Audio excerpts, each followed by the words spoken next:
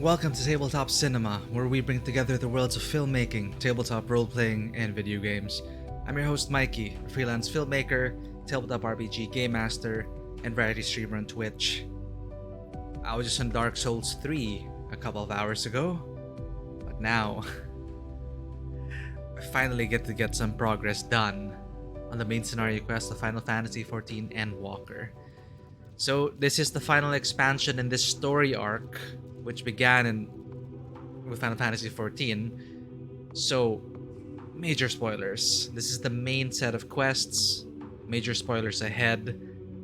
I am in Zone 4 already, I believe. Yeah, I'm on the moon. I am on the moon. And I just noticed that the planet... Well, what is the name of the planet? What is the name of the source? Is that the source? Does the source also include the solar system? Or is it just the planet? Actually, I'm not sure, but hey. Oh, hey, actually that's a nice vehicle to have here. And she can fly already. So, I'm going hard on the main scenario tonight. I just finished the second dungeon. I just talked to the Watcher. We're kitted up, ready to go. Hydaelyn gave us a chance by diverting the teleportation of Fandaniel and Xenos. They were unable to break the seal on Zodiark. So now it's up to us to reform the seals before Xenos and Fandaniel can catch up to us. We can't allow Zodiark to break free.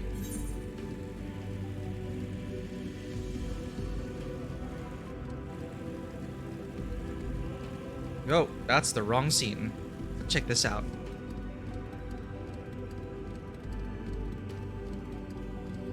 What an awesome location.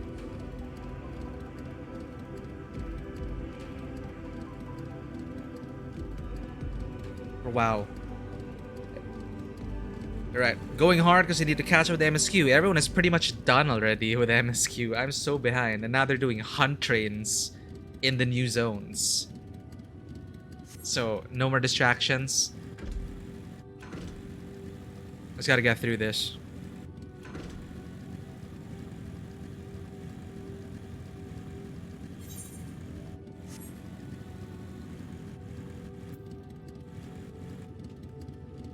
So if you are here and you're not afraid of spoilers, this is Zodiark, who was summoned by the Scions to prevent the final days. One thing led to another, and Hydaelyn had to be summoned in response to keep check of Zodiark.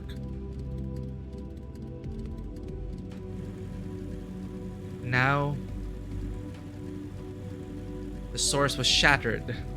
It's still shattered, and the Ascians are still trying to bring about the rejoining of everything. We're all sundered souls. I am a sundered soul.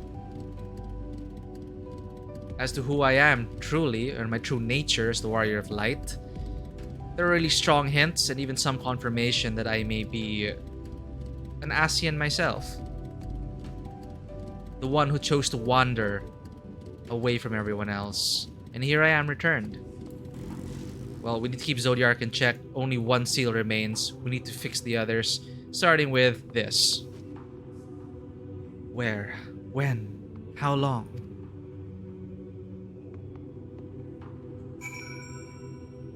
Okay. So these are the spirits of the Ascians that were sacrificed to Zodiark. Was it truly so long ago?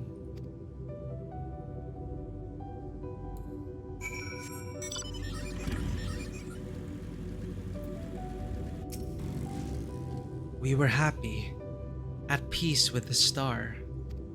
We nurtured it, helped it grow, with our will, our creations.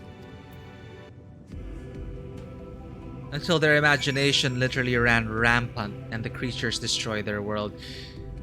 This moon was actually created by Hydaelyn to seal Zodiark. So there are two moons. The second most recent moon, it is destroyed once more. Was it just destroyed? I'm trying to remember. Yeah, it was. The Garleans wanted to summon Bahamut, who was entrapped in Dalamun. So that moon came and went, and now we're on another moon, sealing yet another primal. Well, one of the strongest primals.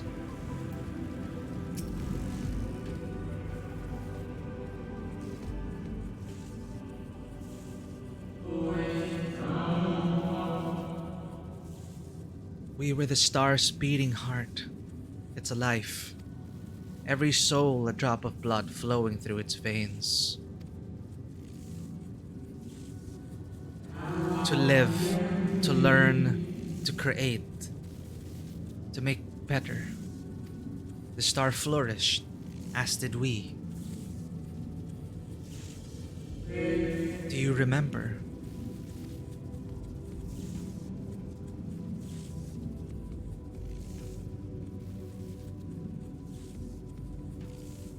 As the whispers die, the final spirit fades. No shadows of times long lost remain around the drowning brand.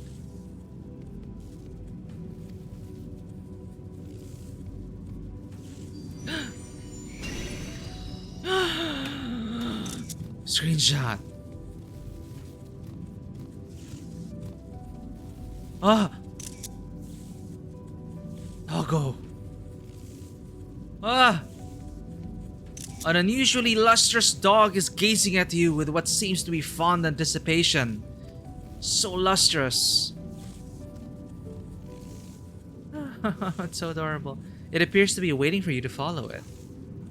Follow I shall.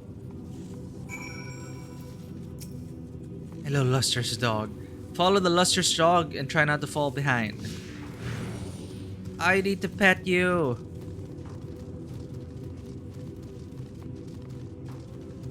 It's so adorable.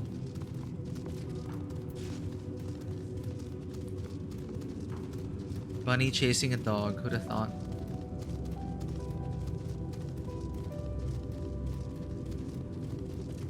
Where are you taking me? I feel like I'm in Ghost of Tsushima again with the fox.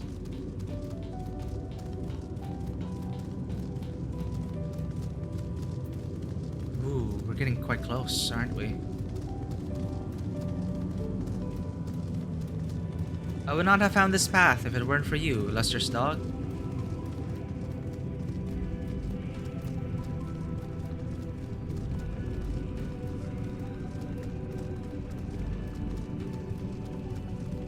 But what are you? Spirit? A companion of the Watcher? My dog when I was whole and unsundered?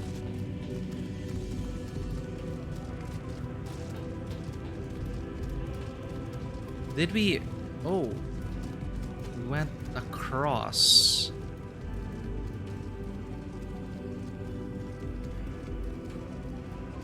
I see a summoner. Huh. I guess you'll be fighting this. The dog silently regards the spirit that lurks near the brand.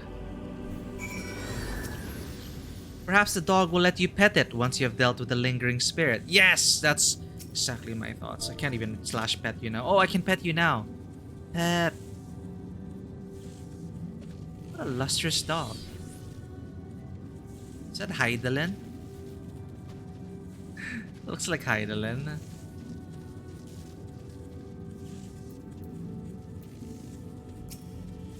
We in the star were fulfilled.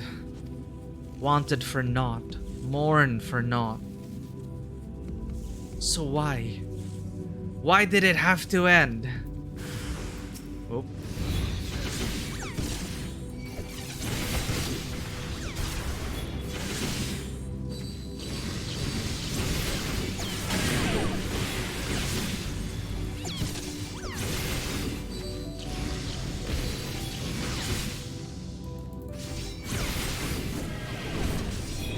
Damn you and your AoEs.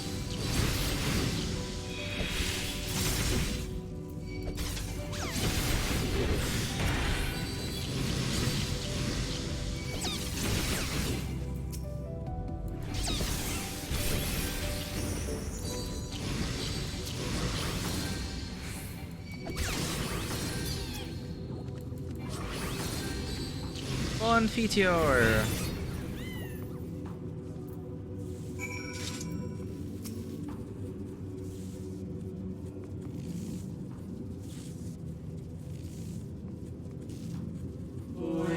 The final days taught us the fear death forced upon us. The injustice of duties and dreams left unfulfilled. The grief of unexpected partings. Swift as darkness, cold as ash. Such tragedy, yet no catharsis. Such truth, yet no consolation. Just the end.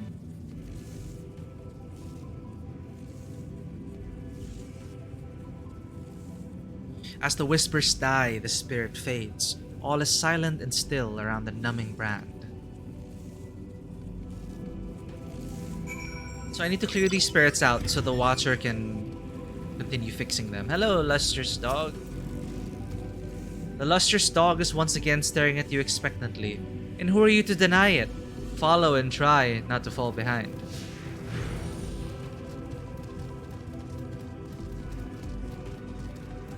Are we running straight through that mantis thing?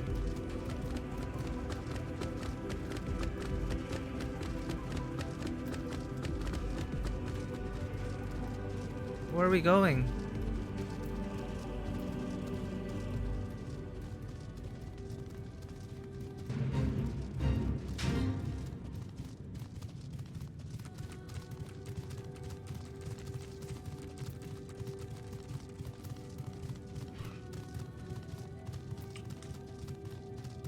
I think I'm missing Aether Currents.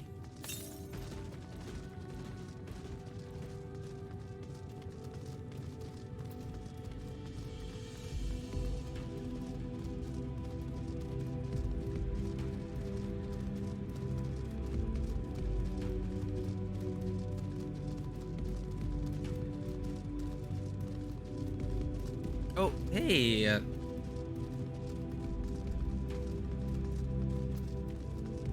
They're like belters. Luna Tender. Hello. The dog silently regards the shadow that lurks near the brand. The dog continues to focus in the shadow as if to say, "Stop petting me and get on with it, please." Are you Hydaelyn? Yes, I think you're Hydaelyn.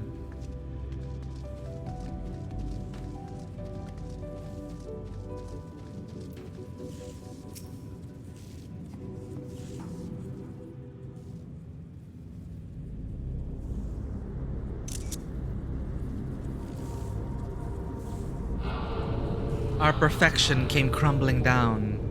Such overwhelming despair. In that moment we knew the end was nigh.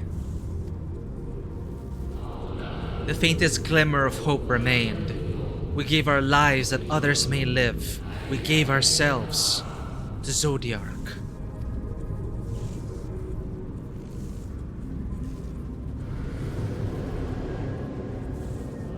Zodiark, our Lord and Savior.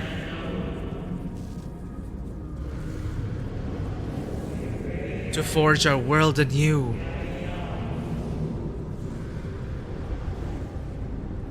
Whoa. Okay, guys. Are you... What are you doing? To live and love again.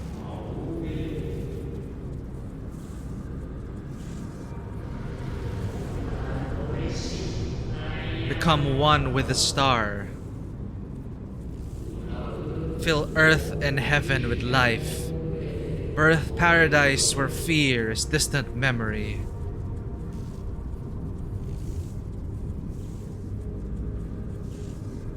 It's a cool screenshot.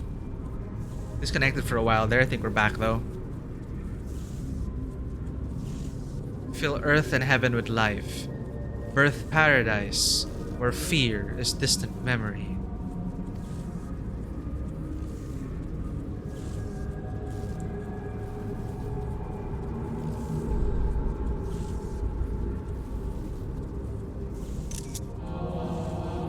Pardon me, but would you be so kind as to step aside?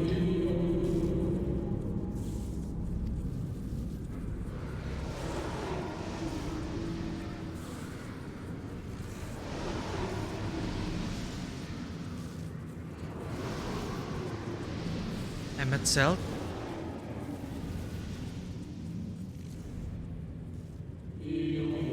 Ah, that unmistakable color. The soul of Azem. But not the friend I knew, I think. Nevertheless, you are you.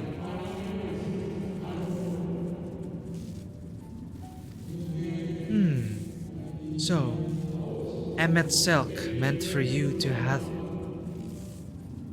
Or is this the familiar spirit that we were waiting with? You know, when we were going through all the red tape in Amaranth? Oh.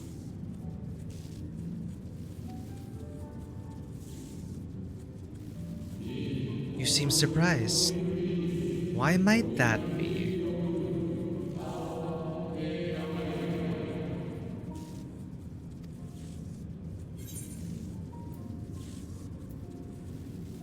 We meet again, Hythalodeus. Or you are the receptionist at the Bureau of the Secretariat, correct?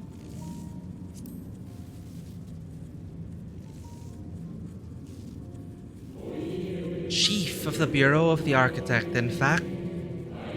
My name is Hythalodeus.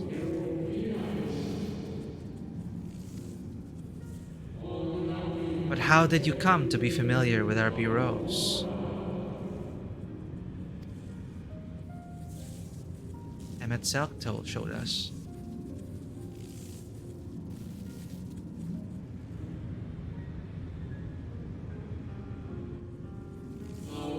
Emmet Selk created a shade in my likeness? And not only me, but all of Amaranth?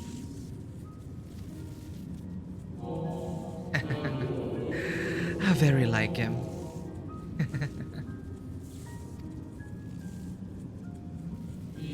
A slave to sentiment, even after an eternity.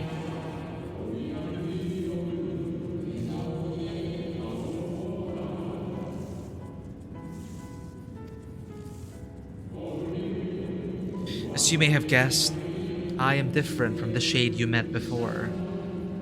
No mere approximation, but the original. A soul sacrificed to Zodiac.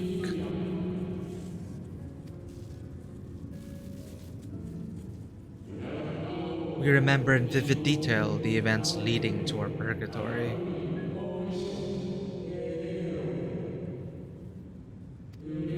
The plans and plots for our resurrection, Hydalin's intervention, and Zodiarc's, and the stars' final fate.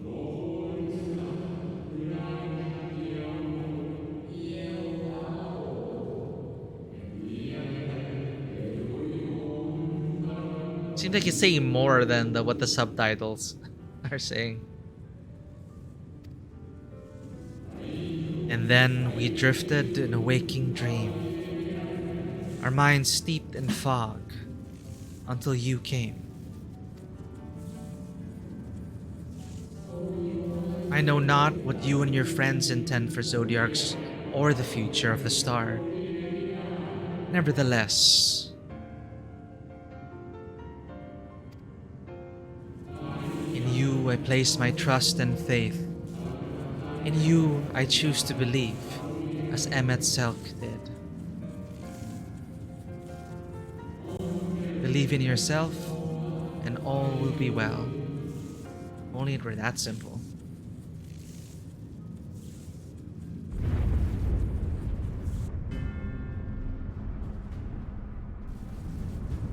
Oh no.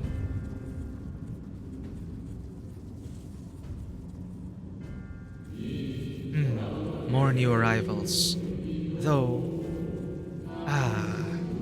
Fandaniel. That color, I know. Shit, they're already here?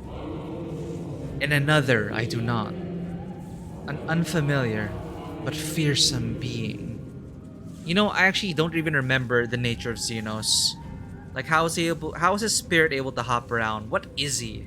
I don't remember anymore.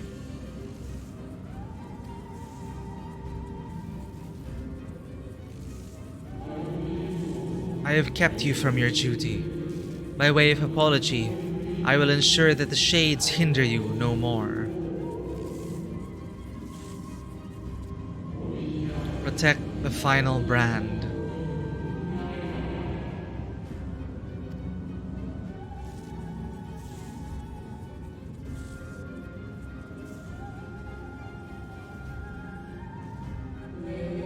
Fare you well, my new old friend.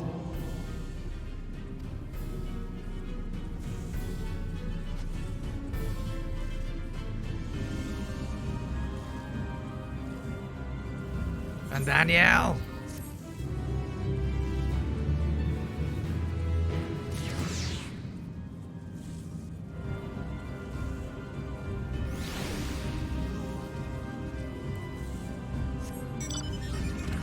You gotta get out of here, lustrous dog. It's not safe.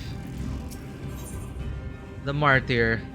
Something has raised the lustrous dog's hackles. The dog growls, agitated.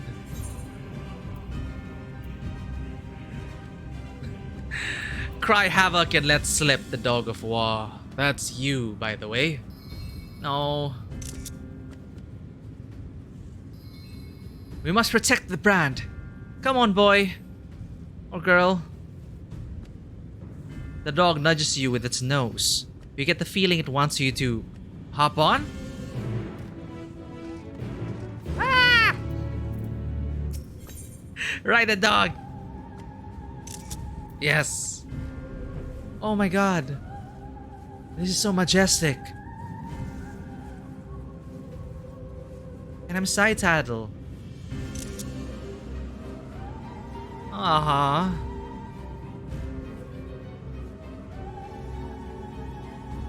This is so good.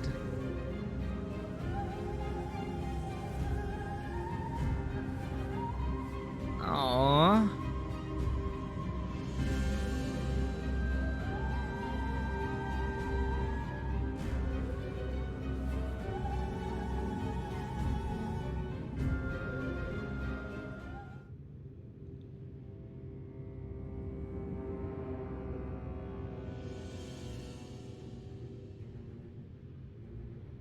God damn it, I hate this guy.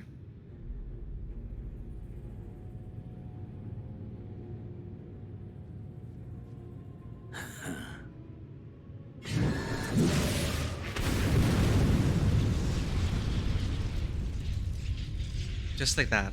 Okay. I could have shot him. I'm a machinist. But I guess not.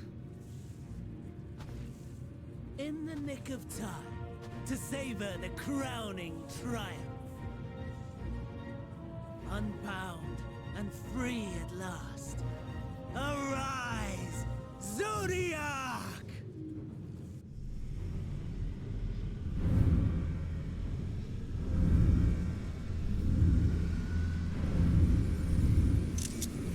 Oh, God. Is that the whole body?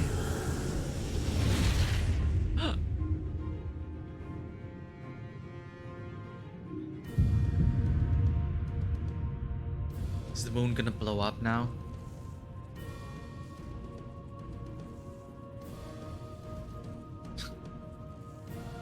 Deprived of heart and will by the loss of dearest Elidibus. A creature of pure instinct, wanting for guidance.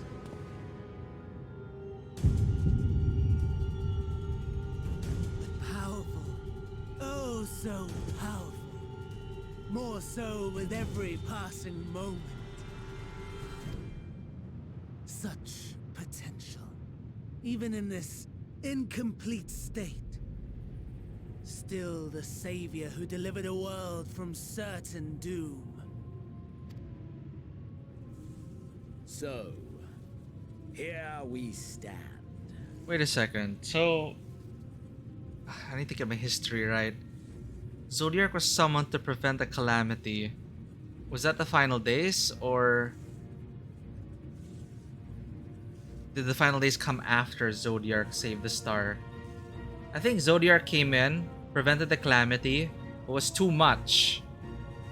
So the final days started to happen, and then they summoned Hydaelyn to try and keep Zodiac in check. But then the final days was too much, and then sundered the source. God, I need to catch up. So, Xenos, yes, here we stand. With your gun scythe. You know my intent. Consume the god, then the world. Stoke your fury to a raging inferno, and dance among the ashes. He just wants to dance. Or perhaps you would face me here and now. A lesser but a welcome amusement.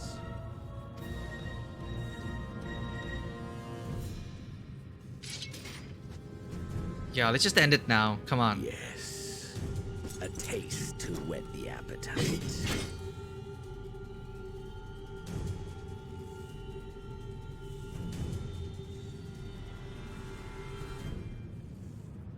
I really hope you're not the final Sorry boss. to spoil the moment, but might I ask that you postpone the slaughter until I've said my piece? I promise I will be brief. Did I say how much I hate these two?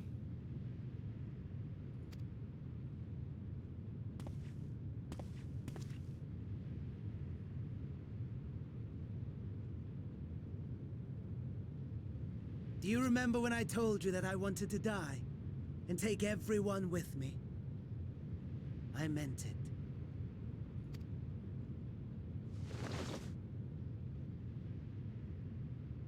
Oh, okay, well that is quick. Even Xenos is shocked. So you'll be one with Zodiac, I guess? Goodbye, Fandaniel.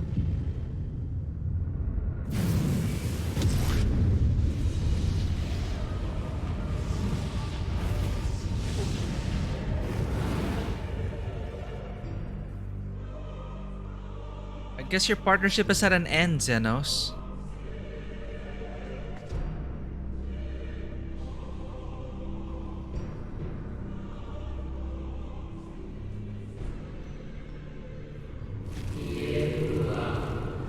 We are the savior.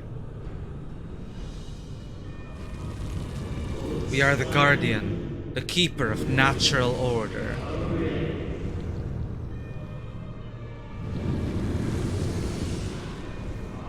We are the martyr, the bestower of new beginnings, the bestower of new beginnings. We are.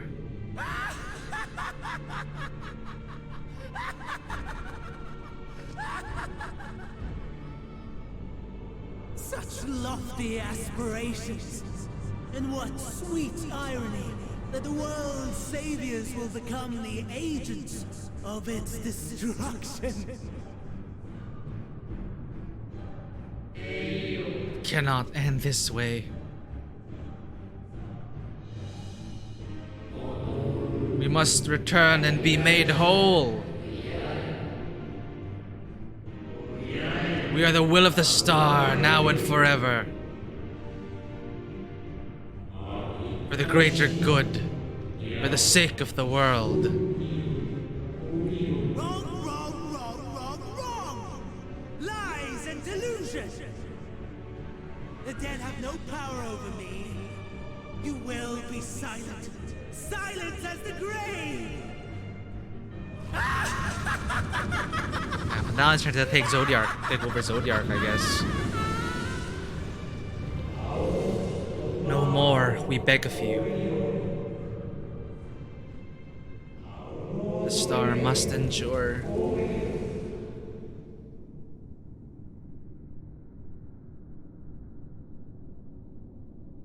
Uh-oh, I'm pissed.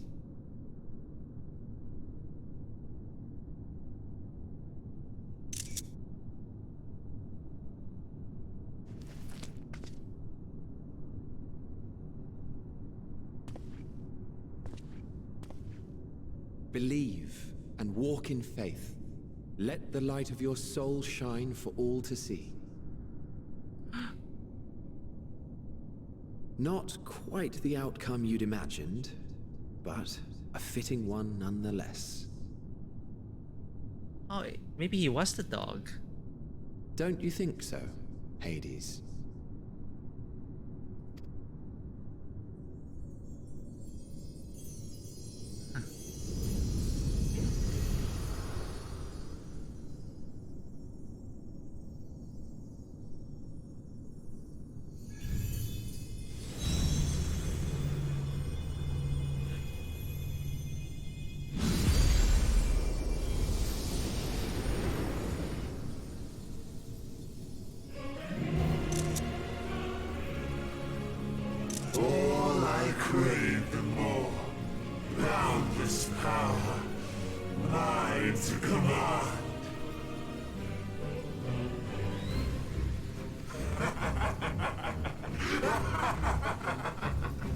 Damn it, Fandaniel.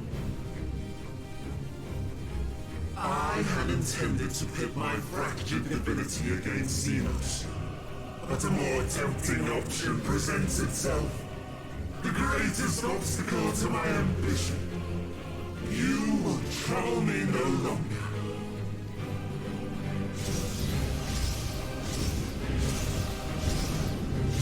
And here we are again, summoning people.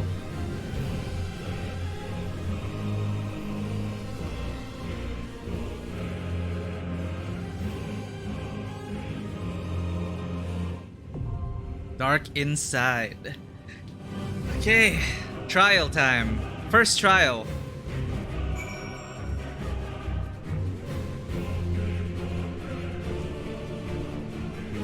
Oh, I guess let's go ahead and try it. Zodiark's shackles have finally been broken, bringing his millennia-long imprisonment to an end. His premature awakening is the work of Fandaniel, who has cast aside his duty as an Ascian to turn the god of darkness against the very star he was created to protect. With Zodiark's unfathomable power at his disposal, Fandaniel has selected his first victim, the Warrior of Light, who has ever been a thorn in the Ascian side. Well, we're not gonna disappoint Hades and everyone who was sacrificed for Zodiark.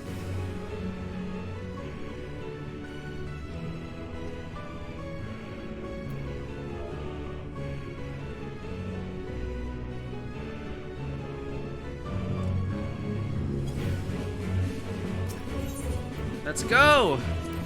Instant queue? Come on, everyone's progging this.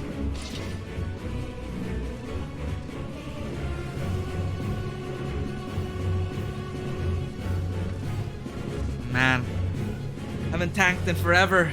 So worried. Let's just stand here like a badass and wait for the rest of the heroes of light to come and join me.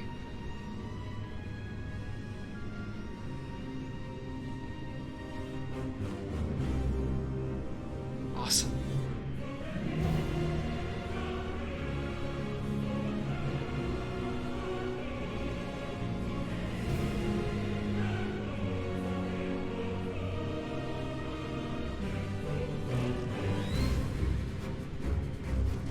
Have a look at Zodiark here.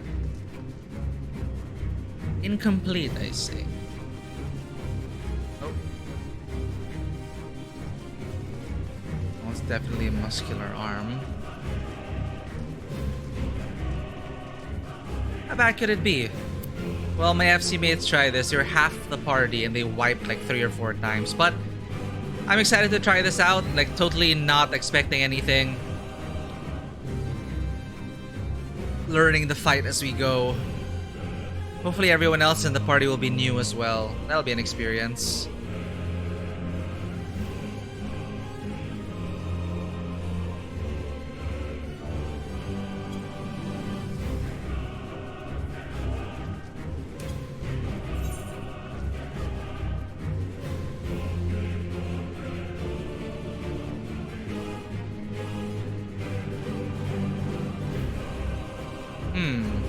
It's a nice angle here.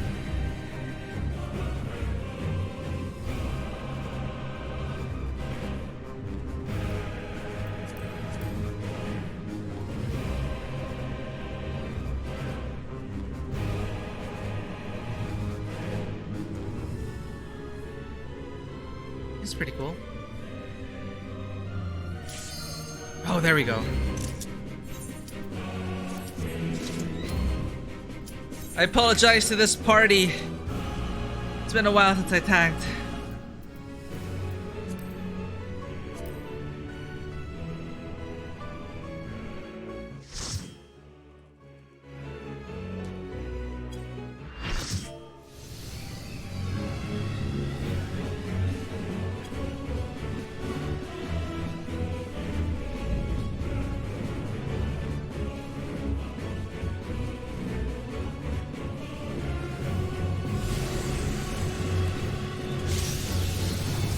Here's my party.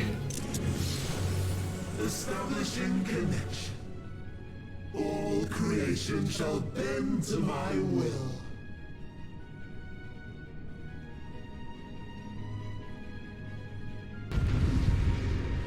Okay. So who's main tank? Do you know anything, Karis? The end has come, and it will be beautiful.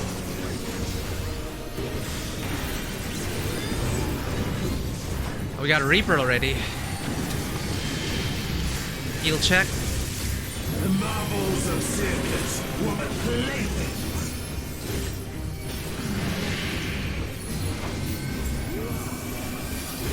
It looks like it's gonna blow up. Yep, it will.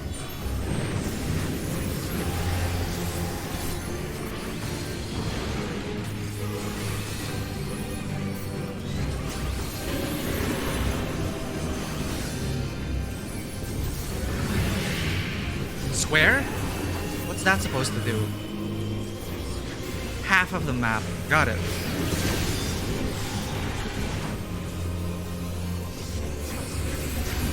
Malice become flesh.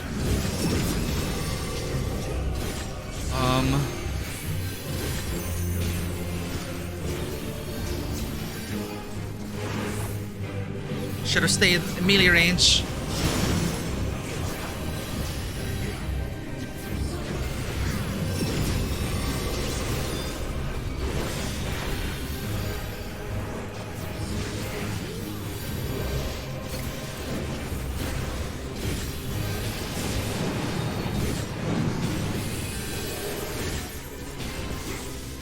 Oh, I'm tanked now.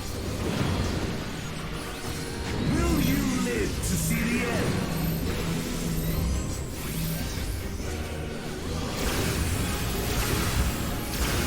Like an Ankh-Morn. Let's go.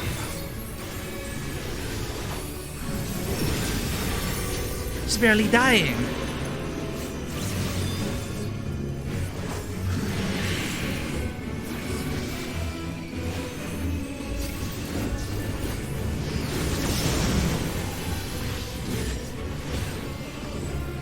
Soon my hold of a zodiac shall be complete.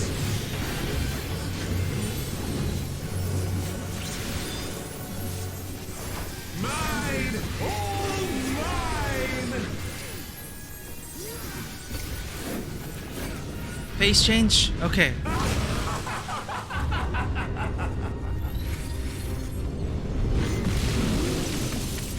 Oh. At last, I am become Zodiac. You seem to be missing something.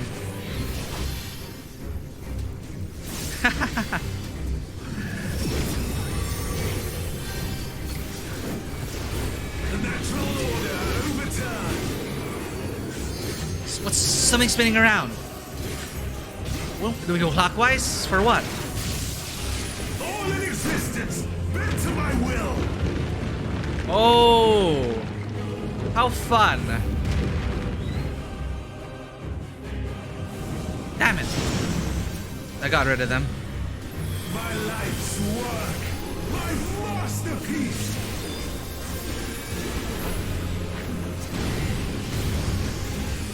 That was fun. Alright, I'm still tanking.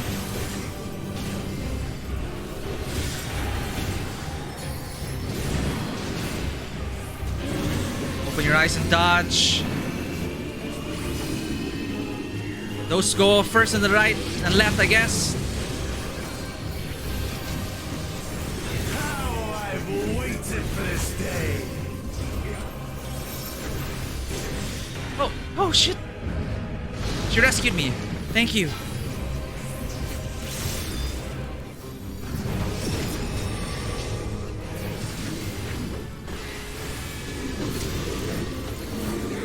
It's gonna spin around half. So here, I guess. All in existence, bend to my will. Yep.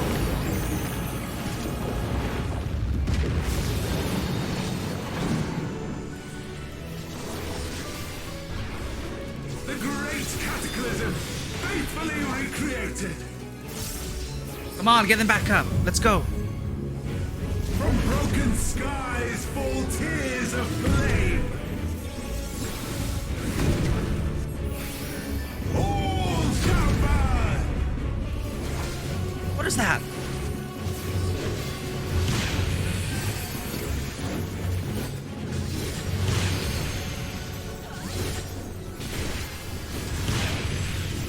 Will you live to see the end? Right, let's go.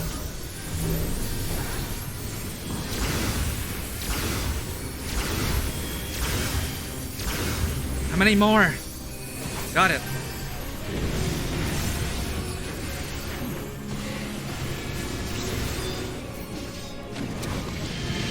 Oh, I forgot what feature was on. Heal check. Come on, everyone, we can do this.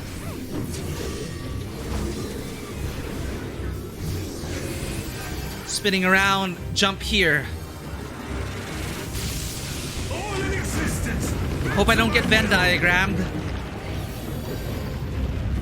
Oh, I'm fine. Will you live to see the end?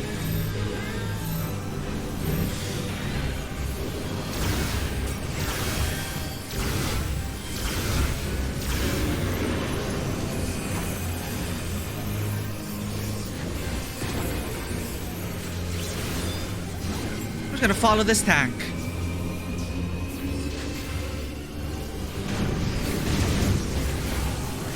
I have no need for a slave.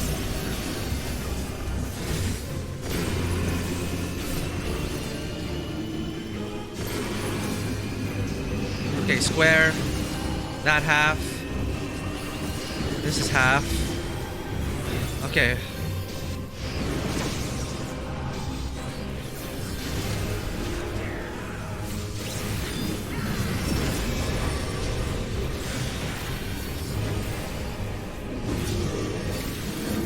Spinning the stage.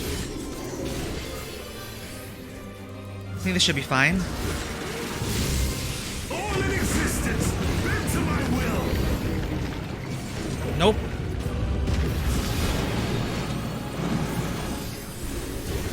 Will you live to see the end?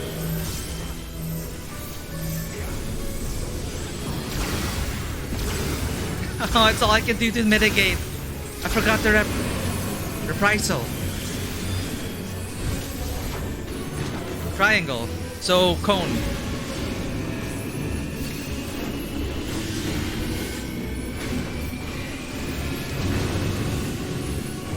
Which came first? Middle? Tank Buster. Oh god, I need a shirt. Oh, at least I shirked it to her.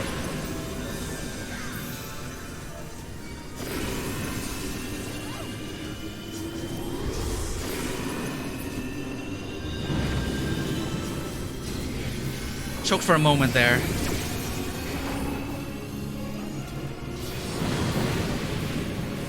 Will you live to see the end?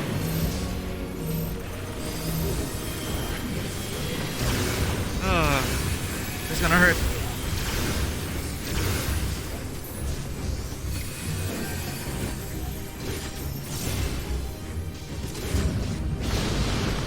Damn it. No wonder why they white.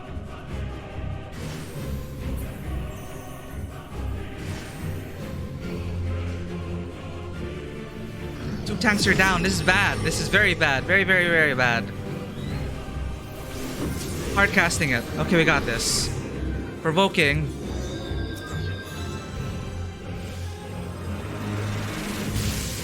All in existence, bend to my will.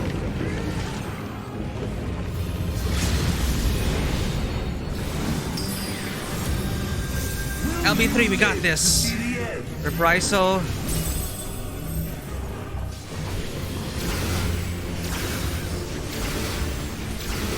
Amazing healers, amazing healers.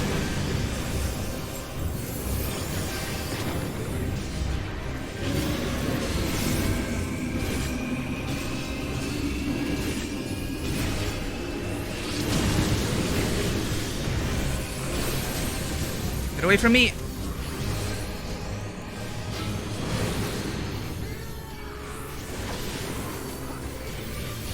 I need a shirt.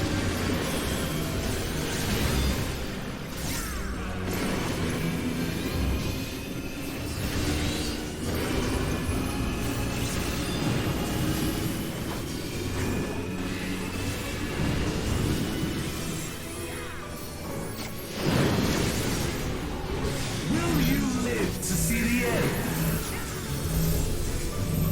Come on, everyone. Almost there.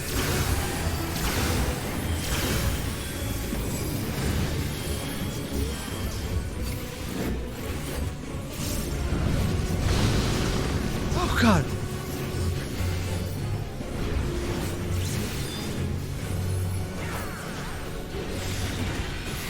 Like...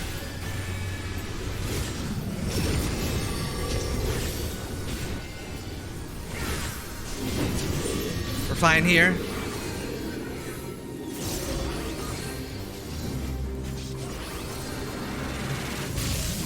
All in existence, bend to my will.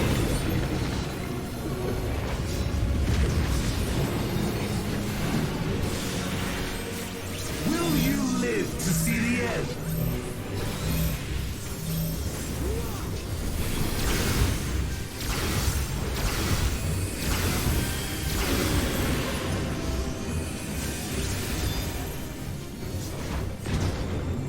Was that a triple esoteric ray? Okay. Middle is safe for now.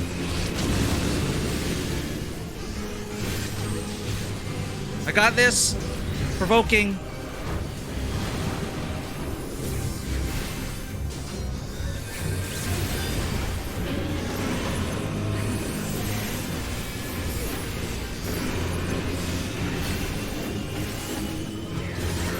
Okay.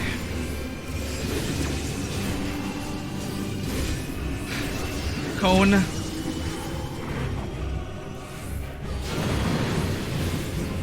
Will you live to see the end?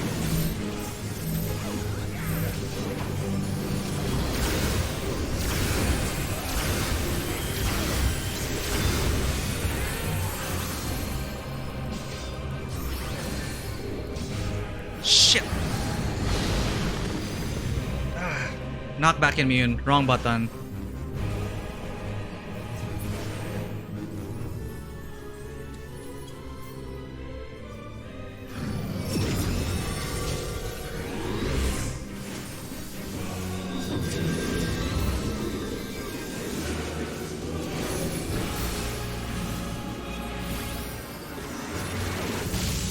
All in existence, bend to my will.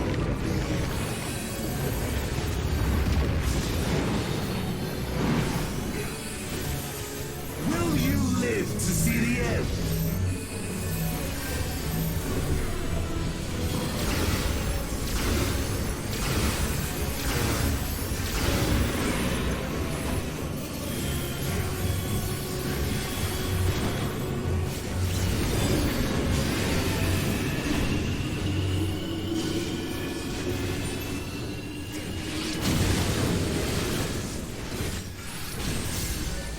Provoking.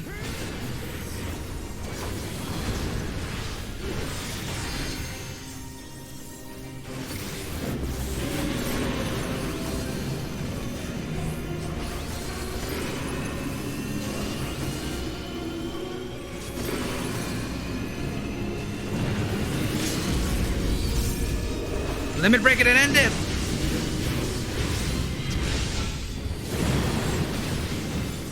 Will you live to see the end? Oh shit. Almost. Both healers are down. Did we die? Oh well, 0.4%.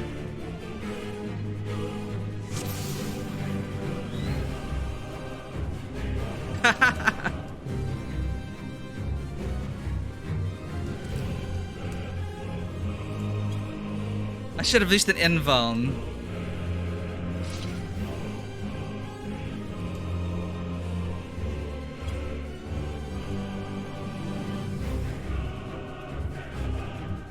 Alright, those are the mechanics. Let's go.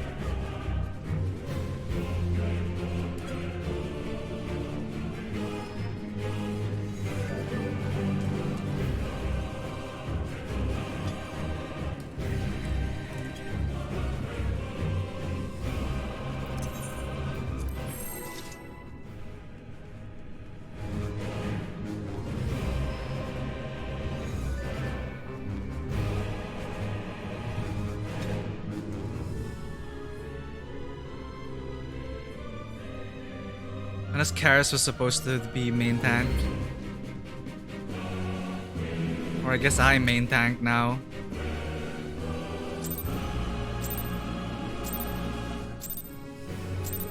The end has come, and it will be beautiful.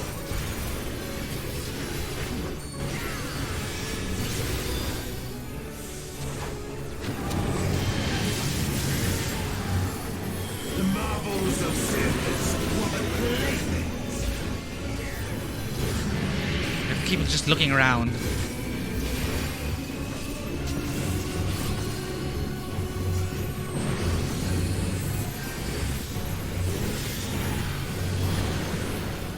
You're up.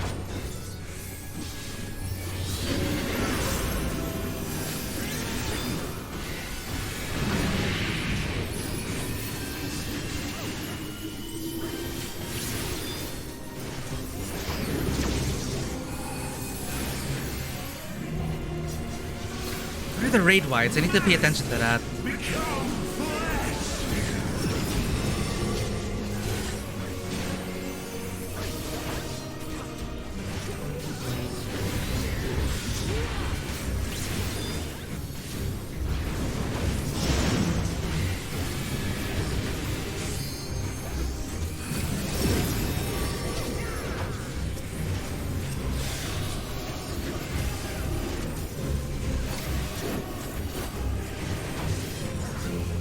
No more spinny tricks yet.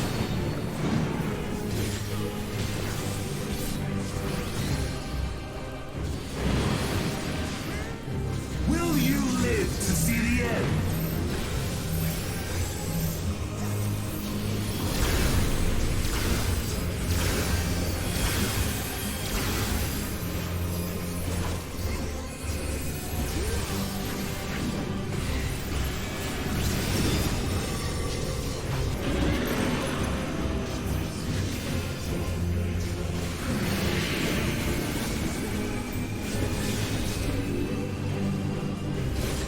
Okay, just calmly do the mechanics. Soon my hold of a zodiac shall be complete.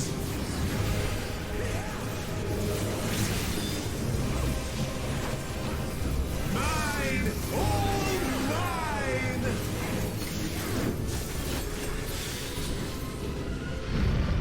Smooth, smooth.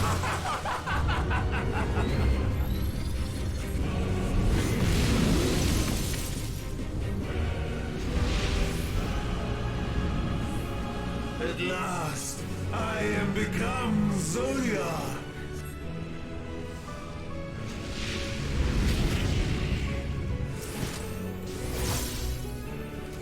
Paradigma.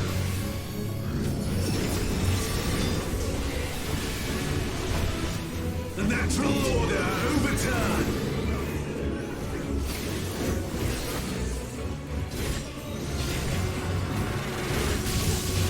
All in existence, bent to my will.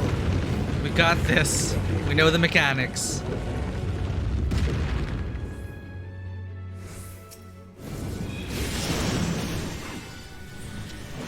My life's work! My masterpiece!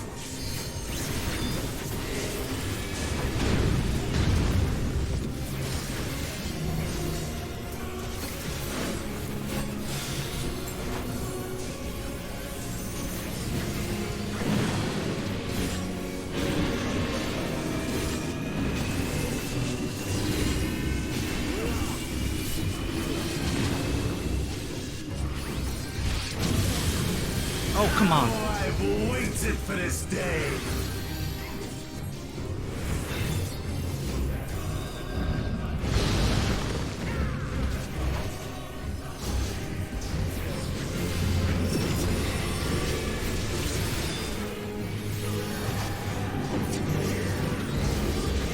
Astral flow. She should be fine. All in existence, bend to my will!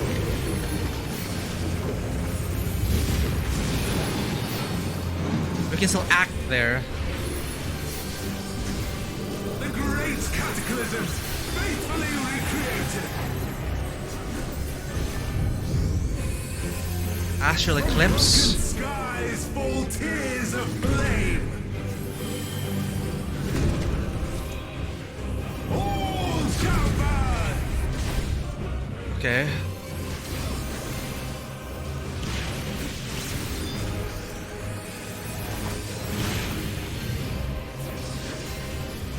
Oh, that's gonna hurt. Will you live to see the end?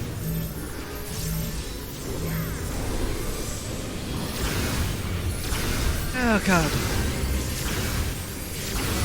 Come on, healers. Gotta shirk.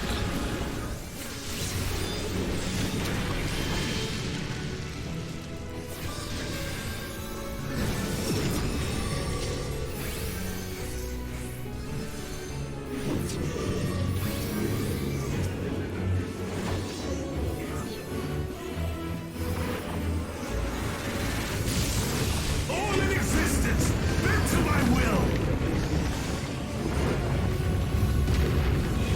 I'm so glad that the first trial, not pulling any punches. Will you live to see the end?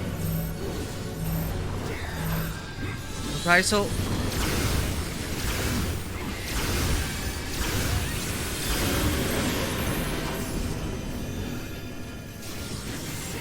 Square.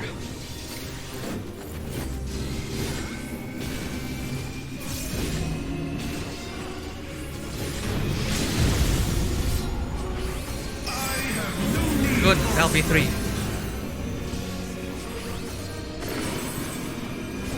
Half.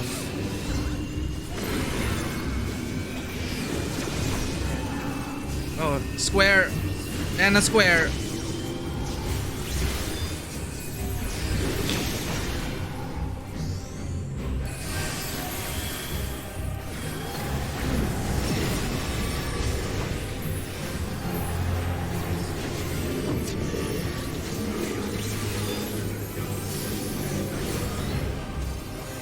You should be fine, I think.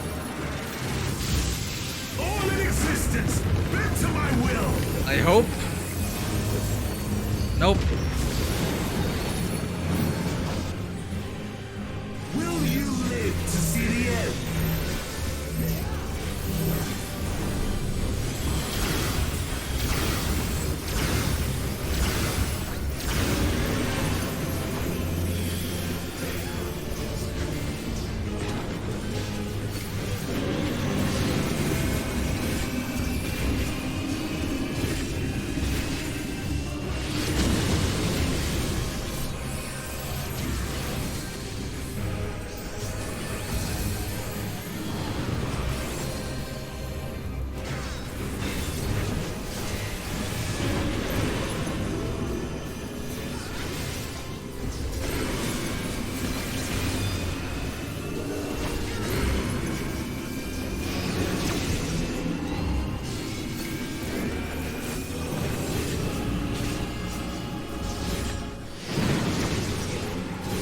Okay, we got this. Live to see the end.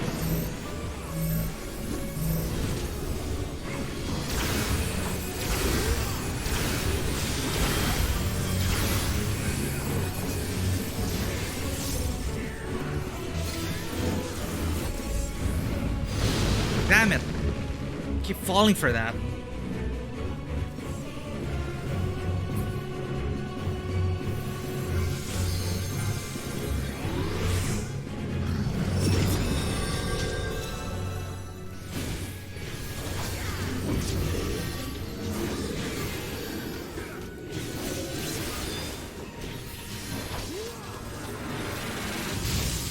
All in existence, bend to my will.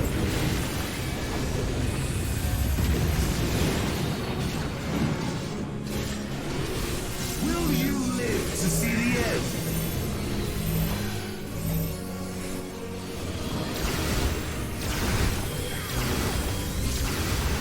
Four.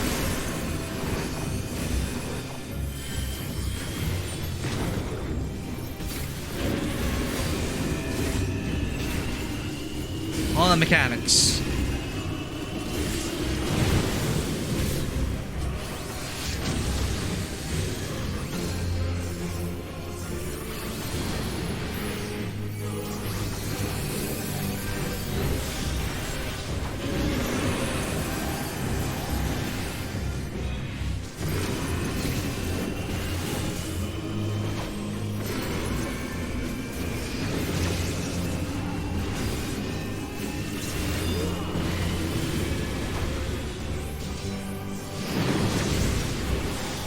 Will you live to see the end?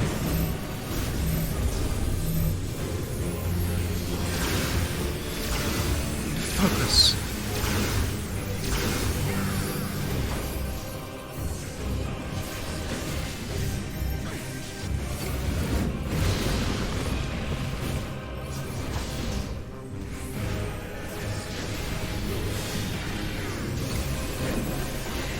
My rotation is so off.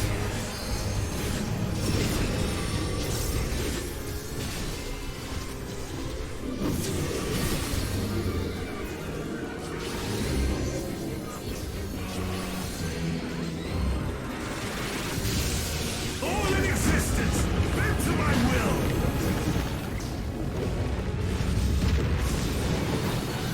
Ah, Will you Gotta provoke live to you. see the end?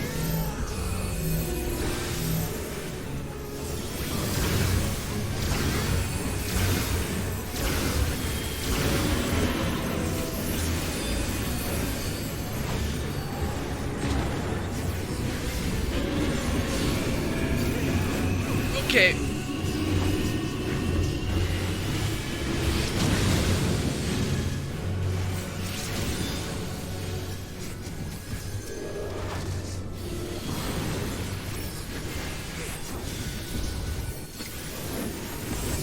Bit late on that. I got some phone stacks. I should take tax soon.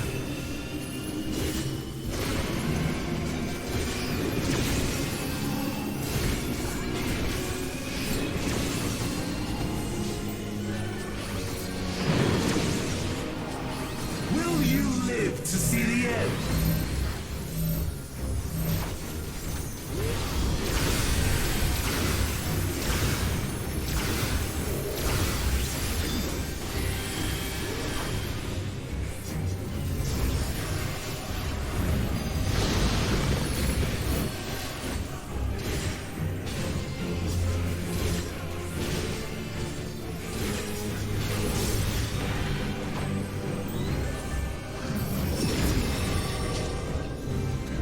Now what? Right, we're gonna spin it clockwise.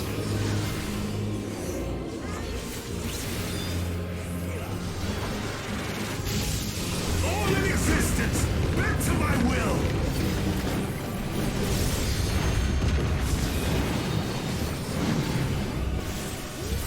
Will you live to see the end? You're behind me.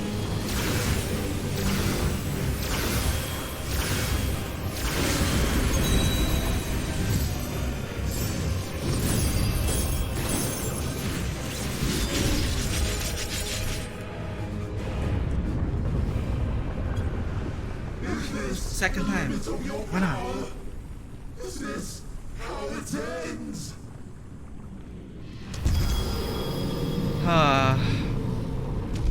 Yeah, awesome heals. Awesome heals. Sorry for dying so much.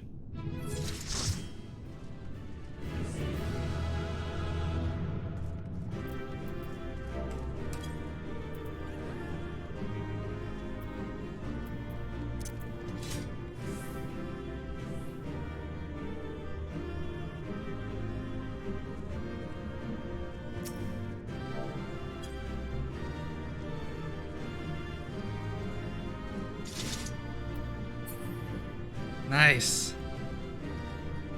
And that's the end of Zodiac? We killed Fandaniel? That can't be it.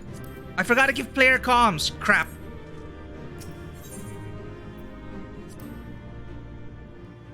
Comms for the healers.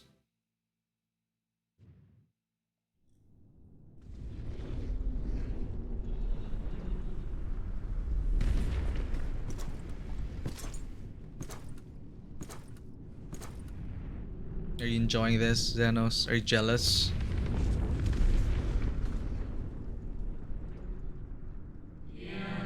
Well done. My preparations are complete and I stand ready to seal Zodiac once more. And Fandaniel with it. Withdraw now from this place. The teleporter will deliver you to safety.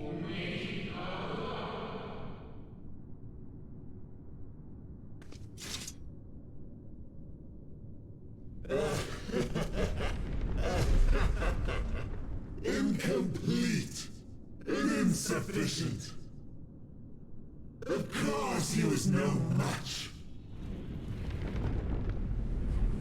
Once again, you have left my best laid plans in ruins. Well, you gave me the chance. You could have stopped me at any point. Your role to perfection. Ah, Thus, sealing my victory. all part of the plan.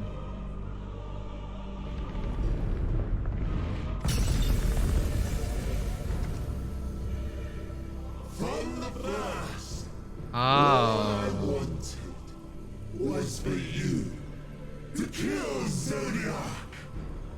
'Twas but one of many methods to achieve the desired effect. It would have been the same had Xenos died in my place.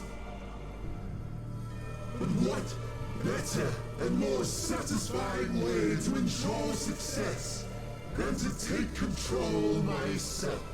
Gotta admire the guy then for being so hands-on. My sole regret is that you lived to tell the tale. Even so, I have fulfilled my heart's desire.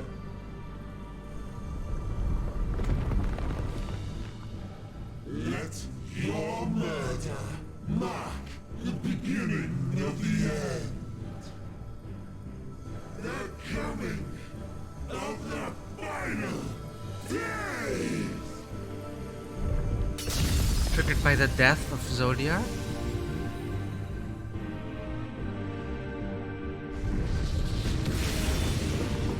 Hey Watcher, I thought you were going to seal him.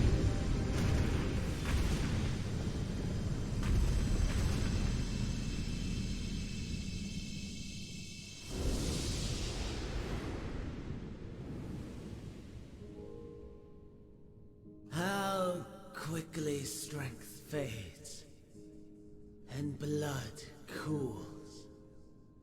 Old familiar sensations. So many lives, so many deaths. No different this. I close my eyes and slip into the dreamless slumber.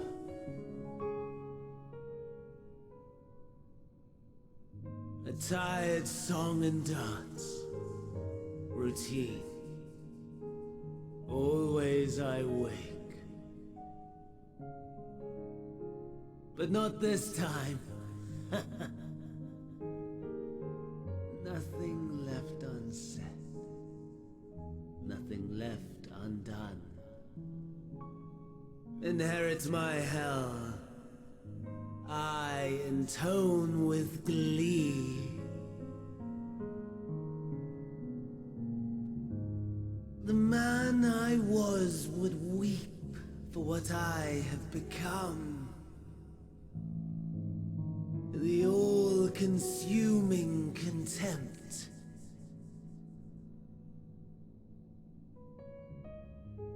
But I've the wisdom of 10 millennia to justify my answer to the question.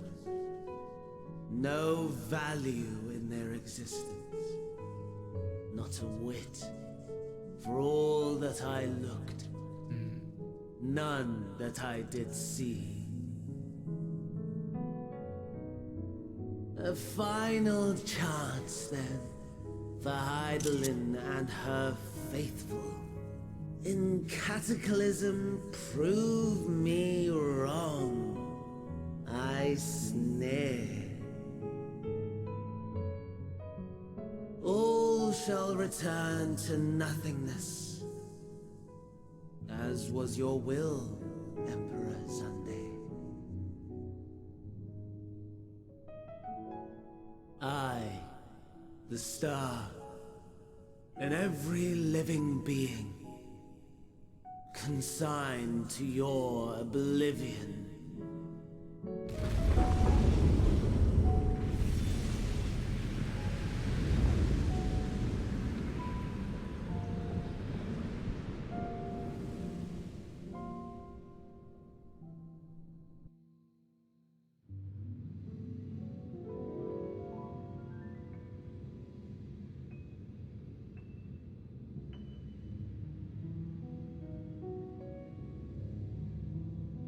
Huh.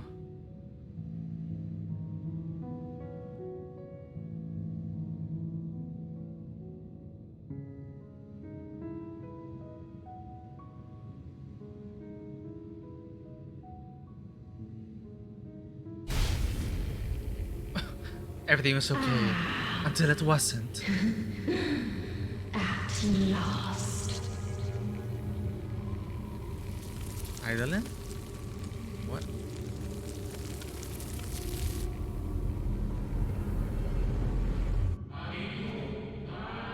Deep breaths, slow and steady. You know, I just had to trust in the writers. Remember how I was saying last session how pissed off I was at how stupid the villains seemed to be acting, and how every loss is because of their own. It's like every win we got wasn't because of our own competence, but because they allowed us to win. So fine, yeah, true enough, Fandaniel was consistent to the end. Everything was according to plan. Everything leading to this moment, which he wanted. He just wanted us to kill Zodiark and have us get there. Whether it would have been Xenos or me, didn't matter. Because Xenos was supposed to kill him anyway. So that is his intent, and it still feels kind of bad that, you know, everything down in the world was just, you know, they let us make those scales, they gave us a fighting chance. The villain just kept giving us things over and over and over, and I just got so annoyed at that. Because it's like, they're just letting us win. So what comes next? Okay. Zodiark's vanquished. No balance left. Deep breaths, slow and steady.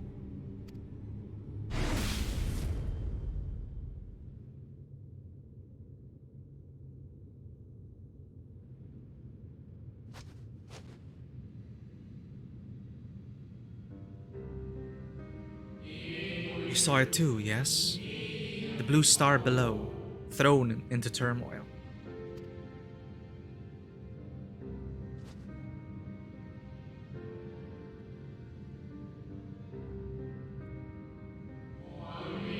Then it was no illusion. All was truth.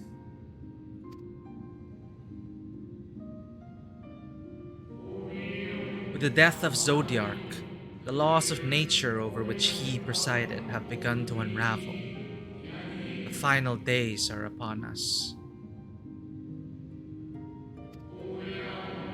What you witnessed was an omen granted by the Echo, a vision of the horrors to come.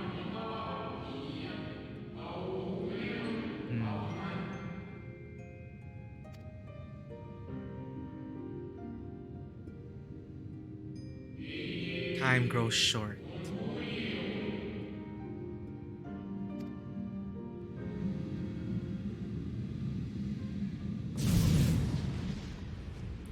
And Xenos is still alive.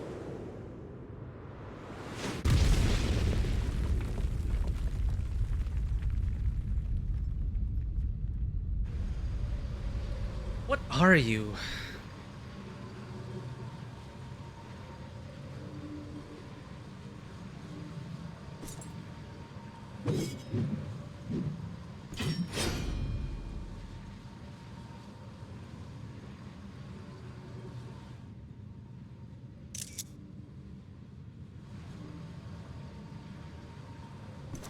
No. I'll find no fulfillment in a contest with you this day. Why? You just want me to get stronger? Finally, Fandaniel is dead. Can't wait for Xenos to die next.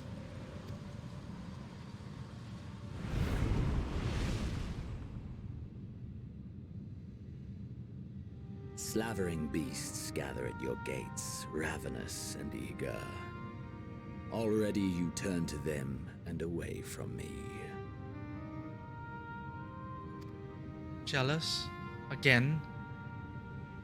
I must go forth once more in search of power far beyond the might of Shinryu. Power to make your heart run over with rage. For the eldest of primals was a betrayal of promise. A pathetic creature incapable of inspiring true despair. That's what I crave. Pure, unadulterated despair. Also, I have to correct myself from last week. You know, the Empire and Conquest and all that. Their machinations of the Scions, yes. But it's only Varys, it's only Xenos that recently stepped into power and really pushed it even further. So this guy wasn't exactly the cause of all the wars. He just relished in it and perpetuated it. But of course, the orders did come from Varys himself and the Scions, by extension the Scions. But now Xenos is his own person, and he just... I don't know, he's just a thorn in my side now.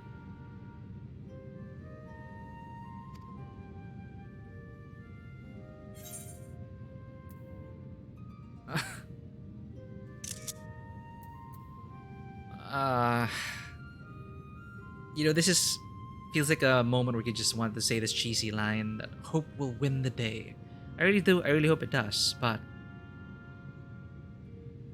I mean, this doesn't even have to be said.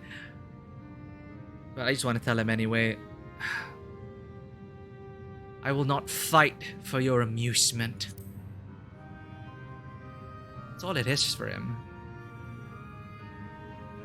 I'm loving the Viera expressions. I used to be a Highlander. Thought it'd be weird to be a Viera for the rest of the MSQ, but it feels right. I'm used to being a Viera now.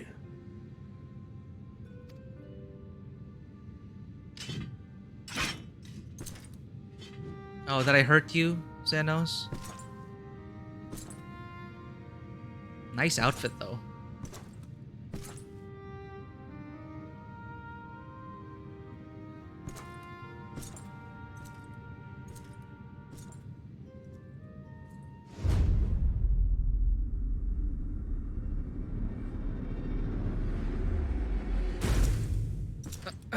What was that? Did he sniff me or something? Can I just kill him now? Oh god. He's just gonna kill more people, you know that? With the Watcher, can we just seal him down where Zodiark was? And what was that? Okay, fine. You imprisoned Zodiark again, but I guess that didn't exactly stop Fandaniel from literally killing himself. So that's not a new Watcher. Fandaniel wanted that. But could we not just have ended Xenos there already? We have other problems to worry about. God. It's like I already told him I'm not interested and he's still trying.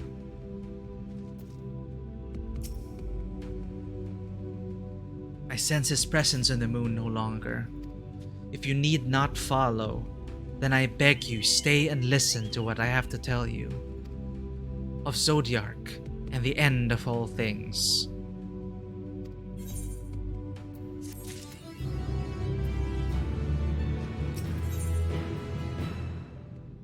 In the shadows wake, the Watcher would discuss grave matters with you.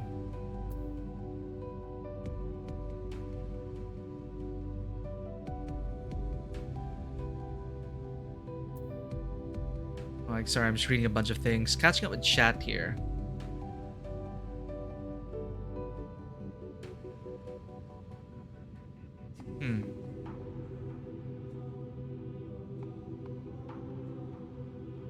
Guess you're not liking Heaven's Word. Anyway, I'm gonna focus on my own MSQ.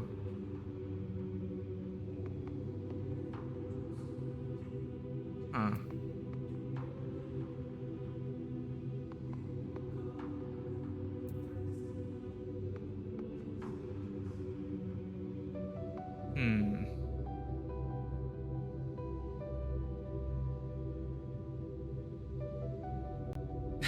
One of them says he hates this game. You don't have to force yourself to play. Anyway.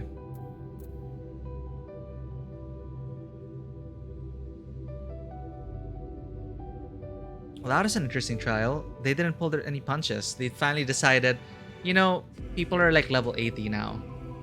Or almost level 90. We should give them like a taste of... That seemed like on the higher end of the difficulty spectrum in terms of regular trials. Can't imagine how like extreme is for that. It is just right. It is just right.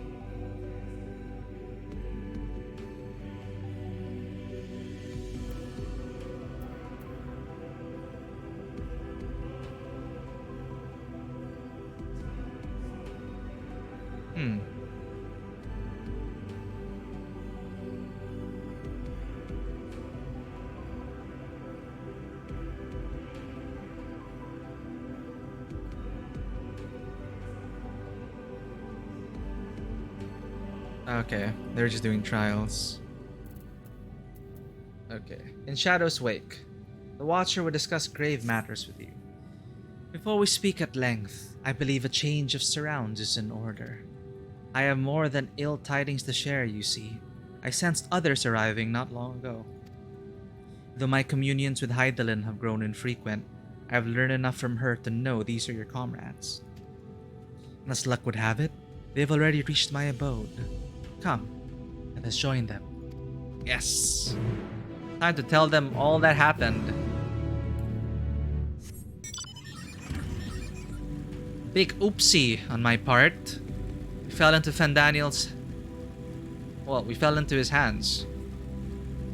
What's the expression? We fell for his plans. Fell for his trap. I swear, if they didn't do that, I still would have been so bitter about the fact that the villains were just letting us win. But thank you so much. You just wrapped it up. There could only been only one explanation for all that leeway they've given us. And Fandaniel just wanted this to happen. So good.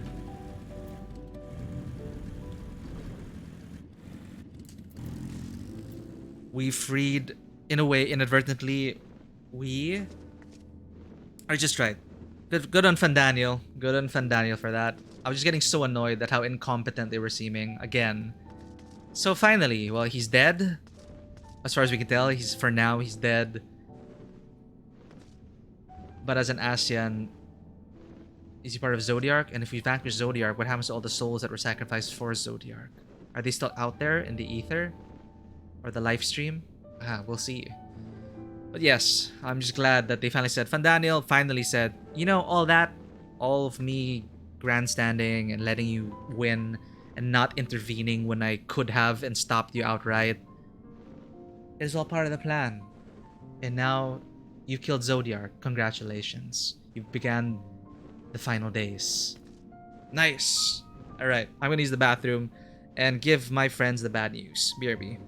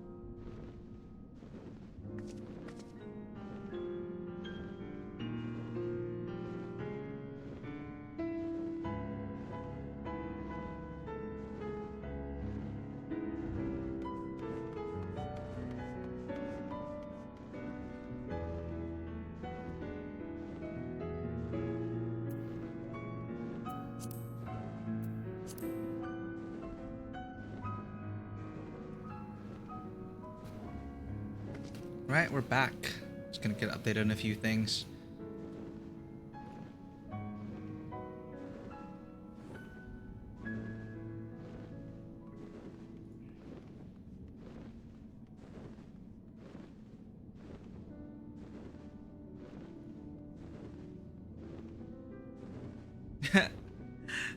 Just reread my tweet. Actually, that sounded better in my head. It sounds awkward. Oh, coincidentally.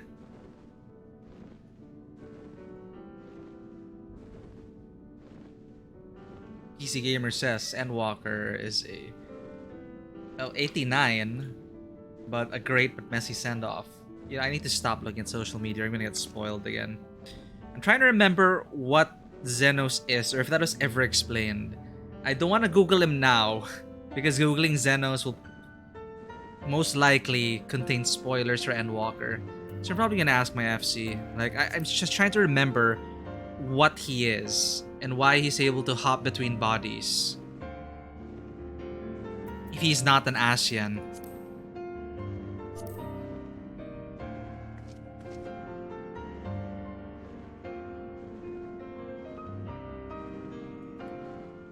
Oh, what was Xenos again? For all this, did they ever explain?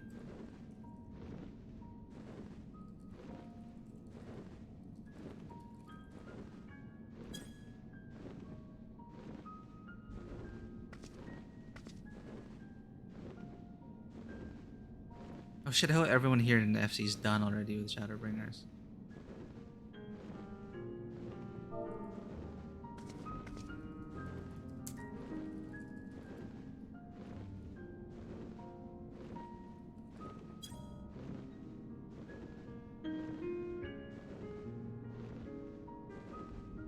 Yeah, so Xenos is a normal Garlean. No ether manipulation. Yeah.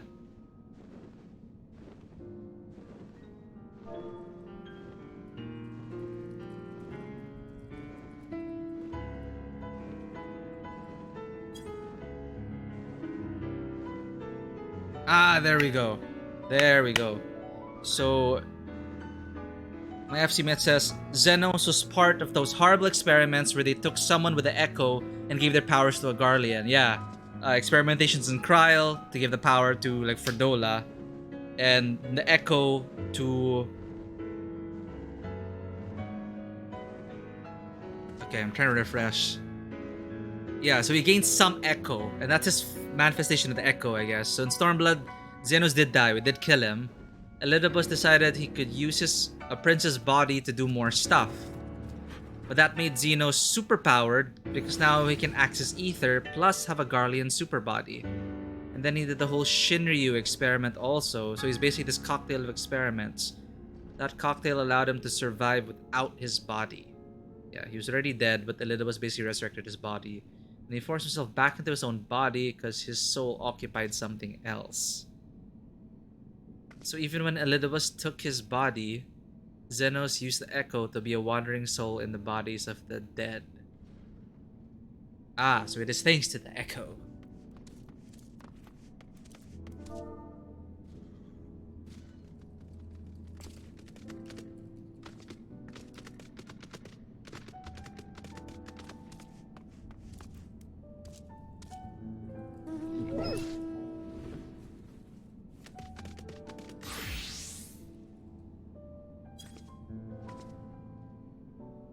Oh, that makes sense, yeah.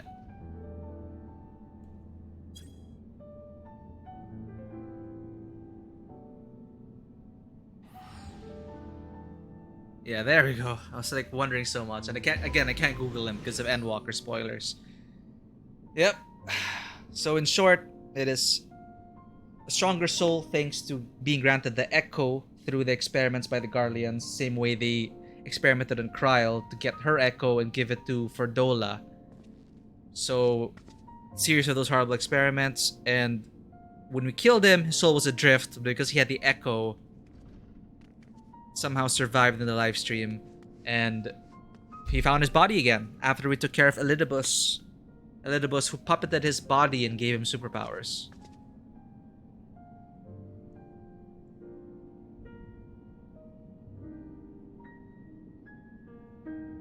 Yeah, so Elidibus, if he fits in nice new home, he goes and occupies. So right now Zeno is some kind of Asian. It's like a proto-Asian, I guess. Floaty souls don't really go away until you white aura sight in the face. So I guess you, in a way, Xenos, then he's like a manufactured Asian. Which could be a terrifying reality. As the same way, like, I didn't expect that the echo or the blessing of light could actually be harvested from people and granted it to others. That is a huge development, actually. I think they did set it up. The whole thing with Fordola, the experimentation and Kryl, Fordola getting the echo set the precedent for Xenos and the rest, and now we have, well, what Xenos is. I still hate him and I still want to kill him. Anyway, thank you for that, FC. I needed that recap. Tancred. And I think that this right, fine. Xenos, I hate him, whatever, fine. But Fandaniel, I was getting so annoyed at him. But this is all he intended, so good on him. He fulfilled his plan. He won. So, yeah. Dare I ask what happened before we arrived?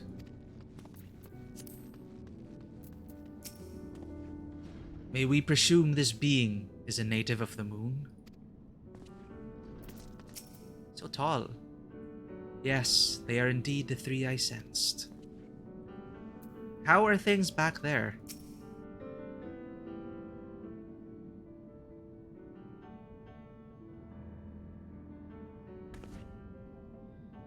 Thank goodness you are unharmed. We did what we could to subdue the Tempest before making our way here. Not without casualties, unfortunately. Some few detonated explosives, killing themselves and others. The contingent's healers had their hands full tending to the injured and enthralled when we took our leave. Lest you wonder, Mistress Kryl hath also been delivered unto their care. Serving as a conduit for Hydaelyn's power hath taken its toll, but she will recover in due course. As for Alphino and Alize, they insisted on remaining in Garlemald while we three rushed to your aid. It appears, however, that matters here have already come to a conclusion.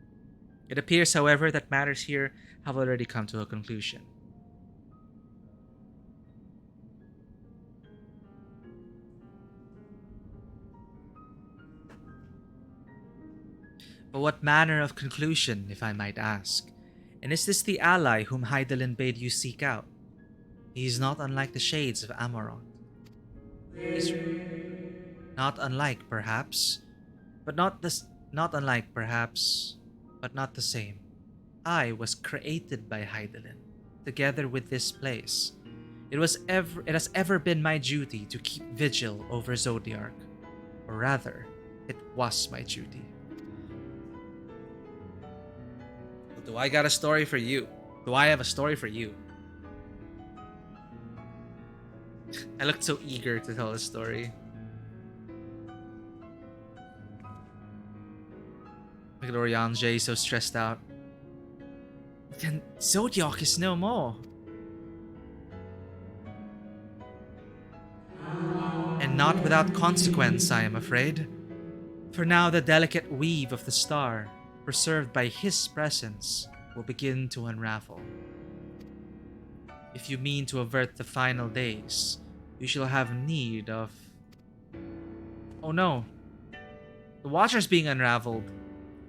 Are you alright?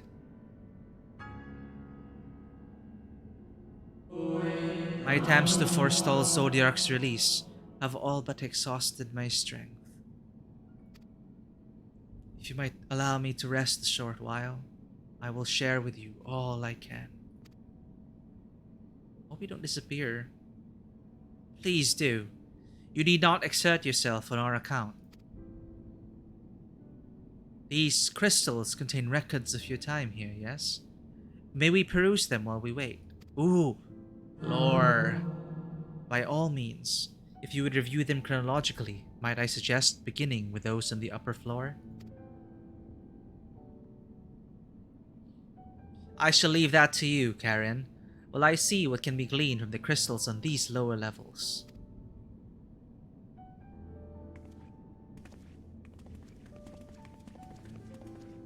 Oh, I'm so worried Watcher's gonna disappear along with Zodiac in this installation.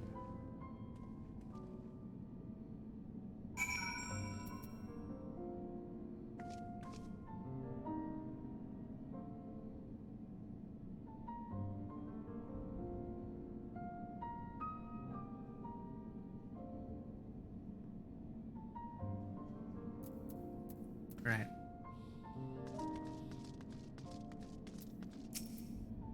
A moment longer, friend. Pillar of Industry. Merchant and Mender. How convenient. Oh. Well, I don't need this materia anymore. Grade 8. Oh.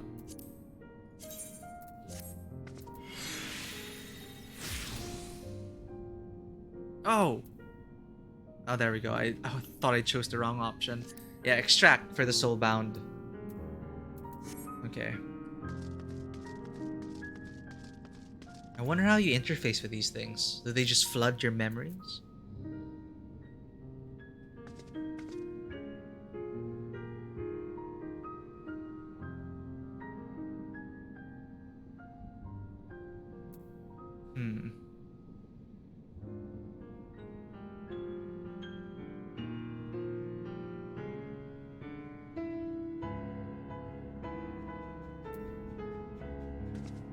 Some people are complaining in chat about like some of the characters, Y'shtola especially, but I will say that Shadowbringers is where the Scions really started to shine. Pray, review the records on the upper floor, and I will see if there is aught to be learned down here.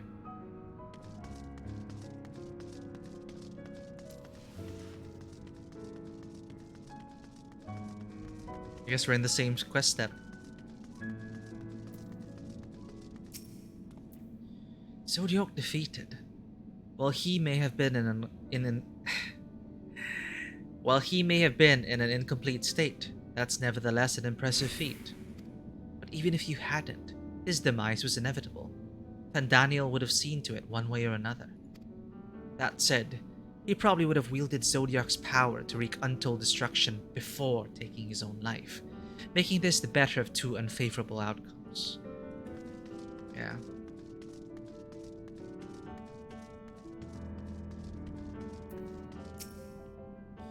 Dost thou suppose our host hath maintained his solitary vigil since the very beginning, without rest or relief? If so, these records comprise the sum total of his existence. We must needs handle them with care.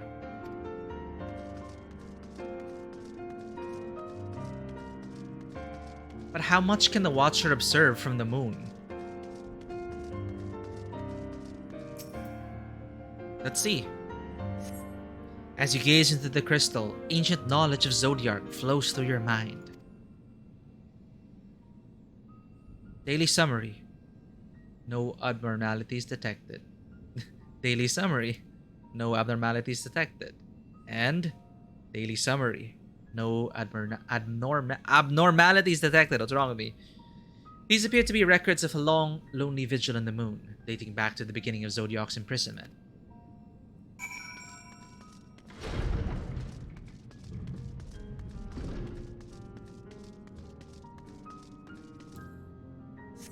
I hope this isn't Destroy the Tower riding a bike in here.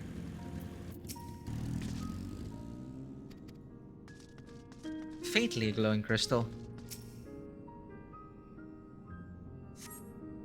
As you gaze into the crystal, knowledge of past calamities flows through your mind. The records describe how, with each rejoining, Zodiac's thirst for freedom grew, as did the strain on the brands. Maintaining Zodiac's imprisonment appears to tax Hydaelyn greatly. Uh-oh. But with Zodiac gone now and no thing to maintain, no prison to maintain, I guess Hydaelyn can focus on other things now, like preventing the end of the world. As you gaze into the crystal, knowledge of past rejoinings flow through your mind. The records describe the Watcher's efforts to prepare in the event Zodiark broke free from his prison.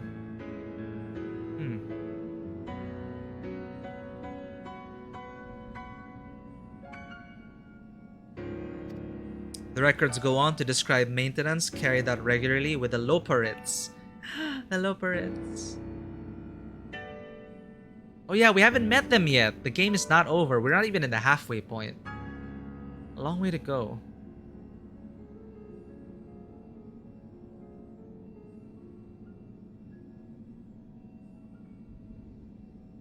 Though it is not clear who or what they are. Oh, he had little rabbit helpers.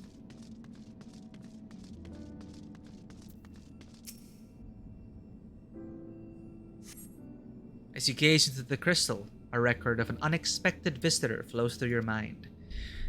The records note the Watcher's musings when Elidibus is spotted on the moon, though clearly not for the first time. Yeah, Elidibus was on the moon, I remember in a previous cutscene.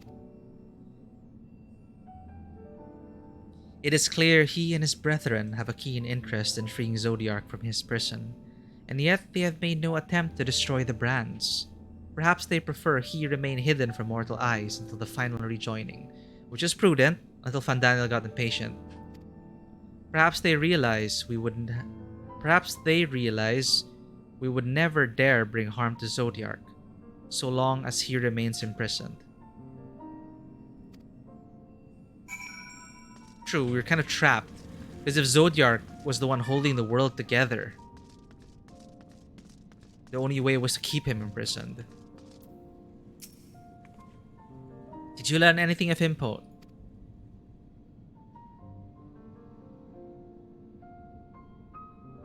So it is suspected. Maintaining the brands requires a great deal of her energy and focus, and this cost has grown higher with every rejoining. That would explain why contact with her has become rather infrequent since the 7th Umbral calamity. I too made a rather startling discovery.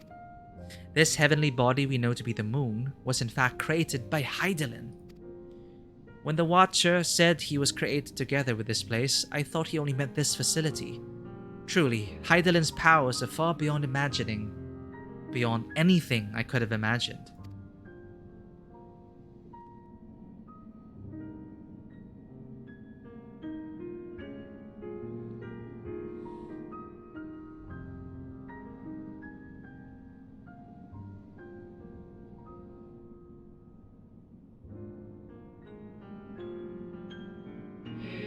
I thank you for affording me this short reprieve.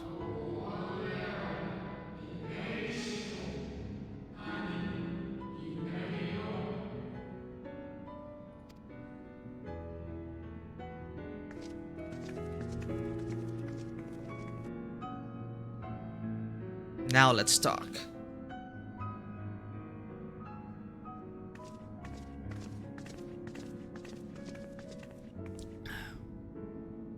It is we who should thank you. The records stored here are nothing short of extraordinary. It's like the library we found in... was it in Amarot? There is much we could learn of Zodiark and his imprisonment. But perhaps you could offer us more focused guidance. Pray, tell us of the calamity that came before and comes now again.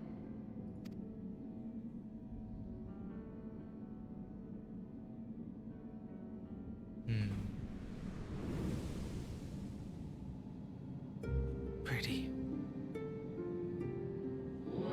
Long ago, before the Great Sundering, there was but a single world, Etheris. There we go, that's the name of our Earth.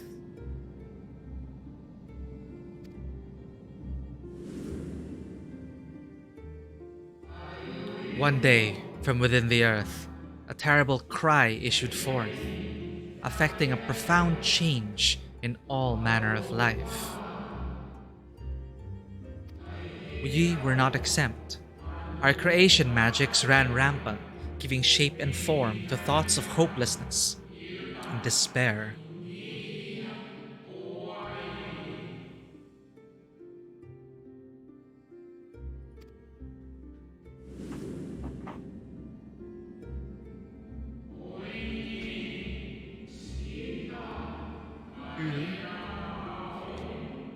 At first, the phenomenon was limited to a single region, but quickly, so very quickly, it spread and engulfed the whole of the star. Were the ancients ever able to deduce its source? Damn. They were not. However, the convocation struck upon a method to predict where next the corruption would manifest.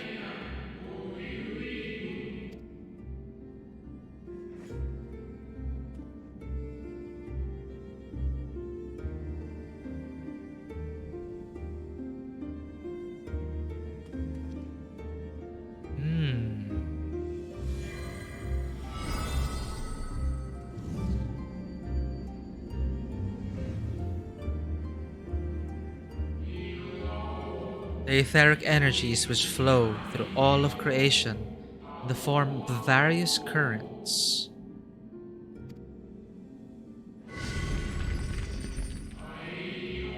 The currents which course through the land and seas. Those which flow through the very air.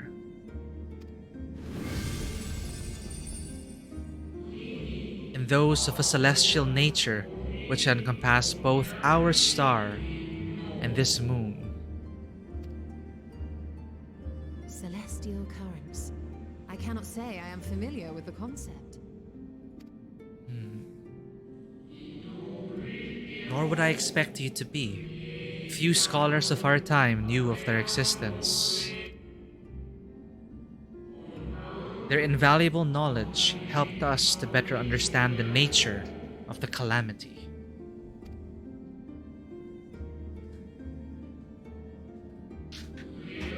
Like the terrestrial ones of earth and air, the celestial currents form a vast network, but their ethereal distribution is not consistent.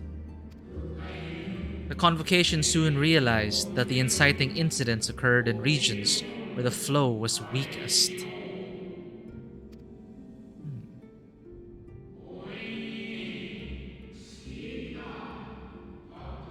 Correlation without clear cause, ultimately. Nevertheless, on closer study, a stagnancy of ether was observed in nearby currents. And so they sought a means to harness the forces of darkness, of activity and growth. Thus was Zodiac conceived.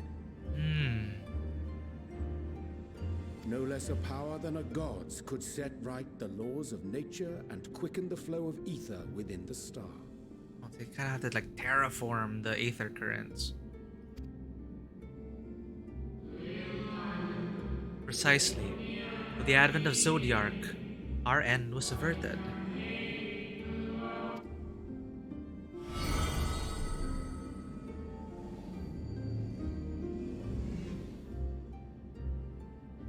Emmett Selk claimed that those who summoned Hydaelyn did so because they saw Zodiac's power as a threat. Is that true? Indeed, there was a fraction opposed to Zodiac's creation. Their aim was never to unmake him. They understood the continued preservation of the natural order was dependent on his very existence. Until we could identify and address the underlying cause of the final days, he would need remain. For his departure would set in motion those apocalyptic forces once more. Hydaelyn recognized this as well, and so, rather than destroy, she sundered Zodiac, herself, and the star into lesser reflections, that she might confine him in this place. So Hydaelyn caused the sundering.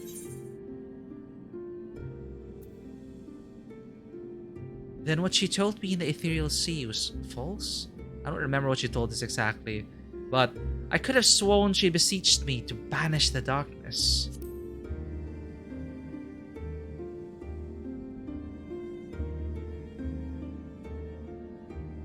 Perhaps she did. But as with all beings, intent is not always in accord with spoken word.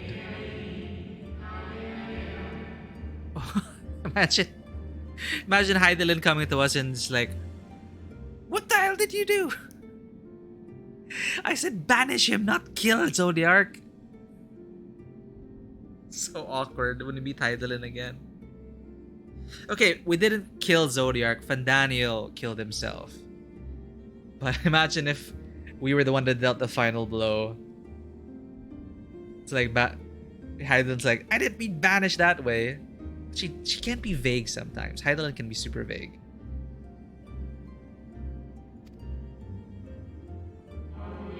Hydaelyn and Zodiark are both constructs of a man, approximations of perfection, limited by our own imperfections.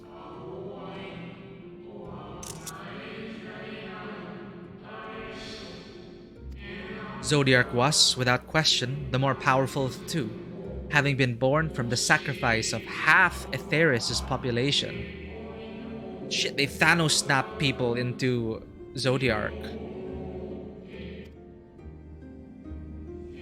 Thus was it necessary for Hydaelyn to commit herself wholly to his defeat. Still more effort was needed to confine him.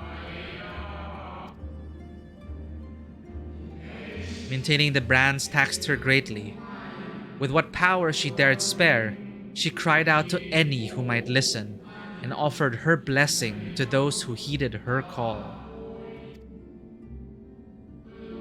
Though it was likely within her power to do so, I believe she did not wish to speak of Etheris and her history.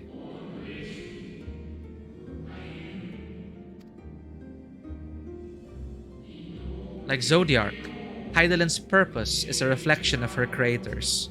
They wish to look to the future and not linger in a prison of the past.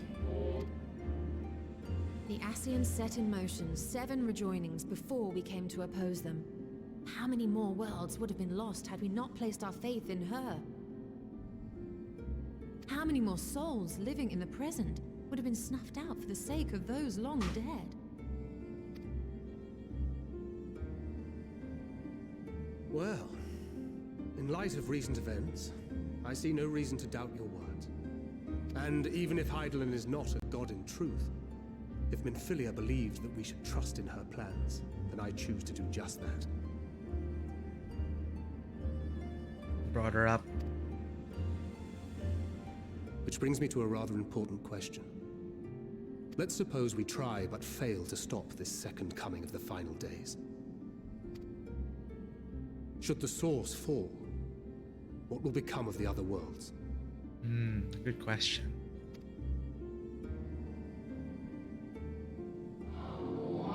The nomenclature is more fitting than you know.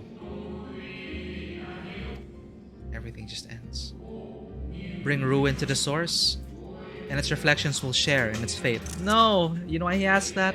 Because of Rin, and Gaia, and the First, and everyone at the Crystarium. Oh, look at this face. You can already tell, like, first thing to mind. Rin. No. Oh man, that's heavy.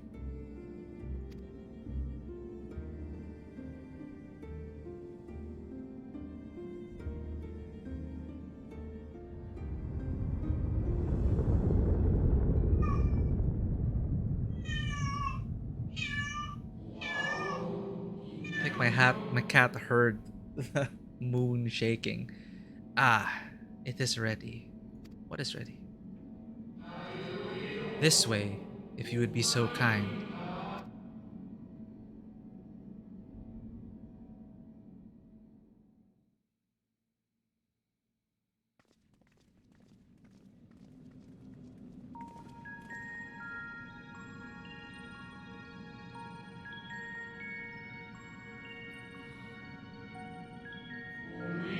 A beautiful sight, is it not?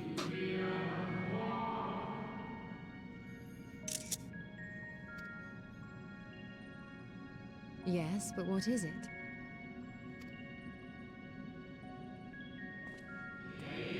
Hydaelyn knew better than any that her power was not absolute. Indeed, she has ever struggled to hold Zodiark and his faithful at bay. She feared the worst, and so made preparations. In the event of his demise, there would be a contingency. Thank you. This moon is more than a prison. It is a vessel capable of bearing the people of Aetheris to safe harbor. But to where?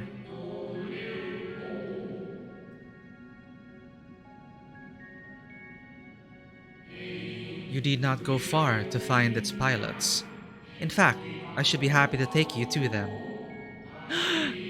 The Loporets! And fulfill my final duty as Watcher in the dark.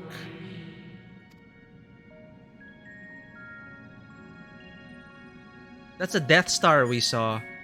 Not the Death Star, the Star Destroyer we saw in the logo.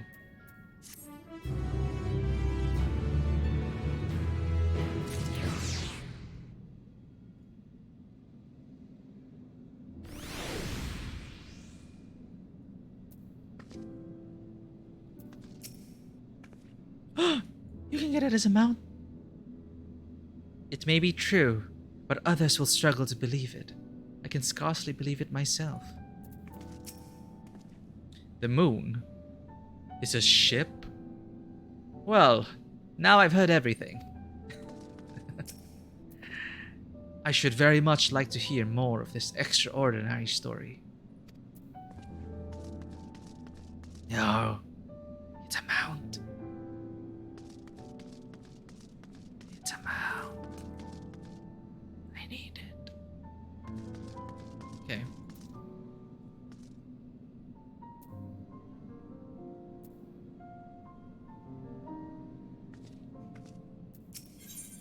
Helping Hands. At long last, the Watcher is ready to fulfill his final duty.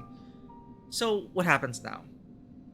The final days upon us again, the way they thwarted it was to sacrifice half the world to bring about something called, well, something like Zodiark.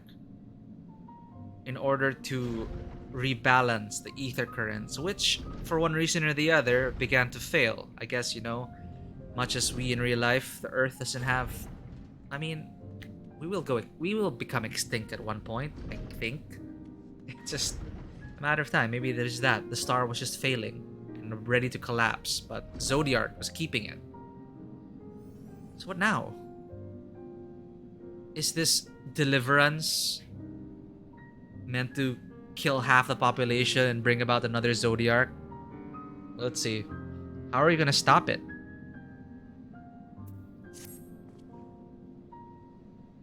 The time has come for you to be on your way. The crater at the heart of Mare Lamentorum, where Zodiark was imprisoned, is not so easily traversed, however. Let us call upon Argos, the familiar whom you met earlier. He should have no trouble bearing you across. Argos! As Hydaelyn created me as the Gowler, so too did she create Argos as the guard. The most adorable guard. It is his nature to appear when needed, and yet he's nowhere to be found. Awkward. There's a player with Argos right there. Strange. Mayhap the imbalancing of ether has affected him. Let us make for the crushing brand and attempt to call upon him there. You need but recall the path you walked with Argos before, and you will find your way. If he labors in service to Hydaelyn's plan, I see no reason not to do as he suggests. Shall we make for this crushing brand then?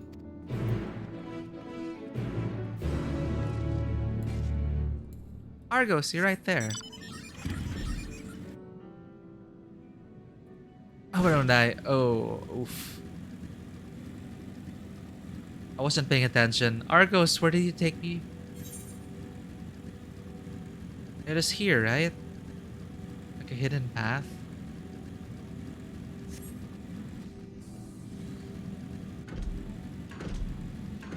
Yeah.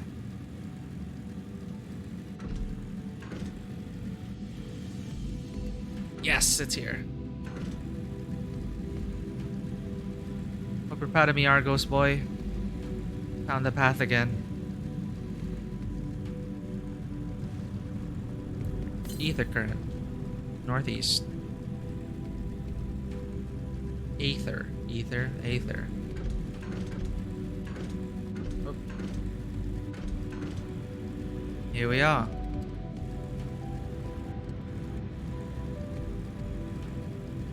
But how do we cross? Can't jump it.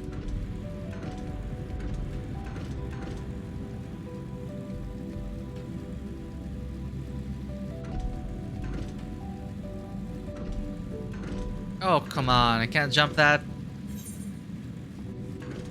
Wrong way around, I guess.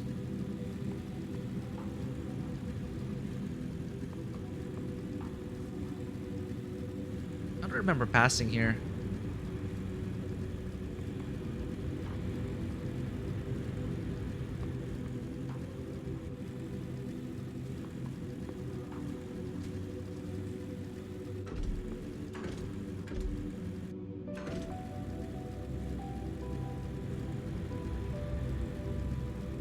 There they are. Luna Tender.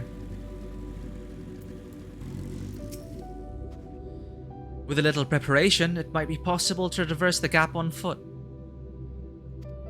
Then again, it would be a long, long way down if one should slip. Perhaps another time. So close and yet so far.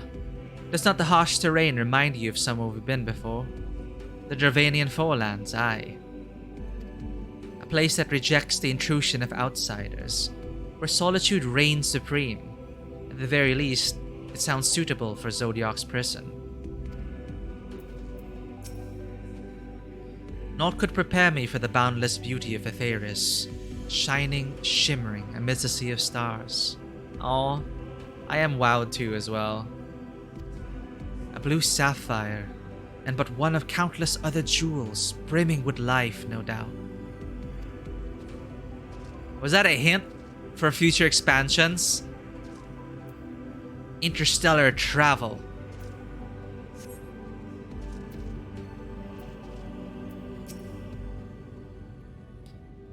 The place we seek is just ahead, at the Kyorophos Grot. You see, Argos cannot manifest without sufficient concentrations of ambient ether. You would be hard-pressed to find a greater confluence than inside this cavern. Follow me. Fate just plopped down on me.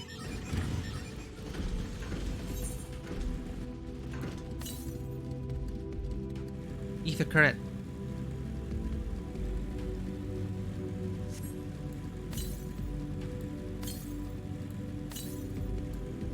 Hope it's reachable.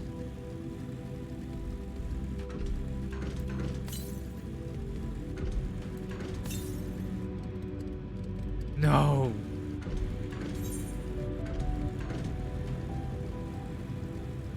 It's not reachable. I have to go all the way around. Oh, no, there's a bridge. A very thin land bridge.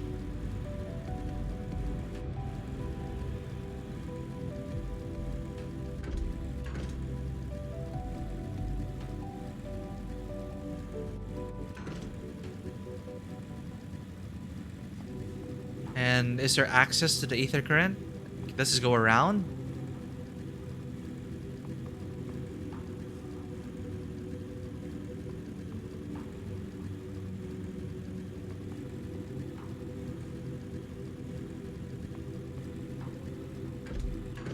Man, I cannot believe I'm riding a bike around the moon. Okay, fine. We're gonna progress with the story before that ether current.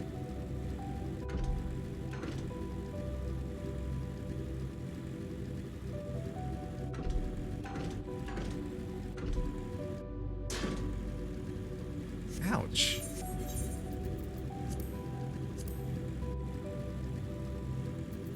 Anything better than my items now? Oh, we're about to become obsolete. Well, I do have this Imperial Cap of Fending. It's 530. It's also 530. I still can't believe I can actually wear hats. Endwalker hats. As a Viera. So awesome. More hats, please.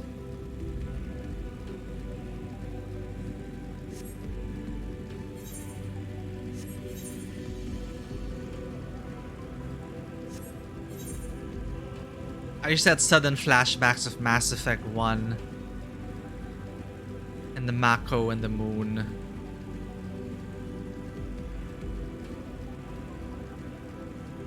Where's the entrance to this tunnel?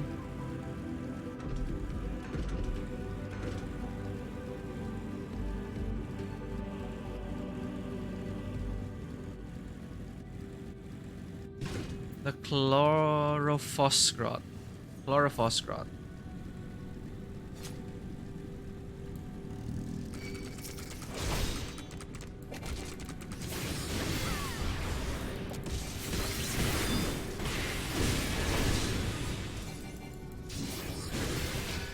Go ahead, Sophian. I can handle this.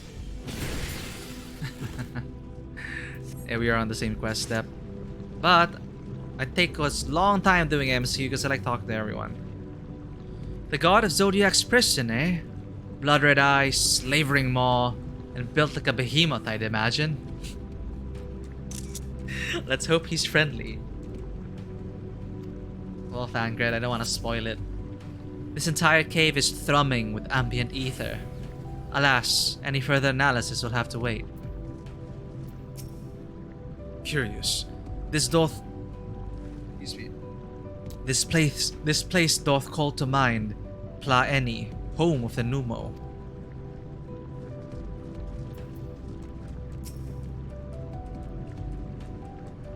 Yes, here will do nicely. The lunar spongoi draw ether from the ground, which is then dispersed in the air. At present, however, the ambient energies are not quite sufficient for Argos to manifest.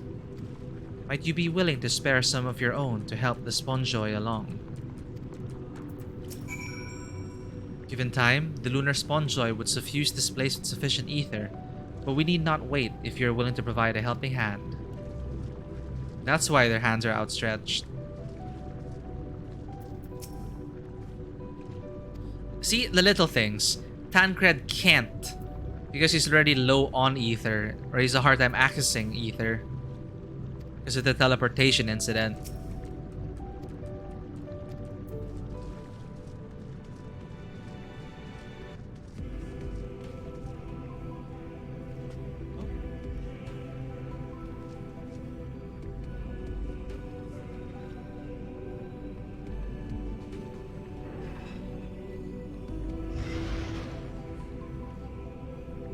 Cat was calling attention.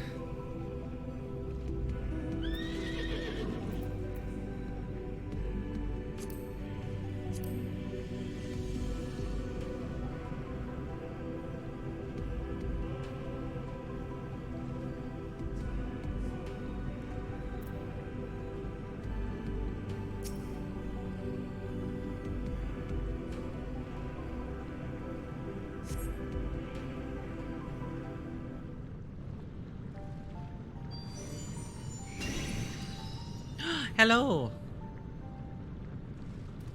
Argos. Argos manifests in a flash. He seems glad to see you again. A most fascinating creation of Hydalin's, would you not agree? Should the need arise, he's even able to create reflections of himself on a whim. Though I assure you, there's no reflection which accompanied you earlier to the brand. Aw. No, Argos was quite eager to be at your side then, as he is now, it seems. I cannot recall when last he showed such an affinity for anyone. Indeed, I thought him more likely to shy away from you and your companions. How many people visit the moon? Perhaps it is more than a sense of duty that compelled him to aid you before. He smells my soul. As for your companions... Ah, reflections. Unexpected, but greatly appreciated.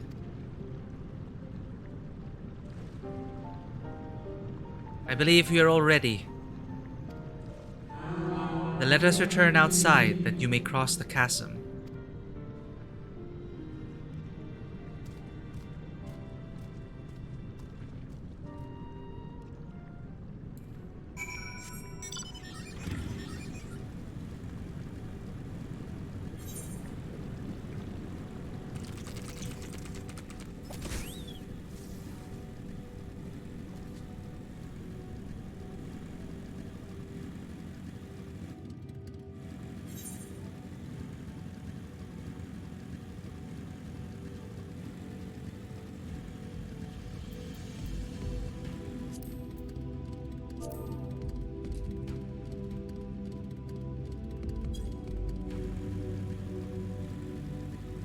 And all these good golden doggos.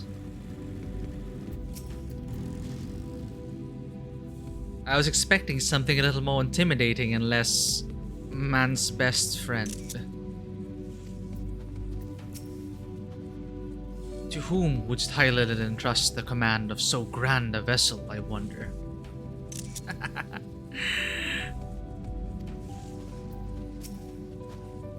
Dalamud has long been described as the loyal hound of Minfina, due to its relation to the greater moon. Interesting. Dalamud has long been described as the loyal hound of Minfina due to its relation to the greater moon.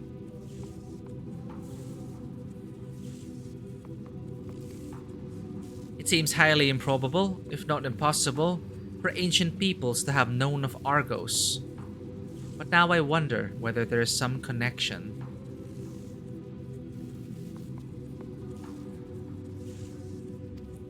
Coincidence? Argos favors you with what could be almost described as a conspiratorial grin.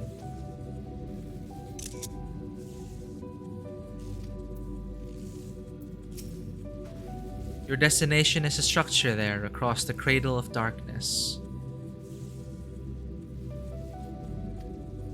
But climb onto Argos' back, and he will take care of the rest. Once you arrive, it should not take long to find the ship's crew.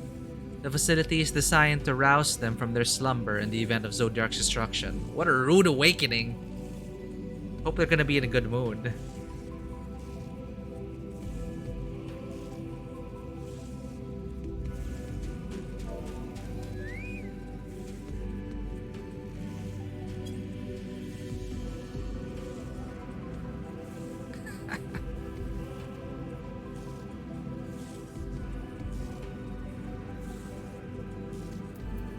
Heed their counsel. Together, you may guide the star and its people to a kinder fate. This is where we part ways, but know that I shall ever be watching and praying for your success. Goodbye, Watcher. Worry not for me. Real though I may appear as you and yours, I am but a part of this moon, a creation of Hylian, entrusted with the memories of an acquaintance long dead, but not forgotten. My charge of Zodiark has ended, but so long as the moon exists, I shall not want for purpose. I shall remain, ever watching, ever praying for your success.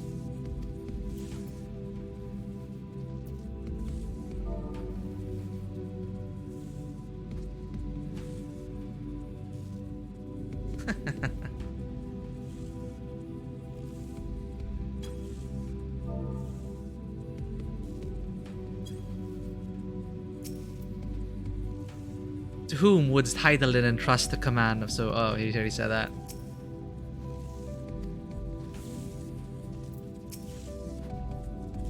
Our allies' assurances notwithstanding, we cannot be certain what awaits us on the other side.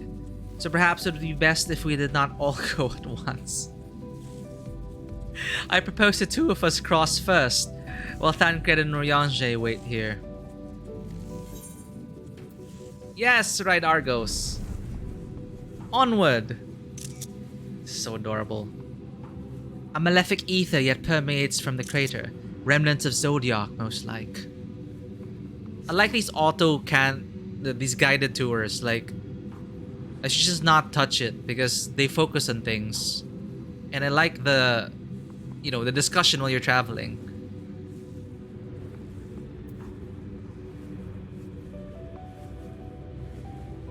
Just a little further.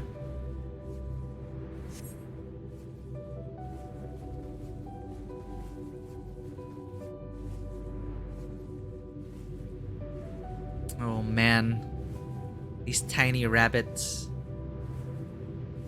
They're gonna be like, oh shit, Zodiark's dead.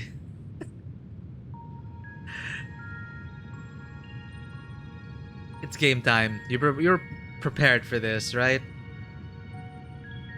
The structure is enormous. Though that is hardly surprising given the size of the average Amarotine.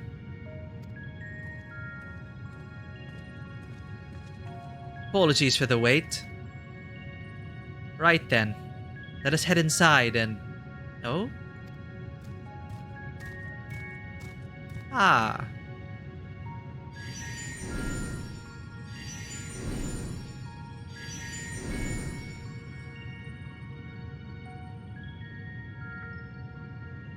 Most intriguing. A means by which he conserveth energy, mayhap. Well, I certainly wouldn't want him to blink out of existence on our account, helpful as he's been. Stay here where it's safe, alright? Thank you, Argos. We'll take things from here.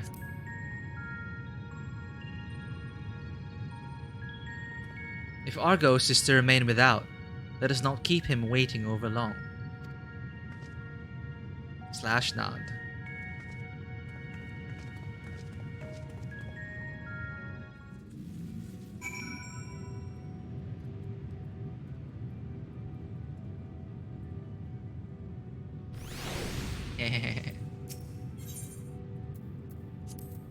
Okay, is there an aether current around here? 60 southeast.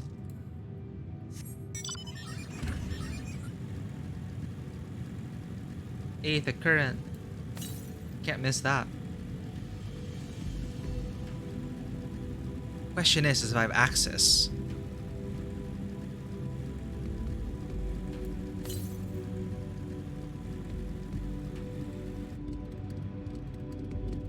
I hear it. Wait, no. Oh, don't tell me it's up there. Oh, it's right there. Whew, thank God.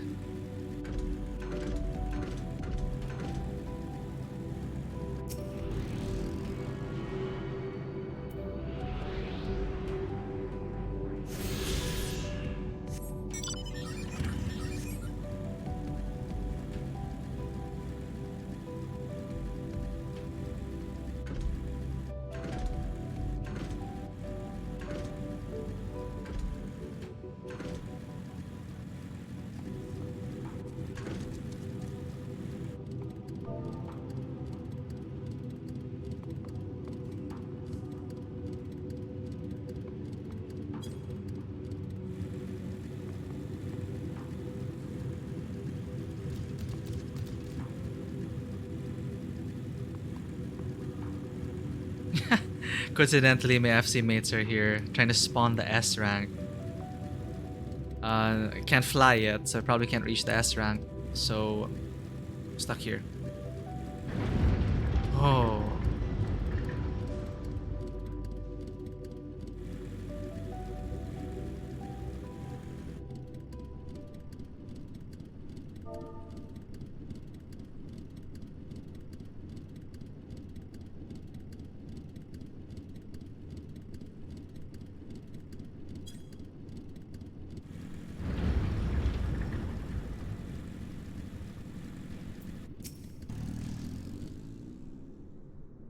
Truly a marvel beyond description.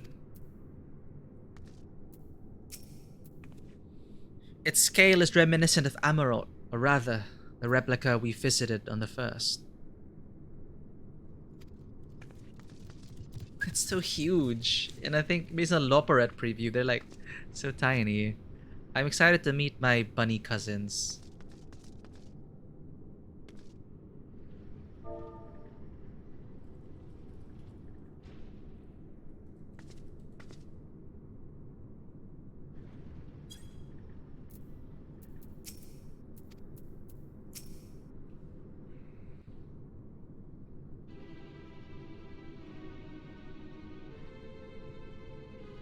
Either right.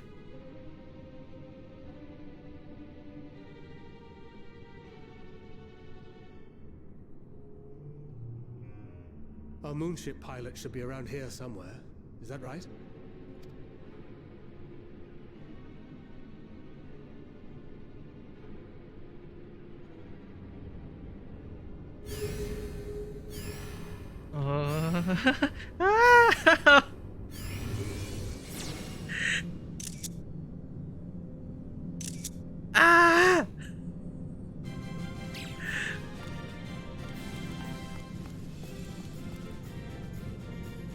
Oh my god. Look at that. Skipping along.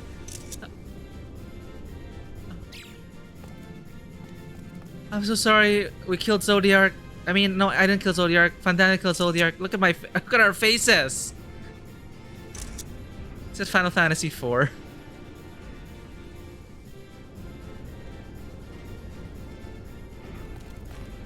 Oh my god, they're all lining up. They're disciplined. Squeak.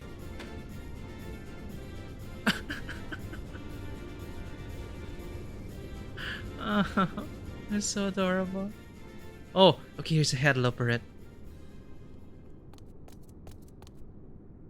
Look lively, everyone! You sound so adorable too.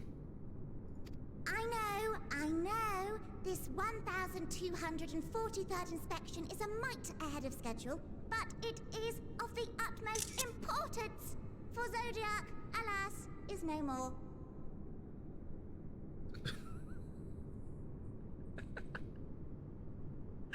As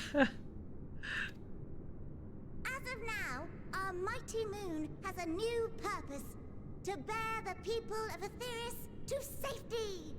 Oh shit, we really are they really are enabling interplanetary travel. Our time has come, my friends.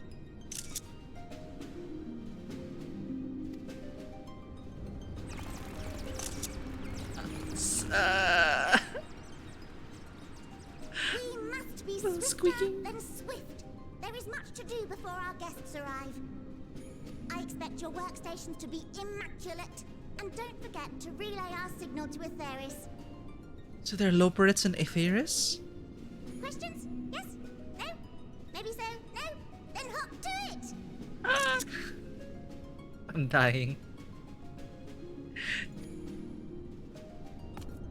Oh, so disciplined.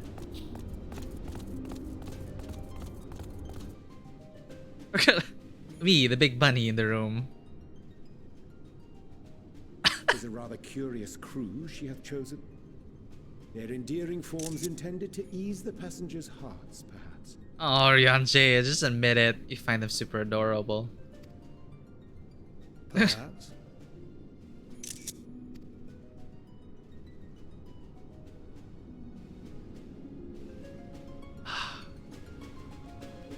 Go on, bunnies. Help us out.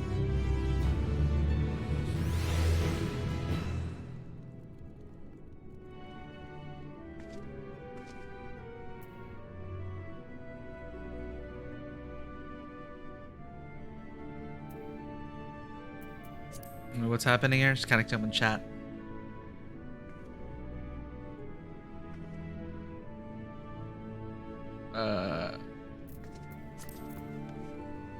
Where are they having out? Oh, anyway.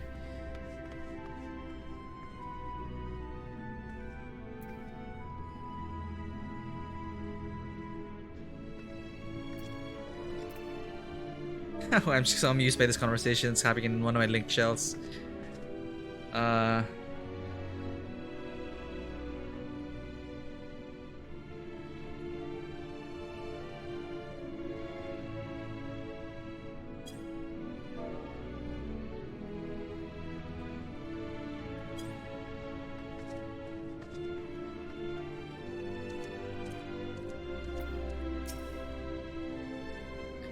I found Ryonje's reasoning somewhat flimsy, but the crew seems amicable enough. This music is very familiar. This is from FF4? I haven't finished FF4 though. I wish I got to finish it before I played this game, but I guess I'm coming with no expectations. So like nothing in FF4 is like coloring my expectations now.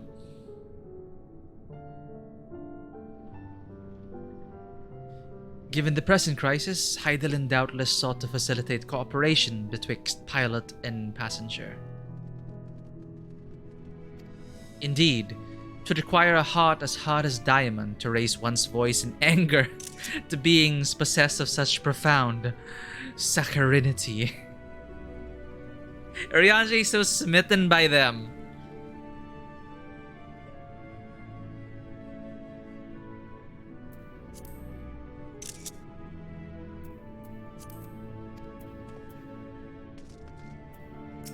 Hey, it's Sophian. A hairy situation. Thancred's dumbfounded expression suggests he is still struggling to comprehend the spectacle he has just witnessed. They must be the Loporites mentioned in the Watcher's records. Not at all what I expected, but the Watcher did bid us heed their counsel. I assumed the one who gave the rousing speech was their leader, though we might have to ask about it in order to track them down. Come on then, let us be about it.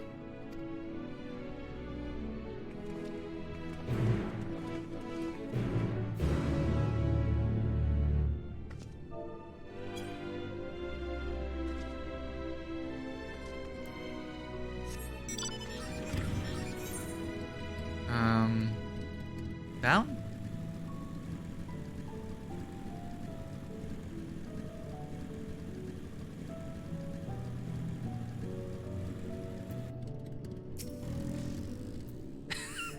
A sweet summer child tries the link shell against people like talking about heaven's word.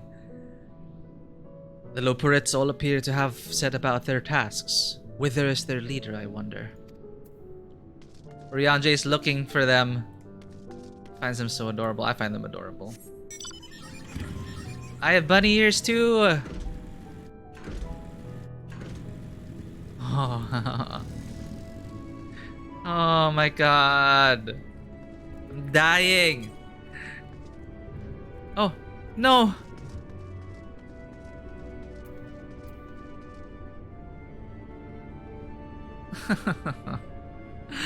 I can't.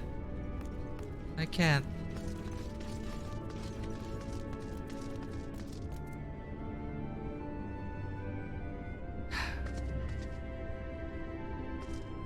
Yeah, it's so adorable.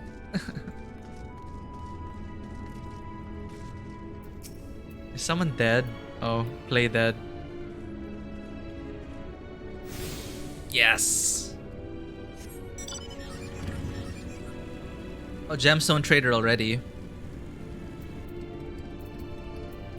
Trading way. Should have brought my hood. That could be naming way. Saw all the fun that traders in Aetheris were getting up to, and I thought to myself, hey, I could do that. So here I am, eagerly awaiting your patronage and bi-color gemstones. Okay.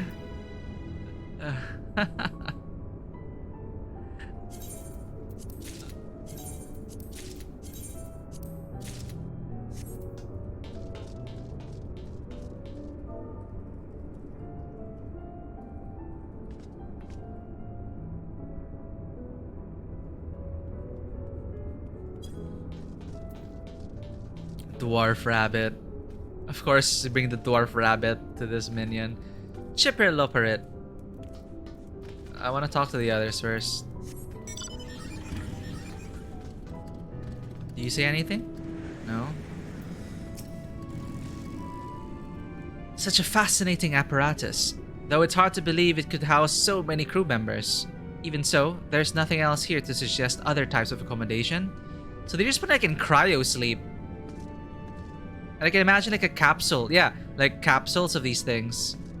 A ton of them in one of these. Probably extending deep down below, maybe? And this place is so massive. And I guess maybe you could fit the people of Aetheris in the moon. But they'll have to put everyone in cryo sleep, I guess. Wait, we're really going to another planet? Or at least are they enabling the possibility of it? I'm still... Okay, wait. Are the shards different planets? Or is each shard a reflection of this galaxy? I'm not sure if that is clarified anywhere. Because Aetheris was sundered. So I guess they're different universes. Right? I guess. So I'm gonna just focus on this solar system. Oh, I was terrified at first. I thought the Loperit's eyes were open.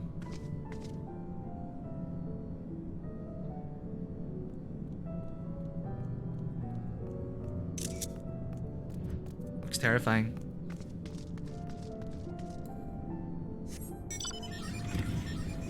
Where's Thancred? Tancred! Camping way! Nothing for it, only one thing to be done. Scrap it all and start over. I'm thinking of spending a night outside Bestway's burrow, but I'm not sure what I'll need to take with me. Aside from a tent, I suppose. Ah yes, always bring a tent.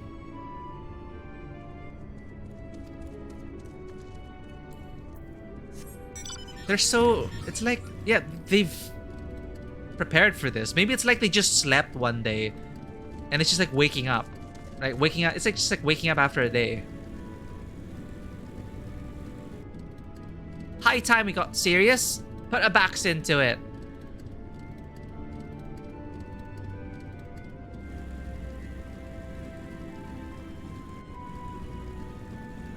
There's Tancred. I only saw them from a distance, but the fur was brown if that helps at all. They're not even paying attention to us.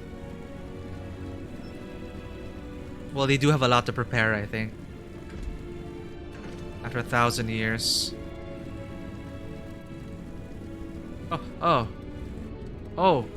I need that. I'm gonna drop from this staircase.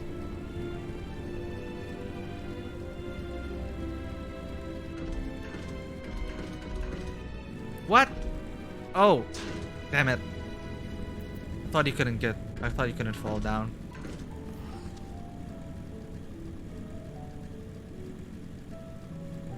Geronimo!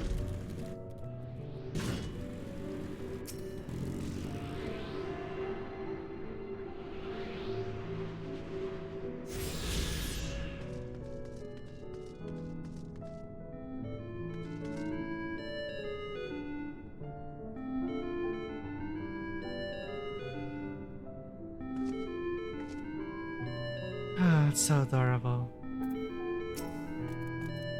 I heard that your kind hop about when they hear music. Is that true? Can you turn it off?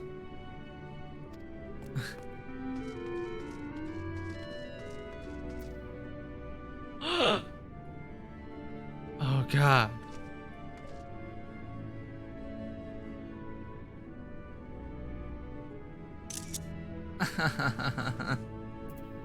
Fighting way.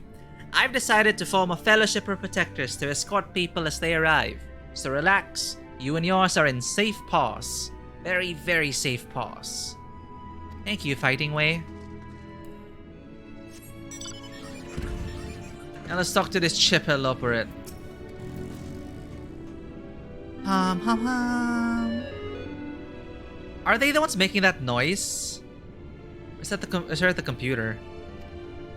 The leader of the crew? Not me, I'm afraid. Singing Way's the name. I'm in charge of the construction and maintenance of the atmospheric circulation system. Only the crispest, cleanest air for the people of Aetheris, and that's a promise.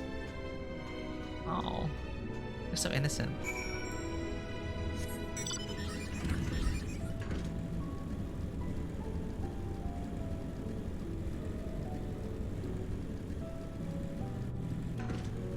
Guiding way. Do you need help with something? I'm busy assigning duties at the moment. Oh, sorry to bother. Man, they have emotes and everything.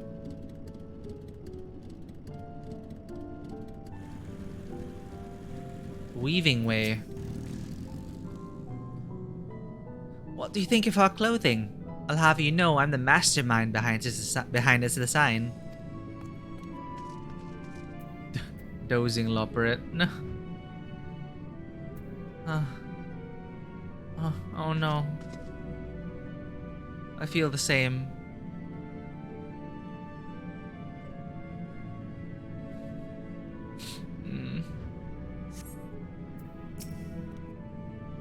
Lum num lum. Leader? No. Sleeping way. My job is... Perhaps I'd better ask.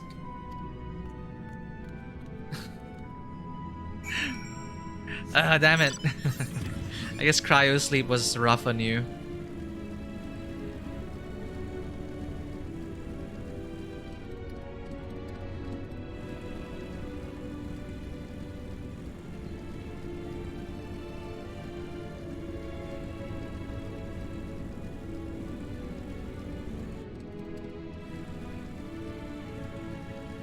nothing way.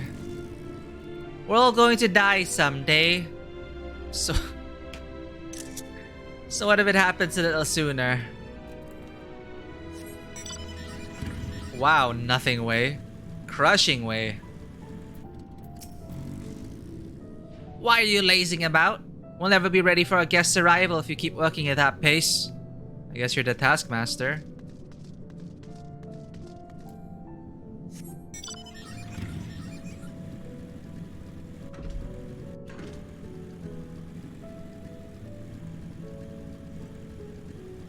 Recording way. Oh my, but isn't this exciting? I've never seen one of your kind up close before. Would you mind if I take some measurements of your body? Just for reference, of course.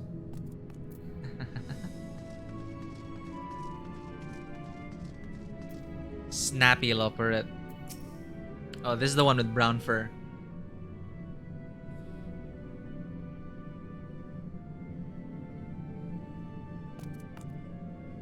What? How in the... when did you get here? Who let you in? Why wasn't I told?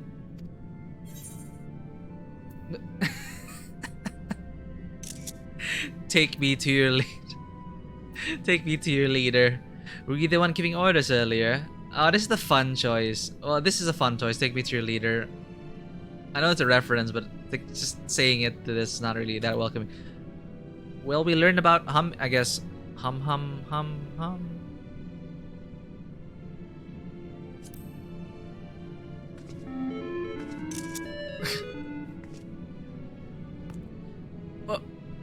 What was that supposed to be? You're humming, if one can even call it that, is atrociously off-key. It should sound more like this. Oh my god.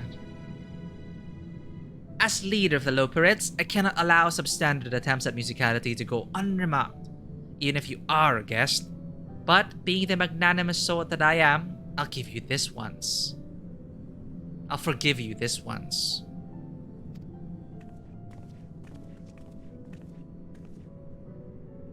Well, looks like you beat us here. Your friends, I take it? Is this all of them?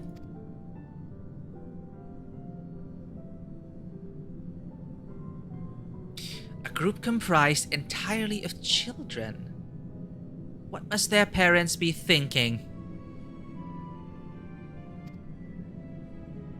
This isn't a nursery after all, though perhaps we should build one.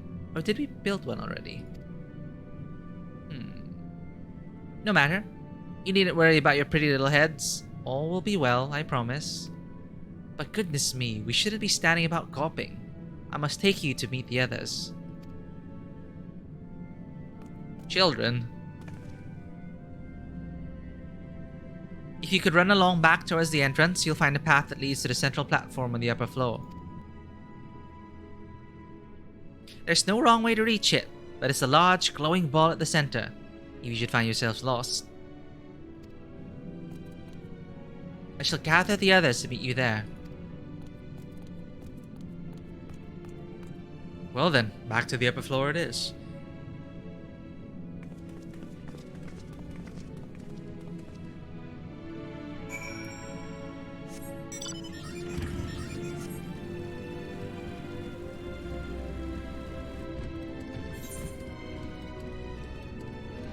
Oh, you sense the power. Press the powerful mark. Congrats on spawn.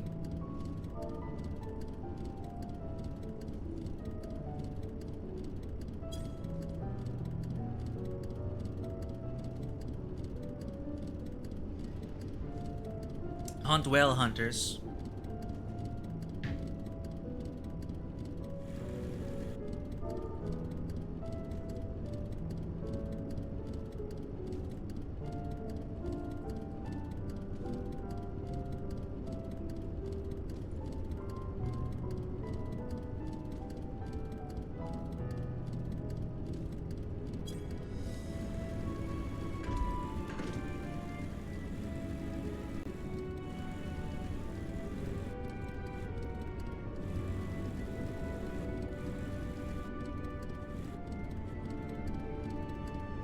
Okay, I guess a hunt is on. Do I have enough space for this? Yeah, sack of nuts. Tombstone of aphorism. Probably gonna get that. What instance am I in, though? I'm in instance 2.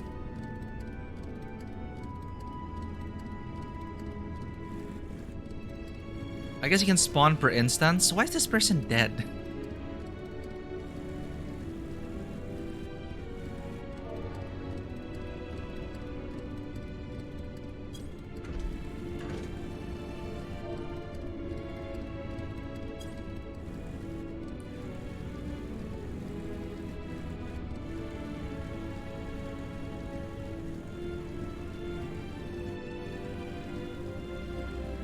It's faster to teleport to the Aetherite directly, right?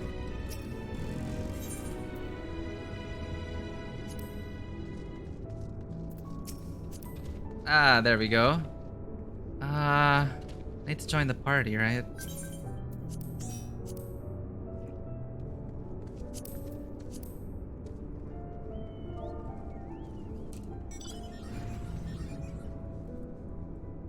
Well, I guess may as well get the hunt. Oh! That is fast! Oh, we joined the group.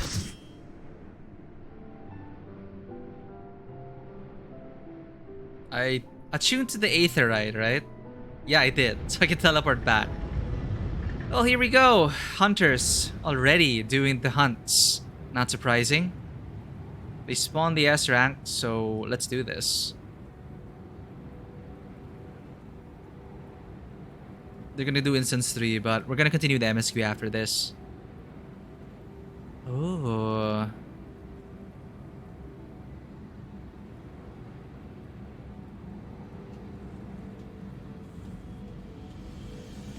Oh, there it is.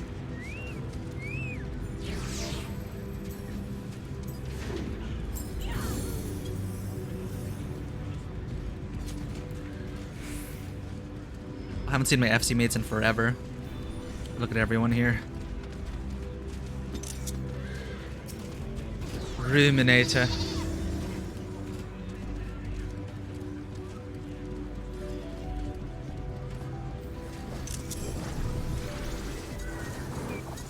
I guess we're pulling.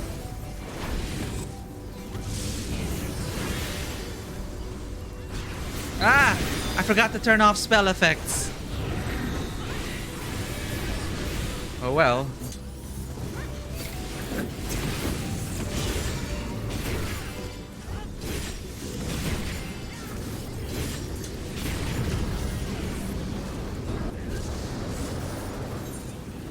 Wow, what?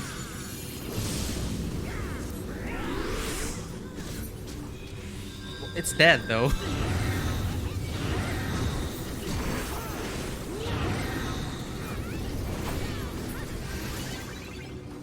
Out, out, in.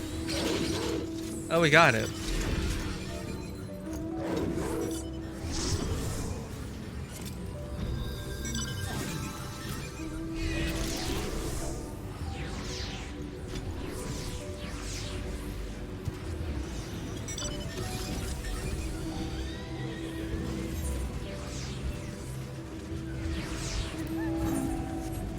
I thought William was supposed to be a bunny boy. Why are you still a cat?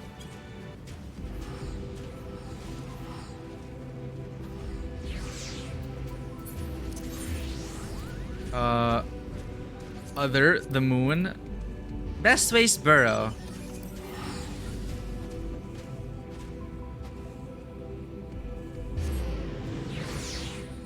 How do you move to instance 3? / instance 3? Anyway, good luck to them.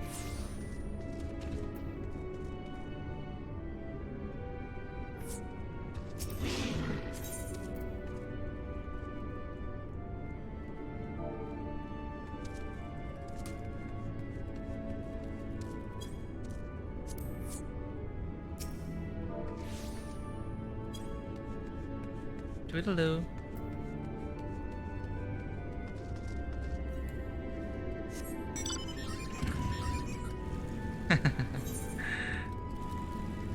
I'm supposed to go up.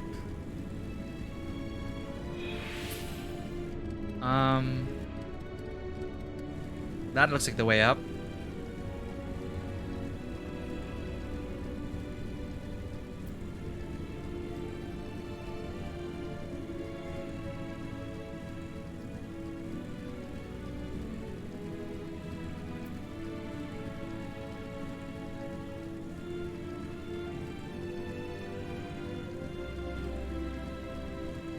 I needed to hear that. Someone said, "Oh, hurry now, time is of the essence. Pick up the pace, everyone. Wait for me, I beg for you." Oh no. Anyway, someone is saying, "It's been a week. Take your time. Be kind to yourself." You know, I was so stressed over the week because I'm so behind with the MSQ. But this is the last expansion we're gonna get for this story arc. I need to enjoy every moment, savor each bit. I mean, everyone's already done doing hunts and the endgame grind, but we can only experience the story once. You can only experience it for the first time once. So, yeah. Thank you, random person in shout chat. Wobbling way. Oh, dear. I hadn't expected to meet a people person here. Whatever shall I do? Flopping way. Me? You're speaking to me. Oh, but of course, I'll answer any questions you may have. Oh, it's the guide. Who are you? I'm the manager and operator of the Central Control Sphere. It regulates every single facility here in Best Waste Borough. If anything would happen to it, the whole place would stop working in no time. It's very important, and so is my job. Best Waste Borough is where we Loperets live and work in honor of Hydaelyn. We're all doing our best to make the moon a suitable ship to transport everyone. You'll be able to ride someday. You'll be able to ride someday soon, don't you worry. I think the big question is, how long is it gonna take to prepare? Or are we just gonna die before they even turn into a ship?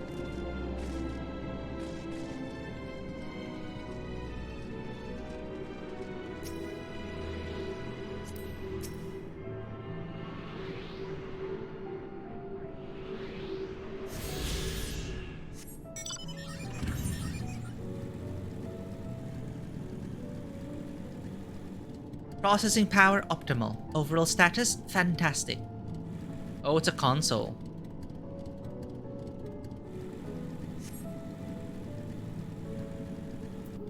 Oh, Lala for comparison. Eh, they're shorter than a Lala. This is also cute glam. Ah, they're adorable. Mapping way. Visitors at last. Welcome. Given the size, getting from one end of this place to the other must be exhausting. I honestly don't know how they do it. It is astounding how the Loperets, despite their diminutive stature, are able to maintain such gargantuan facilities. The etheric composition and density of this sphere is quite similar to the crystalline concepts we've seen before. It likely shares their capacity for storing memories and knowledge.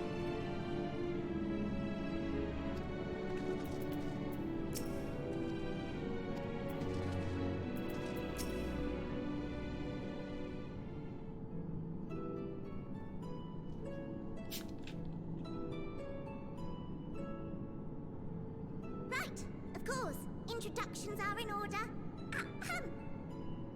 So adorable. I'm gonna pour this drink.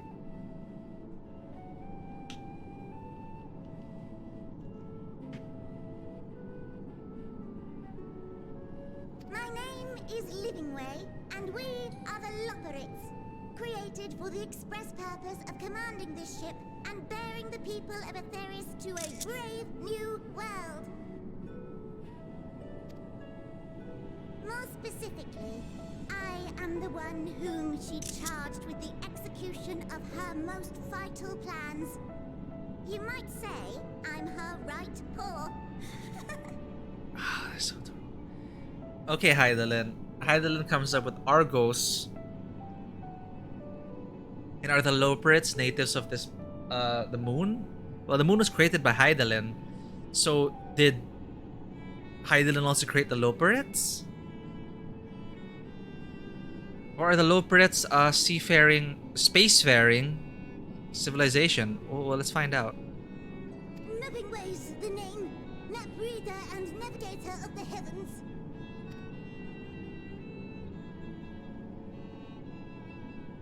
Pleasure to meet you all, but I'm still trying to make sense of this.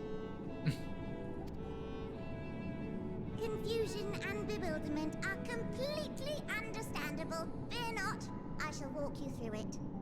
The people of Aetheris, through no fault of your own, I'm sure, set in motion a series of events that, unfortunately, culminated in Zodiac's obliteration. Acutely aware of the imminent crisis, your parents sent you little ones on ahead while they began the necessary preparations. Parents?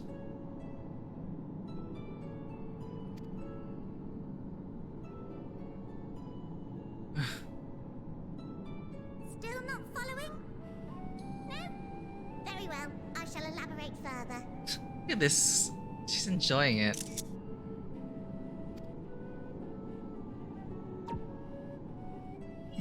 There we go. They really are spacefaring species. Okay. Here, we have Aetheris, your home, and the moon, where we are now.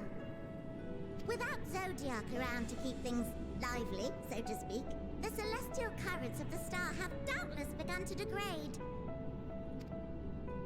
A calamity of apocalyptic proportions will be visited upon Aetheris, bringing an end to all life. Very sad, huh? We're gonna lose the planet? So too hath the Watcher claimed. By thine unperturbed countenance, I gather this eventuality was anticipated.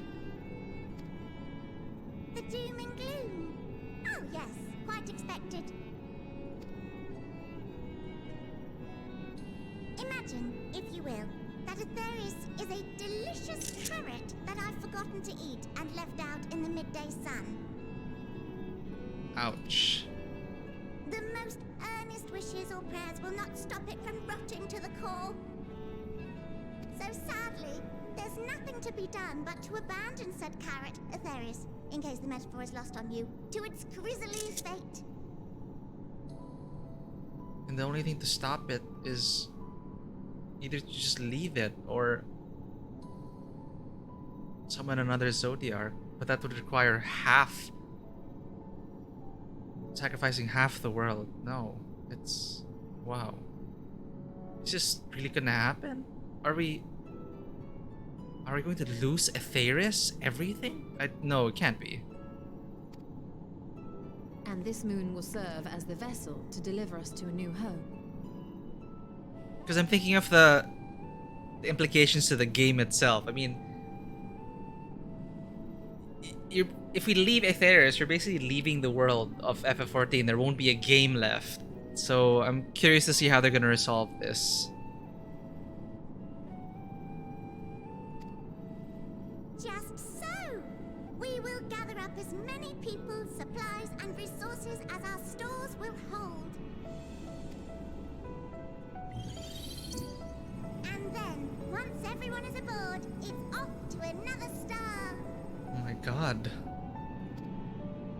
Easier said than done, admittedly, for one does not simply hop from star to star on a whim, which is precisely why we've spent countless years constructing the most propulsive of propulsion systems. Did they invent the We hyper ought to travel? make it to our destination in 2 shakes of a rabbit's tail. I'm still blown away by the scale of all this. What?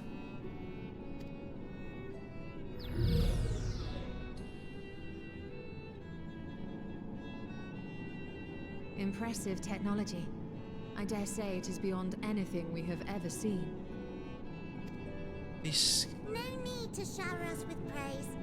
All we've done is faithfully carry out the instructions left to us by Hydaelyn. back in the old days, when she was still just Venar, she was dedicated to the study of the world and its inner workings. Right, she was an Ascian as well. The not?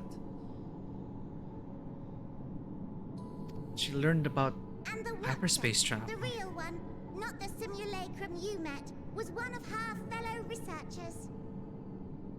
We and this wondrous vessel masquerading as a moon are products of their knowledge and know-how. So you did create the Loporets. There's certainly more to you all than meets the eye. Might I ask where exactly you intend to take us? Same question, Tancred. It's been on my mind since they ever implied it. We identified a few promising candidates for resettlement some time ago, but we cannot guarantee that they are fit for habitation. Moreover, the ship can only travel in short bursts. We intend to go down our list, hopping from star to star, until we find one suitable for resettlement. Maybe like Battlestar Galactica. No need to worry, though. The vessel is being refurbished with accommodation for an extended stay as we speak. While we did have to rely upon outside help to determine what amenities were essential, I dare say we have risen to the challenge. Help? From who? From you and yours! Who else? Each time we woke to perform regularly scheduled maintenance, we were greeted by the resources you sent us. What better way to learn about preferences and proclivities of our present-day charges? What?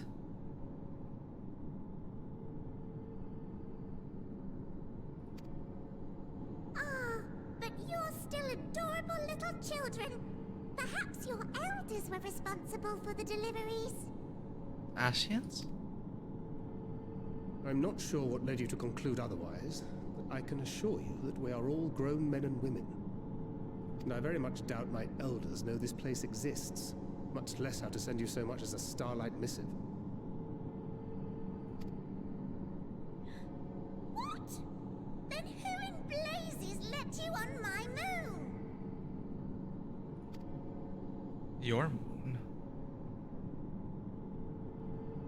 Uh-oh. Hydaelyn herself led you here. Uh-oh.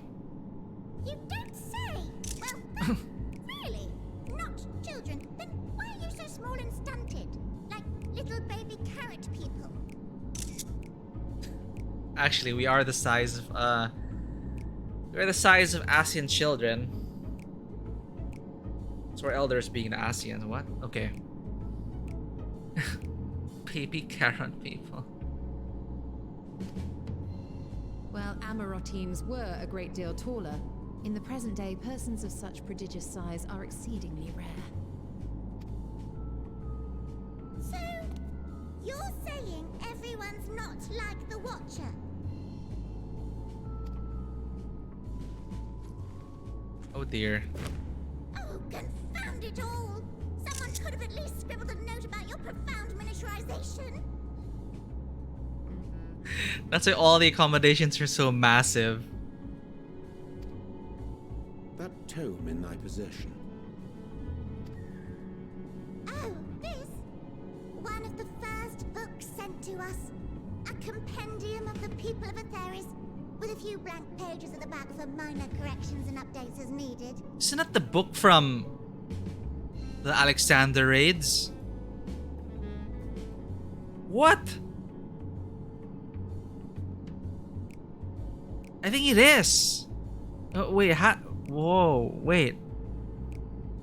I'm still trying to like... I'm still thinking about like, wow, interstellar travel, planets for habitation, like how could this be possible? And who's sending information? The Ascians. It's so much, it's overwhelming, it's such an awesome way. Wait. Okay, my man's catching up. This book is the book of the Gabi, of the Illuminati leader, right? The sum total of our knowledge of your kind is contained in these pages. I thought it was abridged and made small for our benefit, but This isn't a regular-sized book, is it?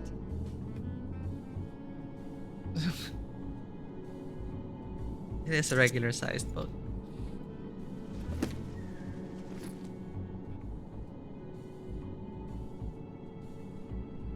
Oh no. Ah! Oh no. Everything's wrong.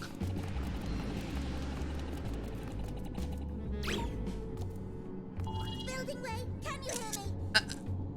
Yes, we're all very busy.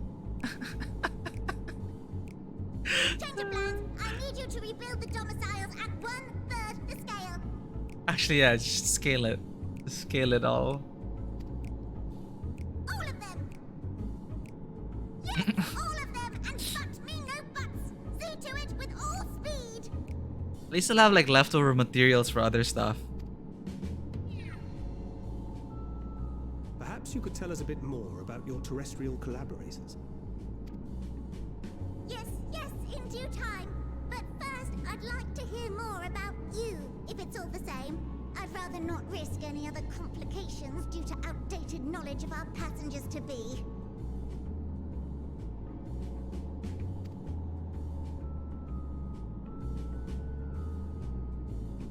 Actually, no. I wonder who the collaborators are. Who gave them that book? They probably just used the same model as... What's his name? Quick Thinks? The Illuminati leader. Maybe they just used the same model of book. Oh dear. I certainly hope Building Way can complete the renovations before more guests arrive.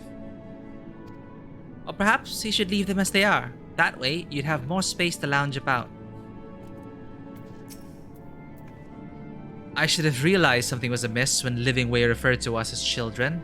What other delightful misconceptions do they hold, I wonder? Why do I get the feeling we're going to have our hands full dealing with the Loperids? Tis unfortunate that the domiciles were constructed in error, but their willingness to perform such sweeping renovations is a testament to their commitment. I cannot fathom the resources required for facilities so vast. A taste of the moon. Purple carrot juice. With the final days fast approaching, Living Way is keen to complete her preparations. Right then.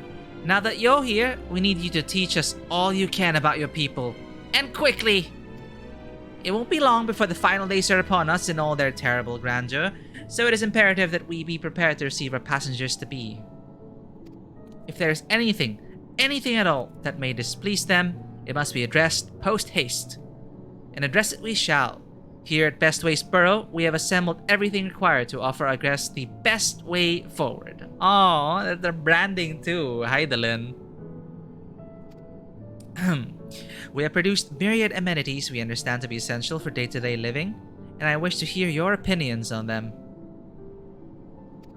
I'm sure you've all worked up an appetite, so why don't we start with foodstuffs? Meet me at the Caratorium.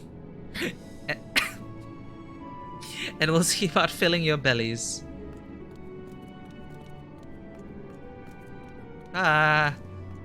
She does not want for enthusiasm. The notion of Aetheris rotting to its core being a matter of course is rather concerning, yep.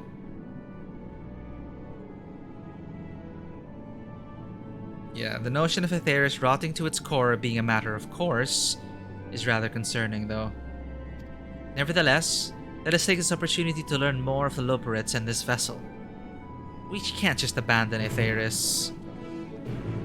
There has to be a way. Oh dear. Hey, it's Sofiane. It's so huge. No wonder.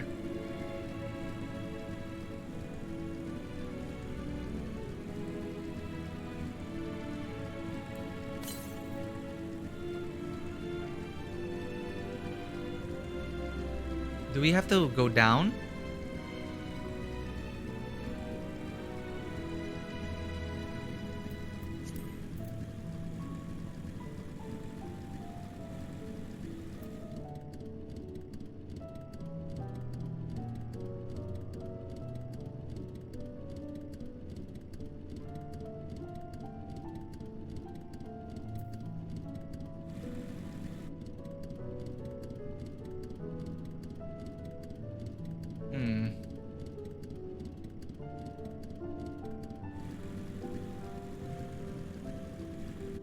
That is not a door. I guess the Caratorium is down here. Oh. Or not. It's not here. Ah, there it is. Amarotine size, yep. Oh, the Caratorium. I really need Aetherites.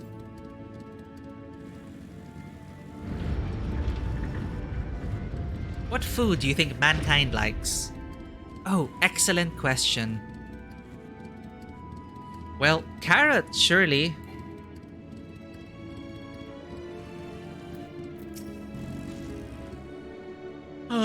Oh, I must have dozed off. What is it that I was supposed to be doing again? Yawning way. Hopping way. I'm delighted to see you, but I'm very, very busy. Perhaps we can chat another time.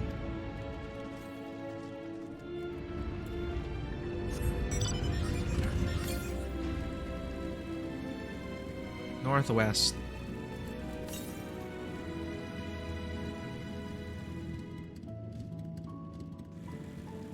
Wait, why am I...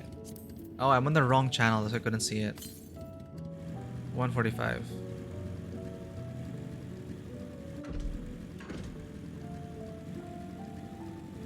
The Caratorium. I guess we're both trying to find it. Southwest. Enemies. Supporter.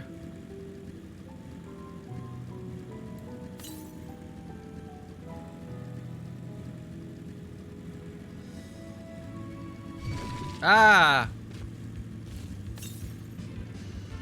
Oh my god, it's the Final Fantasy IV combat music.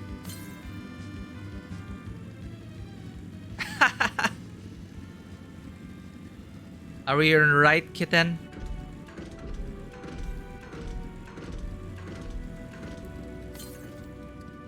Apparently not. Oh, we see it. It's up there. How do we get there? Okay, here.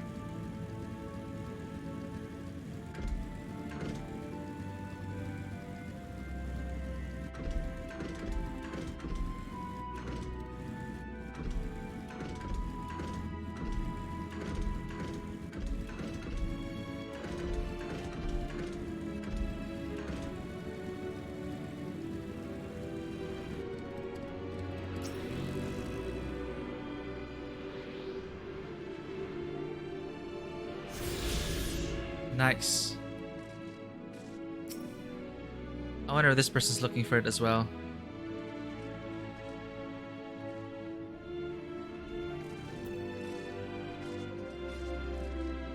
Alright, I think they found it.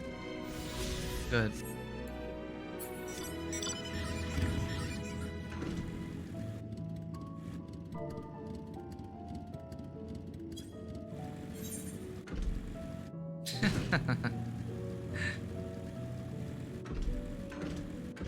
Alright, back to it. Where's the next Aetherite current? Southeast. 171 Yalm Southeast. It's still within here.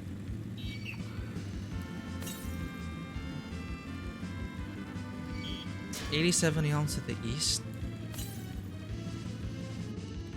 Northeast. Oh, up there. They didn't even... it's not even remastered or remixed. It's just the FF4 battle music.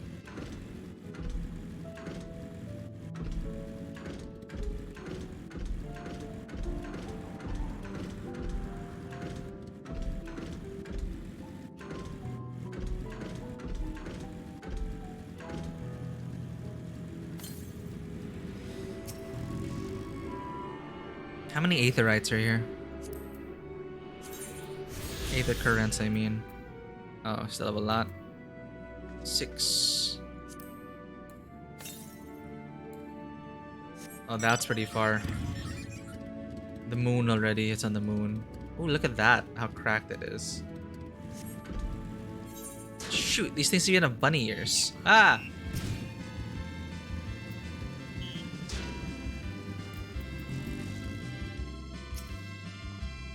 Hast thou spied the peculiar sentinels patrolling the vicinity? Approach them with caution, or better yet, not at all, for they make no distinction between friend or foe. Given their earlier confusion regarding our size, I cannot help but wonder if they even know the first thing about us. How close were we to the Scions? Am I the only one who suspects we're not going to find anything edible whatsoever? Cooking way! You're a lot smaller than we expected, but I trust you still have large appetites, yes?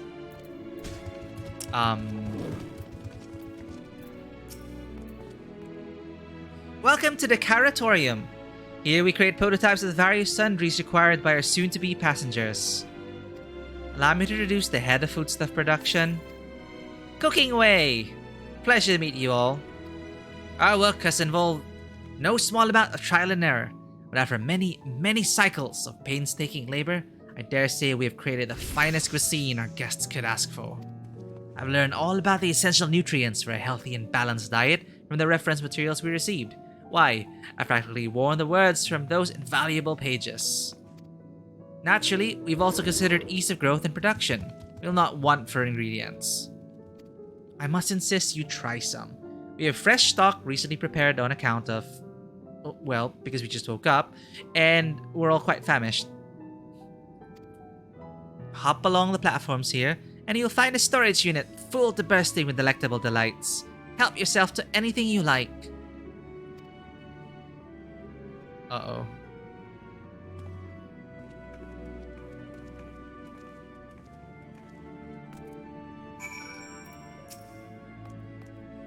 One serving's never enough. You'll be back for seconds and thirds, I'm sure of it. I'm eager to hear what you think of our work. I'm sure there's some small room for improvement, but I'm confident you'll be satisfied. I have a bad feeling about this.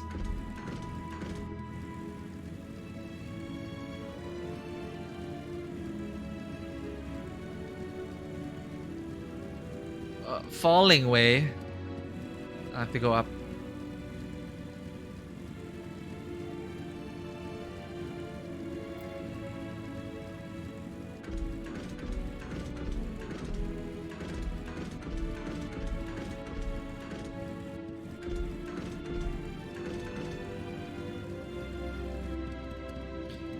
I could smell this all day long, I could. I vote Philosopher's Carrots, they'll keep us light on our feet. No, iron carrots first. We won't get far without bulging biceps? Blasting way. This doesn't require debate. We have work to do, so quit dragging your feet and get to it.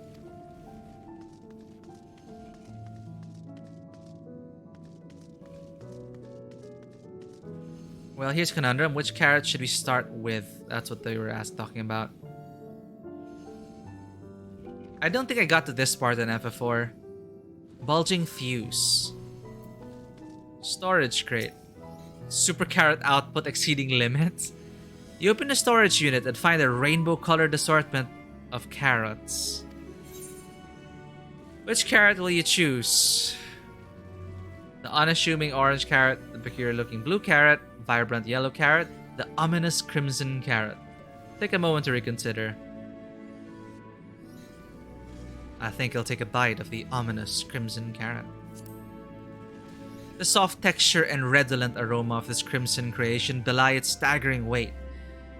The excessive length and girth only compound the mystery, leaving you perplexed as to the nature of this carrot. Are you certain you wish to eat this carrot?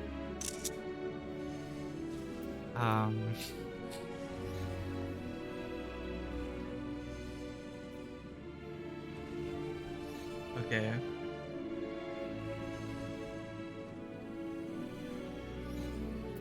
Yes.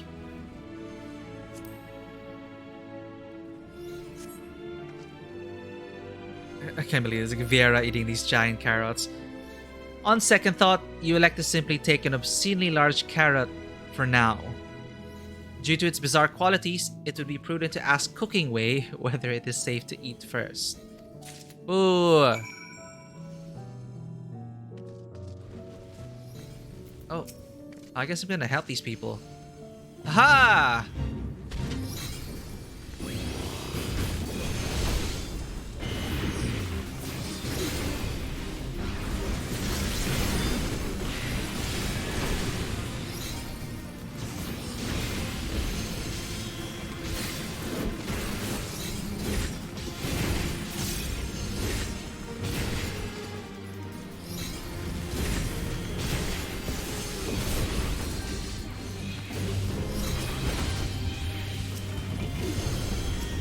Oh, I can't do it on non-party members.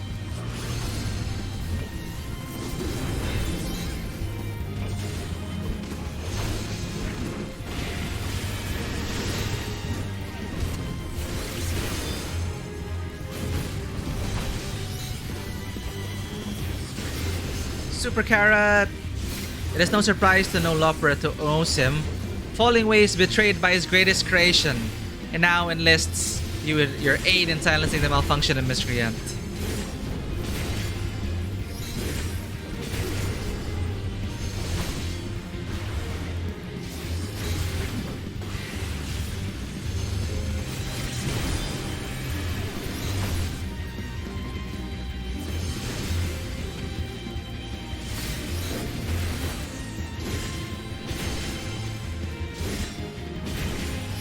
Oh my god, it's taking forever.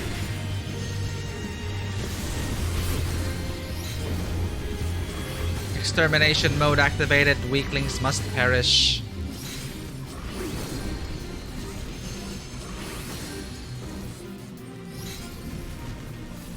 Oh, I used it up. Damn it, my charges.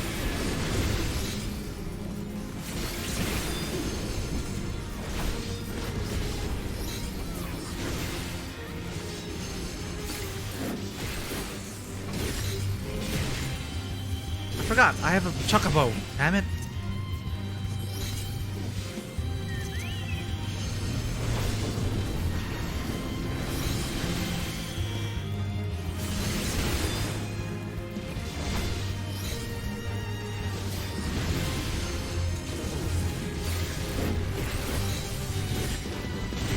There we go, going a bit faster.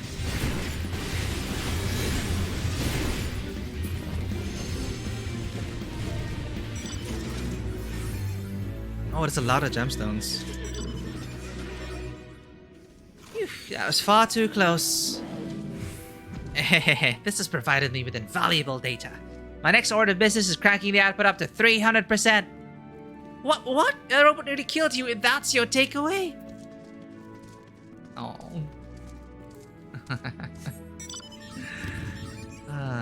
Ban this person. He's getting bots.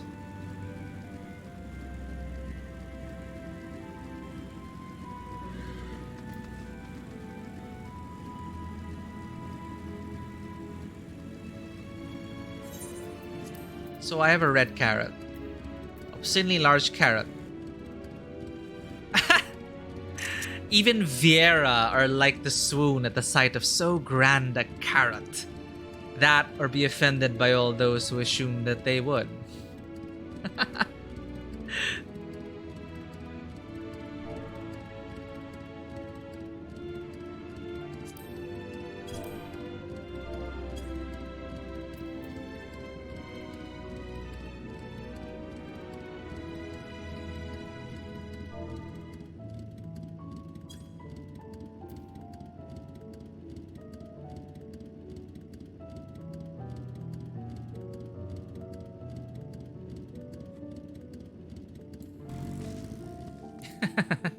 I don't know if I should be offended or not.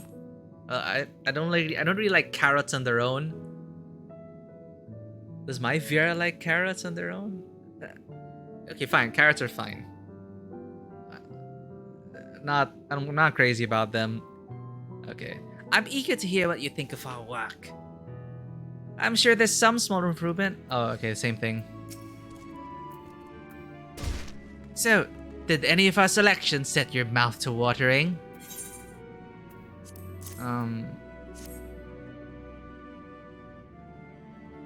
Ah yes, a fine choice. One of my personal favorites, actually. Please, dig in. I'm eager to hear what you think. This is not going off to a good start. Can you imagine just subsisting on carrots? I hope you enjoy it as much as we do.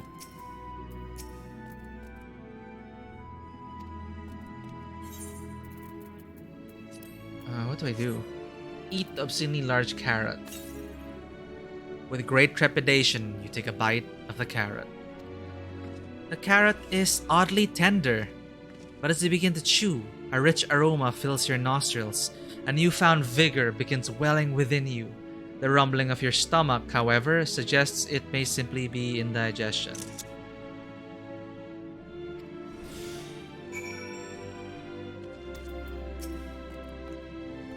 The carrot met with your approval, yes?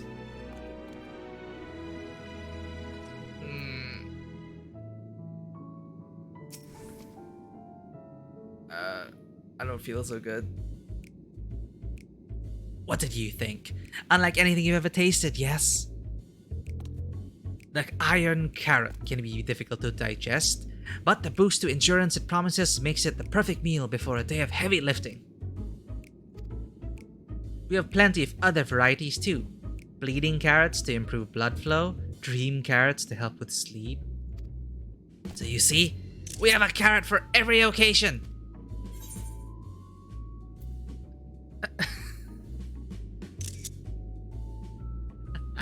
These carrots are extraordinary. I'm gonna really lean into the bunny stereotype.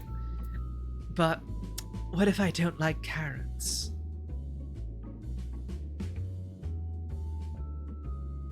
I can certainly see demand for this in same thoughts. I had these thoughts about the different kinds of carrots. So yeah, definitely. I can certainly see demand for this in Sharlayan.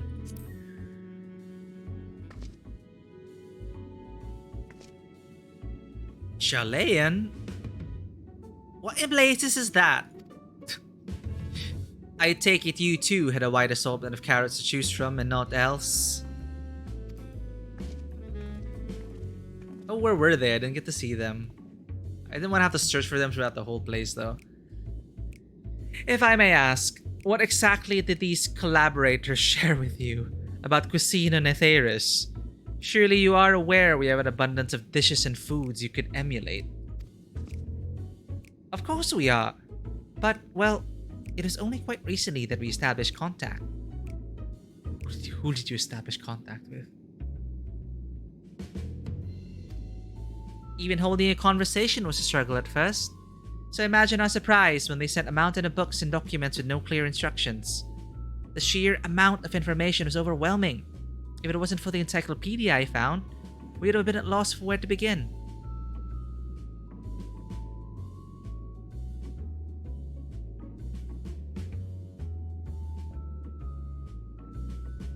Is it fortunate? Was it the Sharlayans who've been collaborating with them?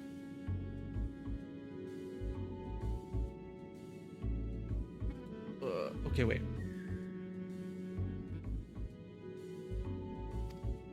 And so we decided, rather than divide our resources to prepare a variety of middling and potentially unsatisfying meals, it would be more efficient to devote our efforts to the production of a single, perfect food. That's all well and good, but man cannot live on raw carrots alone. Have you considered cooking them? You mean steaming, boiling, roasting, and the like? I suppose we could prepare the carrots in other ways. But our primary concern was efficiency. And what's more efficient than sinking your teeth into a carrot fresh from production? So Sharlayan. A rather strange approach to take for one named Cooking Way, isn't it? Well, technically speaking, Cooking Way isn't my given name. When first created, we were all named in the old tongue. You know, the otherwise impenetrable parlance the Watcher speaks. After we received a great tome of words, a dictionary that is, from our collaborators, we learned your language. Adverbs, gerunds, present continuous verb conjugations, just the basics. I'm pretty sure the Sharlayans are their collaborators. Then, we found the terms related to our given tasks and used them to form new names. Aren't they helpful? No, not really, but it does explain a great deal. Wherefore didst thy kind deem such a change necessary? Wait, maybe it's not Sharlayan. Because, well, they don't know Sharlayan, unless they didn't mention that they were from Sharlayan. Who is this mystery collaborator?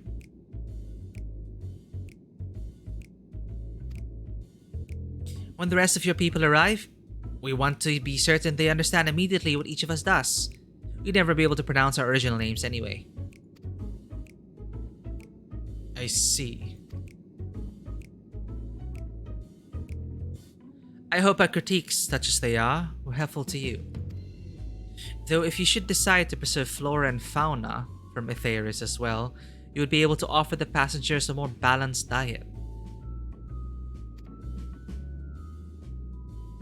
Until such a day, one I pray comes sooner rather than later, it would appear there is naught but carrots on the menu.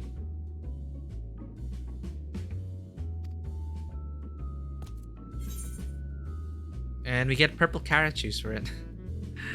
A hearty and healthful beverage prepared from the pulp of purple carrots and pixie apples. Taste of the moon.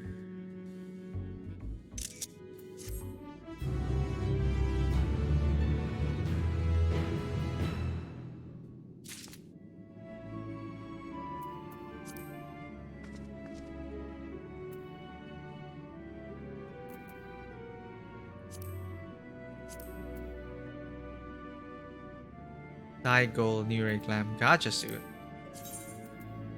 Oh.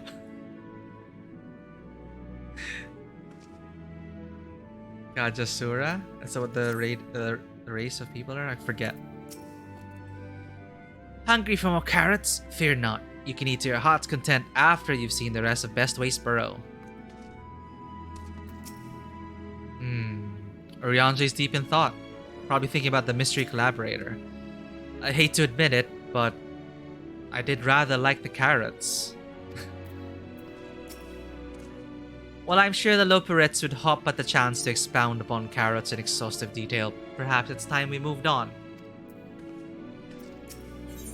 Style the hero. Living Way is eager to show you more of the moon's wonders. I think we've had our fill of carrots for now. Let's move on to other necessities, shall we? Our clothing production is sure to impress. This way! Oh, I think we're gonna head for Weaving Way.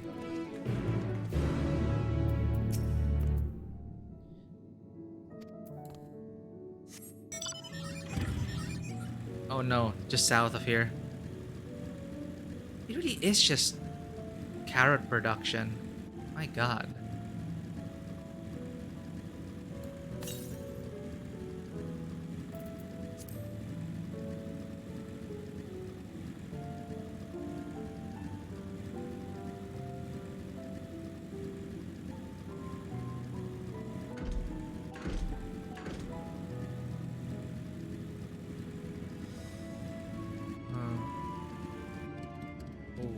Okay, up here.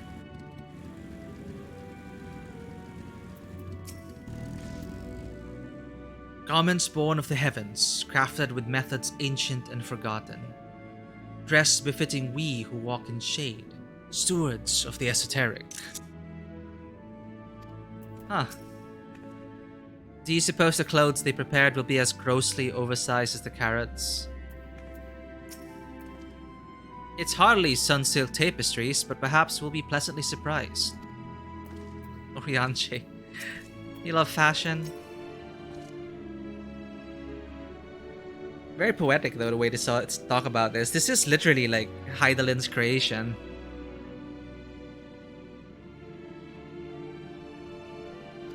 Well, I do need to use the bathroom though before we see more Wonders of the Moon. I'll be right back.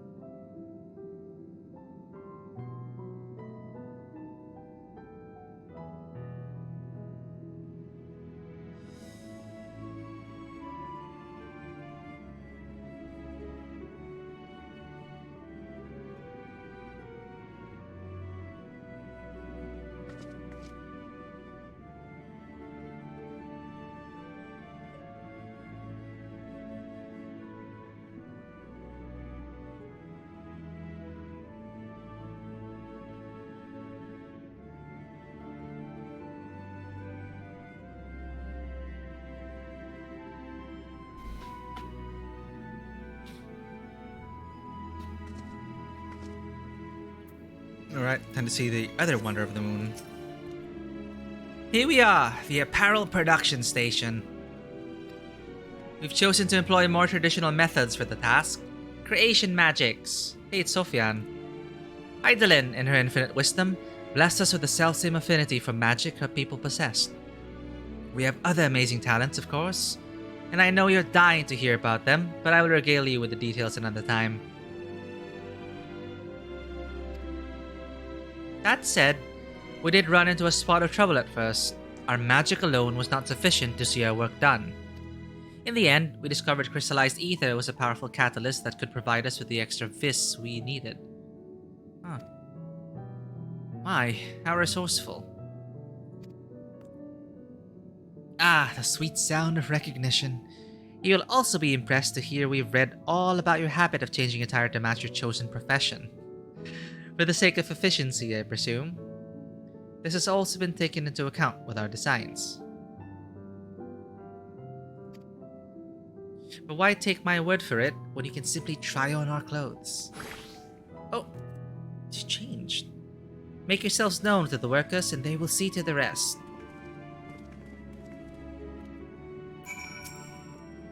If you're worried about sizing, don't be. It should be a simple matter to adjust our concepts as required. And it will be required.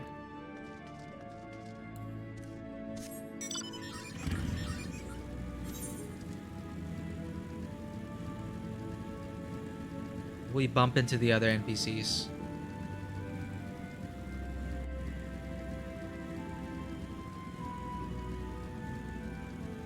Why are you letting like lethal robots around?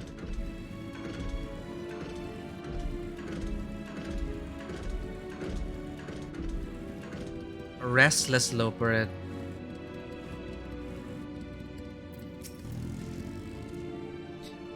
It's you, one of the visitors from Atheris. Goodness me, Mapping Way wasn't kidding. You really are smaller than the Watcher. Oh right, you're here to try on a set of clothes, yes? What would you have me fashion for you today? What? An outfit that embodies my bloodlust. Something simple, yet functional. But for Karen Halamir, a fashionable and refined ensemble. What are you humming?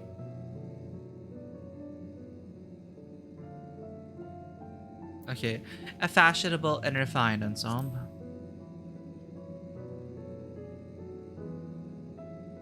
Fashionable. Right. This will only take a moment.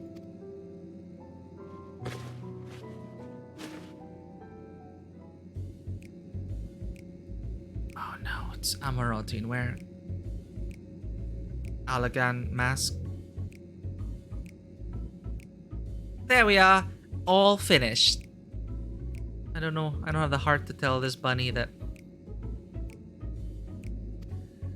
A perfect fit, if I do say so myself. I'll be honest, I know nothing of fashion, let alone fashion in Atheris. But I'd wager no one down there has ever worn anything like this fine ensemble. Perhaps you can start a new trend.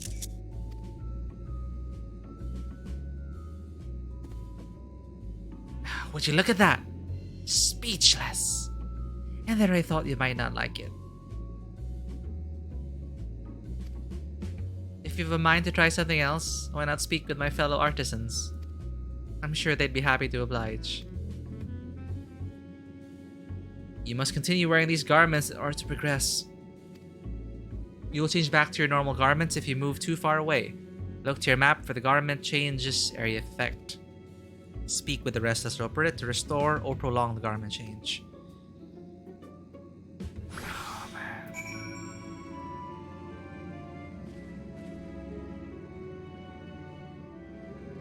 It's like I looked at my glam closet and just chose random things. A fresh change of clothes? Say no more. Oh, okay. Oh, man. Guys, dressed for the occasion. What are my shoes?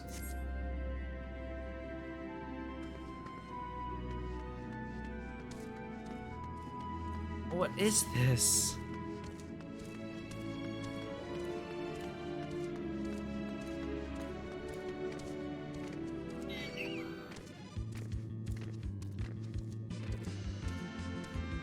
Surely used to have a 4 battle music. Jubilant Lopret. Oh, ah.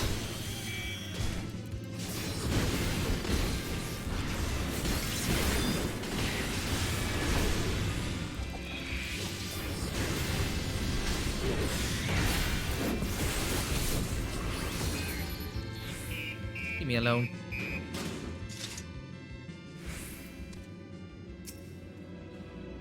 Ah! No one said you'd be coming. How can I help you? You should try my clothes. Really? Oh, of course. It would be my honor. Did you have anything in mind? Got anything with a little more flair? I'm looking for clothes with an altogether different design. Surprise me. Now let's go. I'm looking for clothes with an altogether different design.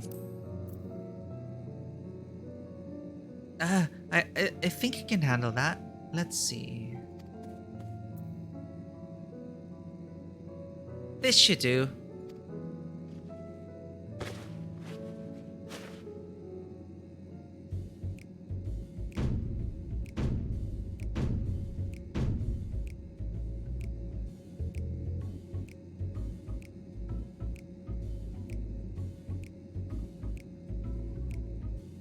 Trying to see the positive in this. I don't want to hurt these poor bunnies' feelings. I mean, what they're wearing is pretty okay, right? It's form and function. Some of my best work yet. You're a strange one, aren't you? I honestly wasn't sure what to do when you didn't ask for anything specific. I take my work seriously, however, and I'm never one to disappoint. That ensemble is a blend of concepts from myriad professions, all-purpose attire for the modern woman of the Theris.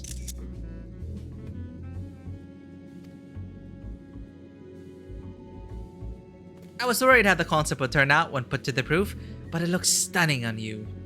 Thank you.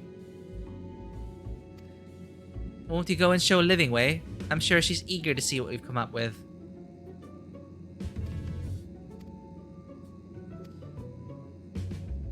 Oh dear.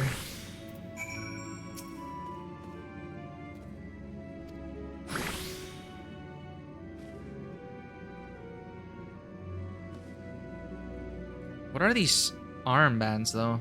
With the ties? If this is going to be fashion moving forward. Well, I mean, once the people of Aetheris come here, there'll definitely be a lot of... But then we can't abandon Aetheris.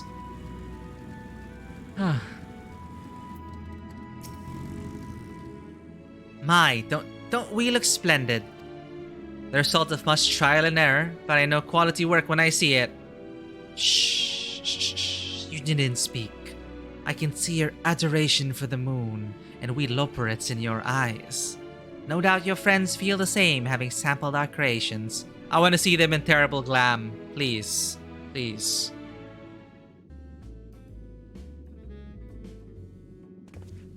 Oh my god. Oh no.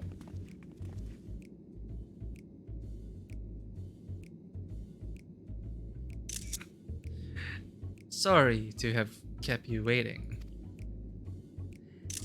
They insisted we sample all of their concepts ere we returned. Verily, 'tis an ensemble. Ryanshi likes it. You can work it. I think, yeah, Ryanshi can work it. Verily, 'tis an ensemble most becoming. Stare.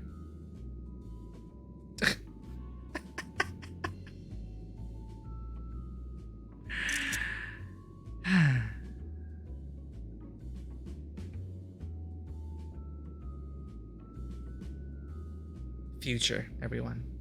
is now. I think it's past time we return these clothes.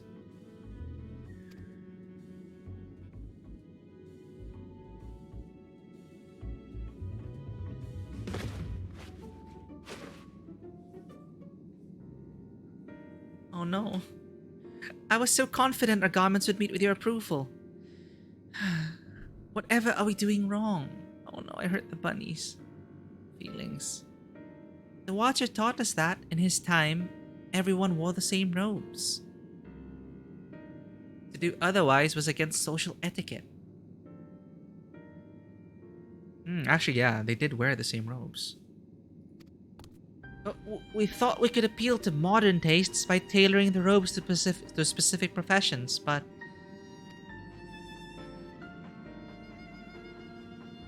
Please, you mustn't be so hard on yourself. Should we resort to evacuating the people of Aetheris, they'll most certainly have need of your attire. 'Tis clear you spared no effort in addressing our needs, but you must understand that we are not quite so homogeneous. Speaking for myself, what I wear now better suits my tastes, even if it is of inferior make. But there are others whose choices may be influenced by traditions or personal experience. Rather than make assumptions for the whole, you must consider the individual and their potential preferences. I fear we've underestimated the complexity and diversity of your people. Even if we'd memorized every tome we received, I doubt we'd have fared much better. Maybe we're doing you a disservice trying to shower you with our baubles and frippery, thinking it was for your benefit when you'd be better off on your own. Oh no.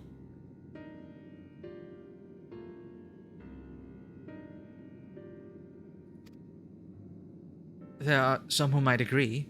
People who prefer to keep others at arm's length, even when they know they shouldn't. As one such former fool, I'd like to ask you a question.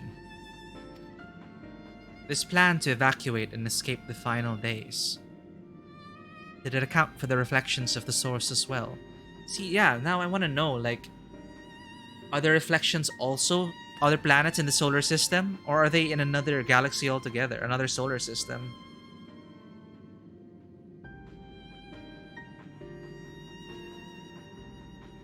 And I really appreciate Tancred asking this as well. Because Rin is in the first. Rin and Gaia and everyone. Oh no. Oh no. Not that I'm aware of. We were born of Hydalin's love for Aetheris and the salvation of the people in that star, and that star alone has ever been our aim. Surely it's better to devote ourselves to saving one world than to divide our efforts across 14 and risk failing them all. Okay, so they are other planets.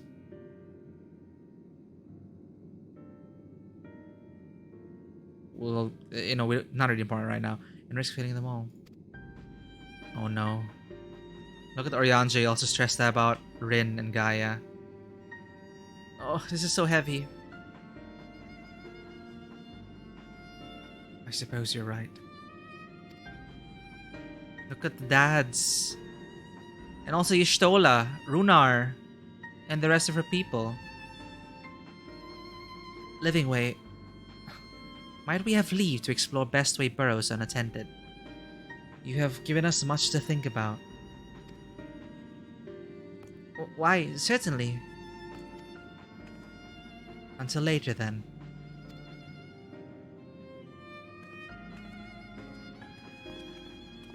We all have friends in the first. If I may, I should like to accompany thee a while longer. Really? I mean, you're more than welcome to. There's actually something I wish to speak with you about. Let's be off then, shall we?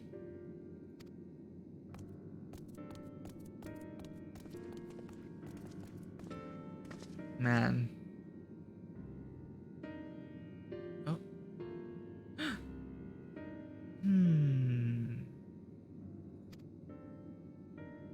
Yeah, fidgeting lover.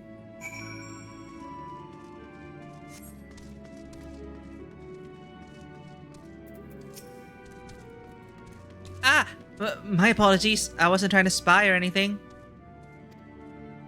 Everyone's been talking about the visitors come from Aetheris, and I wanted to see what all the fuss was about. I was excited at first, but now I'm worried. What if the people of Aetheris refuse to come? What if we can't save them? It's clear we've made a mess of things. Oh, but wait. You still haven't visited domiciles. Once you see them, you'll understand how wonderful the moon truly is. I'm sure of it. I'll be waiting for you by the teleporter near the entrance. Oh, and the name's Growing Way, by the way. See you soon. Oh no, these bunnies. They're just trying to help.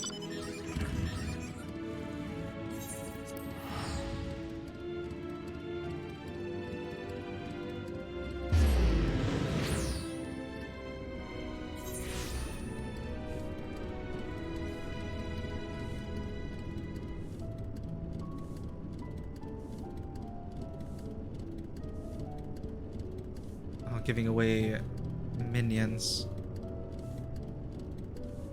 I forgot about the GC gacha. We should probably try that out. But no distractions. MSQ. How many nuts did I earn for that hunt? 100?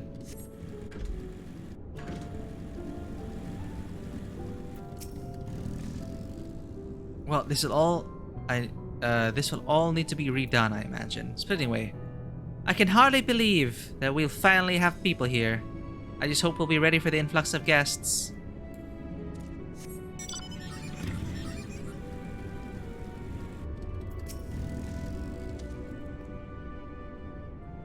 You're here. You're really here. Thank you. Thank you so much. Sorry, what should I call you? Karen Halimir, eh? Crikey! Even your names are amazing. Well, Karen, we'll be using this teleporter to enter the residential area. Whenever you're ready. Housing on the moon? Ready in the teleporter.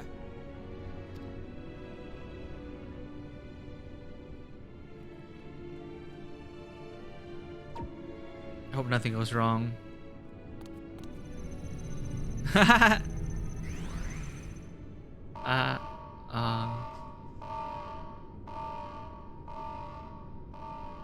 What's wrong? Huh? Access to living quarters restricted due to reconstruction.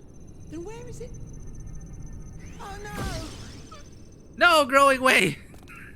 Where did you bring me? Where did you send me? Alright, yeah, they are reconstructing the place. A private audience, as thou didst request, for reasons I know not.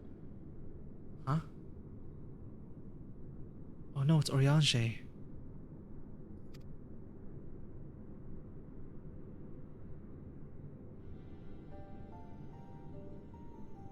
Just a precaution. I'd rather I didn't have to ask the question at all, but I take my responsibilities very, very seriously. Do you and your friends, by any chance, find our accommodation wanting? Be honest, brutally even. Oh no. 'Twould be ungracious of me to belittle the efforts of thee and thine. Lovely sentiment, really, but the disappointment is writ plain on your comrades' faces. It's all the more frustrating since no one will come out and say what they find wanting. Oh no. If there are faults in our work, we need to know. We can, we will do better. But time is not on our side. The final days will wait for no one. If your people are to be saved, we must take quick and decisive action.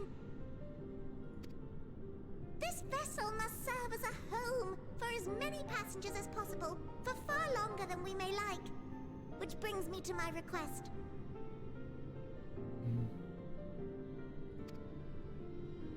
Our collaborators on Atheris are doing what they can to prepare for the voyage.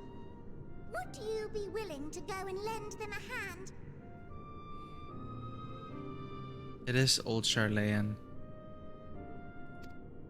Having seen the moon for yourself, you could speak to its many splendors, learn what else they might require, and assuage whatever concerns they have.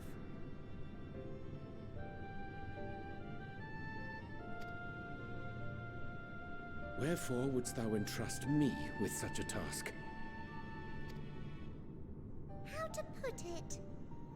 You're the only one who appears not to be wholly unsatisfied with our work. Oh, quite good at pretending that's the case, at least. Calm, collected, tactful to a fault. Very particular with your words, too. Oh, that is true. You understand that, in the face of great danger, one cannot pursue perfection at the expense of practicality. The difficult choices must often be made for the greater good. Oh, look at this one. He's so sad. Oh, this one's so adorable. So they're all so adorable.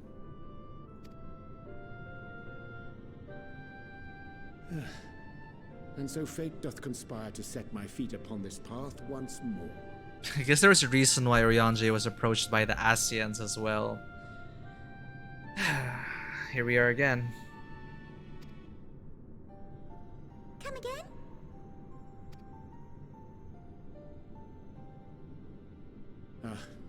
Idle musings.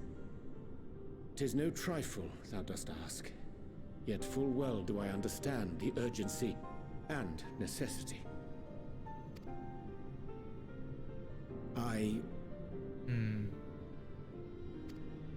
Oh, dear me! Dear me!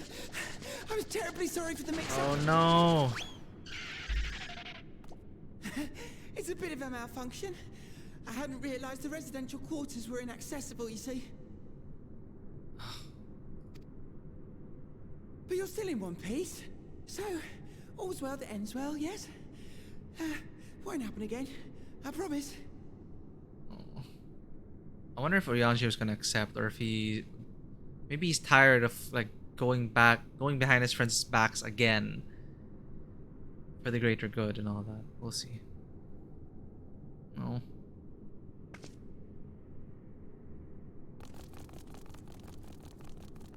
There goes Oriange again.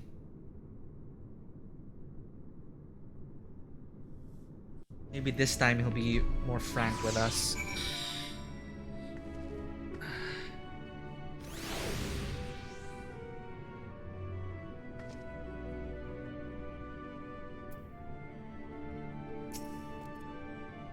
Gosh, that was embarrassing.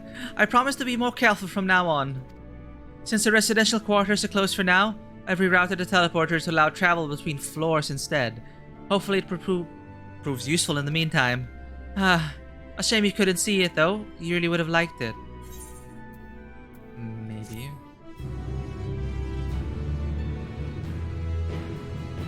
You can now travel between the upper and lower floors of Bestway Burrows via the teleporter. All's Vale that ends Vale.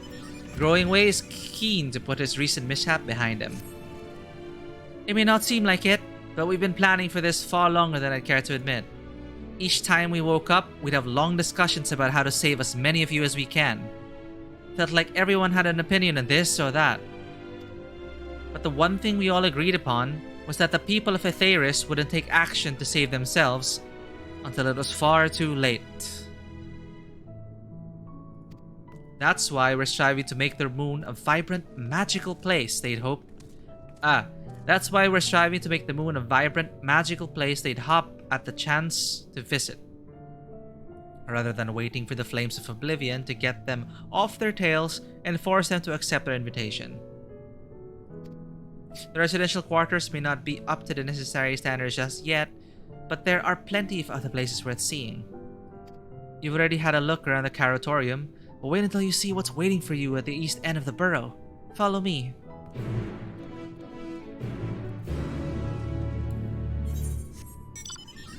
Oh. Quests are unlocked. Am I going to have to disappoint another? Oh, I hope this is the way. Ow.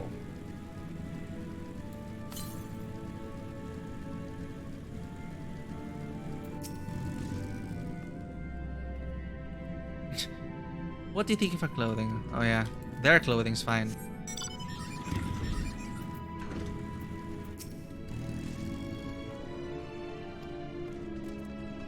Hello, Growing Way.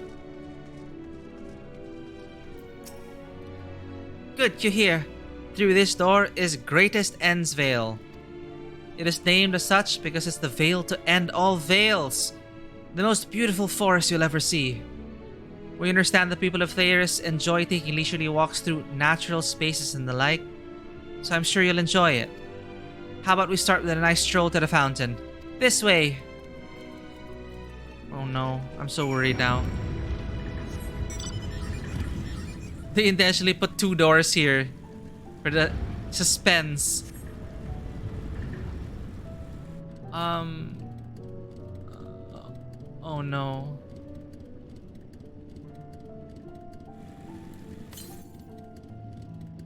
Northeast. We finish this today, understand? So hop to it.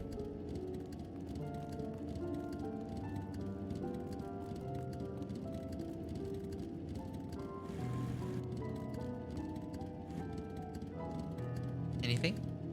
No, okay. Moping Way. There must be something to be done about this. Come now, think.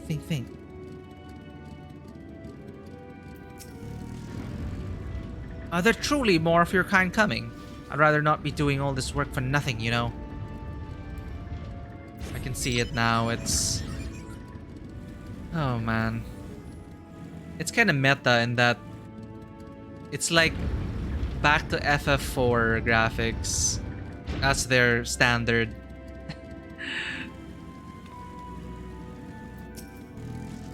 Suppose this needs an overhaul now they've changed specifications on us. Don't you just love books? I absolutely adore them. They've taught me so much. Don't tell anyone, but they also taste delicious. No, you're eating the books. Grinding Way.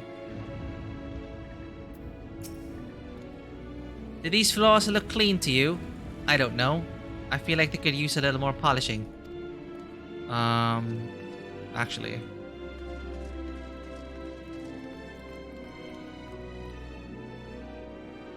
What are you guys doing?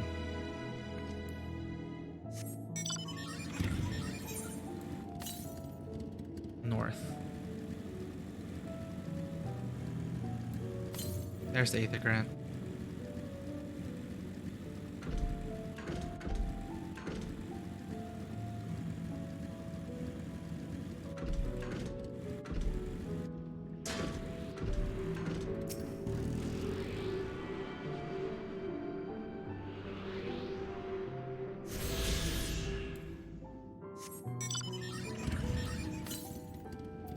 Southeast. Still here then.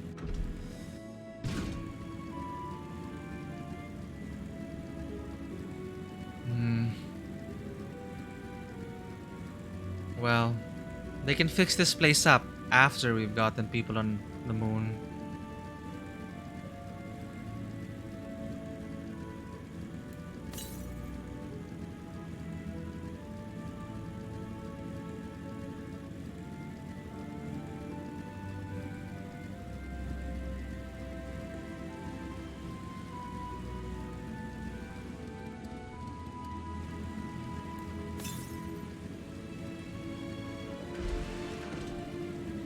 There's the Aether Grant.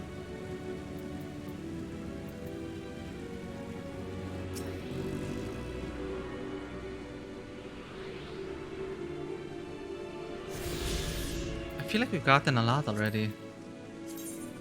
3. Ah.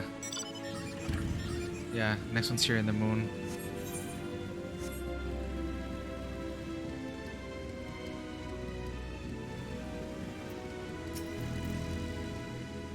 So, what did you think of the forest? Isn't it positively pleasant? Simply sublime. The foundation's there, Growing Way.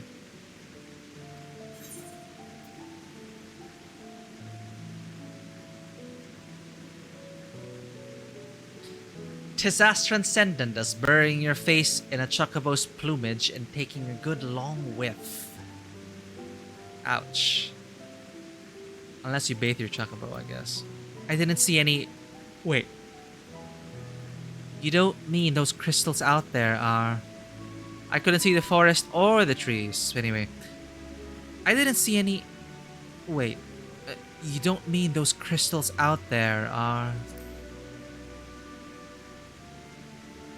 Right you are! Our forest is made of crystals and constructs, dotting the landscape as far as the eye can see.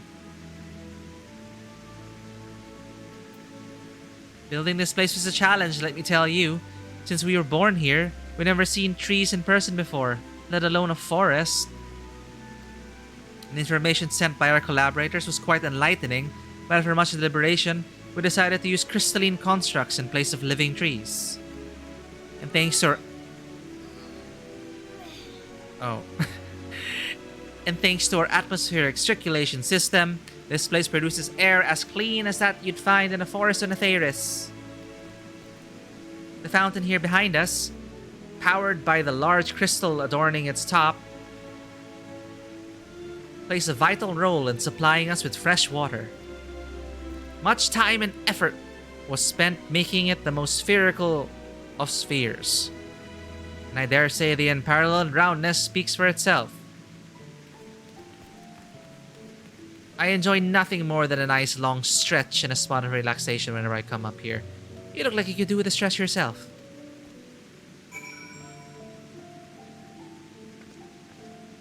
Oh man, it's 1 AM. I can keep going for a bit more. Then I'll have the whole day to prog MSQ later.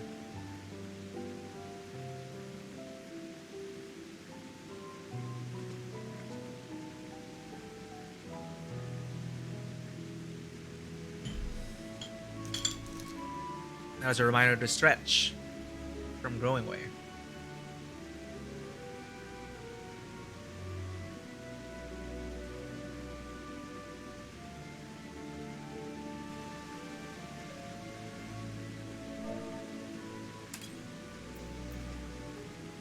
Feeling tense, Karen? Why not stretch and relax?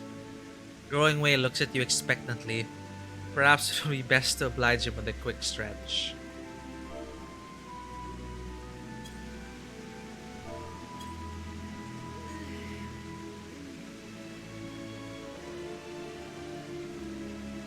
That's the spirit. I feel more relaxed simply watching you. A sight worth the many years spent building this place. They're really making you feel bad for these bunnies. If it's not too much to ask, it's always been a dream of mine to take a walk through this forest with someone from Aetheris. Oh, could we maybe?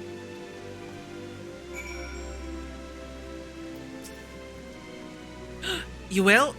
Oh, be still, my quivering whiskers. Growing Way is now accompanying you. Keep him at your side in order to proceed with quest objectives. Oh.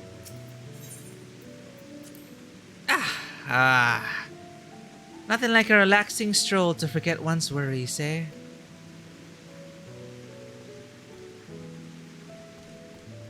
Oh, I guess you're gonna follow this path then.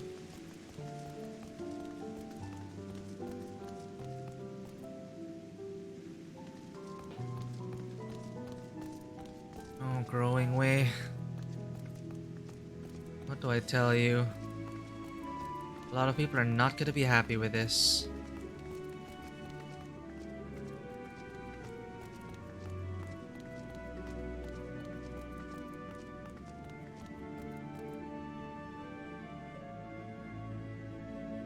Oh, bonus conversation.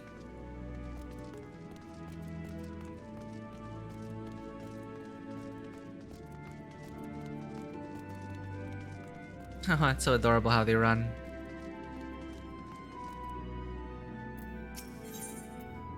Ask if you can taste the rainbow crystal.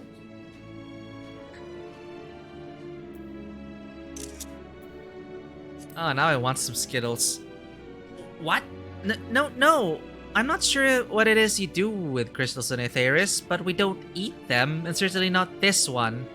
It's possessed of all 6 elements. Excuse me.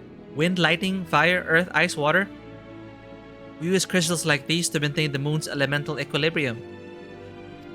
It's worth mentioning, though, that because of Hydalin's influence, being the embodiment of tranquility and stasis and all, manipulating the elements here is different than it might be on Aetheris. Ah. A conjuring of fire would sooner dry your clothes than singe them. Oh, cool. A conjuring of fire would sooner dry your clothes than singe them, for example. Put simply, the etheric conditions are ill-suited to growth, which is why the surface is mostly barren. Maybe this is why Hydaelyn said to banish the darkness and to move on from stasis. I guess Hydaelyn is also trying to get rid of herself. Who knows?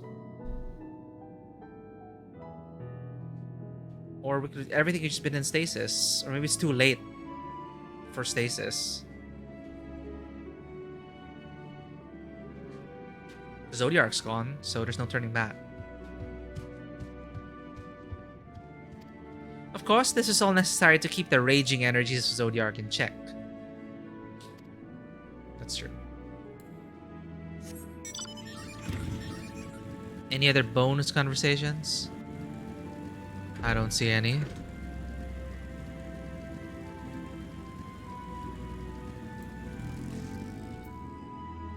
Oh, crap. I remember I can't use the mount.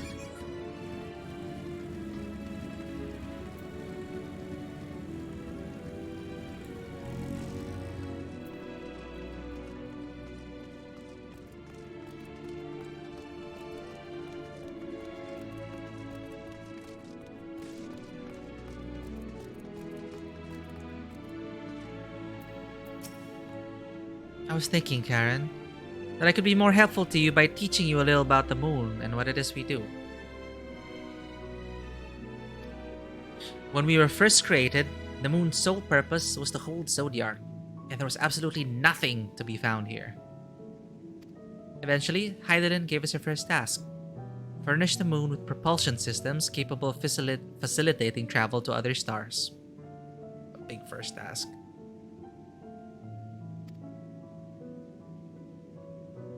It sounds impressive, and I suppose in some respects it is, but it was only possible thanks to all the knowledge Hydaelyn shared with us. We also had a lot of time to get it done. 6,000 years, give or take. Wow.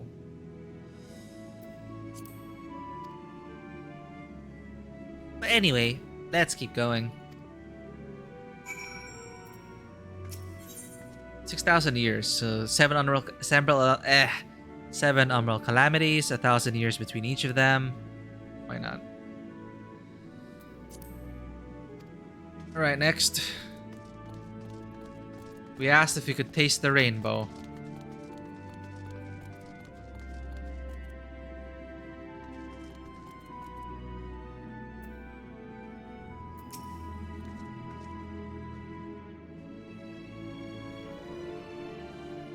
This may come as a surprise, but we didn't begin building the habitable areas until after the propulsion systems were ready. Yeah, you gotta make sure it works first. Considering how long it took, I wish we started sooner. Who would have thought we'd need 4,000 years to make all this? Wow. It certainly wasn't work you dare rush either. We had to create infrastructure and countless supporting systems, some of which wouldn't be operational until hundreds of years later. And then there was that brief period where our productivity came to a screeching halt, when that bizarre red satellite was sent up from Aetheris. The Allagan's mischief, I think. Oh. We thought maybe some new nefarious actor was colluding with Zodiark. All we could do was stand by and brace ourselves for the worst.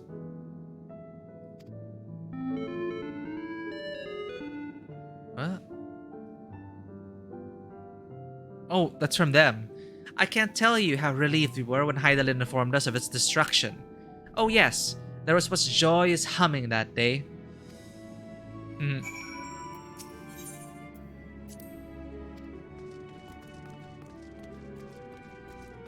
Keep an eye out for bonus conversations.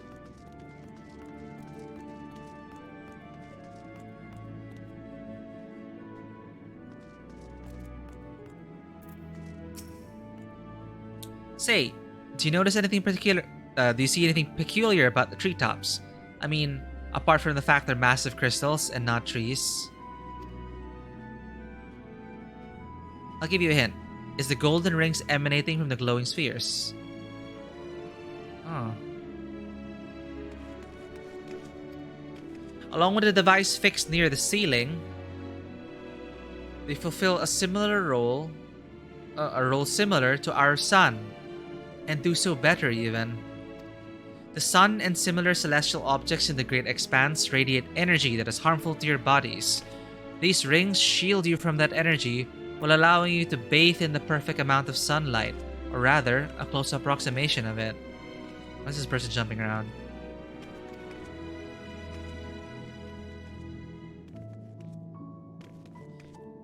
Pretty impressive, wouldn't you say? Oh, and if you look closely, you'll see different types of trees have ever so slightly different curvature. Yes, indeed, this forest truly is the greatest. Actually, they are different. Oh boy.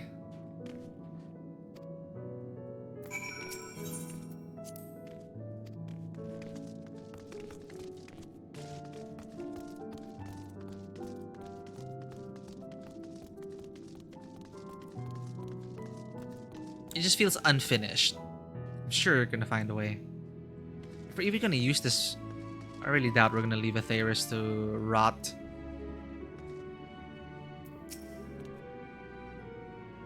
There was something else I wanted to tell you about. Oh right. The propulsion systems and habitat facilities were completed around 2,000 years ago, and with that, the most important features were fit for purpose. Which is all well and good, except we still knew absolutely nothing about the present-day people of Atheris. Why not go and visit Atheris yourself, you might ask? Strictly forbidden. Were our technology or knowledge of the moon's true purpose exploited for evil ends, the results could be disastrous. Then, there were a few more rejoinings, and it became increasingly difficult to converse with Hydaelyn. Fearful we might lose the ability to communicate with her altogether, we beseeched her to find people in Atheris we could trust to help. We were quite fortunate. Everything worked out as it did.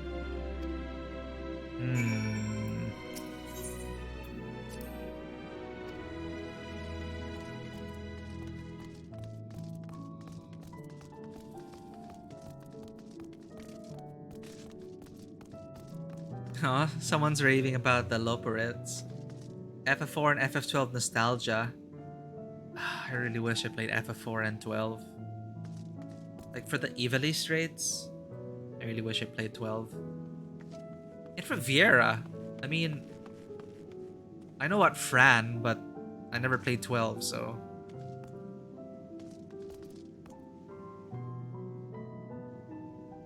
Oh well. My first experience with the Loperids, and I love it. With the exception of routine inspections and maintenance, we remained asleep and waited, hopeful Hydaelyn would find someone who would help us.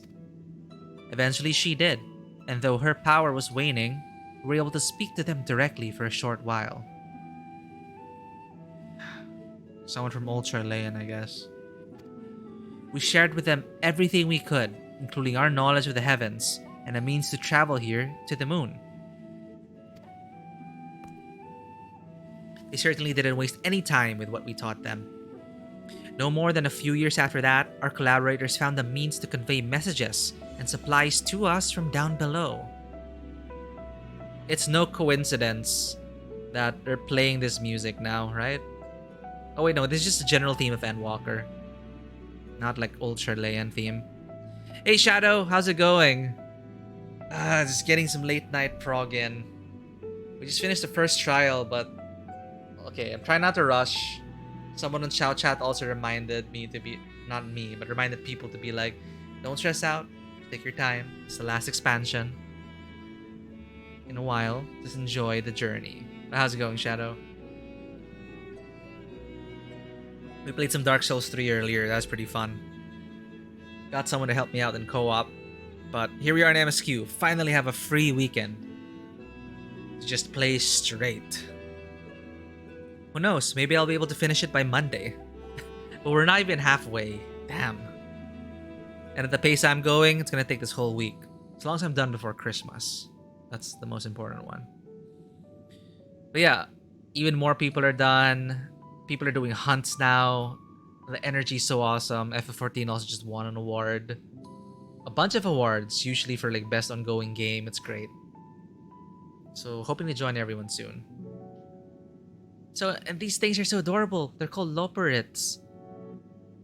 We're not related at all. Loporrits were created by Hydaelyn. I am a Vera, not created by Hydaelyn. And they can.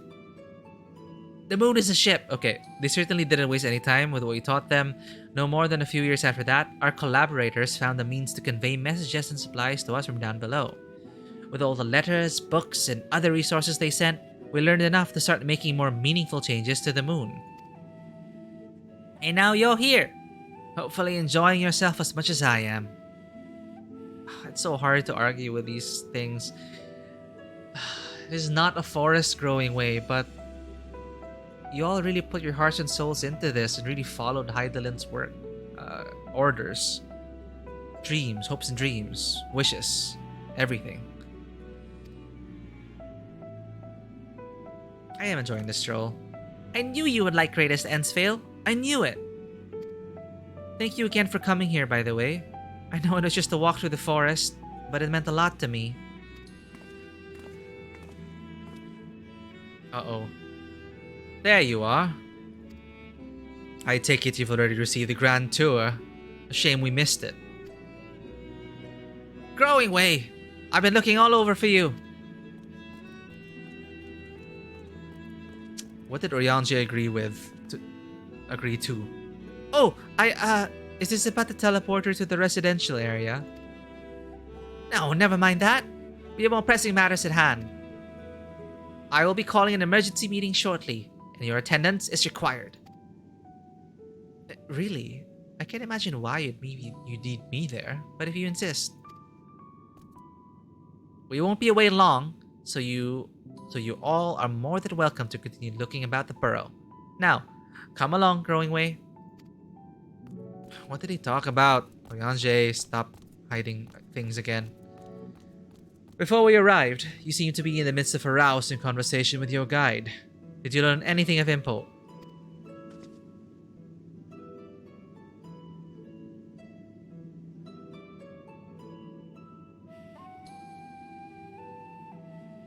Wait, 12,000? They've spent 12,000 years preparing for this? With the appointed hour fast approaching, I can certainly understand the restlessness, but still. It remains to be seen if the people can be persuaded to evacuate when there are yet no signs of the final days. Oh, that's gonna be difficult.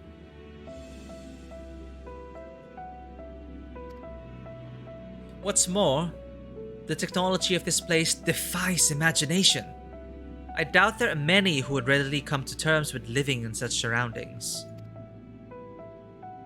Whoever these collaborators are, unless they are possessed of the world's most charming personalities or a means to forcibly evacuate people, they will meet with a great deal of resistance.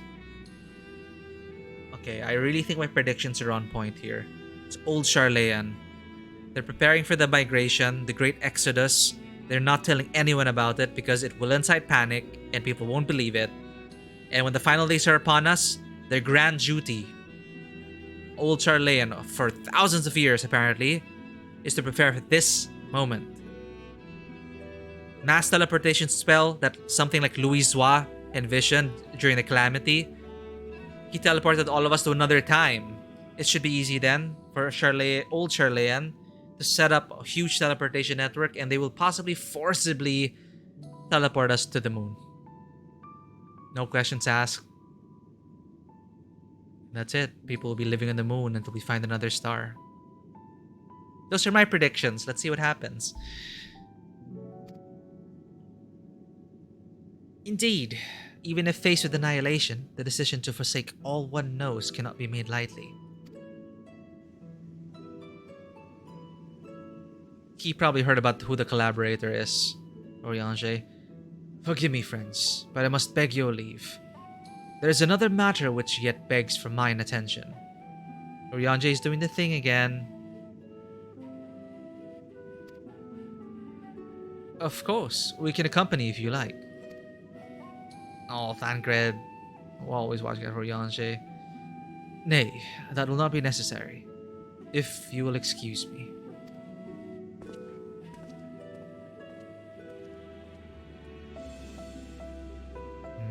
I should tell them about it.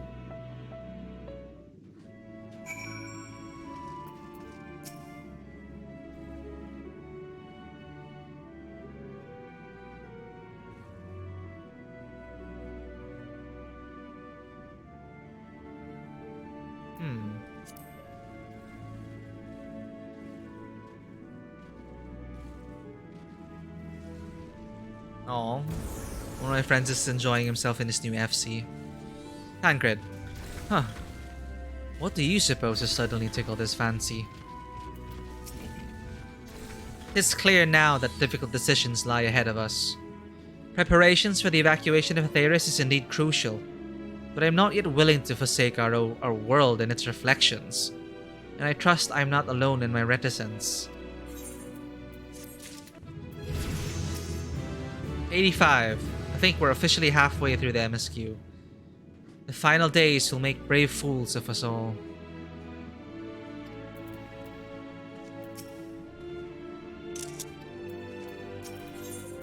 Back to old tricks. Yep.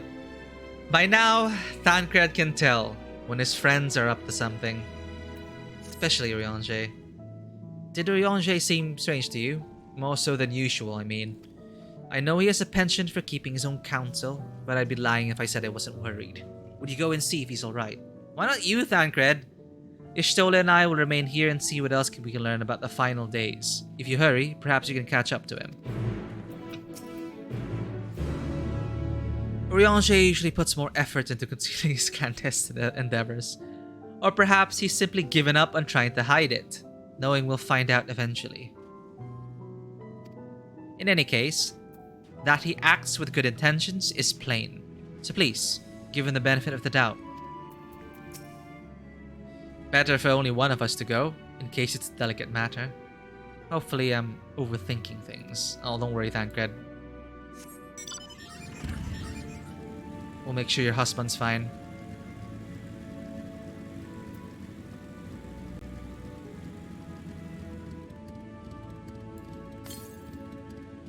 Alright. Let's just pick up these quests.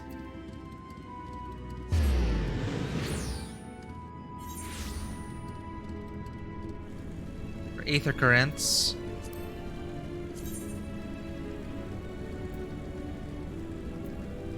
We're really not done. Not even close to finishing.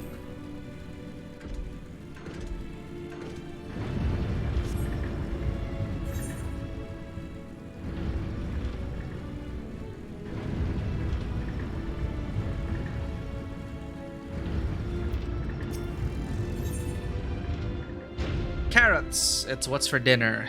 Yawning Way needs help gathering the Carrotorium's loporits for mealtime. Oh, bother.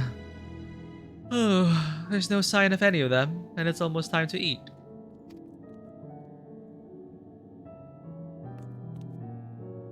You there.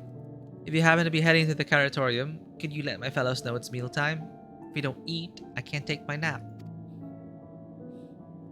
Many thanks. They should come running at the mention of carrots of happiness. So just say those 3 magic words and they'll be on their way. Carrots of happiness. Are they gonna carrot up? My friends... Oh, it's so adorable, folding the ears. I wish my ears could animate. Their ears are like an accessory. My friends aren't wont to refuse a well-prepared carrot, especially when it's a carrot of happiness. The mere mention should have them hopping back here in no time.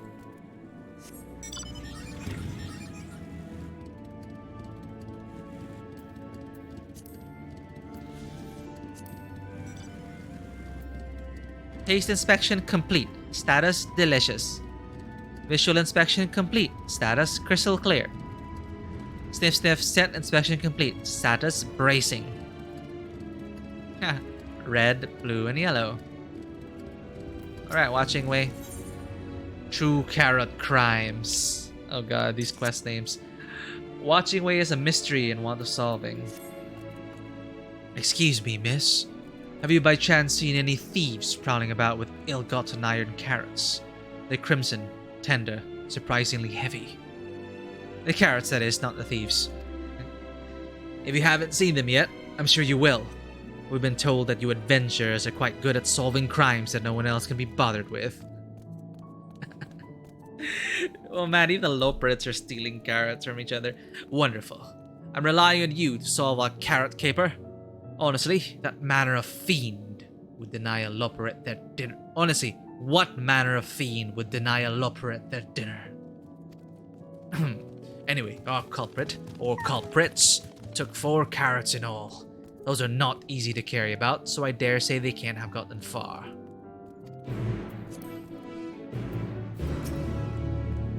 There must be a clue around here somewhere.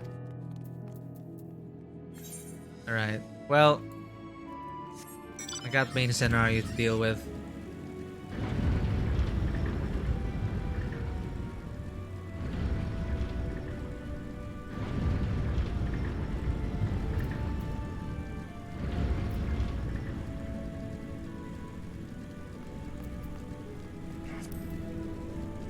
Probably do it off stream.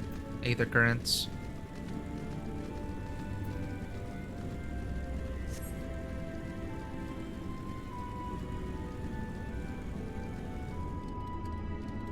How goes the system change? Oh, about as well as can be expected. Honestly, if it weren't for bad luck, we'd have no luck at all.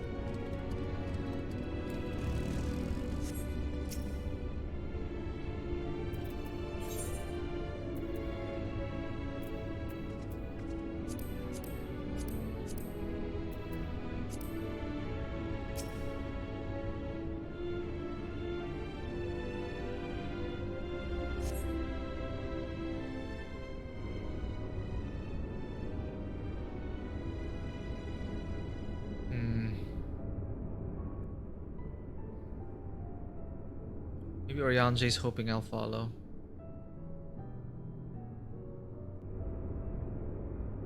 Orianje appears to be heading towards the entrance to Bestways Burrow.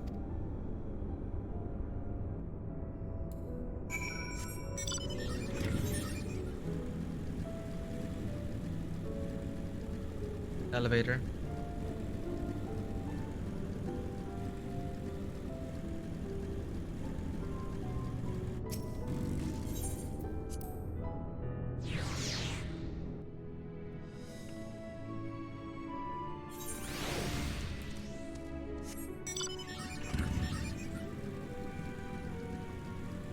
Was that really the fastest way? I'll have to go across.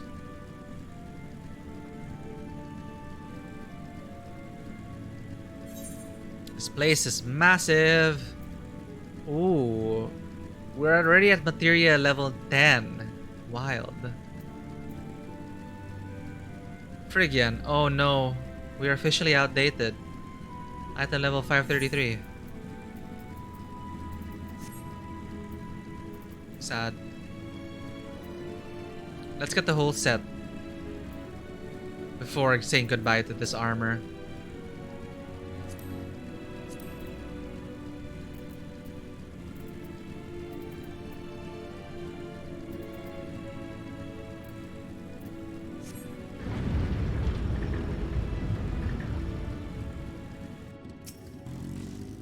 Did he take the dog back?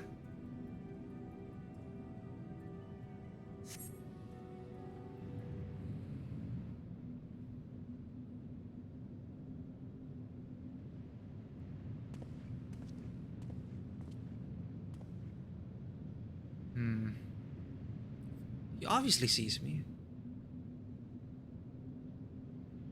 Oriange ventures off into Mare Lamentorum for reasons unknown. You must tread carefully, else he might sense your presence. Oh no, it's another tailing quest.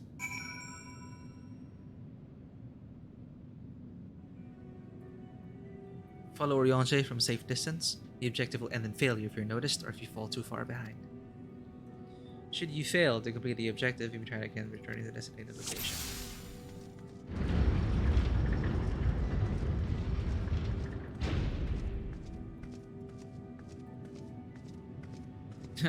I'm gonna follow Kiev here.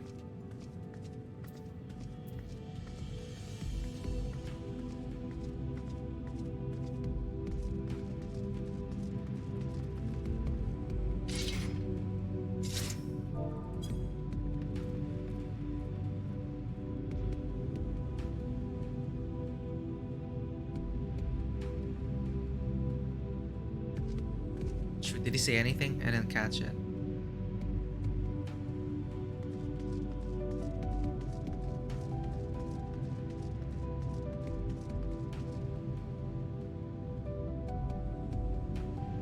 Let's do this keyframe. Love that his name is Keyframe. Like a film editing term. Who's there?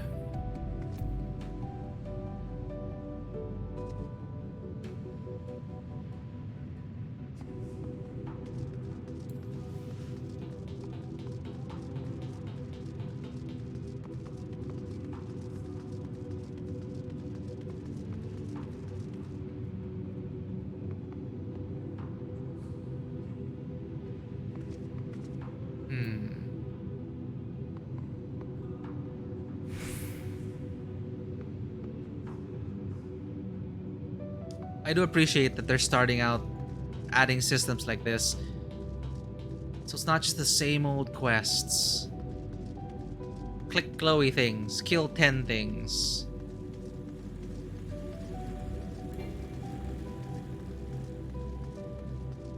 He's gone. Oh.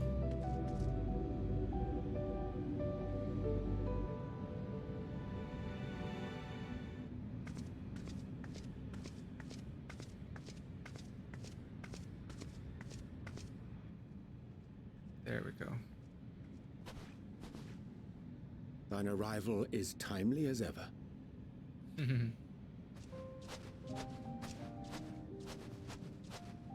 Thou didst chance to overhear my conversation with Living Way, I presume? Yeah, let's be honest here. 'Twas not mine intent to move in shadow. Nevertheless, I have been asked to do that and more yet again. Is it so plain that these strangers could intuit it at a glance? My capacity for silence and secrecy and duplicity. Oh. I'm sure he still regrets that. And Grahatir did contrive to deliver the first at the price of his own life. I was complicit in the scheme. A sacrifice averted for a mercy. Would that I could say the same for Menphilia. One life for one world. And by that bloody bargain brokered by my hand were the Scions robbed of a dear comrade and Flamine, her beloved daughter. Shit, I almost forgot that it's Oriange's. What he did, man. It's heavy. two souls, whose selflessness was beyond measure, whose resolve was unshakable. They would not be moved even had I thought to protest. But protest I did not. Far from it. I pushed them forward.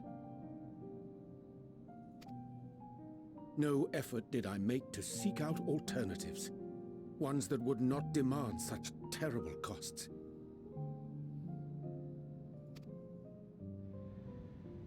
That resignation weigheth heavy on my mind, as does the memory of another lost to mine inaction. Moonbreeder? Dearest Moonbreeder, who did face death unflinching, that we might secure a means to bring low the Ascians.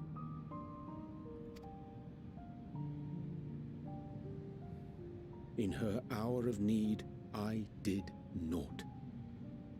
Dutiful disciple of Louisoix, ever looking to the greater good.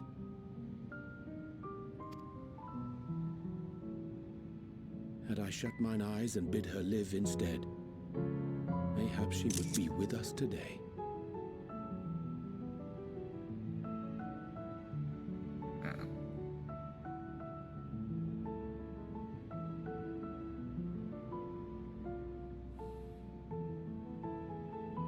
You can't tell yourself that.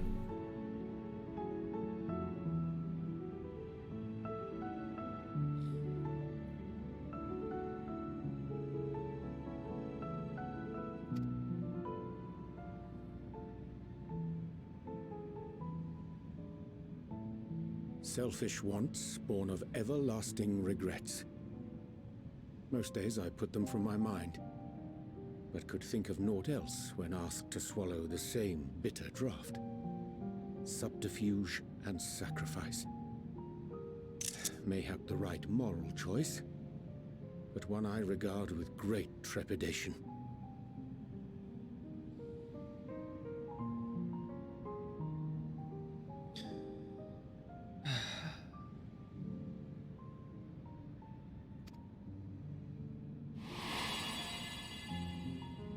The calamity of Amarot was a tragedy beyond reckoning, one which must never again come to pass.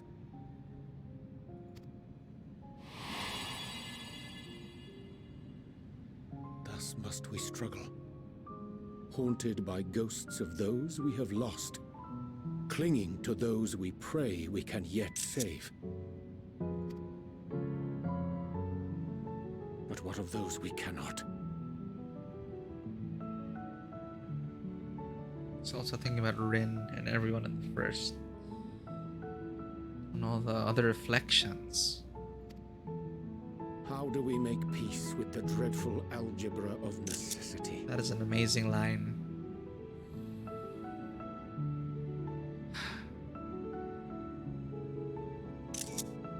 How do we make peace with the dreadful algebra of necessity?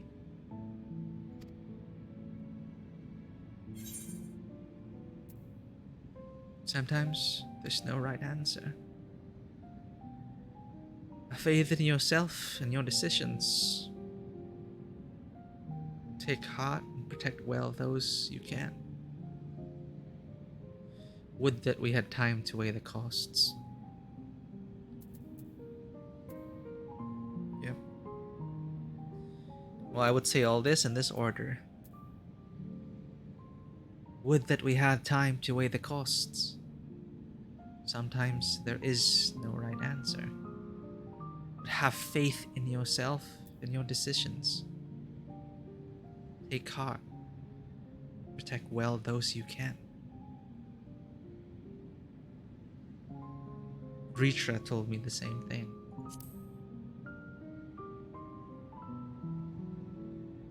Sage counsel indeed.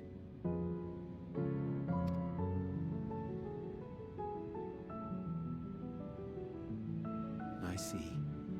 Wisdom as befits a great worm.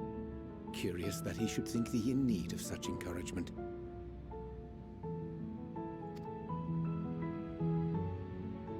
Strange. Scarcely can I remember when last we spoke alone, and so candidly. So true. I was also sinking in that we never have moments like this with Urianger. Rarely. I thank thee. For all my supposed skill with words, I find it difficult to express such private thoughts. As for the Loporrit's proposition, I will take time and consider how to respond. 'Twould be to our mutual benefit if we could converse more openly with our aspiring caretakers.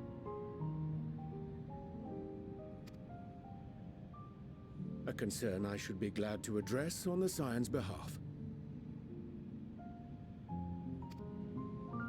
Yeah. To dispense with all pretense and bare one's heart to another is a frightening thing indeed. But we cannot move forward ere we take that bold first step. A lesson I have learned many times before. And today.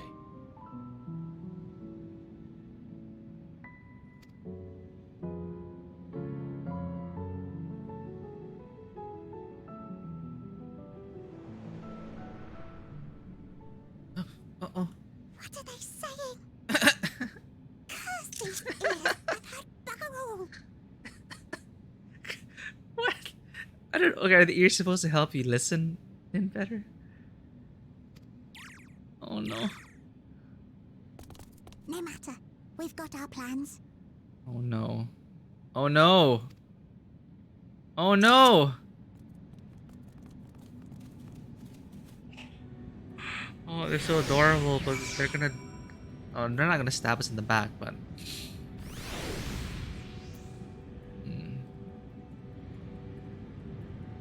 Oh, another FC mate's already at the end of the story, and they need a tissue. Man.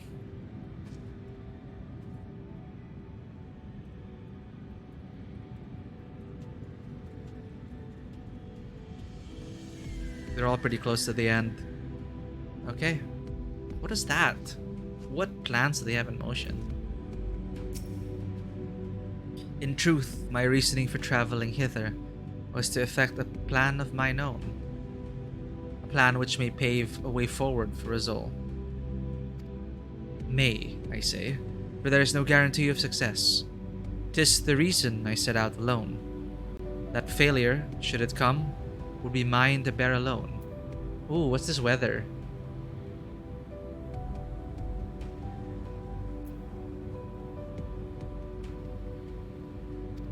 Yet thou standest before me with proffered hand and open heart.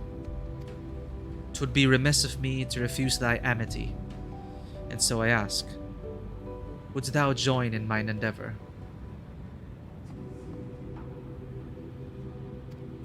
Nice.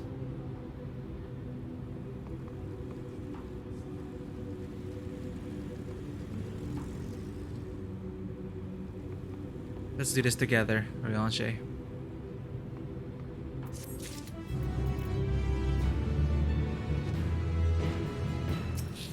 Setting things straight, Urianger is quite glad for your company. I thank thee for accompanying me. 'Tis a simple plan, in truth. We shall not be long away from Bestway's burrow. Difficult decisions must needs be made in the coming days, but I nevertheless believe we are all of one mind in our desire to save the people of Etheirys. To make clear our resolve to the Loporrits, I would offer them a gift, but its making doth require a most singular ingredient.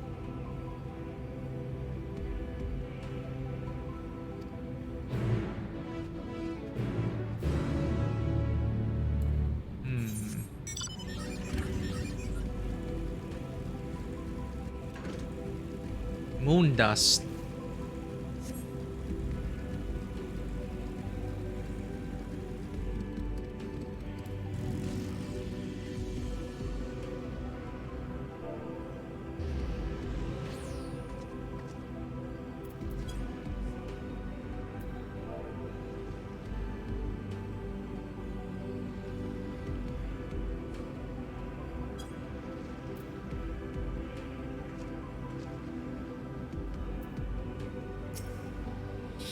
Ah, an abundance of sponjoy. Excellent. I chanced to spy this aggregation when crossing Zodiac's erstwhile prison.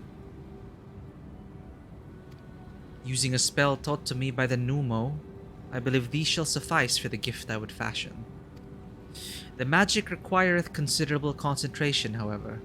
Might I prevail upon thee to stand watch whilst I perform the incantation? Ryonje is wholly observed in weaving his enchantment. Until his work is complete, he will need to be kept safe from harm.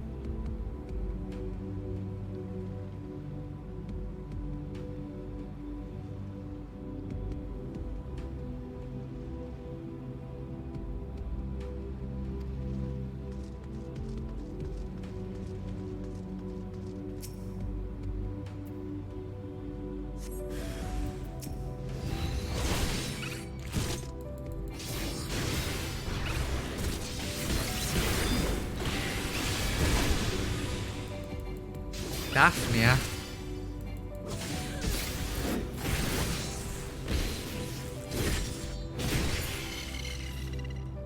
Alright. And more.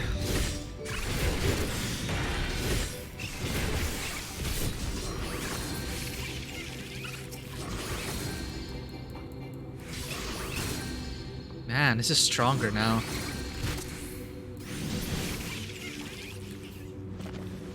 More enemies have joined the fray.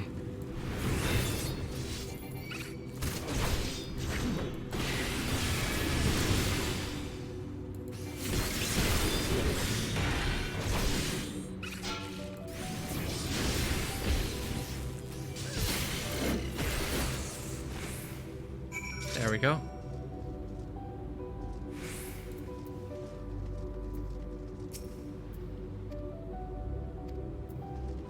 More.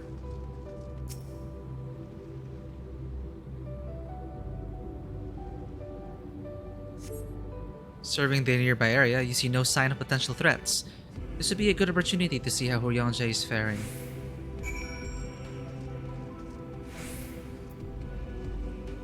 Wait a minute, I noticed these are shorts? Oh, it's really just the skirt of it. But I'm wearing shorts! I didn't realize.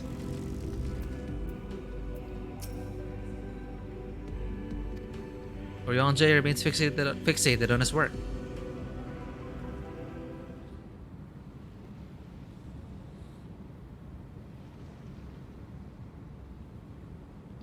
There. 'Tis done. A magic inked, every ounce as efficacious as that crafted by the Pneumo.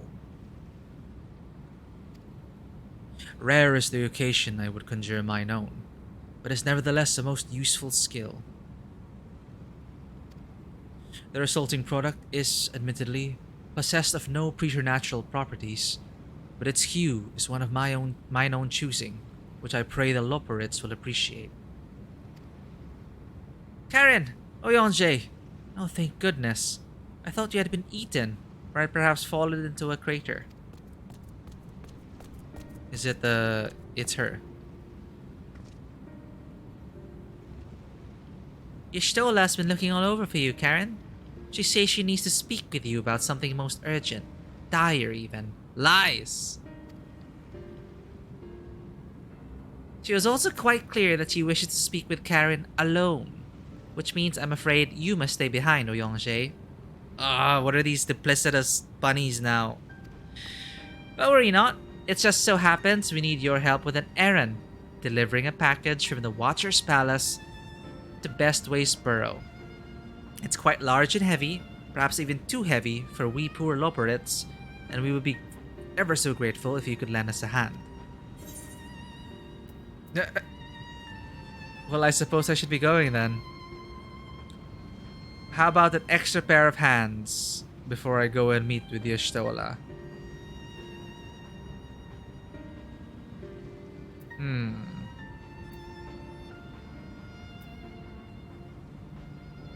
Let's be a bit more subtle about this.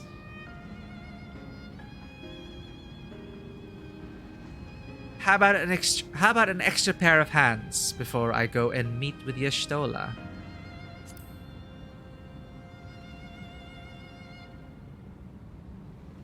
No, that won't be necessary. Urianger's help should more than suffice. And I'm sure you don't want to risk getting on Y'shtola's bad side by keeping her waiting. She seems prickly. Now, off with you.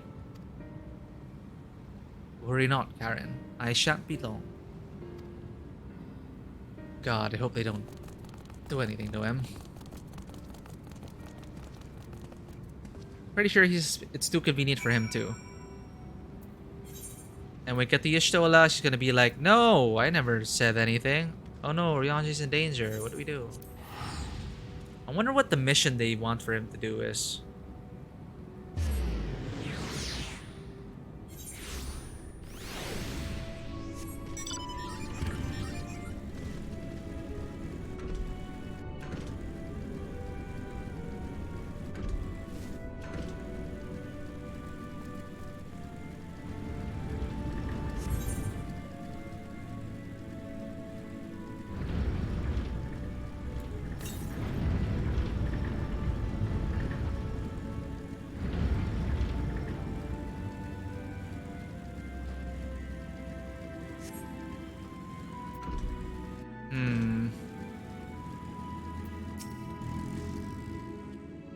Everything's alright with Urianger then? That's a relief. Oh, back too so soon? Oh, Karen, we thought you would be away for far longer. Ah, there we go. A dire emergency? I said no such thing. But as you are here, I could use your assistance with one small matter. Runningway, a companion of Growing Ways, apparently has much to tell us of the final days. The problem, however, is that he's determined to live up to his name, refusing to stay still long enough for us to hold a conversation. Is there anywhere he's likely to stop and rest? Or perhaps there's a way to slow him down? What's the rush? I was thinking we should wait here. Maybe enjoy a cold mug of carrot juice and... No? Well, if it's really that important... Oh, he's trying to delay us. You can try using these balls of moose flesh, not to be confused with the other thing. Runningway's other notable feature is his incessant chatter, so you'll have no trouble finding him in a crowd. And when you do, try lobbing your balls at him. Wow. Crude, but if it proves effective. He was here in Greatest Endsvale when last I saw him. Let us split up and find him.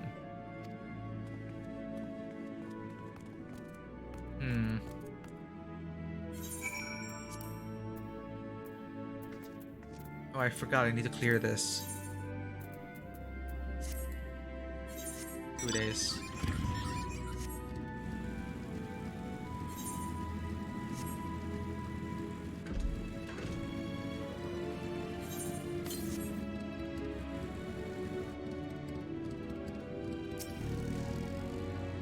Search your surroundings for Runningway. You may move the camera as well as zoom in and out. Target Runningway and throw moose balls. Moose. Right, now I get it. Locate the ever-elusive Runningway and strike him with a ball of moose flesh. Do not hit unassuming Loporrits. Strike Runningway with a moose ball. Unassuming Loporrit. I should be able to hear him. Oh. Ow! That's smart! It is meant to be a joke. It isn't funny. We did it!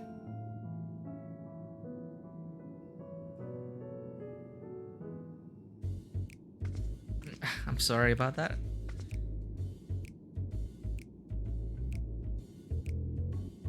Yes, I'm Runningway. Do you mind explaining why you hit me in the face with your balls of moose flesh?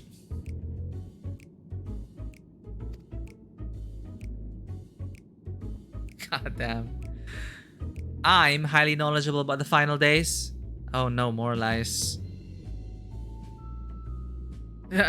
That's the most ridiculous thing I've heard since I woke up. Who told you that joke? As if we've got time to look into final days. into the final days when there's so much to do before the Great Voyage. It's true that Hydaelyn did impart to us some knowledge of the event, but I know about as much as any other Loperate around here. Less, probably. I don't know why anyone would think it's funny to go around telling people I'm an expert, but they'd better hope I don't get my paws on them. Sorry I couldn't be of more help, but if there's nothing else, I've work to do. And I'm off. Running away. It's obviously a trap. I should have followed Oyonge.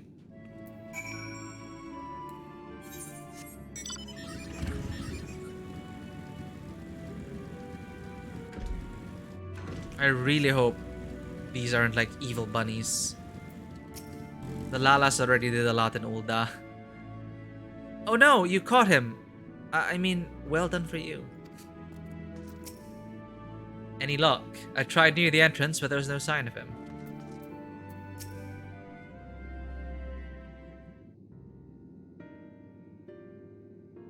I could find neither hide nor hair of him. How did you fare?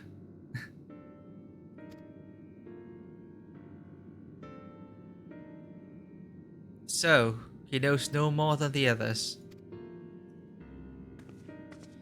Care to explain yourself, Growing Way? Well, you see, I misremembered. Oh, that's cute. Yes, that's it. I misremembered. Terribly sorry about that. Afraid I'm drawing a blank though. Try as I might, I can't remember who I was thinking of. On an unrelated note, what of Oyonge? I assume you spoke with him earlier, but did he say when he'll be returning? Suspicious. On his way to the Watcher's Palace with Living Way.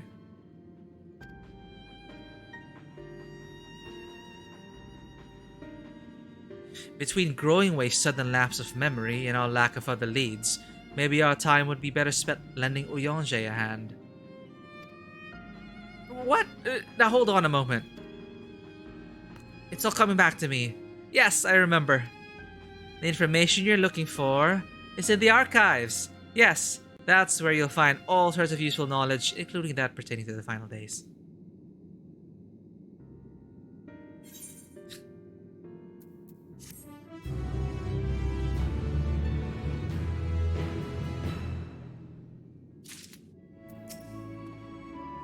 If some scheme was afoot, surely Oyonge would be the first to see through it. Then again, he does tend to give others the benefit of the doubt. Oh no, he's been hinting at it. There's foreshadowing that he found these things too adorable. So he's let his guard down. I am beginning to grow tired of these games. Ow. Heart of the matter. Look at that mischievous bunny. Growing Ways fidgeting with nervous energy. But is it from excitement or worry? Oh, what to do? I promised Living Way I would help, but... No. I promised I'd help, so that's what I'll do. The archives are on the second floor of the main plaza, the eastern wing. Follow me. I suspect the Loperates are up to something. But if there is aught to be learned of the final days, I think it best we play along. For now, at least.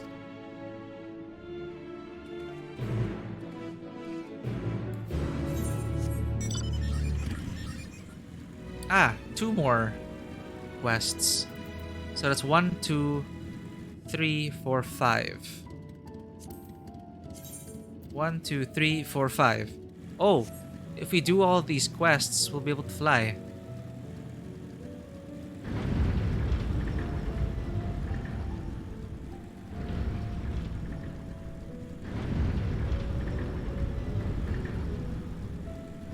I'll accept these quests. Hey, it's Sophia. Fellow quest progress.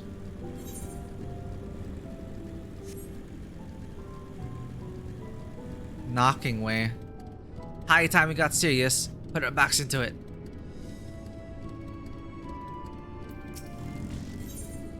Name that way. Knocking Way would like to call upon a friend. Where's Naming Way? Hail, person! Yes, you. Do you have a moment? You see, Ever since we awoke for inspection, a friend of mine has been acting a little funny. Funnier than usual, even. I can hear him sighing from all the way over here. I would go and call him, as I do, but he always insists that nothing's wrong. I think he'd be unable to help himself from opening up to you, though. He has always ever been so fond of people. Would you mind lending him an ear or two? Slash me. Many thanks to you. My friend's name is Dreamingway, and he should be somewhere nearby. Just follow the lamentatious snuffling. I'm fairly certain I hear sounds of distress emanating from the eastern quadrant.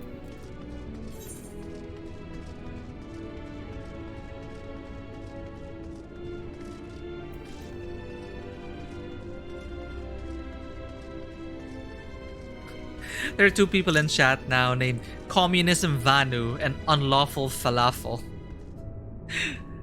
So, yes, sir. What are you talking about? Bruskloperate. Alluring Alag. The Bruskloperate has a mind to do something dangerous and has clearly heard of your proclivity for recklessness. I hear you have a penchant for excitement and adventure. Is that correct? Then I assume in your travels you have doubtless heard tales of the Alagans. Wow. Yes, and nearly everything wrong with the world seems to be their fault. I mean, she's not wrong. It always relates back to the Alagans. Until now, Zande, Vandaniel.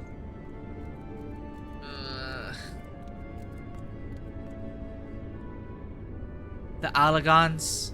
Don't get me started.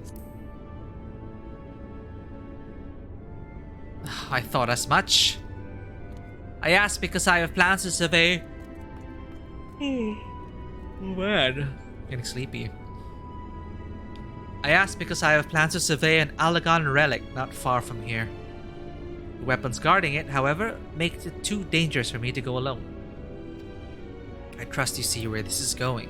So, are you interested in a little adventure? Nod. Much obliged. Now, let's be off. No time to waste.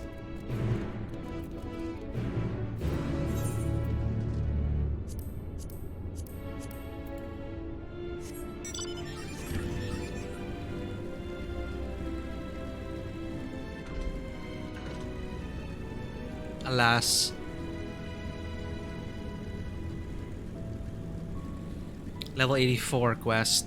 So, it's a good gauge of our progress. Once you start getting level 85 quests, we're literally probably like halfway. Ending at 90. Just so. Second level is... Where's the teleportation device? Oh, it's up here. Wait. What? Where's the teleportation device? Ah, here. Then we go up, then we go there. Heart of the matter. This place is huge.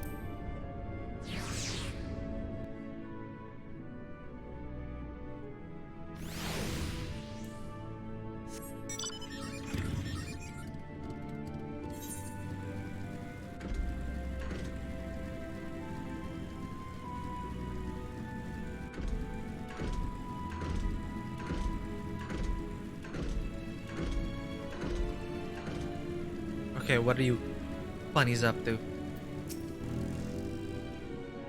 The architecture of this place is impressive, though more than a little confusing to navigate. Is it too much to ask for clearly marked exits, or a map perhaps? What other knowledge do you suppose we could glean from their archives? If the archives even exist... Happy shoveling, Shadow. I mean, it's just kidding. Thanks for lurking. Thanks for dropping by.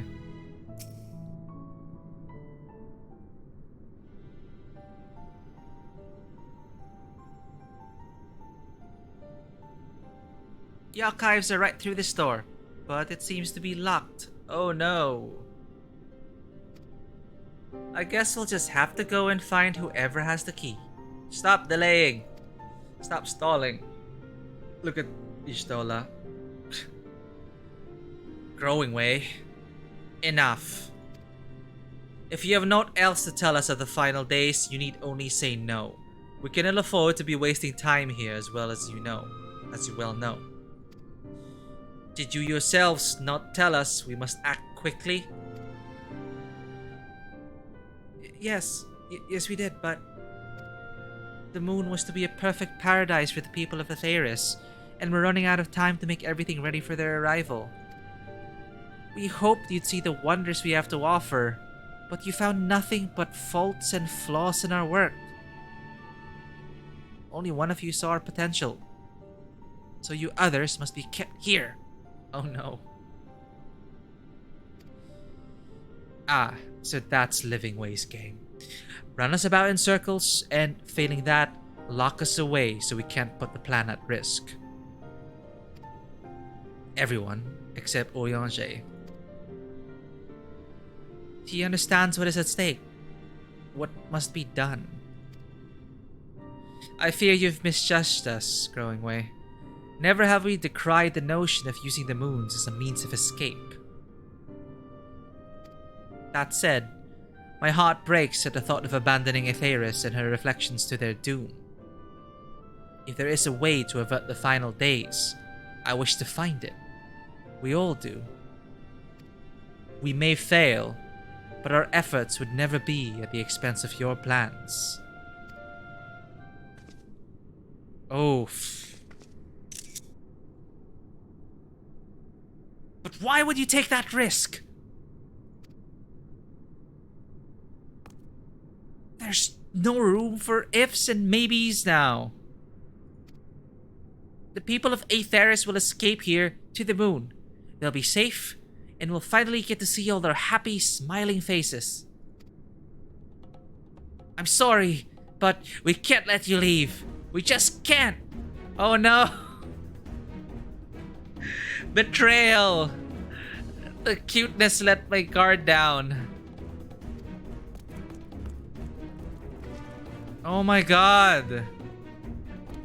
Do what you must, but try not to hurt them. Oh god. I'll be back in a moment. Don't do anything rash while I'm gone. Oh my god. If we dally, they'll overwhelm us with sheer numbers. I say we knock these ones out, split up, and make our way to the exit. Agreed. Let us reconvene where Argos awaits outside. Oh god. Oh my god, I haven't hurt these bunnies.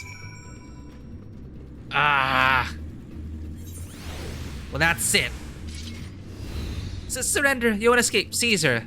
You wanna mess with me? I'm the bigger bunny.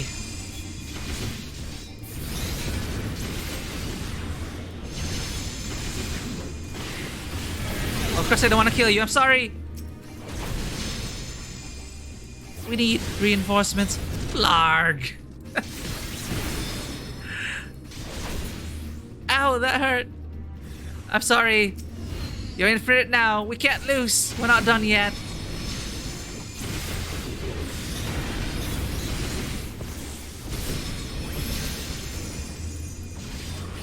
Oh my god, I'm blowing them up. Ah, too strong. She's too powerful. Growing Way returns to stop you. But please, come quietly. Damn it.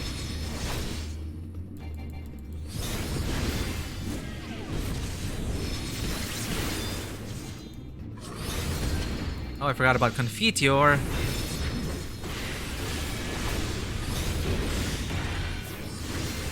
Just give up, Growing Way.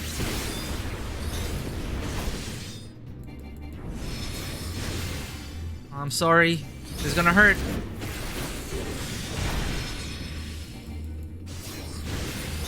We have to save them.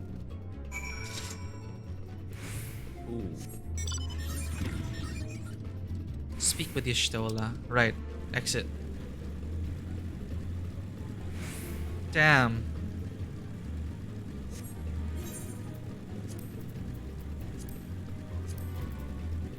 Oh, I forgot to sell these items.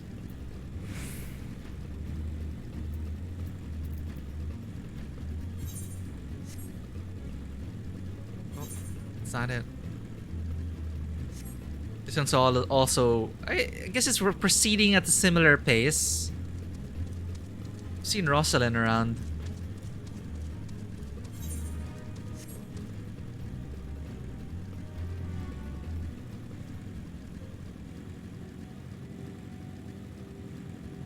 Well, there you are.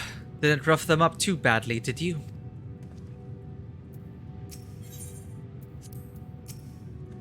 Good, you're here. We must hurry to the Watcher's Palace and find Urianger. Should have followed him.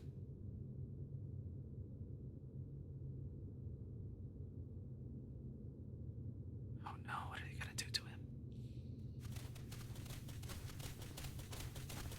And what, pray tell, do we seek at the Watcher's Palace?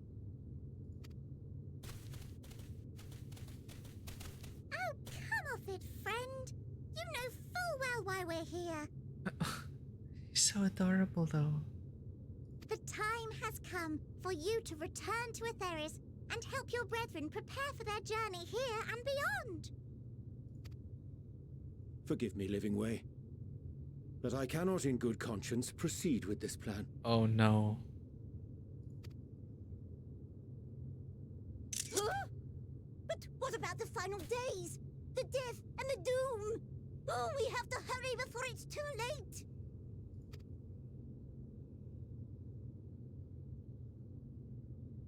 Your unflagging commitment to your duty is endearing, to say the least.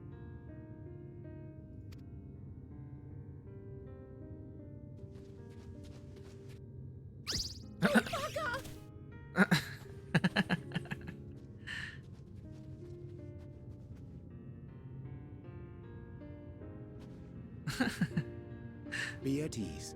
They bear you no grudge, nor do I. How could we, having come to understand your purpose? For millennia, you and yours worked tirelessly towards the singular purpose of this heavenly vessel's construction. An arduous feat by any measure. Oh no.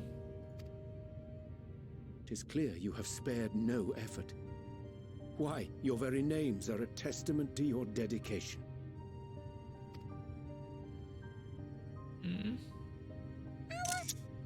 Our names? I'm not sure I understand what you're getting at. So adorable. I'm so glad we don't have to beat up more of them.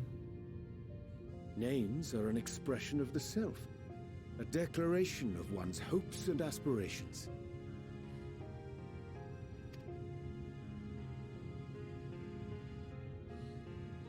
Your use of contemporary, uncomplicated nomenclature doth ensure clarity of purpose. So wholesome. There can be no doubt that your love for the people of Atheris is boundless and pure.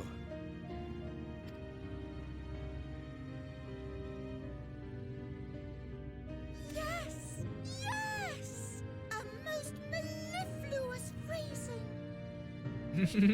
Singing way.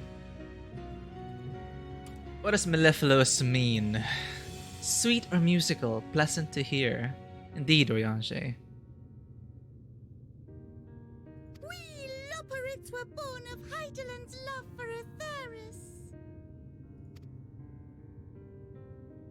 That shining, shimmering blue jewel, brightest star in the sky, brimming with life and possibilities. For as long as I can remember, I've toiled in anticipation of the day when this vessel might be needed. All I've ever wanted was to meet those she cherished so dearly, to serve and serve well. That goes for all of us, don't you see? So help us. Help us help them. Lead them here where we can keep them safe. If there's anything wrong with what we've built, we'll fix it. We'll make it right. They designed these faces so well. To be like, oh no, we're just trying.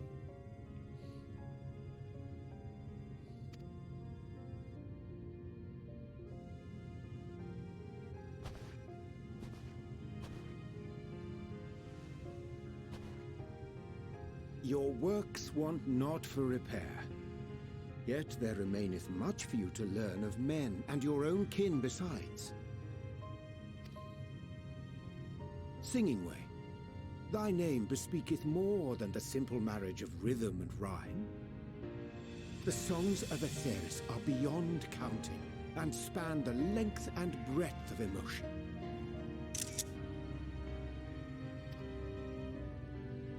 Maps are monuments to man's pioneering spirit and his devotion to charting the furthest reaches of our star.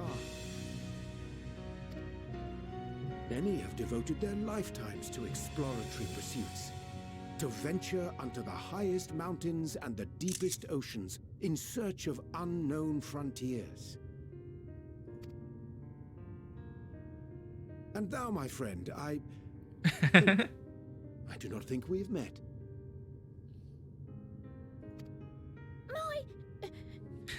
My name is Pudding Way. Pudding. No, it's pudding.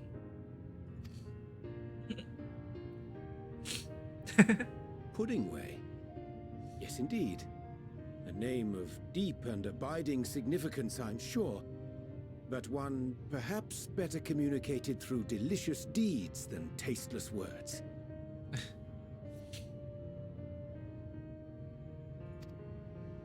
A judicious application of fey magics at a later juncture may be appropriate.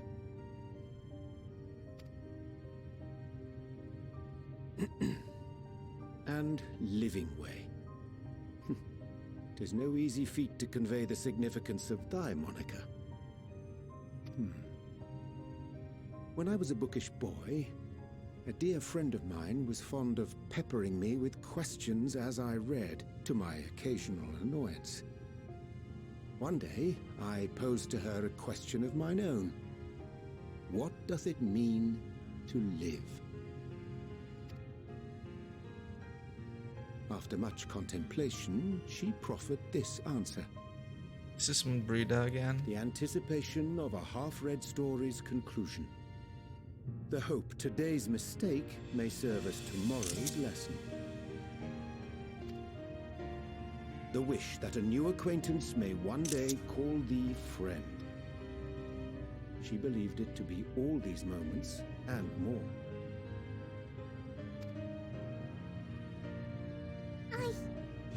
I want to understand, but I, too, still labor to find mine own answer. 'Twould be my pleasure to assist you and yours in embarking on a journey of self-discovery and enlightenment.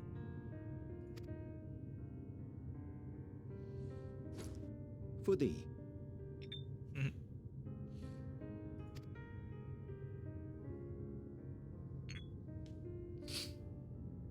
Ink as blue as the waters of Aetheris. Made in haste, though I assure thee, the quality has not suffered for it. The people need not be persuaded by honeyed words. Nay, I have faith they shall do what is right in due course. Until they do, I beg your patience, friends. And with that ink, let us fill the empty pages of Living Way's compendium. An open exchange of ideas will surely afford you all a better understanding of modern man, and with it, ideas for improvements and renovations. But more importantly, it shall empower us to together find a way forward.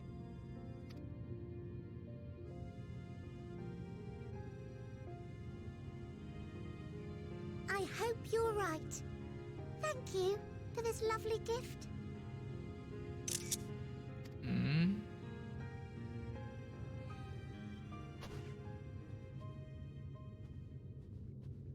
There you have it. I shall remain with the Loperates to ensure that all is in order.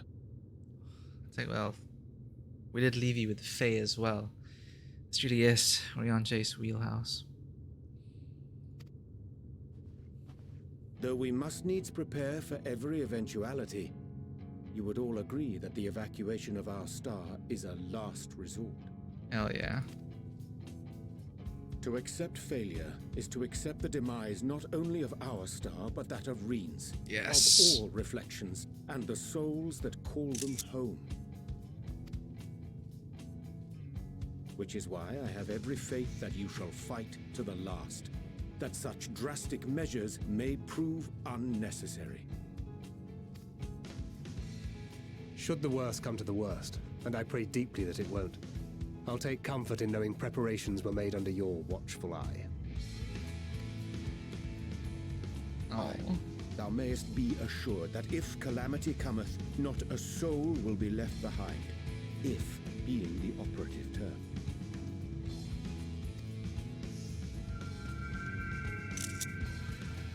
Conviction?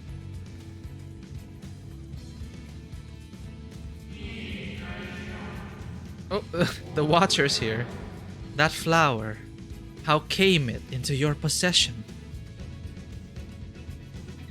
Eidolon gave it to me. How very like her.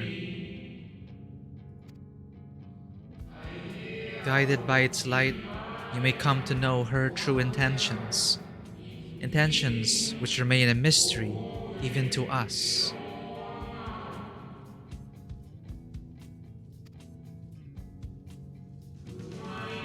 In our time, we called it Elpis. You do well to remember the name.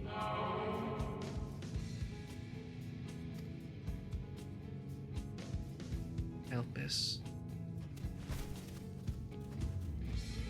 I hate to interrupt, but I feel like I need to make amends for all the secrecy. Think nothing of it.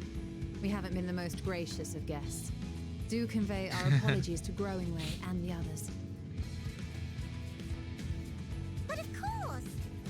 And when next we welcome more guests from Aetheris, we'll have learned to be much more hospitable hosts. Oh, and circling back to the matter of inappropriate secrecy, we ought to discuss our benefactors. Here it is. Let's see if our theory was right. Agreed. The Sharlayan Forum, yes? There we go. What? How did you know? The more I heard, the more obvious it became. The Forum's aims align closely with those of your anonymous patrons.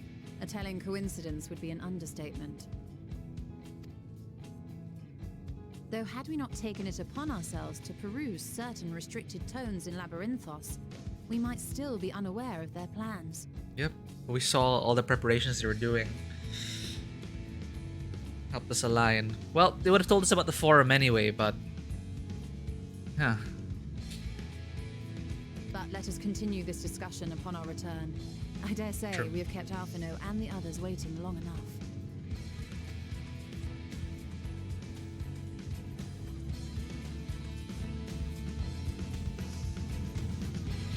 So what we do have to prevent is Sharlayan acting a bit, well, just mass teleporting everyone to the moon. Because I wouldn't put it past them to, you know, they know best, or so they believe, right? At the first sign of the final days, they could just boop, teleport everyone. Or maybe we could all work together. No need for any more of this secrecy. But I do understand as well, like, imagine springing this on the public that, hey, so the moon is a ship and it's gonna take us to another star because our star is corrupted and fading. Panic. But now we know, and hopefully we will find a way together. I chanced to spy you crossing the chasm, and I feared something was amiss. But all is well. And more importantly, I've been given the opportunity to behold the wonderful sight. Keep the Elpis close, and its light will be your guide. A declaration of hopes and aspirations. I hadn't thought of it that way before.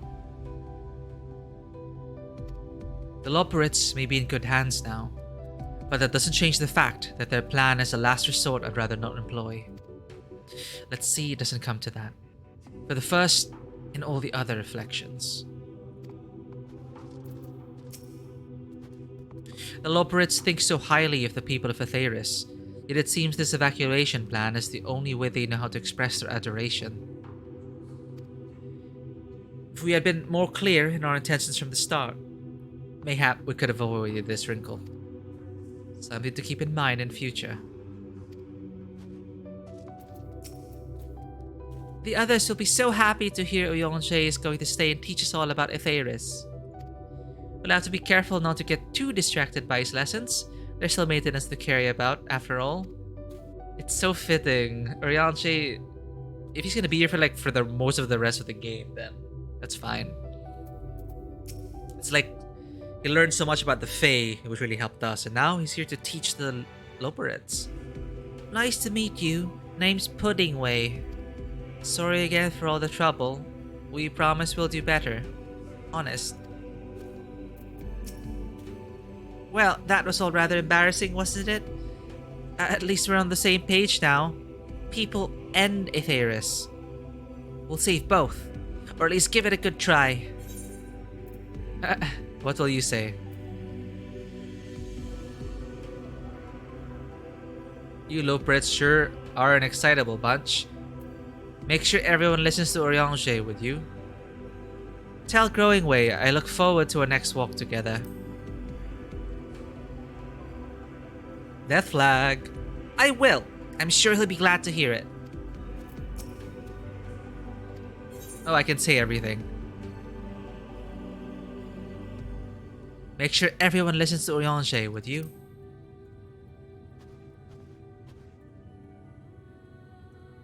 Oh, we'll be all ears. And you know we can be. And you know we can be. You Loperids sure are an excitable bunch. Well, it's not as if we've been waiting 12,000 years to meet the people of Aetheris. Oh wait, we have. But that's neither here nor there. Under Uyonje's tutelage, we'll strive to become more hospitable hosts and see that the moon is fully equipped to meet the needs of its potential passengers. Yeah, this just makes sense why everything was just like that. Because their point of contact was the forum.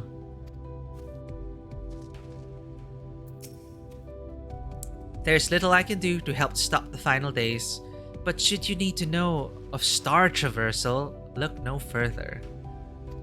Such knowledge I can offer in abundance, so do not hesitate if you find yourself wanting. See, now I can look at this in a better light. It's not the escape plan, but it's the future. This, the moon, we could travel to other stars. But then again, there's still so much to explore in Aetheris. There's still so many regions to flesh out. The former Garlean nations. Is the next expansion going to be about, rebuilding, the future? Is it going to be a time skip? Man. Another era? Are we going to sunset the Warrior of Light? Well, no. If it's an expansion, they can't, erase your characters. So, Okay. What else haven't we talked to? What was Uyonje saying about Puddingway and an application of fairy glamour? To make pudding, I guess? Uyonje. 'Twas a relief to see Livingway was pleased with my gift of ink. To serve and serve well. Though their knowledge may be lacking, their boundless love is a blessing without peer. It'll be no easy task to prepare them for what must needs be done, but gladly do I embrace this duty, even if it doth necessitate that we part ways for a time. Forgive me my absence, but I have the utmost faith in you. In all our fellow Scions, when next I return to Aetheris, I pray I find you all in good health and good spirits. Is this goodbye for now, Orion-J?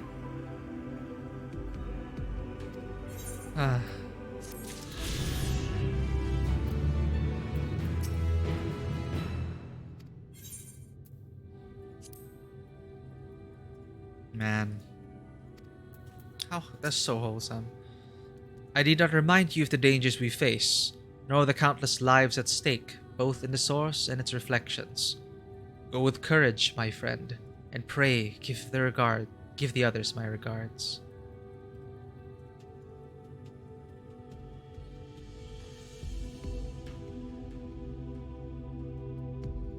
Man, and we haven't even visited the other shards.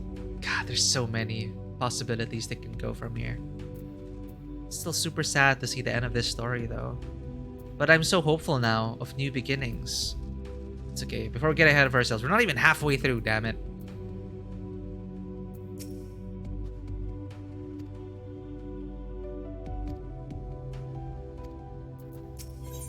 Returning home.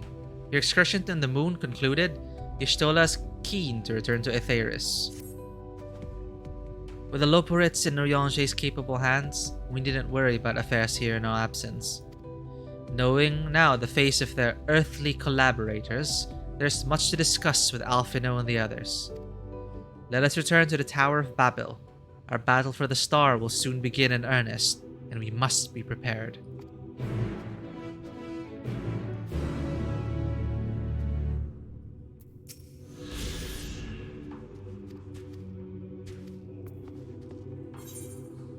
The Nethergate.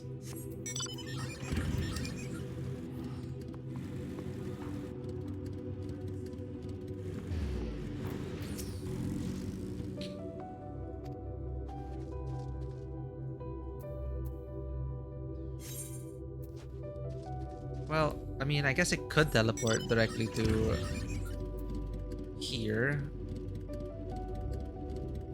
I think it'll be faster if we take the Nethergate.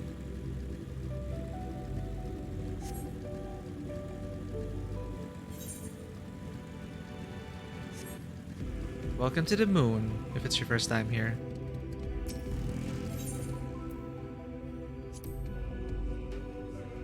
And we're back on Aetheris. It's a good thing we know about the name now.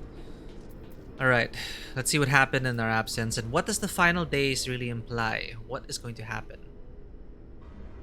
As far as we know, there's just, a rain of fire, destruction, and apocalypse. How do we prepare for that? I'd forgotten how cold it was here in Garlemald. A testament to Loporits' ingenuity that I felt no such discomfort on the moon. Right, it is cold.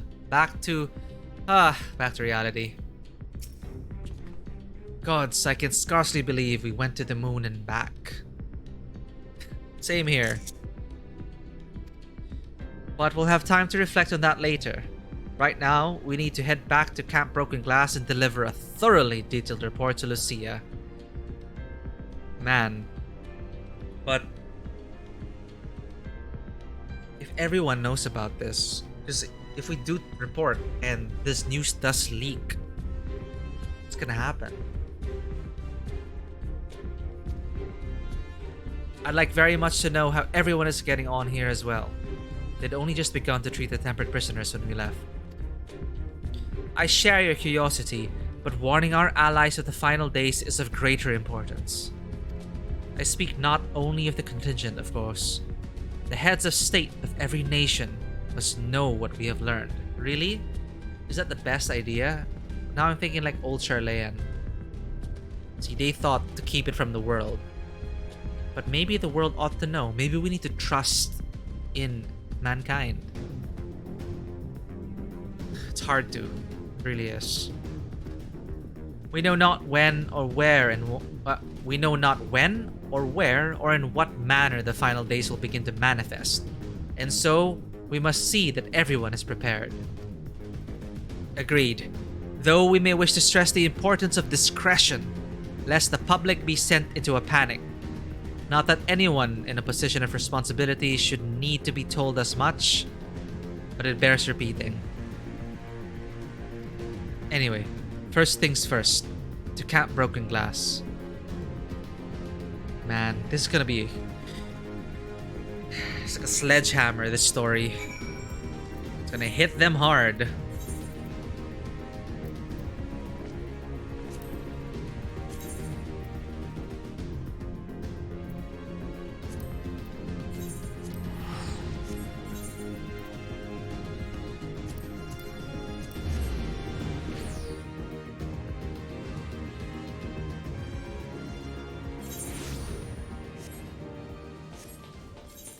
Okay, we're back in frozen Garlemald.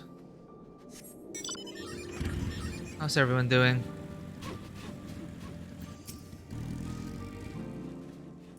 For many years, I dreamed of the downfall of the Empire, the humiliation of the Garleans. Now that it has finally come, I feel nothing but pity for them.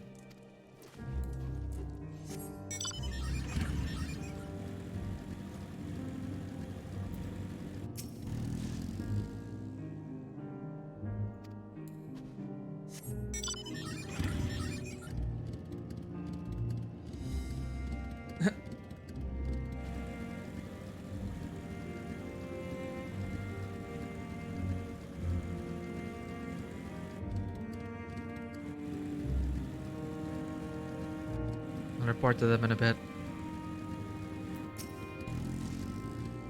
We shall protect the camp at all costs. It means far too much for us to let it fall without a fight.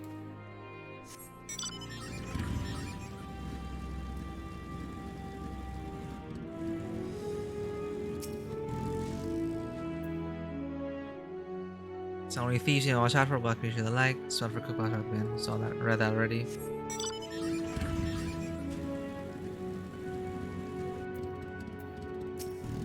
Oh, it's for this quest. Hawisia. For a time, the Tempest held here grew wild and aggressive, but we were able to keep them restrained. Since then, the situation has improved somewhat, though the treatment is far from over.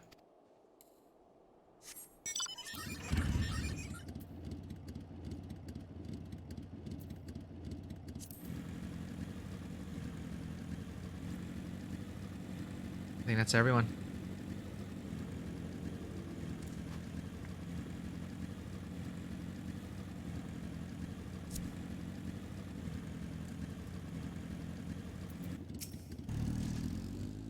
Karen, at last you returned.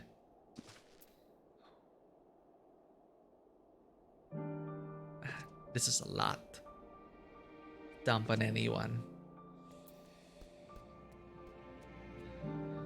Let's do this.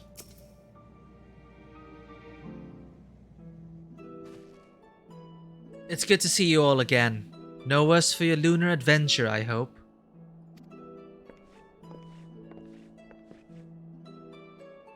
We've done what we can for now, and believe me, we intend to tell you all about it.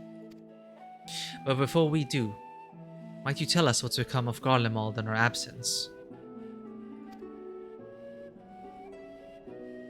We succeeded in subduing the Tempest outside the Tower of Babel. We took many alive, but combined with those who were already in our custody, the number requiring care has grown exponentially. The inclement conditions here have made it difficult, if not impossible, to treat them all here, and so we have petitioned the aid of the allied nations. Some are, understandably, hesitant to proffer assistance, particularly those that were but recently subject to imperial occupation. That said, several others have agreed to grant them refuge for treatment. With the assistance of your fellow Scions, we endeavor to see them safely transported and subsequently cured of their tempering. Would all the Tempest be relocated? Not all, no. We have sufficient shelter to attend to those whose treatments Oh, we have sufficient shelter to attend to those whose treatment has begun, and enough healers have volunteered to remain until their patients have recovered. Eulus is one such patient, though he is not yet fit to receive visitors. Truth be told, it is a miracle he and those in his company were not harmed in the chaos. If not for Alphino and Alizé's timely assistance, I dare say none of them would be with us today. Nice. In light of recent developments, have the Alliance leaders come to any decision regarding Garlemald? Oh, here we go. What's their decision? Given the tremendous ramifications of what has happened here, it will take time to determine what must be done. In the meantime, they intend to work with the Eastern Alliance to keep close watch over the provinces. We have other news to share. Shortly after Anima was defeated, we received reports that each and every tower has vanished. For Mercy, the process was apparently not quite as violent as that you experienced in Thavnair. Oh yeah, if they disappeared, then all of them would just fall and die. How did that... Huh. Those who were trapped within them have been rescued and are receiving treatment. To hasten this endeavor, the Beast Tribes have received instruction in the magics needed to cure tempering. Master Matoya is no doubt thrilled the Mother Poxy affords for so many visitors. Wow. She probably hates us now. Everyone knocking on her door like every minute. We need more Porxies, Master Matoya.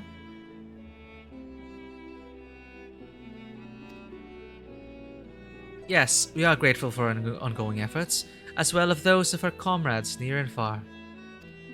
As for the contingent, several of our members have been granted leave to return to their homelands after the transfer of Tempered has been completed.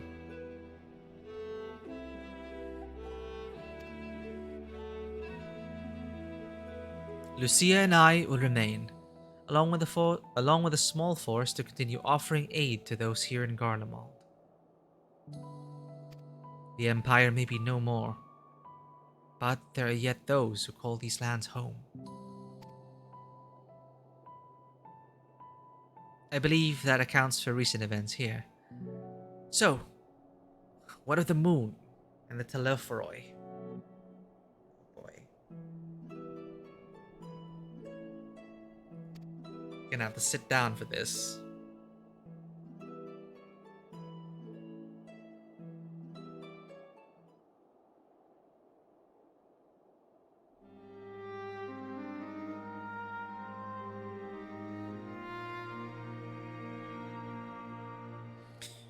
The final days. Gods, I prayed your victory would mark the end of your troubles. There is still much we do not know, but the Alliance leaders must be told. Would you be willing to contact them in our stead? Yes, of course. I will send word forthwith. We'll also release your fellow Scions from their present duties, that they may return to Sharlayan. Your energies are better spent finding a means to avert the coming apocalypse. Speaking of your fellow Scions, you will be happy to hear that Mistress Kryl, though still on the mend, has been moved to Baldician Annex and given into Tataru's care. My heart. Thank you. I look forward to seeing them both upon our return. Let us be on our way then. The Sharlayans are not going to be happy. One last thing, if I may. After your confrontation with Zodiac, you said Xenos took his leave. In all likelihood, he has returned here to Garlemald. I have a mind to dispatch scouts to try and ascertain his whereabouts, but first wish to ask if you believe there is merit in doing so. Yeah, who the... Are they gonna save Xenos for like the next expansion? Is he still gonna be... I wanna kill him already.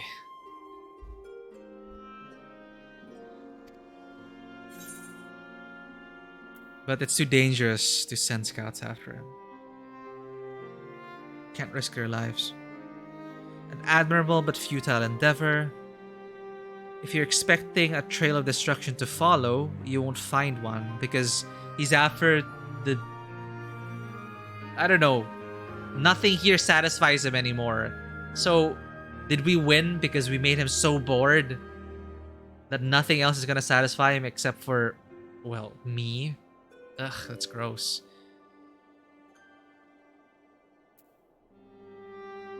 If they found him, they would not likely live to tell the tale.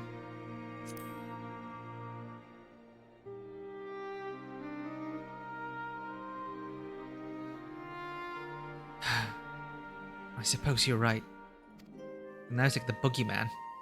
To dispatch good soldiers in pursuit of such a beast would be to send them to their deaths. Pray, forget I entertained the notion. I do understand though, if like fuck. We don't know where Xenos is. That monster unaccounted for. Just come back any moment and just slaughter everyone. It's so freaking terrifying. While on the subject of Xenos, the 10th Legion has made an official proclamation. They denounce the Crown Prince and condemn his role in the Empire's downfall. Good. His very title has become a source of shame among his former subjects, and its continued use serves only to hinder relations with foreign nations. Nice, nice.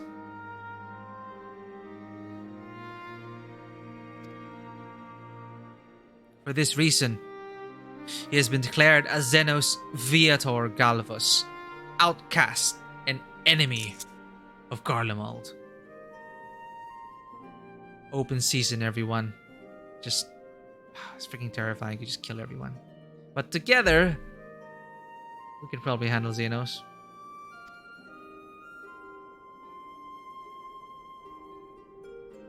Daniel is no more, and now his own people turn against him. It seems he's not but his bloodlust to keep him company.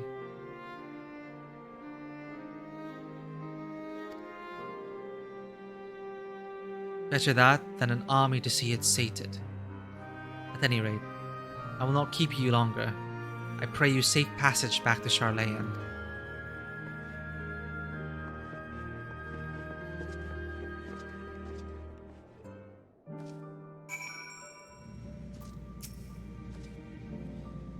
Your findings will be relayed to the Alliance leaders word for word, and should we spy anything out of the ordinary here in Garlemald, all shall be informed at once. Once my countrymen have recovered, it falls to me to tell them what's become of Xenos and the Empire. I realize there is no kindness in withholding the truth, but it will wound them.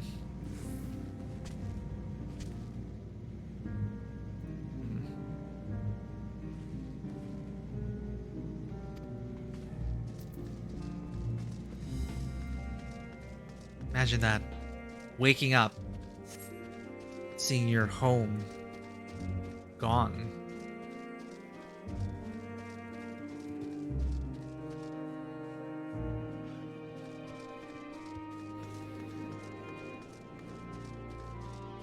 That's it. Move on. Back to the Baldician Annex.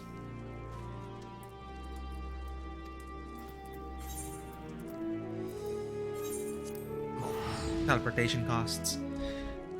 Should have hoarded Aetherite tickets.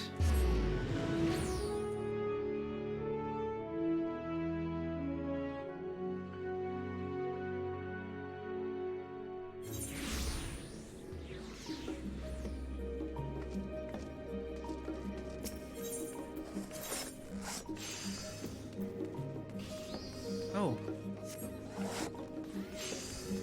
Yes. Bigger hunts. I should have used the Aetherite network.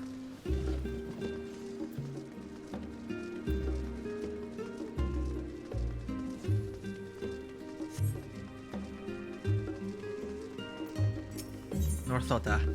That specimen came from the moon. Northota is looking decidedly smug. Good to see you, Karen.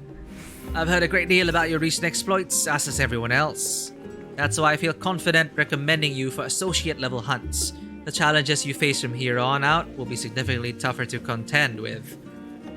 But I wager you can handle them. Oh shit, I don't think I get any credit for that. Did I? For the hunt we got earlier? The Esran? Hopefully it counts.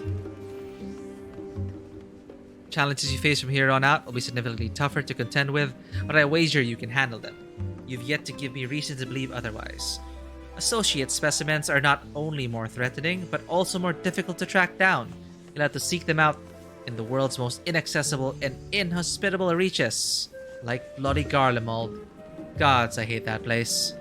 Now, if Ilzabar's unfriendly north was our only problem, I'd simply remind you to strap on your furs and take some ale for the road, but, well, perhaps it's best if you ask Shalakshai what she's working on. There's nothing quite like hearing it straight from the Chocobo's mouth. No. I do think I'll leave this bit to Jalakshai. Don't worry, she won't bite. Yes, I heard from here. If Northoto insists, I'll tell you precisely what I'm dealing with at the moment. Let's look at this request from Chrysiel, shall we? She's Sharlayan's sole xenobiologist. A self-proclaimed one, mind you. And it's her raison d'etre. Oh my god, how do you pronounce that again?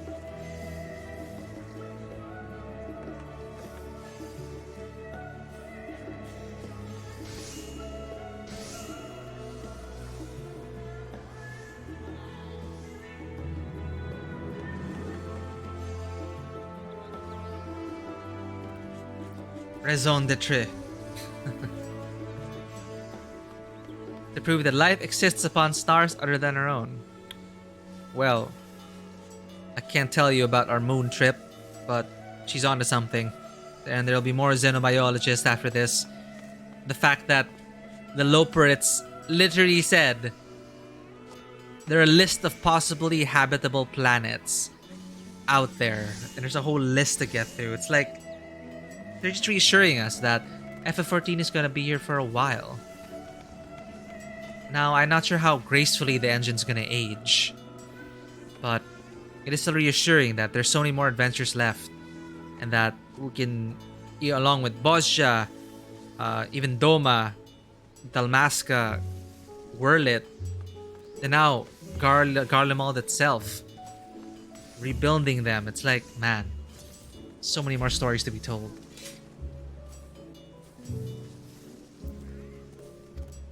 The astronomers have long since banned her from their meetings and refuse any request she makes on principle. But alas, we have no such luxury. She's been demanding samples from the moon for some time now, despite the obvious impossibility of acquiring them. Associate hunts often present such challenges, ones with no ready solution. Though we gleaners pride ourselves on our resourcefulness, all we can do in such cases is post them on the board and hope for a miracle. Well, the xenobiologist is going to be so happy. Try telling that to the clients, though. In any case, I would be thankful if you take a look at the board and try your hand at any builds that suit you. The guild ship has high hopes for your success. No pressure, of course.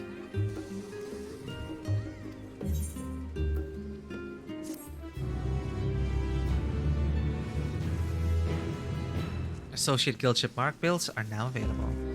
You're now permitted to take builds for Associate hunts from Guildship hunt boards found in Sharlayan and Ratzat. New quests and senior marks will become available from North Thota and Old Sharlayan upon reaching level 89. 89, huh? Ooh, this is what we use the nuts for. Oh, and it's still the same currency, so I can get this. Anaxian Cat. The very soul of grace and nobility, and can see souls to boot.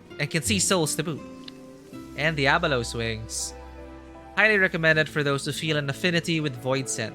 Used to acquire a pair of Diabolos wings. And a bunch of materia. We can afford all this already.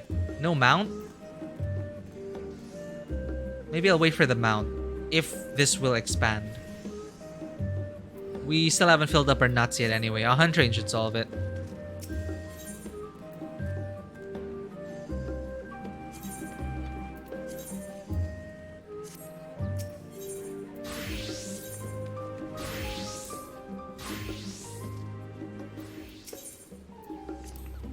I can dispatch those 2 to Labyrinth, those and I can send no one apparently to Thavnair.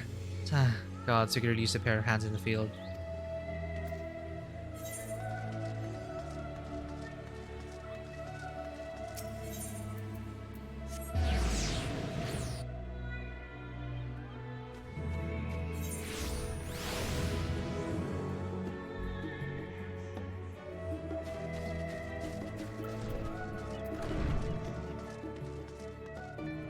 Oh, here, and Kryl is okay. Okay, before we drop the bomb on them,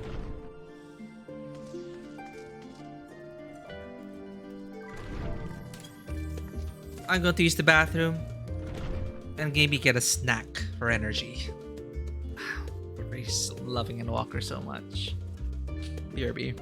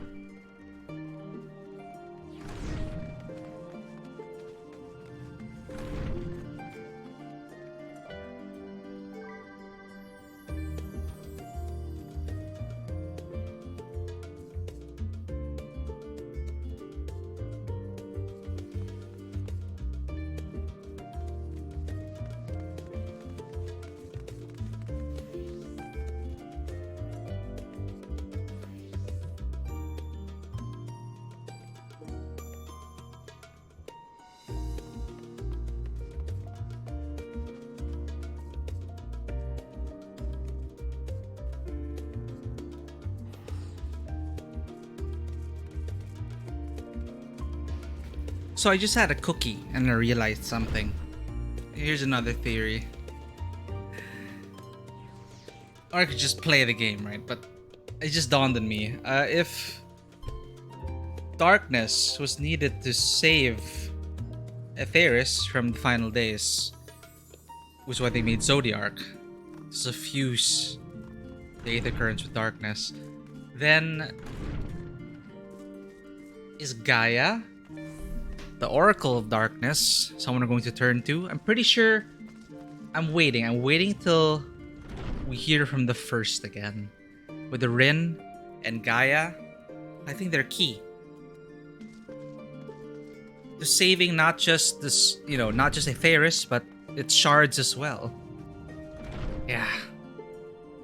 Because, Shadowbringers was all about fighting back with darkness because there was too much light.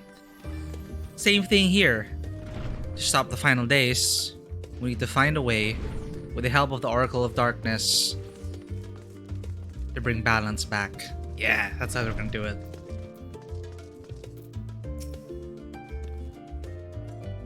Oh, Tataru, your coat helped so much in Garlemald. Oh, it's good to see you. And free from chillblains, I take it?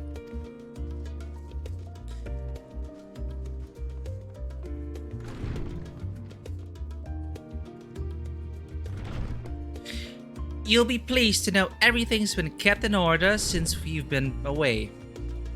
I even brought back a few useful knickknacks with me from back home. This is Tataru's new outfit also, right? So worldly.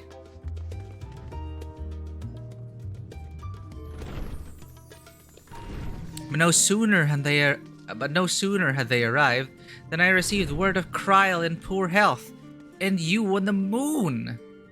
If you meant to give me a fright, you succeeded. How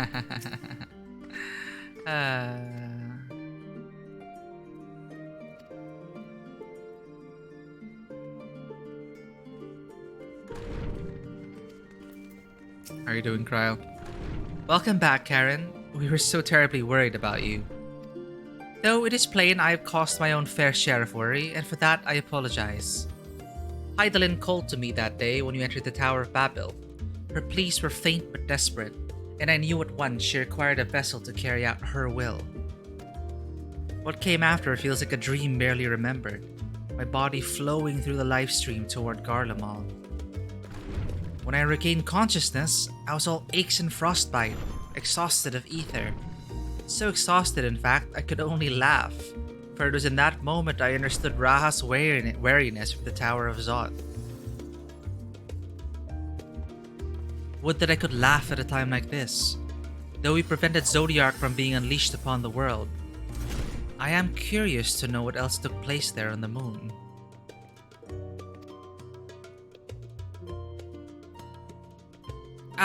Perhaps you should wait for the others to join us before you give your account. Let us reconvene in the main hall once they've arrived.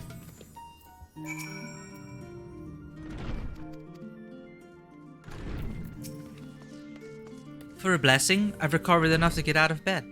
Even if I hadn't, I could not well miss you recount your exploits on the moon.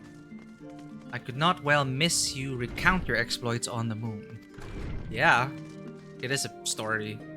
Well. Excuse me.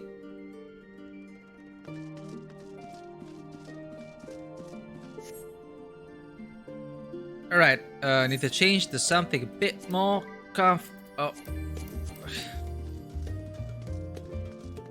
Maybe I should continue wearing this armor, since it's of paramount importance.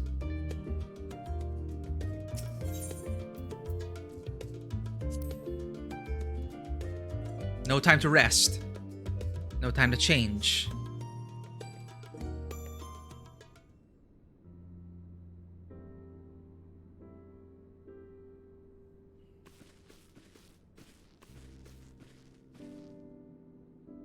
Sorry to have kept you all waiting. Not at all. We understand you've been quite busy. Will Oyonge be joining us? Duty keeps him away, I'm afraid. Though Karen can explain why. Better than I. Talk. / converse.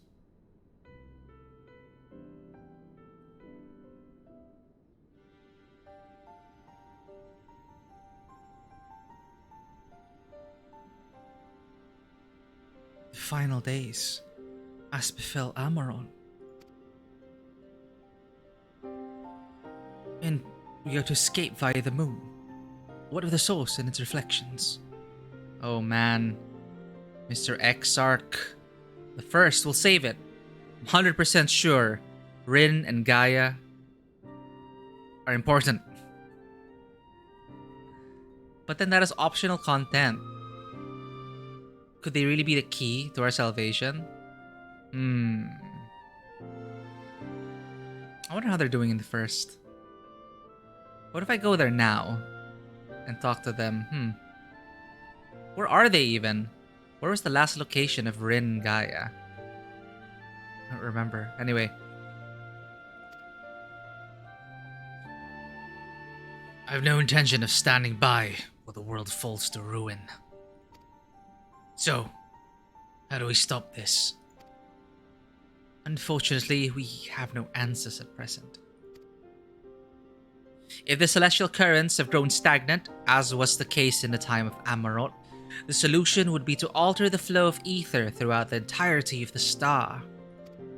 The ancients accomplished this by summoning Zodiac, sacrificing half the star's population in the doing.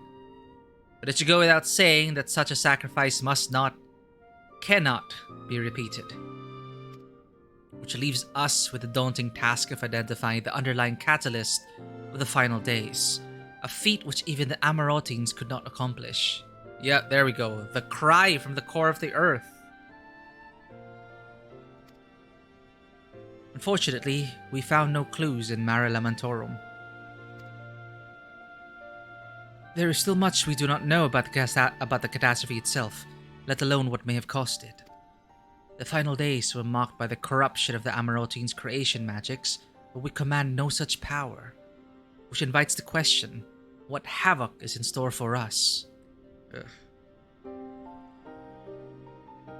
1 million primals running rampant and obliterating everything in sight.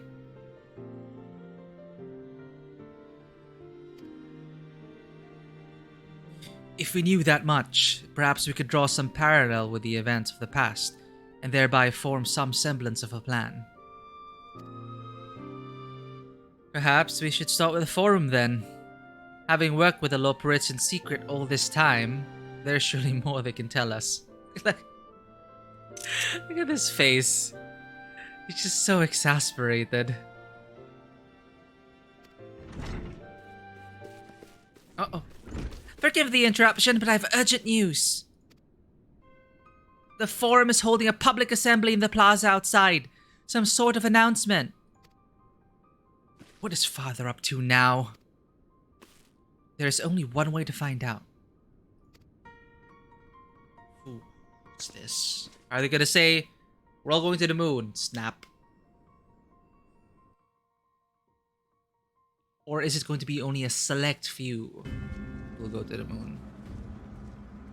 Only Sharlayan? Oh, they could do better with going up the stairs animation. Oh.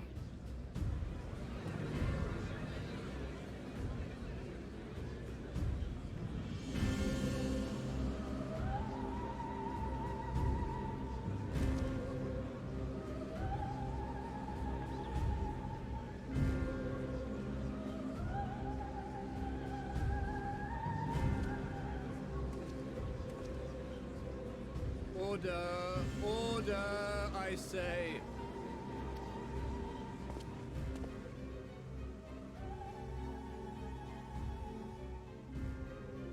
I thank you all for gathering here on such short notice. This day we must speak of grave affairs and their implications for the future of Sharlayan, nay, of this very star. Said affairs concern all citizens, and So we have called for a public assembly. What the? How are they gonna spin this? Heard rumors of the Telophoroi and the havoc these madmen wreak abroad. Under normal circumstances, we would pay little heed to petty disturbances outside our borders.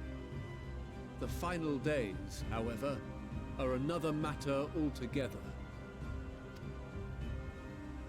For we dare not ignore these prophetic words of Eld. The Endbearers will come, ushering chaos and calamity. The final days descend and devour the very star. I've never heard this prophecy.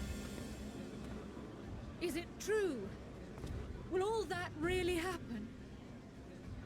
Calm yourselves. The time has come to speak of the Forum's most sacred duties. But first... So they're just telling them, but what's next?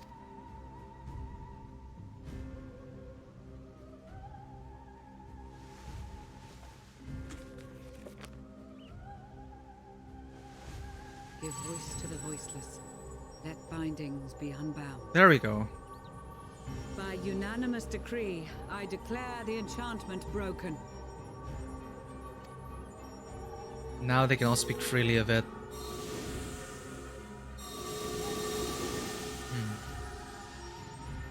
I wonder if any of them are gonna go mad from remembering. Master Leveilleur, if you would. Very well. Why are they telling everyone now?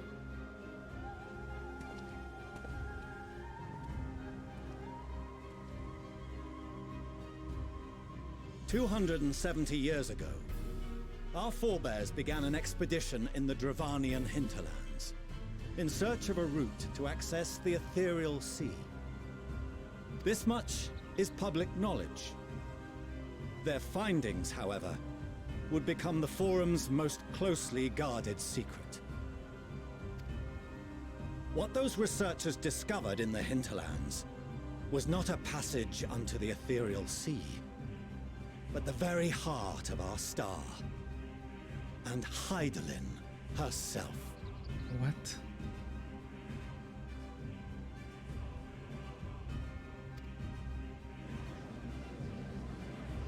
She spoke to them of a calamity that would extinguish all life, and of a means by which we might be spared. The moon. 'Tis in truth a gargantuan vessel built to serve as sanctuary for her children and deliver them from this doom. Much like Nunkref's hope in ages past, it will bear the people of a world in the throes of death to a new home. Needless to say, this will be no small undertaking. To facilitate the great work, the Forum has maintained close contact with the servants of Hydaelyn, who presently reside on the moon. Convinced that the foretold end was all but inevitable, we began amassing a wealth of knowledge.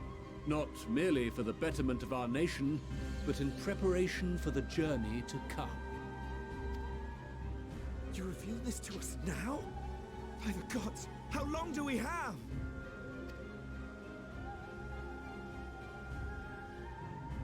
While we cannot say with certainty, we believe the hour to be nigh. We received a transmission from the moon suggesting as much not long ago.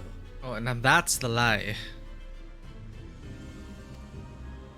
Which is why we must in earnest begin preparations for the great exodus.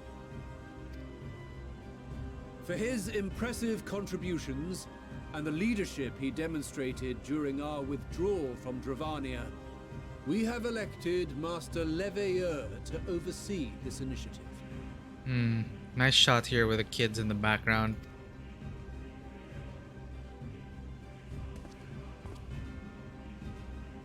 Fellow scribes and scholars, my countrymen, we face a threat of unprecedented scale. We must challenge the trials before us with composure and conviction if we are to find salvation.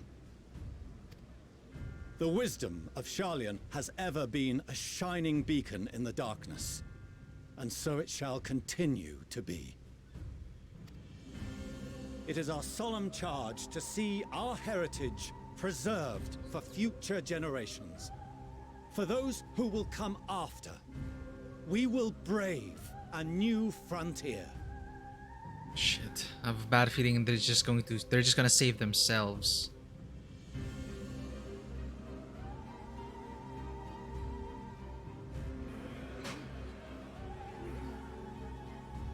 Administrative edicts will be relayed to all major institutions ere long. In the meantime, carry on with your duties. With that, I hereby call this assembly to a close. Oh, okay, so they're like... Oh, hey, welcome back, Shadow. Sorry, I didn't see that. I'm so into this right now, but what? Okay, so they just told them. End of days are coming. The hour is nigh thing. They want things to be more... they want to expedite things. That message was surely a lie because Urianger wouldn't have let them say that. Or maybe there's a miscommunication, but okay, what's next?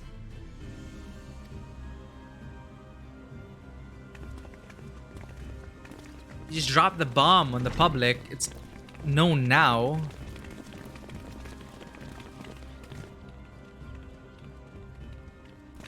Why now?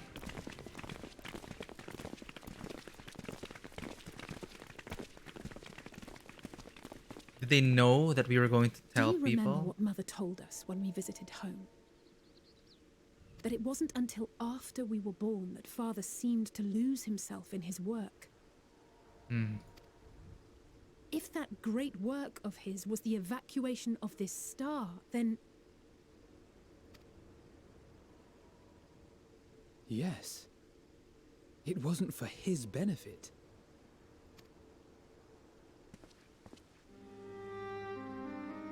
Would you mind waiting here a moment? I wish to speak with Father before we leave.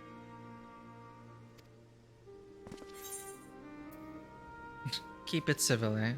No. Take your time.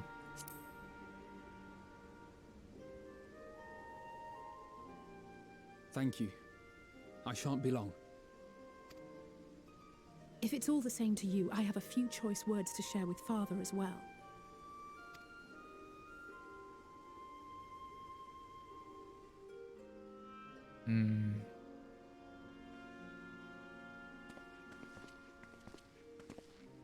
Okay, cat's out of the bag. Now what? So, come to call us cowards and bid us join your fruitless battle against the inevitable. Nay, we do not object to the Forum's proposal. On the contrary, those who wish to flee have every right to do so.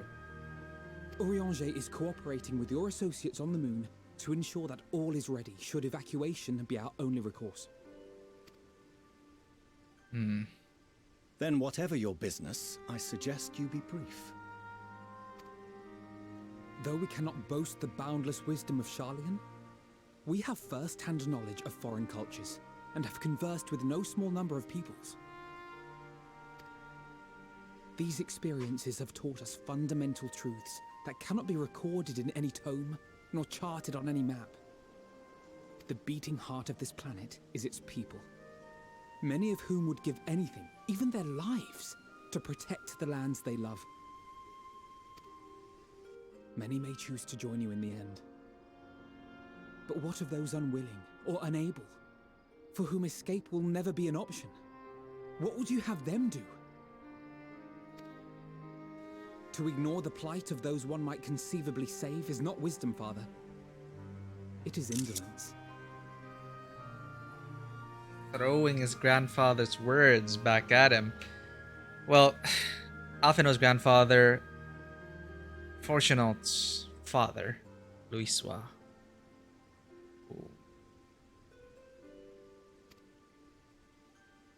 This is why we choose to fight. We'll not ask for your understanding, Father. Only that you don't turn a blind eye to the good we have done. That we can still do. We're not children in need of protection. Hold fast to your principles and let the world burn if it please. But we believe there is still another way. And if there is, we will find it. You see if we don't. It's a promise. Do as you will. Just stay out of our way. Ooh, a bit of hesitation there.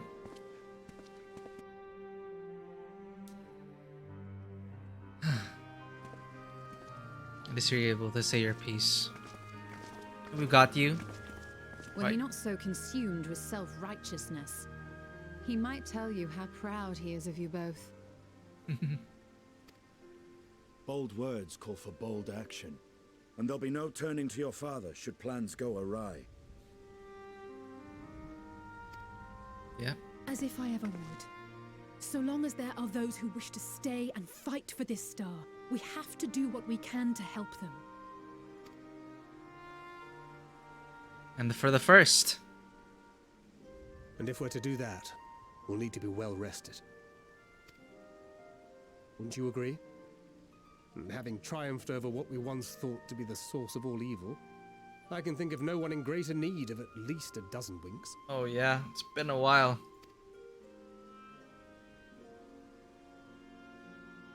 Shall we then? To the Annex. To prepare for tomorrow. Downtime with the Scions. Man.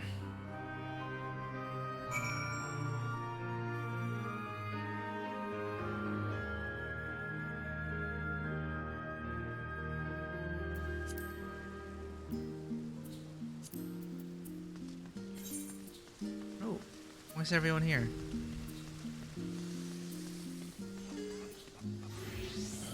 Oh, market board. I didn't even realize the market board was here.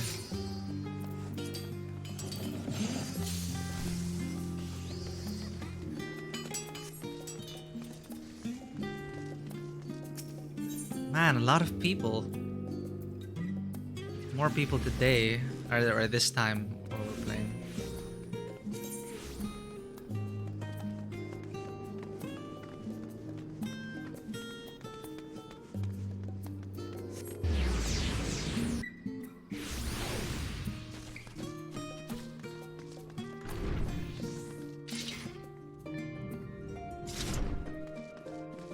Well, I could use a rest. Should I change out the more comfortable clothes?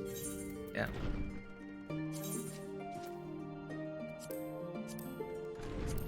Which one was it? 6.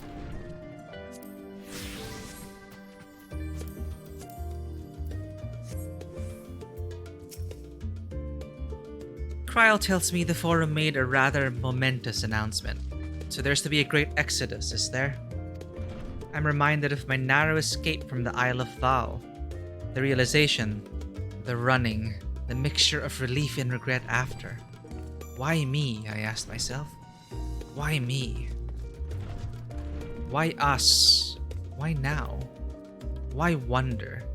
There's no use fretting over the cosmic morality or lack thereof.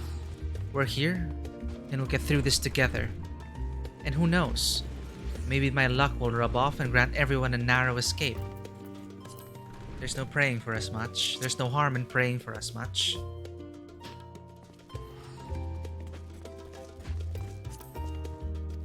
Oh, but enough of my rambling. I'm sure you're exhausted. Your chamber awaits.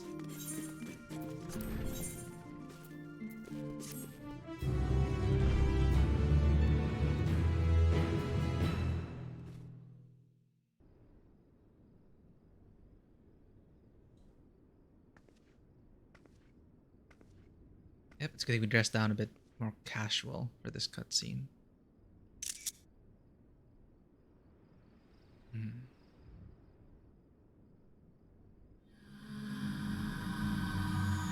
Uh-oh.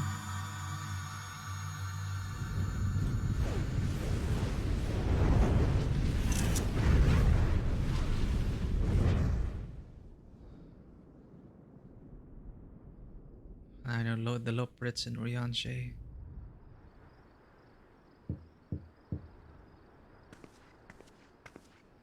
Another meal to share? A visitor has come knocking at your door. Whoever could it be? Oh, do we get to choose who to hang out with? Why do I have to choose? No. Alpha, no. Alice, no. Thancred, no. Ishtola, no. Estinian, no. Garaha, I think, makes the most sense at this point. Garaha was also the Crystal Exarch. He led the first. And he stopped the calamity. He helped rebuild after a calamity there. I think we might have a fruitful conversation with Garaha, because I'd love to talk about the first. About saving the reflections. I guess I could repeat this cutscene with other people. But, damn it, I have to choose. Okay, in this moment, I feel like I want to talk to Garaha about the first. About the people there as well. Perhaps we could even get the first to help us. Man. Yeah, I think we'll do fine. Thancred, Ishtola, not really. Thancred's okay, but more for like missions. Hang out with them during missions. Ishtola, not sure what else. I mean, you could think about Runar and stuff. No, Garaha. He's a newest edition, and oh, Estinian's a newest edition. But here we go.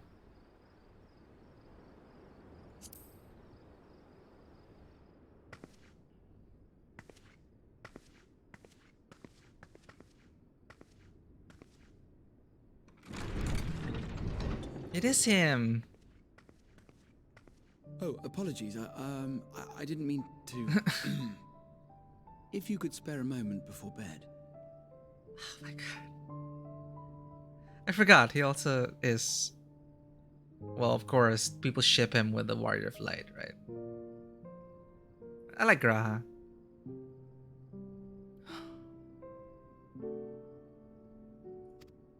It's the sad music as well. Thank you. I fear this may be the last quiet night we have to talk for quite some time.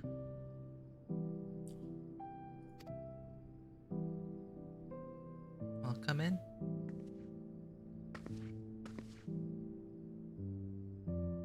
I am troubled of late. Unwarranted concerns, perhaps. I hope. Nevertheless, I feel compelled to share them with you. Though you have bested your enemies thus far, Xenos and even Zodiac, your victories have come at a considerable cost to yourself. No one is without their limits, and you are no exception. I worry the added weight of the final days will prove more than you can bear. It is surely too much for any one woman.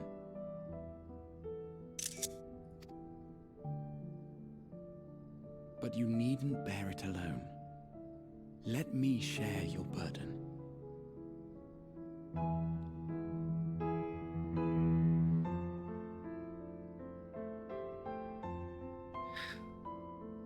Okay, I'm glad we chose Garaha, 'cause this makes so much sense. Still super consistent with him. As a Crystal Exarch, it's Garaha, he's willing to die for his shard. For this first. We convinced him to not throw away his life.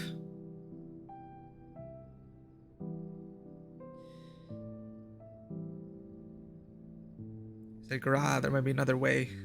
But he was willing to die for us.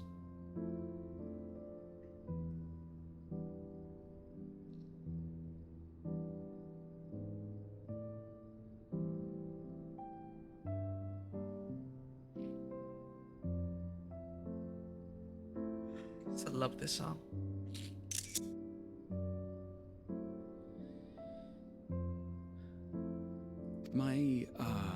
carrying capacity pales in comparison to yours, but I could still help.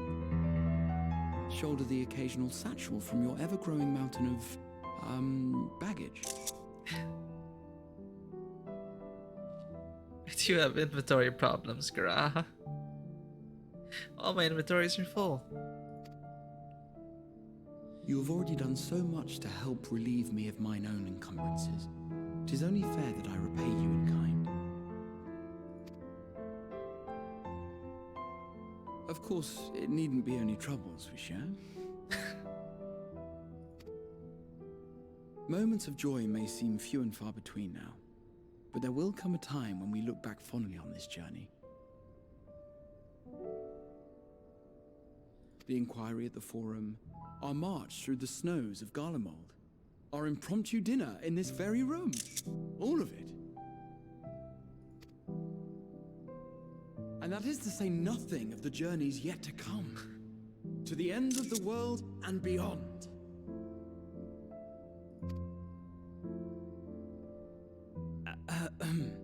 But tomorrow will be no less busy than today, and I've kept you from your rest long enough.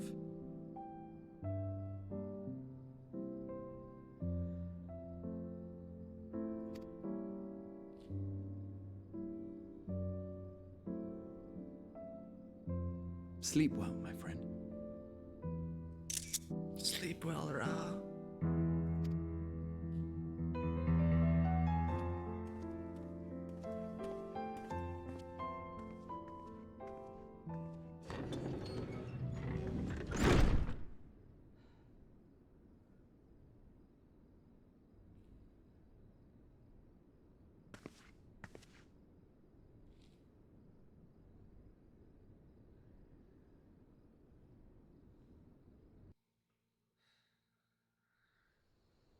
Yeah, we are gonna see other planets.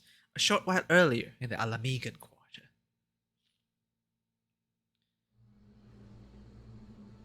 Fuck.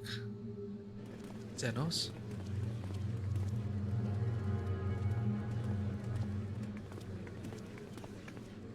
Hey, was that Sarung? Thank the gods that tower is gone. The sight of it was enough to make me sick.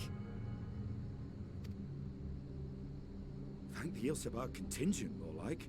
Word is, they fought their way into Garlemald and toppled the bloody thing themselves. Not just the one, neither. All the towers have up and vanished.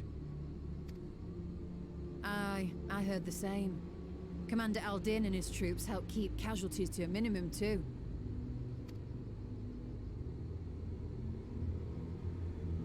But is it true they brought back tempered Garlean soldiers? As Commander Aldin tells it, they've a treatment for that now. But don't you worry. Cured or not, they've no plans to bring them into the city proper. I see. Well, that's a relief then. I know we've brothers and sisters among the lot, but I can't say I'm eager to welcome them home. Uh-oh.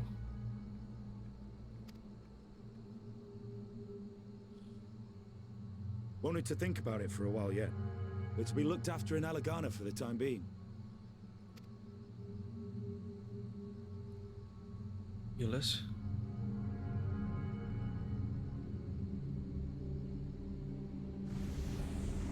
What? How did you... Meanwhile in Ishgard... Oh no. Imeric.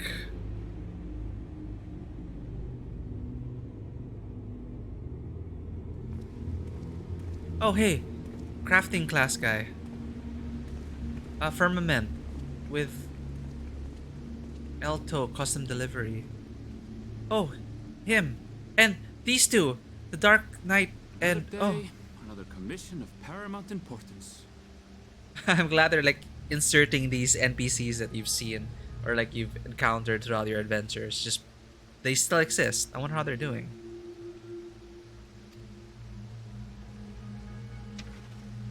Well, what have we here?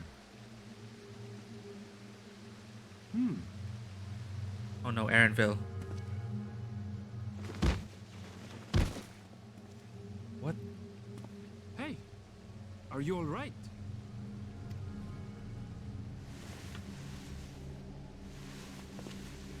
What the hell? What? Was that? No. The shadows play tricks, nothing more.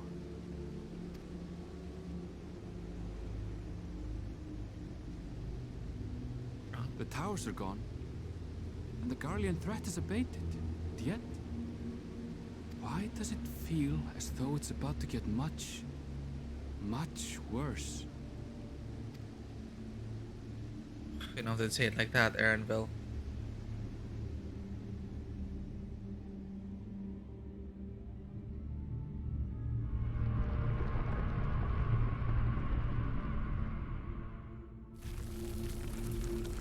What's happening?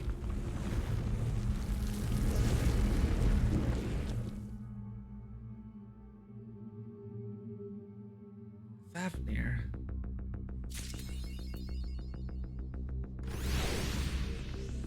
What's this achievement? What's happening?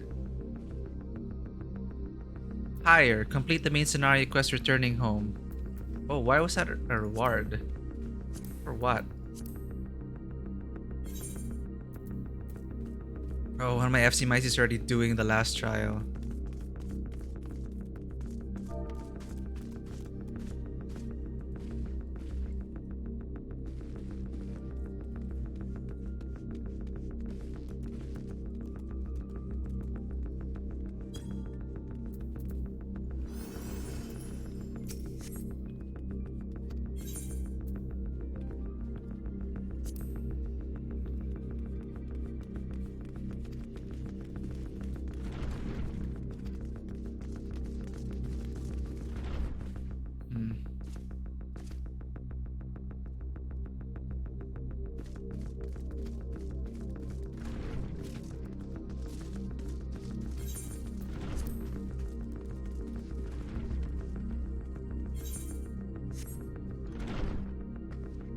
Tataru, okay.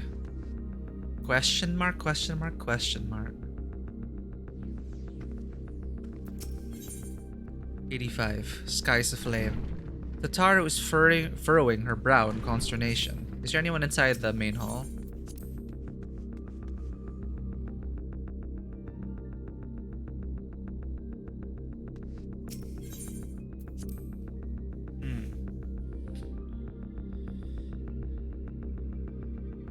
Okay, I'm really happy we chose to talk to Garaha.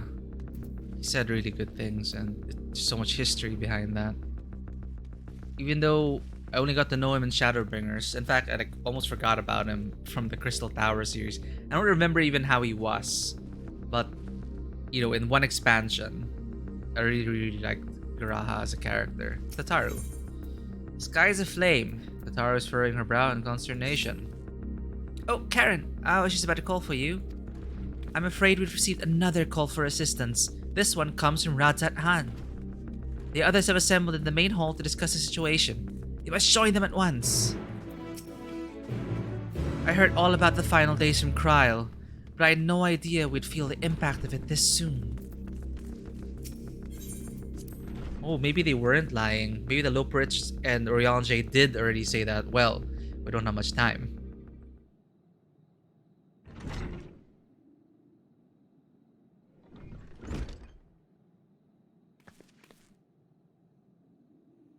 Ah, there you are.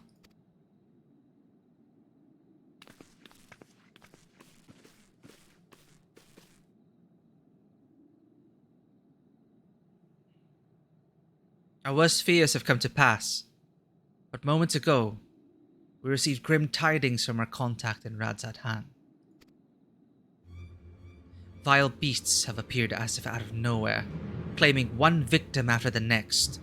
What's more, they say the very sky burns above them.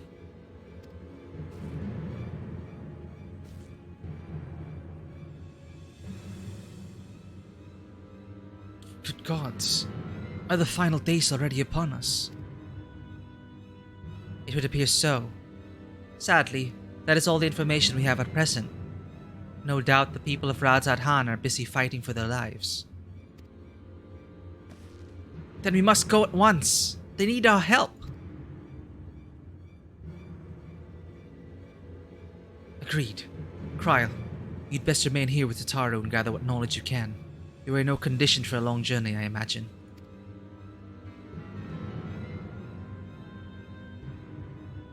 Very well. Similar phenomena may have been observed elsewhere, and if so, we must know about it at once. It's the end of the world! I like the texture on her outfit. Be safe out there, yes? Let us make first for Yedlimad. We must prepare ourselves for what may lie ahead. Crap.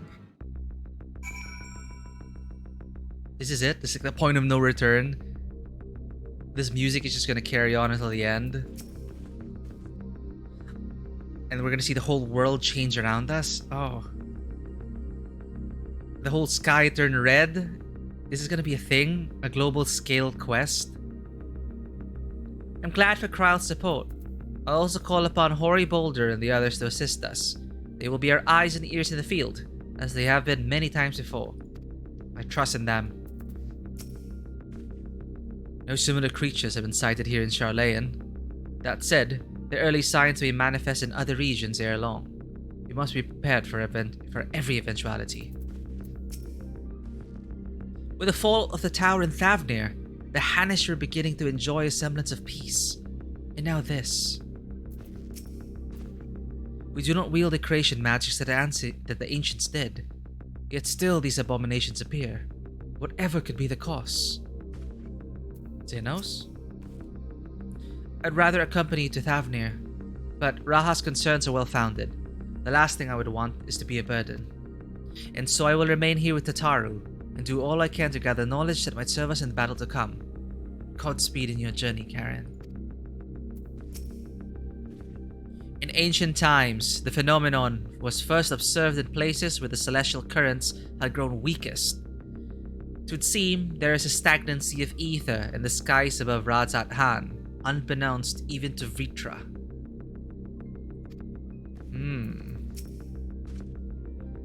If the might of Vitra is not enough to hold these fiends at bay, Razat Han is in dire straits indeed. We must go at once. That is if Vitra appears in public. If this calamity has indeed come to Thavnair, it is all too likely that Corvos across the strait finds itself in a similar predicament. No, the Mikote homeland. Even now, it remains an imperial province, and as such, it may be some time until we can ascertain the situation there. We can only hope that Kryle and Tataru will be able to provide us with some insight sooner rather than later. Alright guys, suit up. Can't apply glamour plates. Suit up in my room, and we journey to Thavnair.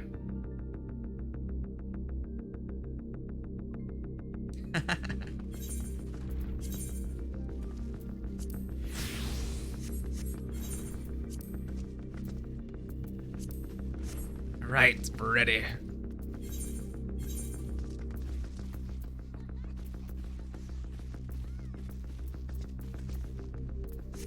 End of the world, Shadow. That's what's happening. Skies aflame. It's like WoW Cataclysm. Alright, let's see for ourselves. Is the sky ready yet? Not yet. Oh, it's just suspenseful music here.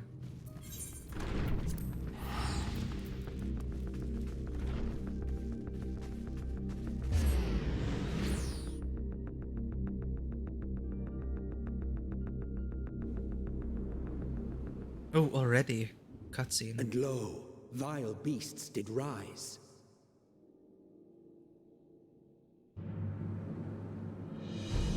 What? It's happening already?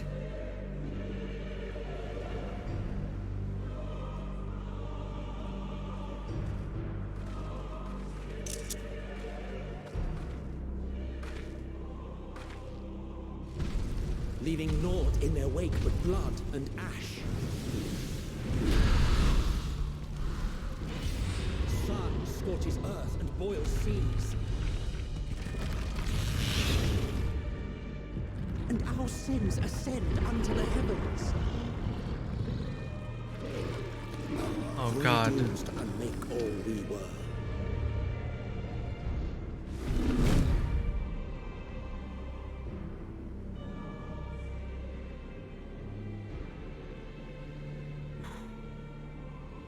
The sky burns. The final days are truly upon us. My friends, I trust you have heard the news. We have. What can you tell us of the situation, Your Excellency?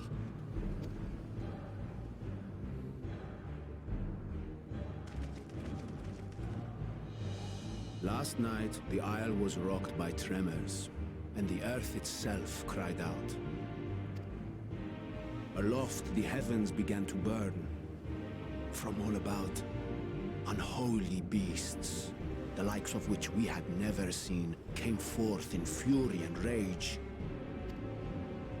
No. To say they came forth would be inexact. The people of Radzat-Han themselves... Oh shit. ...transformed into these baleful fiends.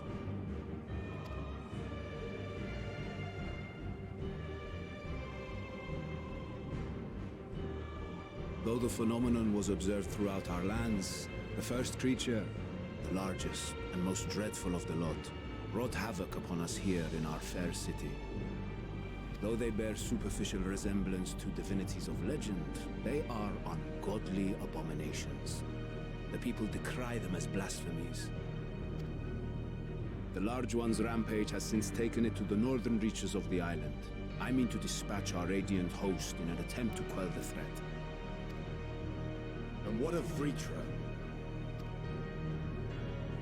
Vritra too makes for the north of his own accord, and yet he knows the blasphemy and its minions were but yesterday his beloved people. I pray his boundless compassion and mercy does not deter him from taking unenviable but necessary action.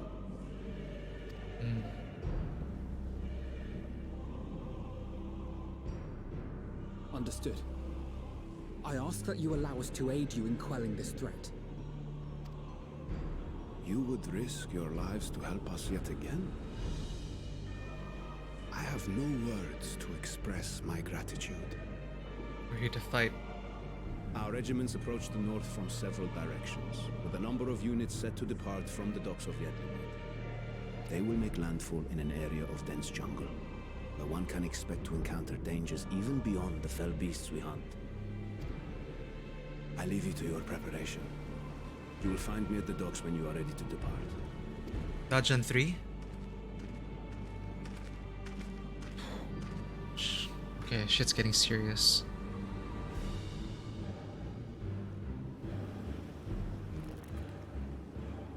To witness such times. We're as prepared as we'll ever be. Let's go.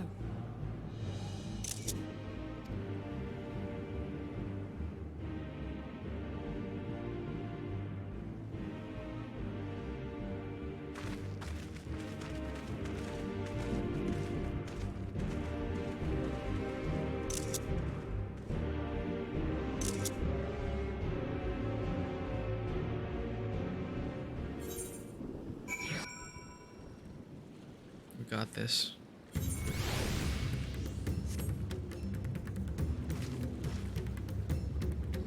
We're in it now. Usually the most dangerous foe in the worm's domain is the worm themselves. If I were Vritra, I would be as offended as I am horrified. I shall survey the environs closely as we go about our search. There may be some clue as to how we can combat this phenomenon. If it's true that the people themselves are transformed into beasts, why, even the radiant host could suffer the same fate. Or us, perish the thought. Don't worry, no matter how grim things might get, I won't lose heart. I'm ready whenever you need me. So the beasts are not born of creation magics run amok, but are rather the altered forms of the people themselves. In that sense, The manifestation of the final days differs from that which we witnessed in Amarok. And for the worse, I dare say. If any man, woman, or child could become a beast at any moment, there is no telling whence the next threat might come. We must exercise extreme caution. That's terrifying. Imagine us. Me. Innocent souls twisted and reformed into unholy abominations. I thought I had seen the last of such nightmares with the Sin Eaters. We must act quickly, Karen. Every moment we tarry means another soul may be lost to this nightmare. Music is awesome.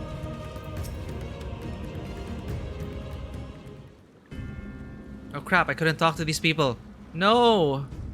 I'm sad on dialogue. Everyone has assembled, yes.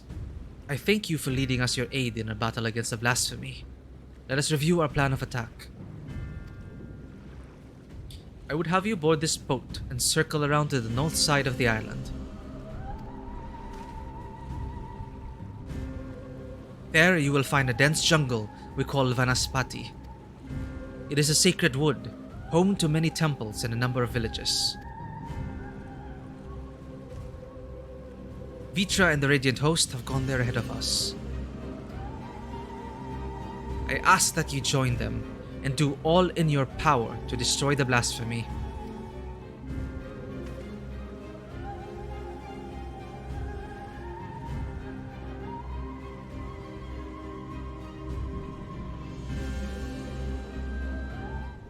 Third dungeon, let's do this.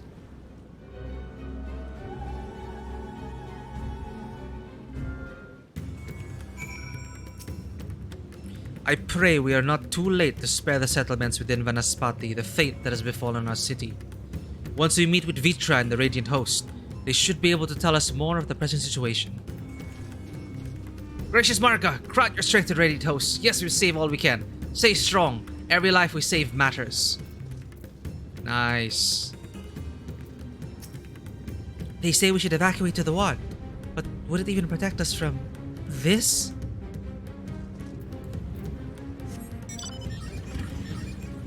Hey, what did the people around have to say?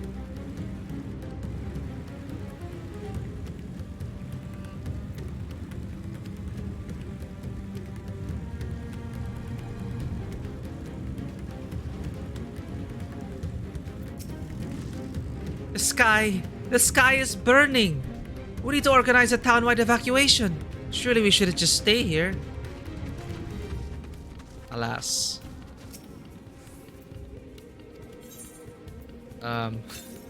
Well, you're not worried because you are the gem. Wait. Ugh. I'm Captain Gemstones.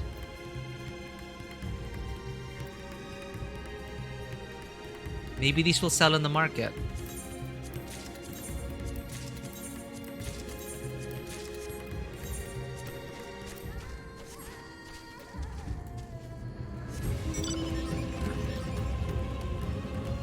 Skywatcher, what do you have to say?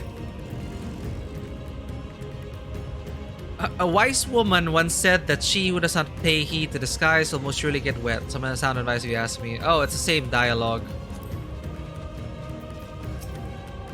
My parents are in Alnair. I want to check on them, but with things as they are, there's no way to get there. All I can do is pray for their safety. We'll get them.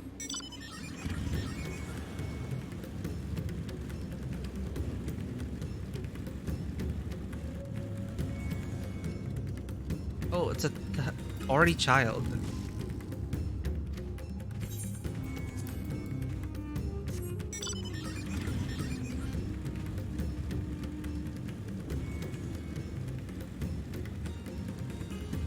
Man, coming in here like... Okay, they're really changing the world up, huh? Word has it that there are many refugees suffering further inland. Since these goods won't be leaving Thavnair, I thought I'd send them all there. I can only hope it does them some good. Nice. I had no such troubles in Doma or Kugane, I assure you. This is different.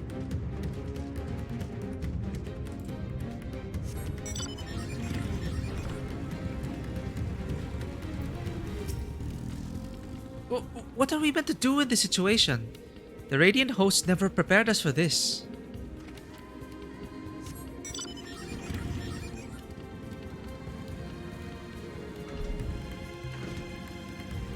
Oh, lightning. You there! Empty your satchel right now. What's happening?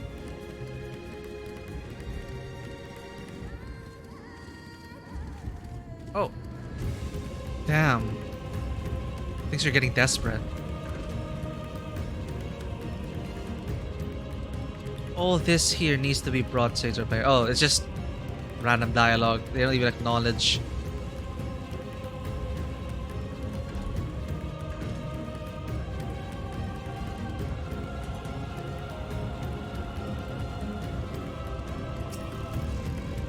As much as I'd like to scurry under the satrap's protection, who knows what will happen once I set foot outside this town. I think I'll hold back for a while, see how things unfold. Save yourself, delivery Moogle.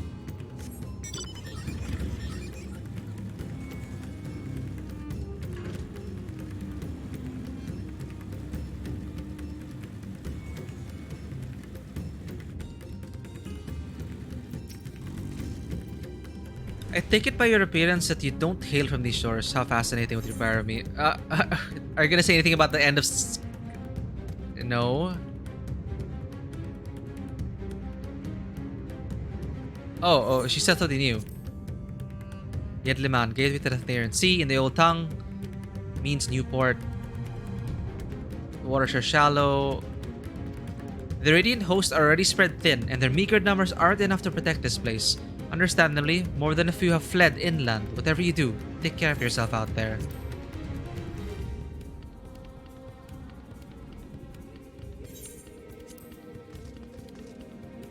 Is there truly not to be done with the silks? Okay. Now we gotta mood around town. It's time for action.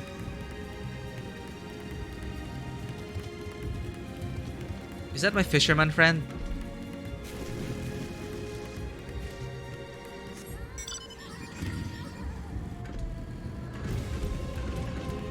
Oh wait, no, that isn't.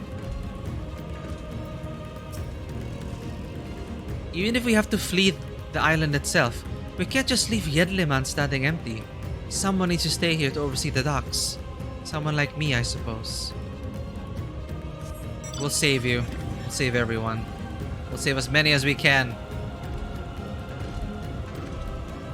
Come on, trust party. I have a feeling I know who to bring in now.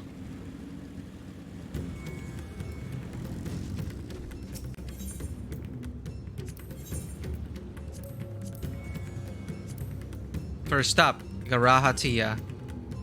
I stand ever ready. Next, Estinian. Right then.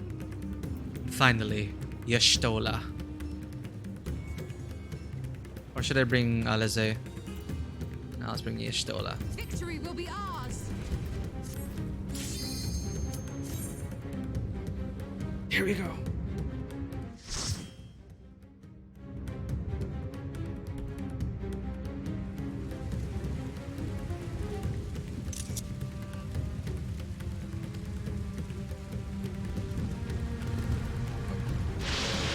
Oh, it's that creature.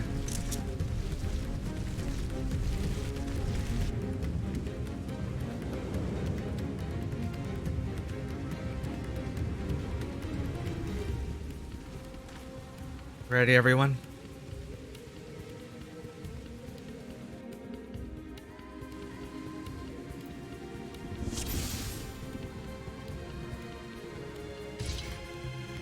Let's go.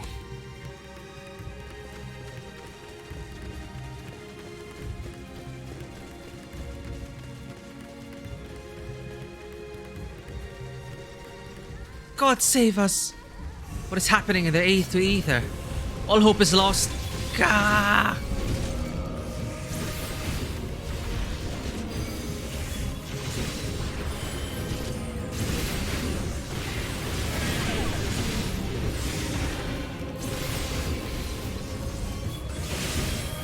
Okay, guys, we can do this. It's Vritra!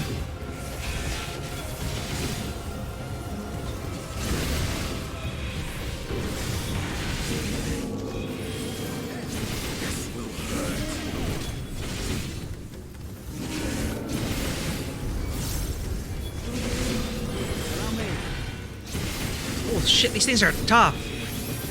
This is my gear? That's...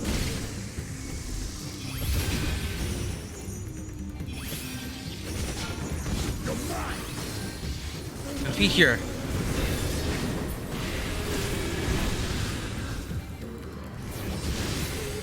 Alright. We're here to help, Vitra. My friends, heed me. These are children of Thavnair. Forgive me. I could do them no harm. That's okay.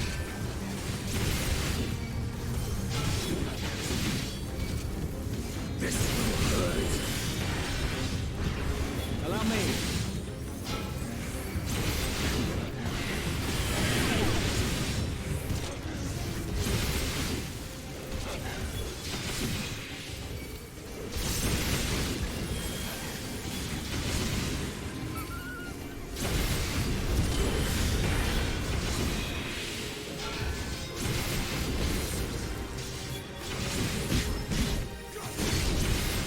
That's terrifying. At any time you could just transform. Like, what is happening?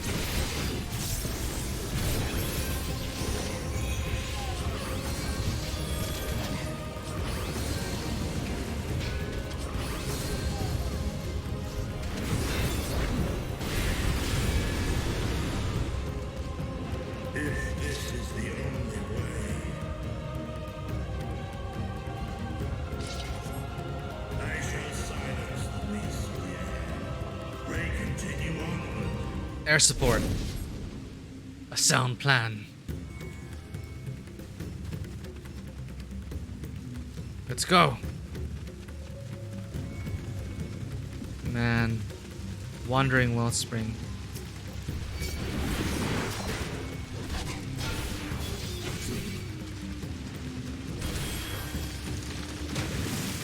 Not sure if Graha can keep up with the healing.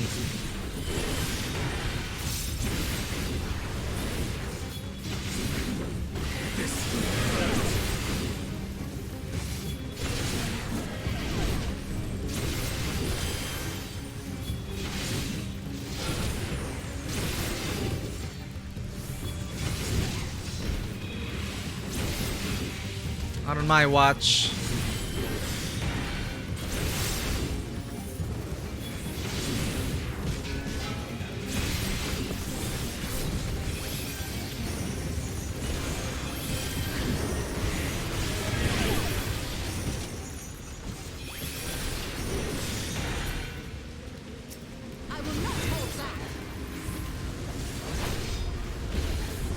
Lower them up.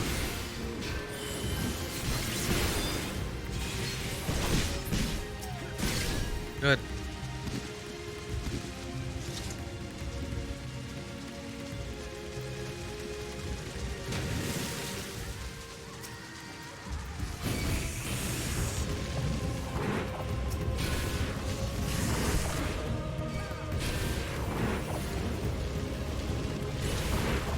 Well, this is the wall.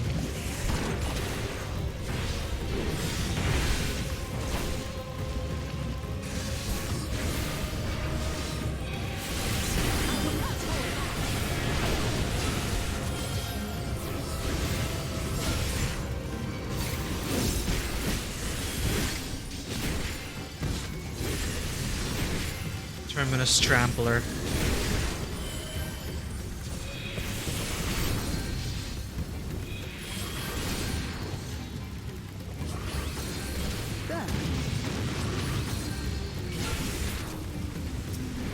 Front feet here.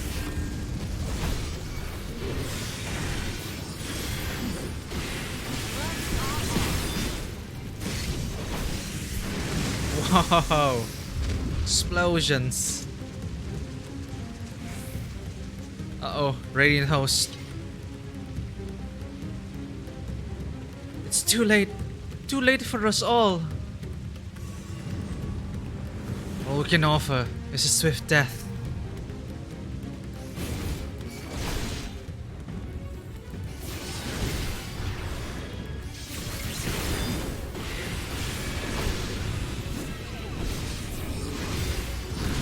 sounded like a raid white. It was.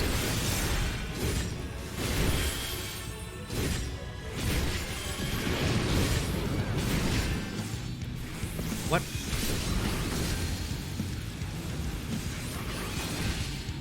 Oh.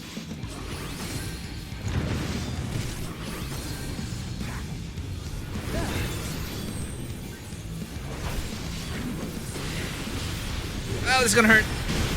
Ah.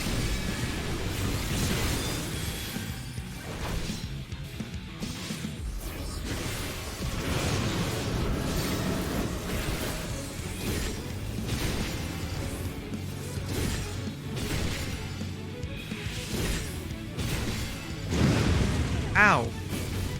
Okay, I thought that was a... Nope, that's not a safe spot. Not at all. Away with you! Too late for that. Lost hope.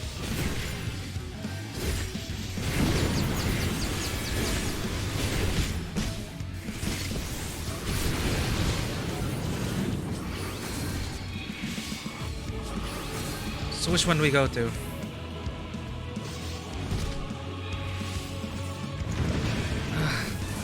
Not good.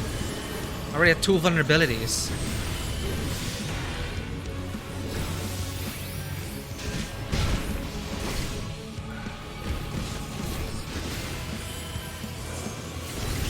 I need to learn how to read those mouths.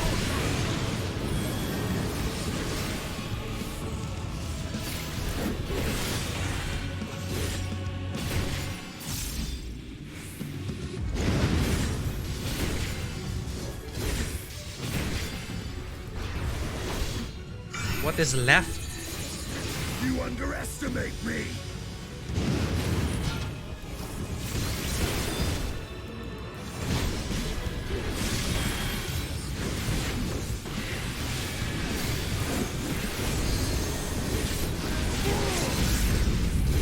Come on.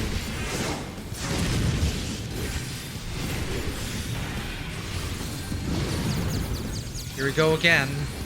Mouths, mouths. You underestimate me!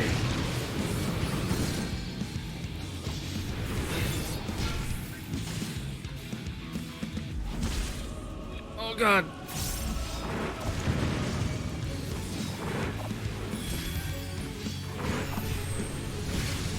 Kitchen sink.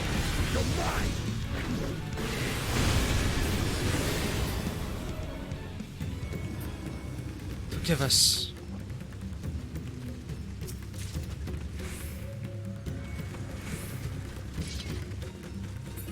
What is this vile presence I sense? The horde draweth near, beyond your guard. The end has come. Ah! Oh crap.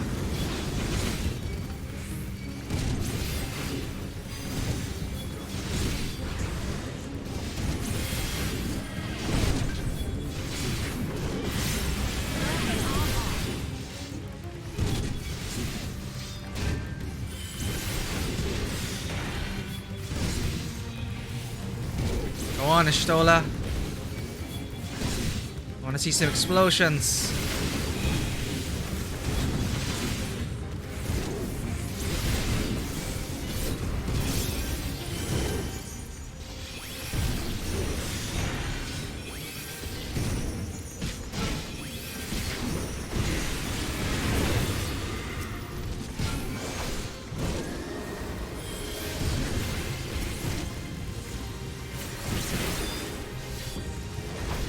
Allow me.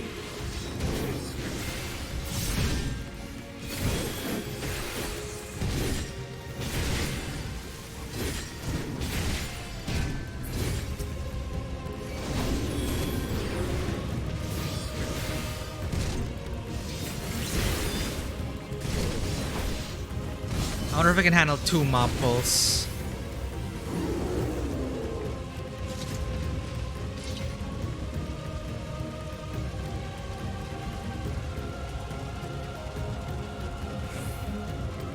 We have to get away from here. What's wrong? Mother? Oh, it's hopeless. Hopeless? Ugh. The mother, I can't believe what I'm seeing. All is in disarray. This is what must be done.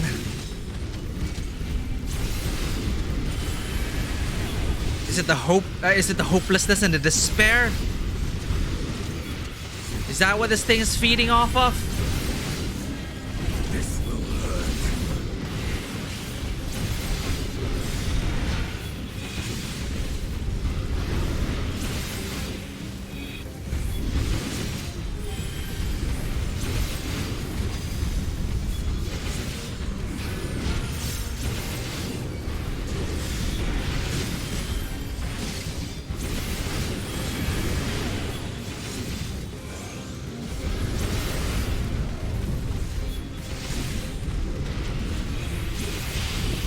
Allow me.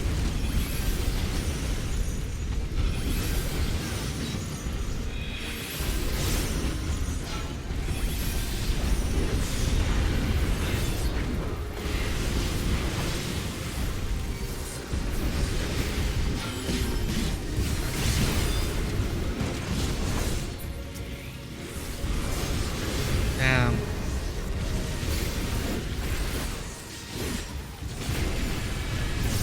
I will not hold back.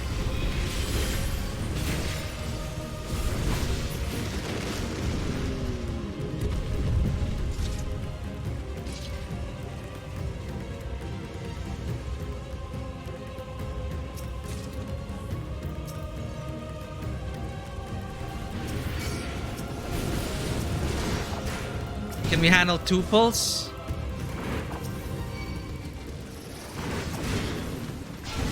Well, let's try it out.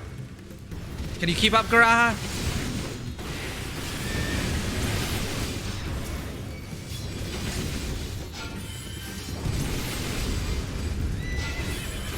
Allow me.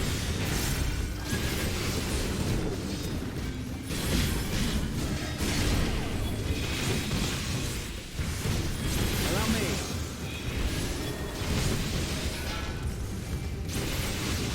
Uh-oh, I have a bad feeling about this.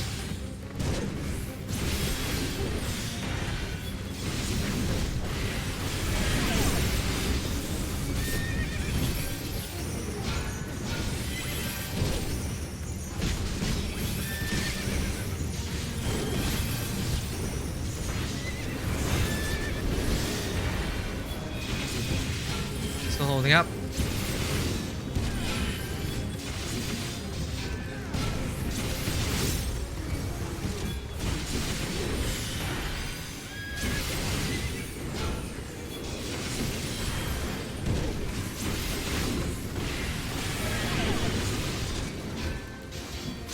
We can do this.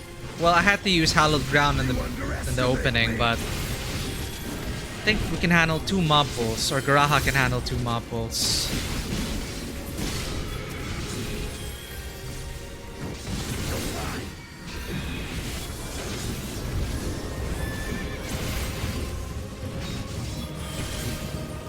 This will hurt. Right, DPS lock with just 2 targets, I think.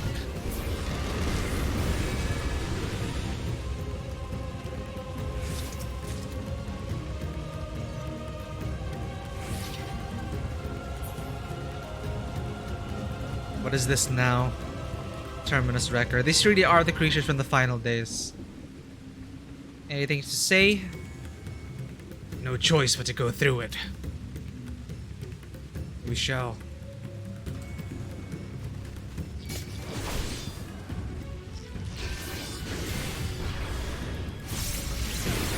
Meaningless destruction sounds like a raid wide.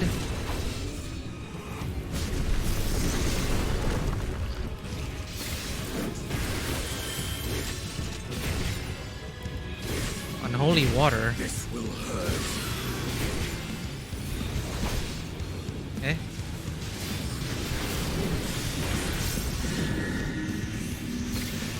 Get pushed into a safe spot, I guess?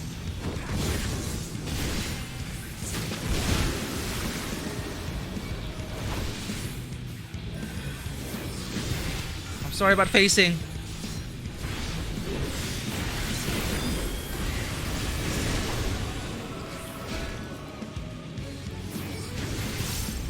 Oh, I keep forgetting my rotation. Ether Siphon. What? What's going on?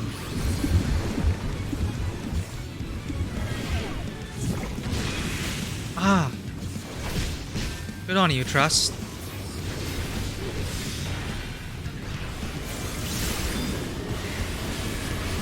I'm mixing up my magic and physical phases.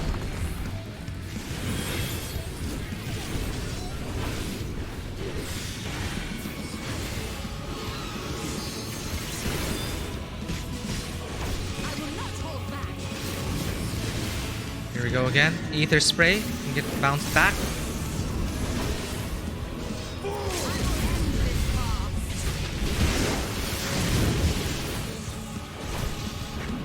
Poison Heart. Everyone behind me.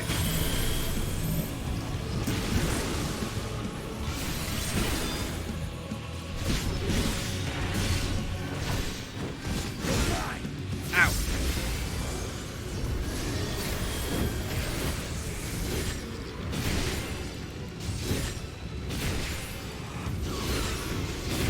Allow me.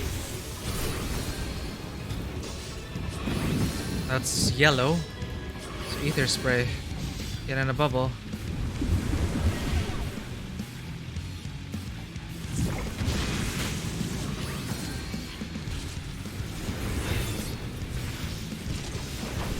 Meaningless destruction.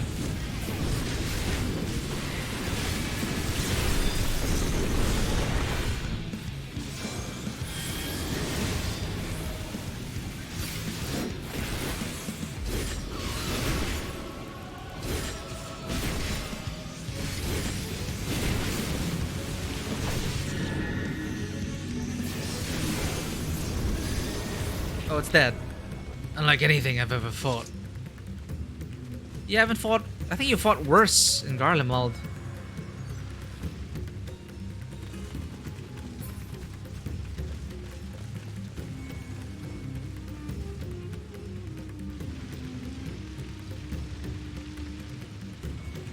Sun's Ascent.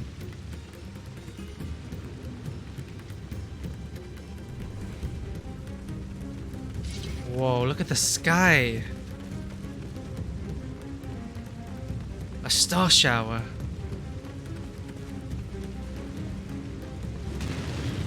Holy crap.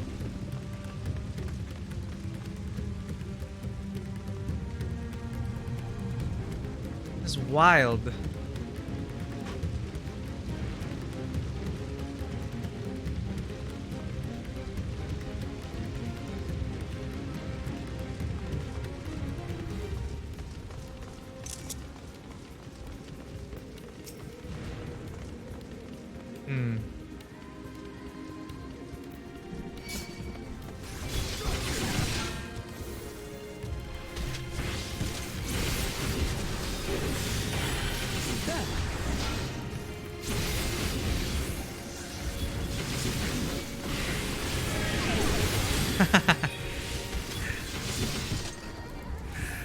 I was just admiring the view.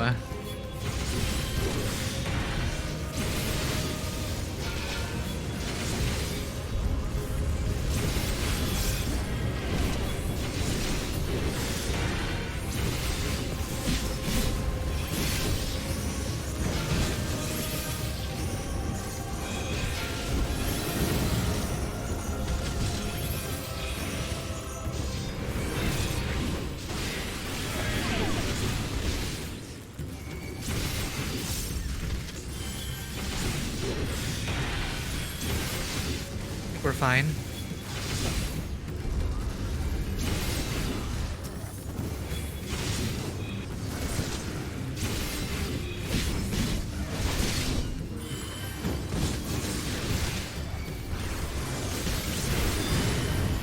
Not as fast.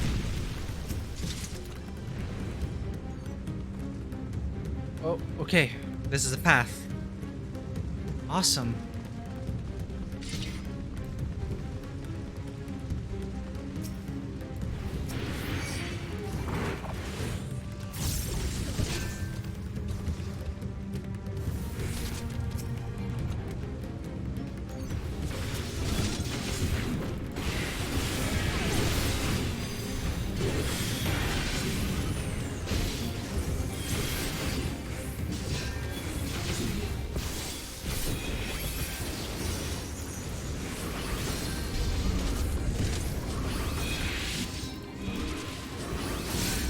And Confiteor.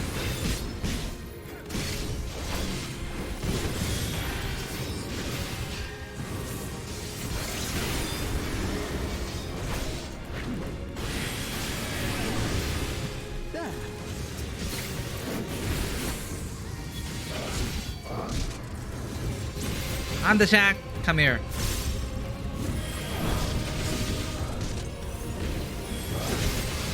I love this music, gets you pumping. It really is the end of the world.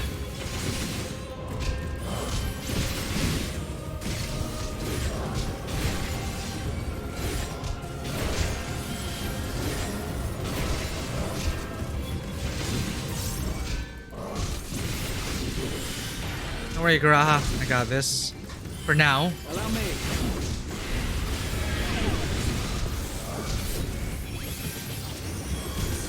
Magic face. I hope I'm doing this right. I'm just kind of learning the rotation on the fly. Oh, I should have Confiteored. My bad. Huge DPS loss there.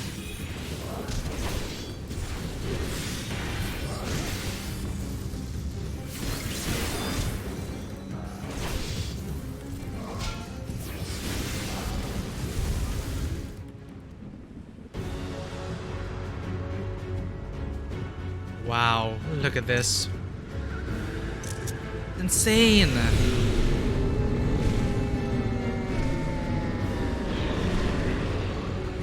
This is gonna be like this all over the realm.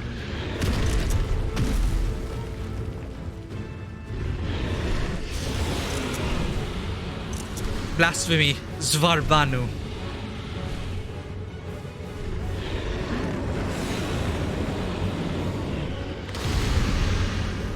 Yeah, it is a beautiful face, huh?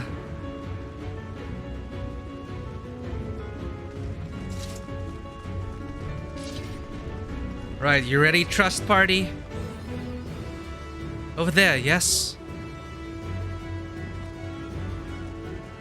We got this.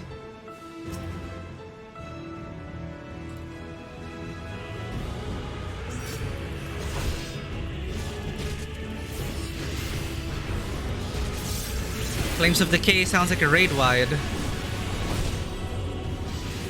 It is a raid wide.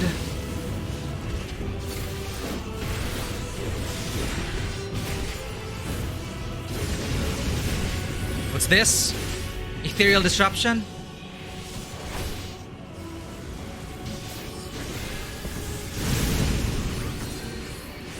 Okay, colors, matching colors. Crumbling Sky, where's that supposed to be? I'll stay where the trust is.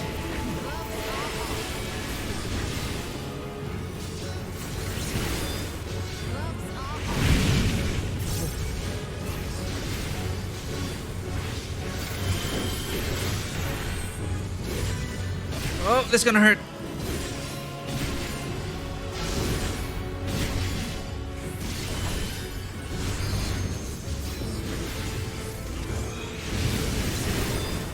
Crumbling Sky. Gonna get pushed white into white. I'm gonna stay where Graha is. I trust you, Graha. Oh, god damn it.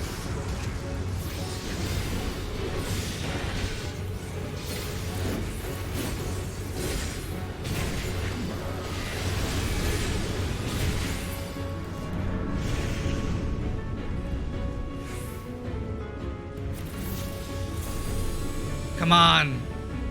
Are you gonna do what I think you're gonna do?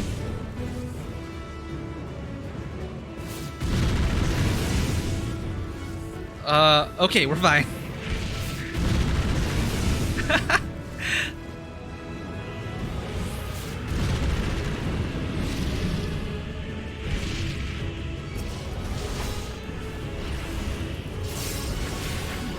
I was wondering why is it such an awkward arrangement? So apparently there are gaps. Oh, mitigate that.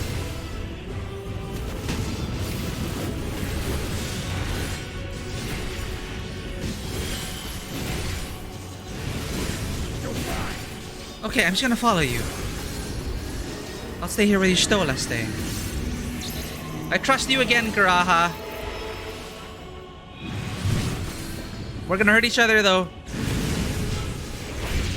Oh god. I'm sorry about not facing a true north. Oh, this is gonna hurt.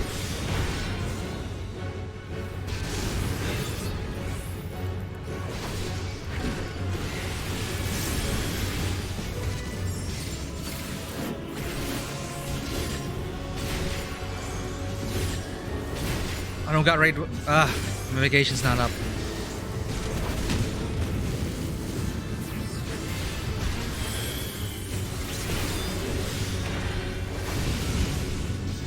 Crumbling sky. Still don't know what this is about.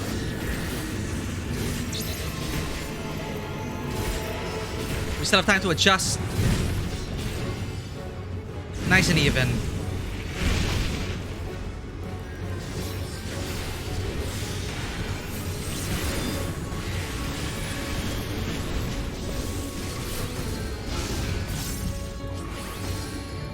Come on, Estinian. I don't know if you have positionals.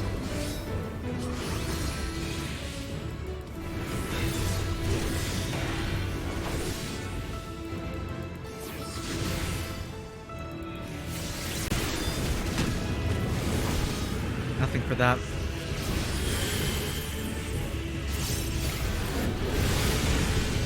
Another one.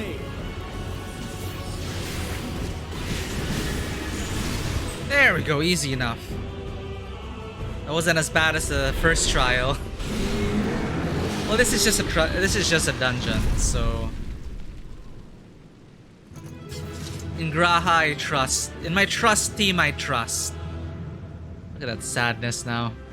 Even more grave than all the other previous stuff.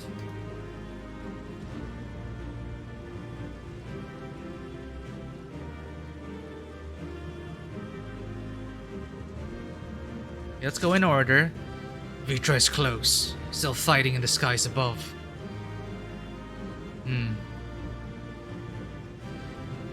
That was the worst of them, or at least I hope it was. I see no trace of the person it once was. The horrors of Amarot roared anew. Yeah, we did see things like this in Amarot. This must be the blasphemy they spoke of.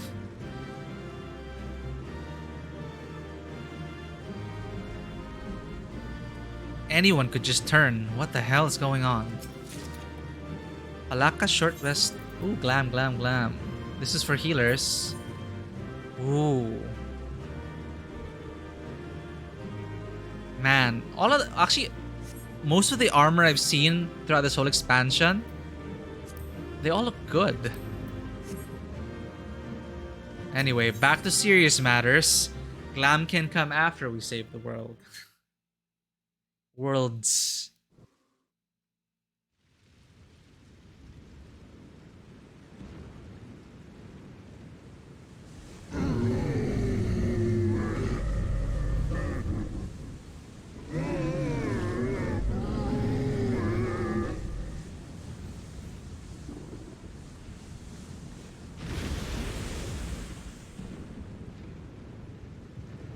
As I feared.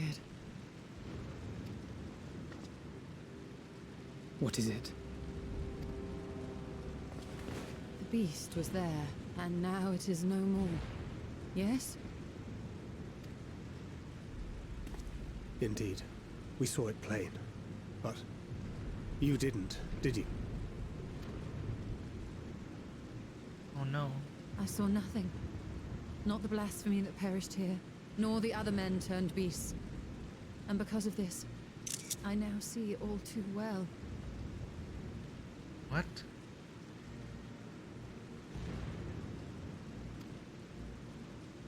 There is no ether. Where the creatures should be, I saw naught but emptiness. Wow. Emptiness? But that would mean... Recall the words of the Watcher. 'Twas a stagnancy of ether, a cessation of flow, leading to decay and absence, that led the ancients to conclude their star was dying. This is the same phenomenon. The instant these people are seized by the transformation, their ether begins to rot and crumble away like dried mud. Until, from their corporeal forms to their very souls, naught remains. Just cease to exist. But the beast spoke with its dying breath. Surely at least a sliver of the man it was endured. Mayhaps so. But even if the process was incomplete, it was little more than a faint residue. Gods be good. You're saying they cannot be saved? Not by any means known to me. Or by any means at all, like as not. For there is naught left to save.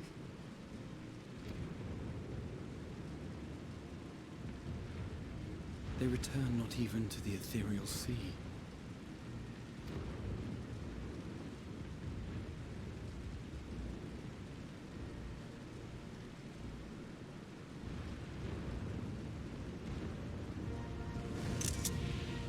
Damn.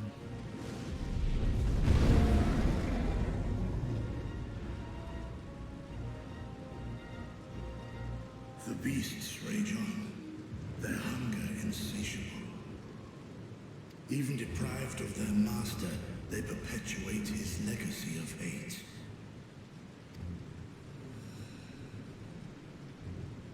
Once proud sons and daughters of Thavnair, all of them, and now I spill their blood.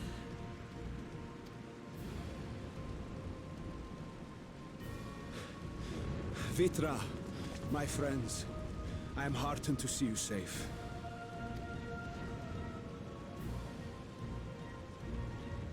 You put your secret at risk. Those closest to me already know the truth. A truth I must now share with one and all.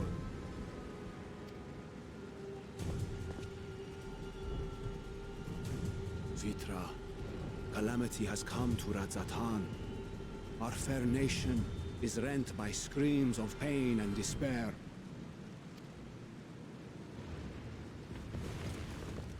More than ever, we require a strong leader to shepherd us through the storm. Reveal your true self to our people, Vitra, and guide us to salvation. Now? What madness is this, I-One? Thou dost forget thyself. It might even cause more panic at this point. Were we to reveal our duplicity, it would do naught but foster confusion and chaos. There we go. Nay, I shall remain the Satrap's loyal ally and do battle with the beasts. Easing hearts and leading the people to safety is thy task, and thine alone.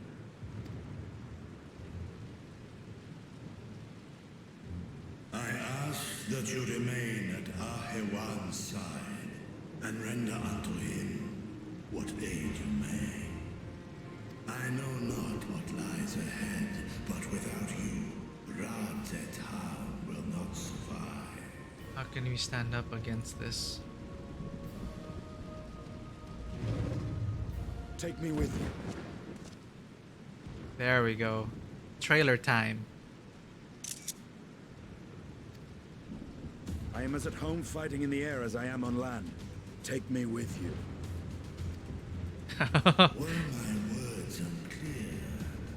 I require no assistance.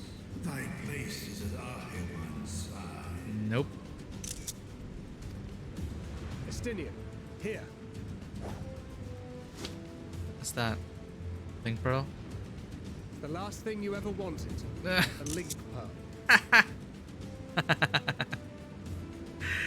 Now we can call him anytime we want. We'd gain much from knowing your elevated perspective.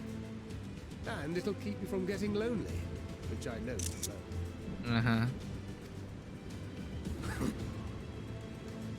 You heard the man. Seems I'm coming with you after all.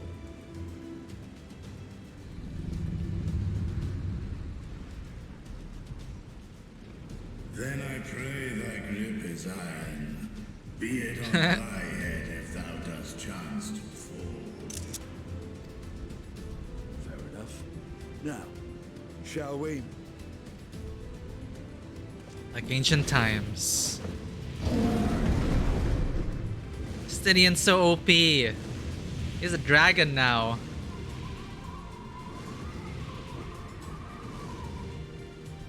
Hero moment.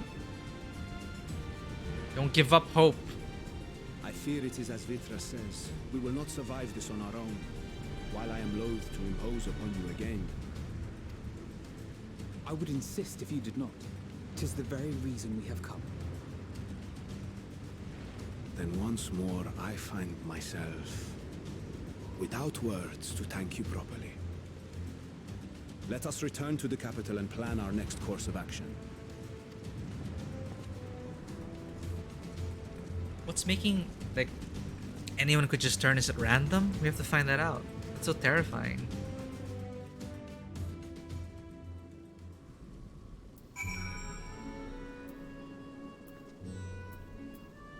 Third dungeon done.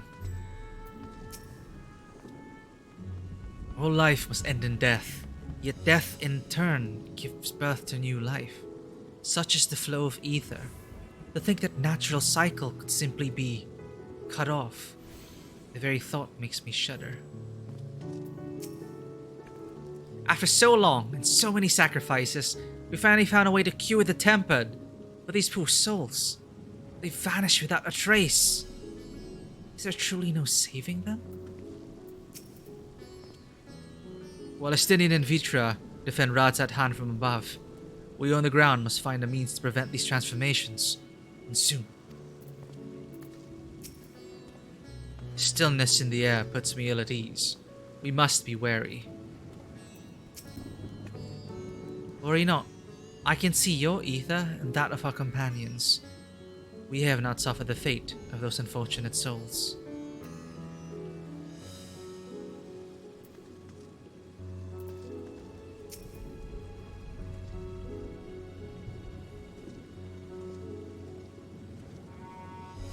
Our radiant host has eliminated the immediate threat to the city, though it pains me to know those beasts were once my own people. There is no telling when or where the next transformation might occur. We must remain vigilant and steel ourselves for whatever is yet to come. Options? Oh, damn it. No, what do I get? Raisin brown? Millicorn yellow? Honey yellow? Okay, this one can be bought from a vendor. It's restricted, so these ones are a bit rarer. I think I don't really like the color yellow, but I think Million Corn was what I used for an outfit once. I don't need like 500 gil.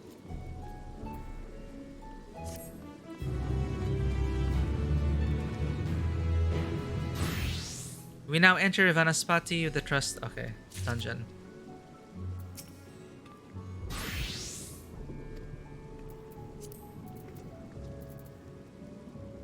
One of my FC mates accidentally.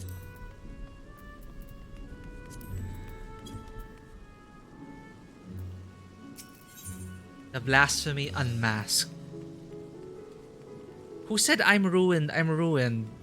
Someone, I remember an NPC was saying that. Whoever it was. Man. Yeah, I really remember. I think I remember. I vaguely remember. That is an NPC. Yeah. Ahewan's burden is heavy indeed, yet he need not bear it alone. Forgive me, my friends, but I must return to Megaduta for the time being. There, I can better manage this crisis and dispatch my troops as the situation demands.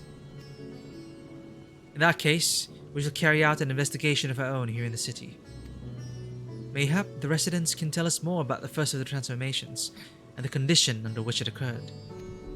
If we can ascertain what exactly triggered these tragic events, it may give us some insight as to a possible solution. Time is of the essence. Let us split into 3 groups that we may cover more ground. Alizé and I will see to Paxas' path. Thancred and Y'shtola pray make for Dharma. I leave Artha to Garaha and you, Karen. And we just talked last night. Any information you can gather on the first blasphemy or the manifestation of the final days here in the Fire City would be most helpful.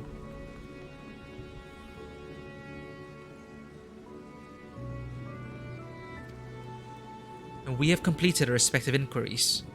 Let us reconvene in front of Megaduta, that we might share what we've learned with the satrap.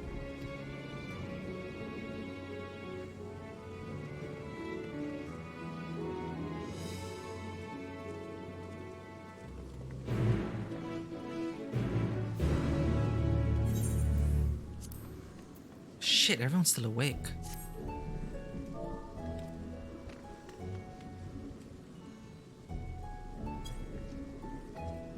I think people are avoiding logging out because of the queues.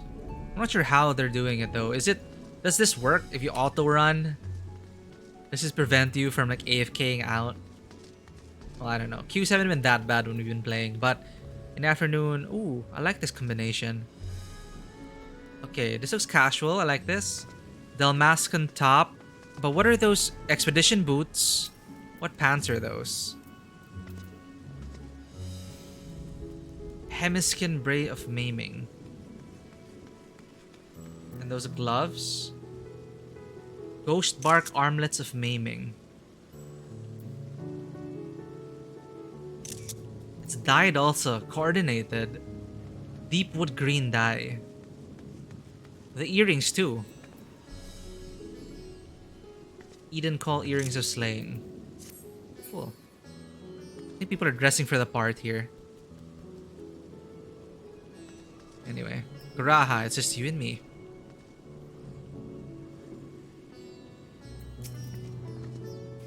Shall we be off then? Artha is home to the High Crucible of Alchemia, whose alchemists forged many of our warding scales. That seems as good a place as any to begin an investigation, don't you think? I spoke briefly with Nuhadin, the chief alchemist there, on our last visit. You should be happy to answer our queries.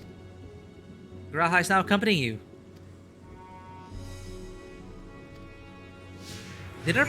Does our partner change depending on who we ask in the evening? Or who we talk to in the evening? I wonder. Maybe it does.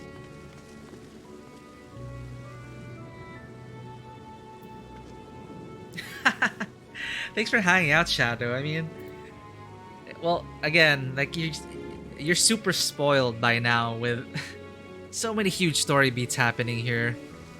And, well, I mean, there's so much weight to it. It's like, you know, one game and 4 expansions worth of story just coming together, crashing down, and with burning skies. You know, it's amazing.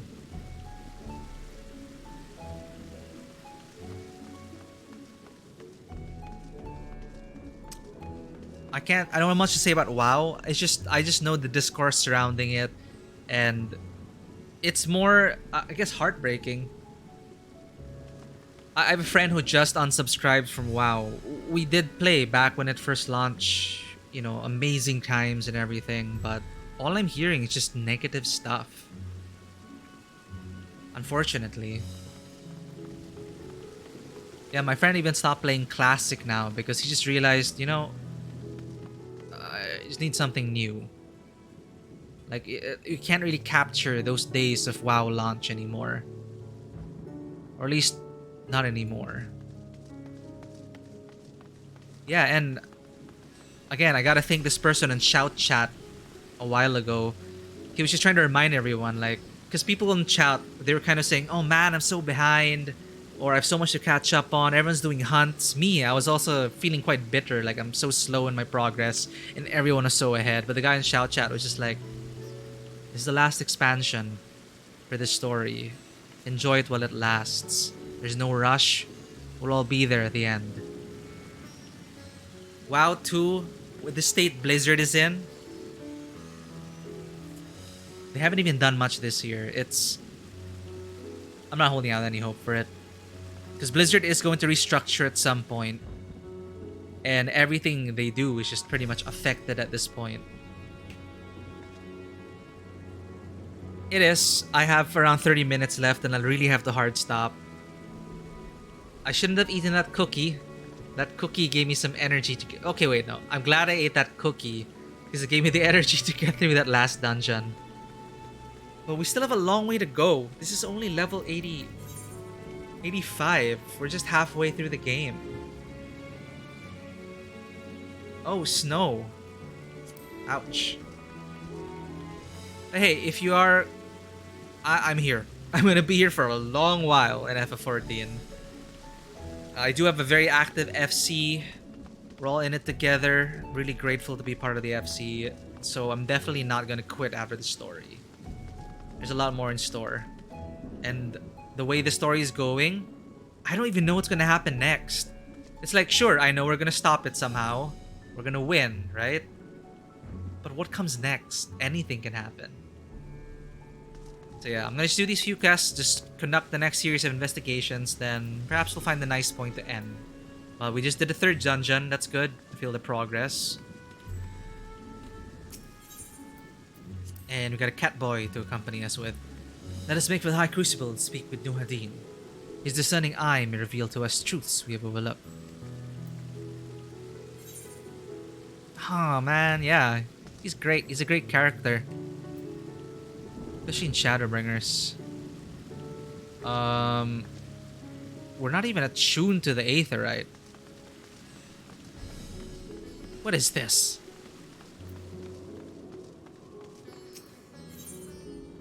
He's so tiny. Or maybe I'm just tall.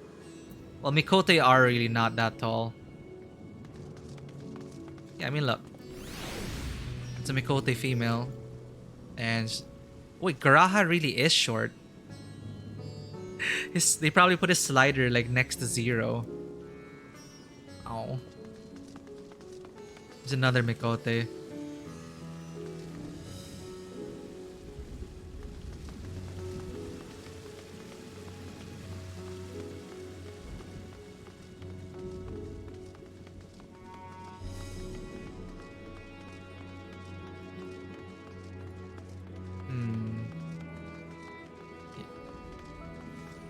Yeah, I'm really sorry to see about what's happening to WoW. But I do hope you find your fun. Like, these games are meant to be enjoyable.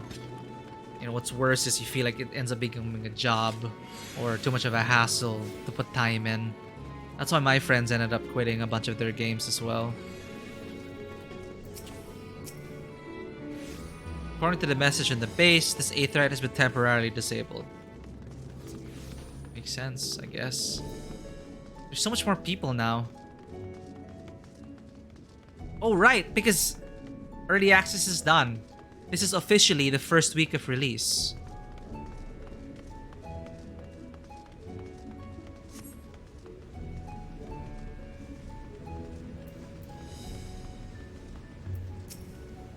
The sky burns, and my countrymen are perishing by the dozens.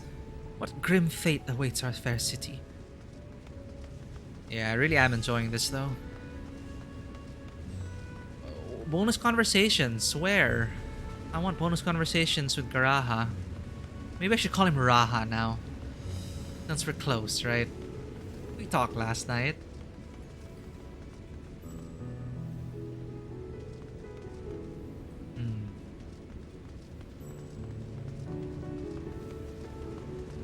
Hehehe. Dragging the cat around.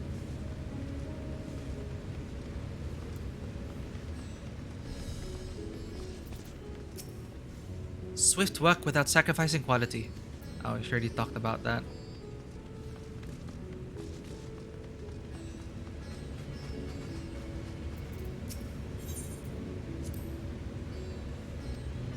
Nuhadin?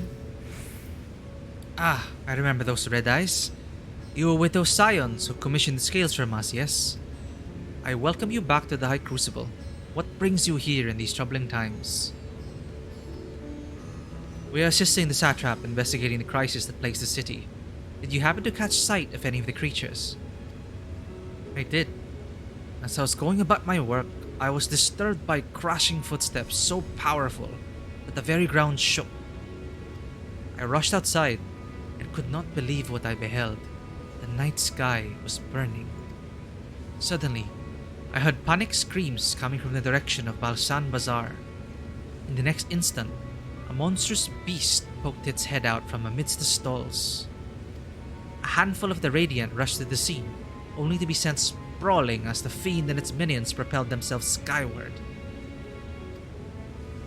So the blasphemy came from the vicinity of the markets. This knowledge may prove useful. Thank you for sharing your tale. Well, I do believe we now know where we should inquire next. To the bazaar, then.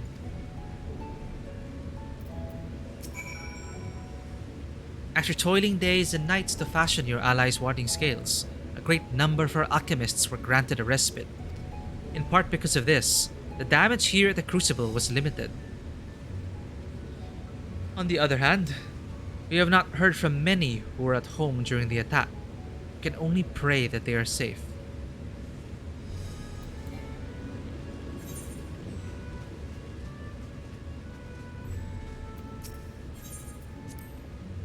According to Nuhadin, the blasphemy came from the direction of Balsan Bazaar.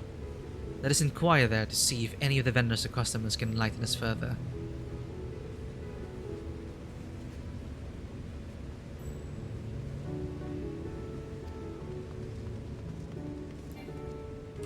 Oh, no mount. Sprint, Graha, sprint!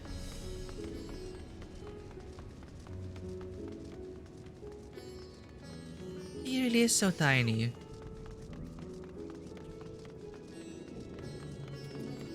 Wow. Yeah. Really, like, so these are the people. Yeah, we're out of early access. So many people now. And everyone probably like, well, these all, most likely these guys are already done, so they're focusing on crafting now. Or these are our forever crafters.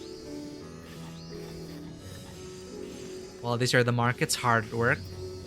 Making collectibles, I guess, getting to 90. Good luck, y'all.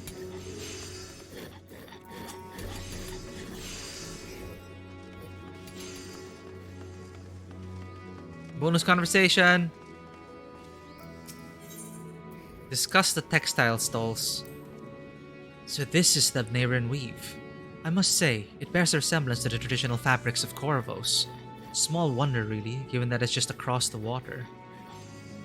Not that I am much of an expert in Corvosi culture, of course. I've not had the occasion to visit my ancestral home since coming to Sharlayan, and like as not, I will never reside there again. That said, in recent days I've felt more acutely aware of my heritage, and grateful for it.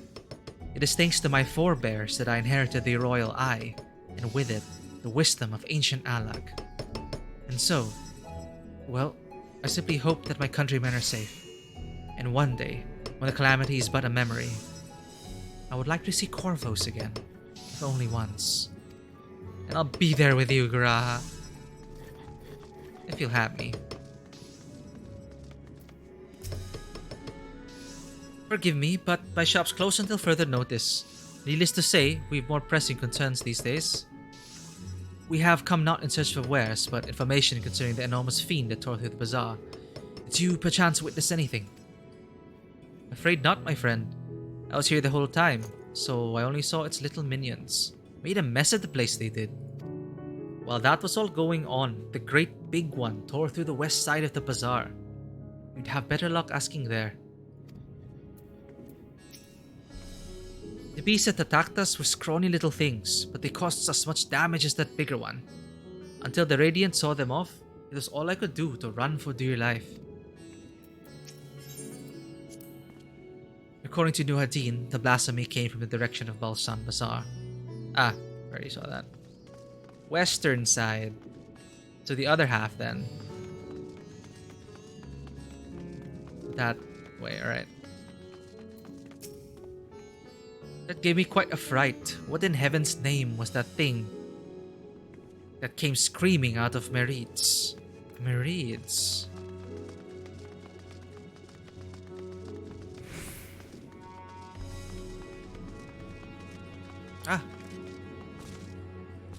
Viewpoint.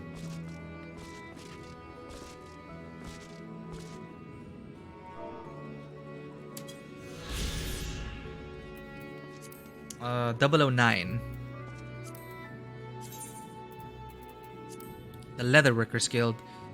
Crafters for the realm-famous Atelier Fen-Il, the Leatherworkers Guild. The Leatherworkers Guild boasts the finest towers and tanners in all Eorzea. In recent years, the workshop has come to be known for its Geva patterns, which outline methods of working and cutting hides, pelts and skins and furs in a way that honors the elementals within by minimizing waste. Oh.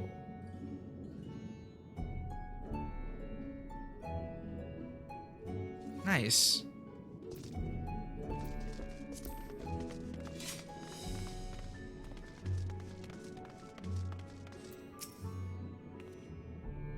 Seeing those unholy beasts run rampant in their very midst, I was on the verge of being consumed with fear.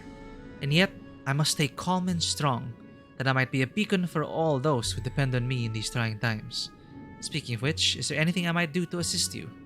Ah, you're the guide. What do you do here? Ah, but where are my manners? I am called Faruna, and I have the honor of serving as a clerk for the renowned Barrack Consortium. Our consortium can boast among the longest histories of any trading establishment here in Radzatan. From our esteemed proprietor to the young ones who passionately peddle our wares, each and every one of our employees has devoted their heart and soul to the art of trade. Needless to say, recent times have not been kind to our business, or that of our competitors for that matter. It is all we can do to see that the long and storied history of Barrack Consortium does not come to an inglorious end. What kind of place is this? You stand in the free city of Radzatan, the jewel of Thavnair, and a veritable melting pot which draws residents and visitors of all origins and creeds. The very name of this place, in fact, is derived from the words Rads, meaning diverse, and Han, meaning city. Located as we are halfway between the east and the west, and having signed a non-interference treaty with the various nations of the world, our city has developed through the ages as a bustling hub of trade and commerce. So it's kind of like Constantinople, I guess. With very Indianist. It's a really a melting pot. Sadly, our fair city has suffered great damage when the beasts came. Many of us have lost friends and loved ones, and many others their homes and valuable possessions. Down to the last man and woman, we are at a loss for how to proceed. My fellow traders and I are no exception.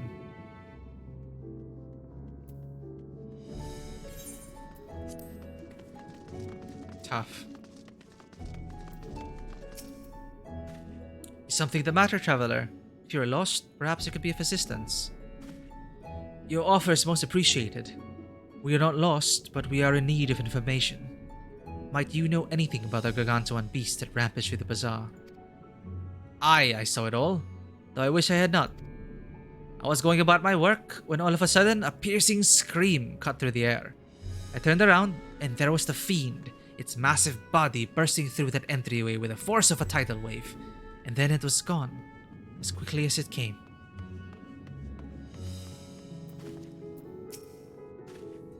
Fortunate was I to be inside my shop at the time. The owner of the stall across from me was hawking his wares in the street. Suffice it to say, he wasn't so lucky. Ugh. Guy got squished.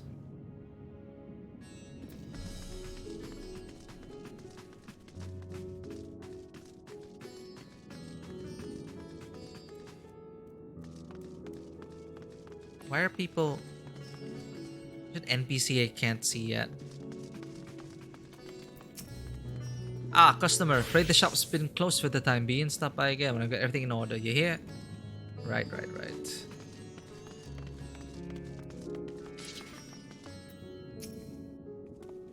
Sisters of Mercy, what is happening to the world? What am I to do? Is nowhere safe? Settle down, friend. The danger has passed, at least for now. If it's not too painful to remember, can you tell us what you saw? First I heard the screams. Then a horde of ravening beasts came charging towards us.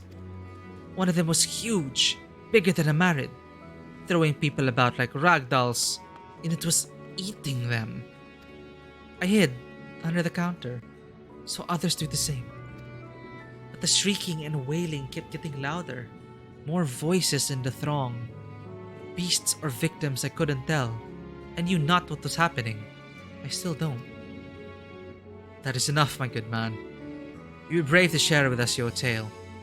Many of your fellow merchants are safe. The High Crucible, too, has survived mostly unscathed. Pray, stay close to your friends and loved ones, and rest your body and mind when you are able.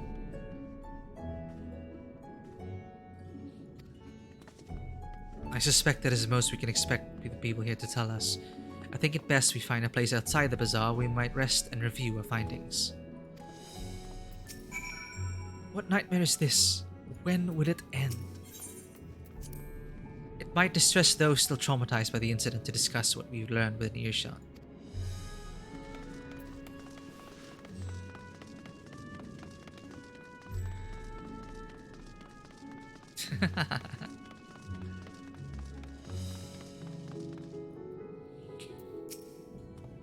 Judging by their accounts, the transformation had already occurred by the time the beast reached the bazaar.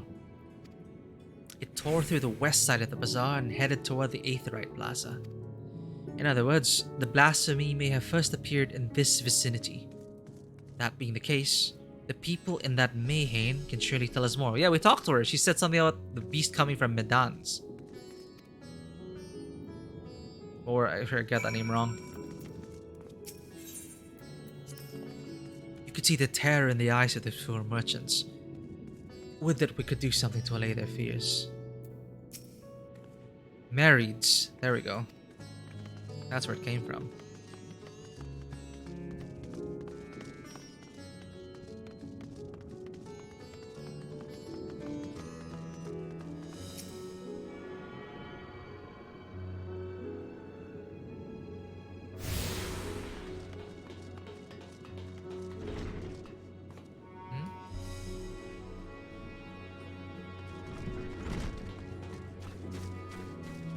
Ooh, wow. Nice place.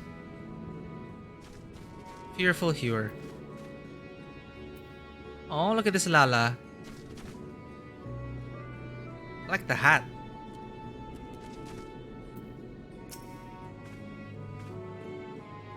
Going after that enormous beast, are you? Aye, I saw it. Including the very instant that poor bastard transformed. Damn the gods for putting me there. It started over there. By the window. A few men, merchants probably, talking and drinking. Conversations must have taken a turn for the worse. Next thing I know, their leader, I suppose he was, buries his head in his hands and black mist was swirling about him. Then his whole body bursts apart. And there stands a hideous slavering beast. Massive and foul. All gaping maws and bulging eyes. His friends start shrieking, then the black mist comes again, until the change takes them too. The stuff of nightmares, I tell you. Nightmarish indeed.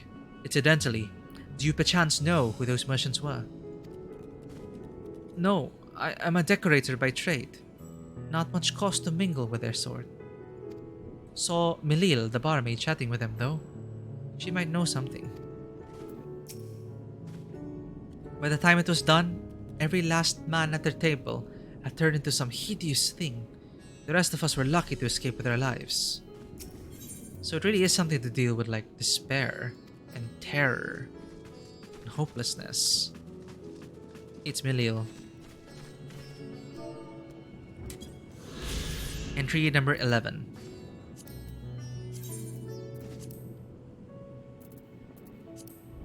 Wait. Oh. 11. Myriad's Mayhain. Owned and run by the eponymous Myriad, this Mayhain offers light meals and beverages, with the main draw being its myriad varieties of liquor distilled by local alchemists. Foreign visitors are often entranced by the stage performers, whose movements incorporate elements of traditional Thavnairan dance.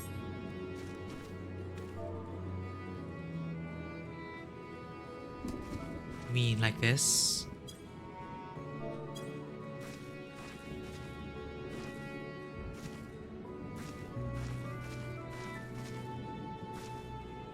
Thavnairan dance.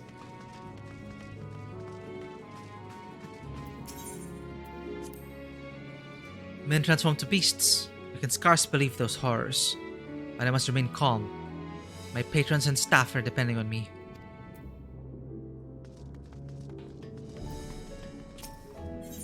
Oh. So that's where the hunt board is.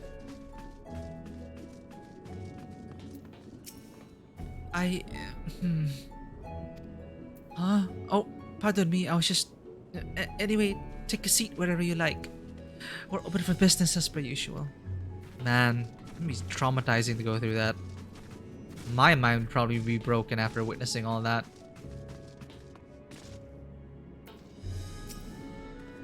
Even after repairing all that damage, it'll take a while for business to pick up again.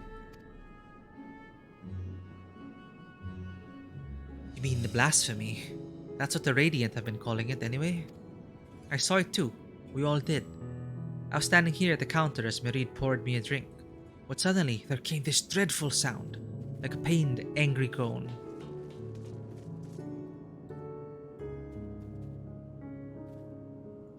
It was unlike anything I've ever heard.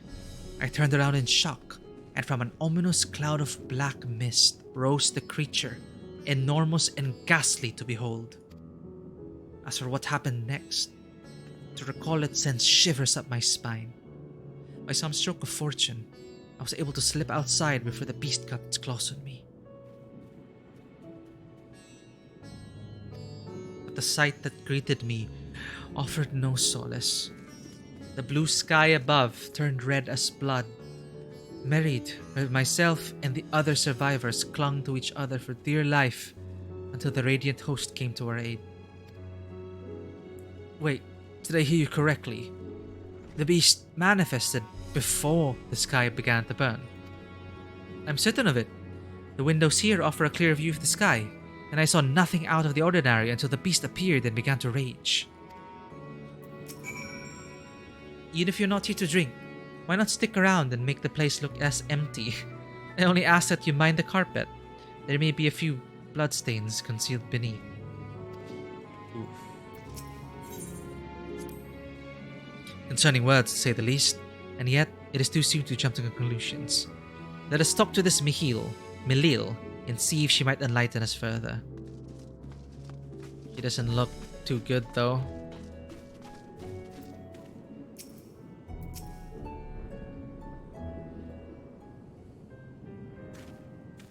Oh, hello there. Welcome to Myriad's Mayhin. What can we get you? We have come not for libations, but rather for information. You are Milil, yes? We are investigating the so-called blasphemy on the satrap's behalf. We hear it was one of your customers, a merchant, that first underwent the transformation. What can you tell us about him? He was something of a regular here, especially of late. Khalzal was his name. He ran his own consortium, dealing primarily in the exports of Thavnairan specialties. Wait, isn't Khalzal the one we met? Yeah, he did. Oh no, it is Khalzal. He was the one I think that is going, I'm ruined, I'm ruined. He was the one we fought.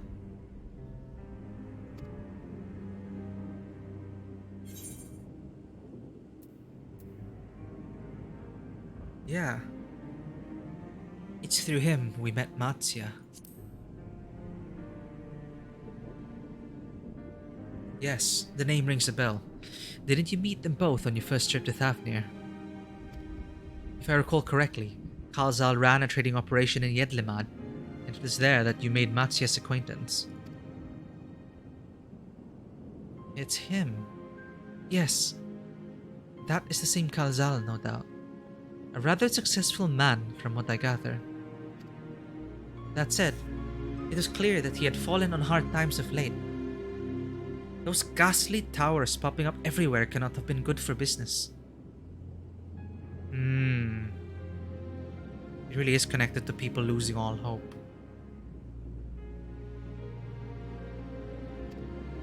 Even now, with the towers gone, the collapse of the Empire has led to all sorts of problems elsewhere. The market for luxuries is surely not what it once was. Trying times for the head of a trading consortium indeed. Khalzal was a compassionate man. Even as his own business suffered, he did what he could to provide for the artisans, fishermen, and many others who counted on him to sell their wares. Indeed, that was this very topic of yesterday's meeting, as far as I could hear. Yet as they discussed matters further, Khalzal's tone grew grave and grim. It was then that... Forgive me. I would not have you recall the memory if it brings you pain. If I could, I would ask just one more thing. Did you notice anything unusual about Khalzal in particular? Please, anything at all. Sorry, nothing springs to mind. Perhaps someone else can help you. Khalzal lived for his work and had no family that I know of. His employees and associates knew him best, but they too are lost to us. Still, perhaps his neighbors know something I do not. I can direct you to them if you believe it would help. What do you say?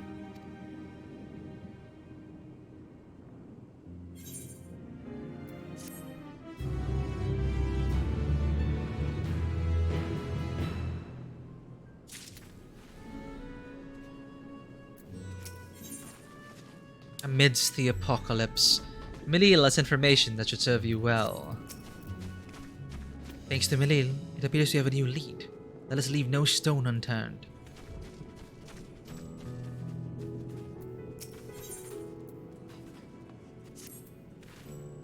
Khalzal made his home in Kama, a nearby residential area. From what I gather, Khalzal lived there since childhood and was known throughout the neighborhood. Kama. The name is new to me. How do we get there? I'll write down some directions. I cannot promise you that you will find what you seek there, but if nothing else, it is a start. Come, let us see where this lead takes us.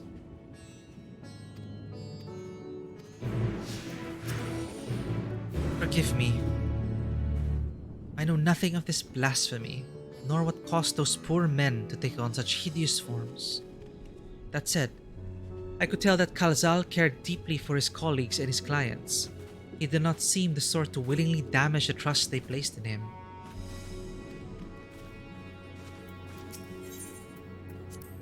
The residents of Kama should know more of Khalzal's circumstances. If we follow Milil's directions, we'll be there in no time.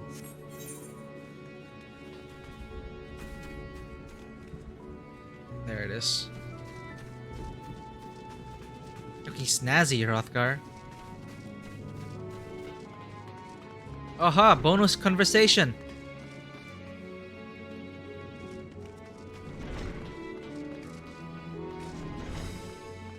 I really hope someone compiles all the bonus conversations.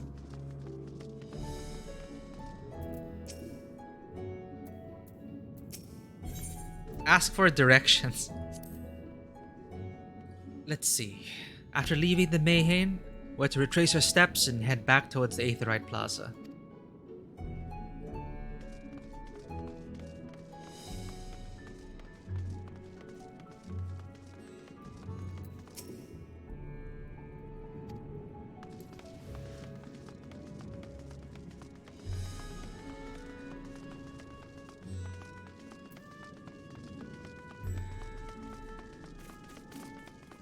I'm worried that once we get to the bottom of this mystery, I'm gonna want to keep playing. No, we gotta stop. After I conclude this investigation and we get like a big lead, like a teaser for later, because I will be playing it later. Gotta make most of this weekend.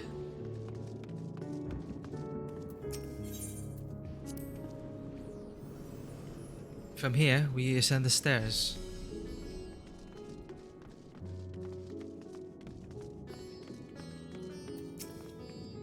Such Judging by the look of the sky, I'd say we're not out of the woods yet.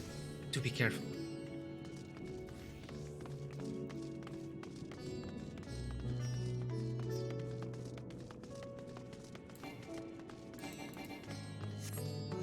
Huge.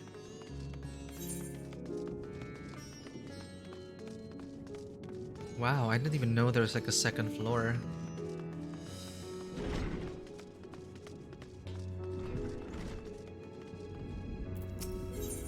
Why is that person up there?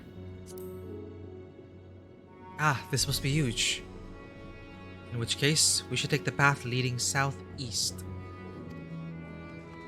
Thank you, Raha. One moment there was a terrible noise, and the next, the sky changed. Perhaps my eyes deceived me, but I could have sworn I saw some giant shadow across the clouds. Do you think it's an omen?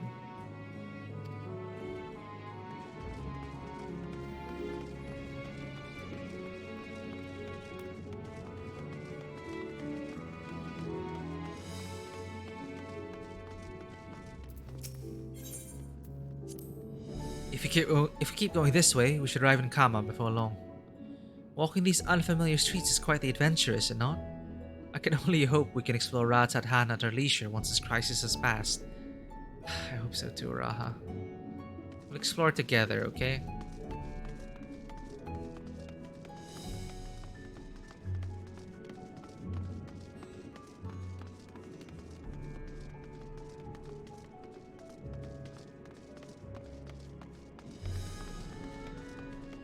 Kama.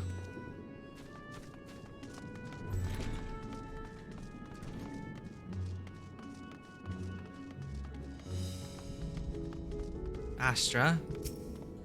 No sooner had the weather turned than those nasty beasts started running amok. We're safe here though, surely.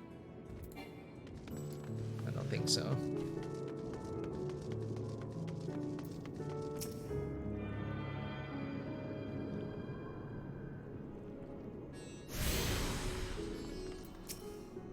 I received word from the Radiant host that strange monsters have appeared in town.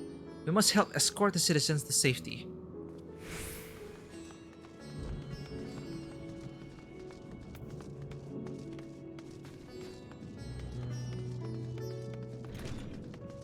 Oh.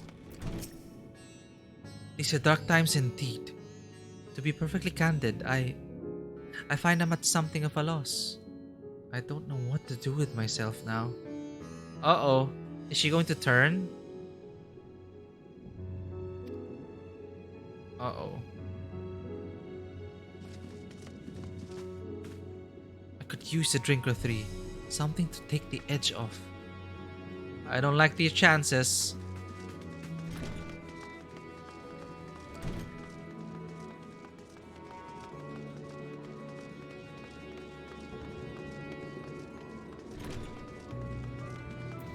Mulsarud.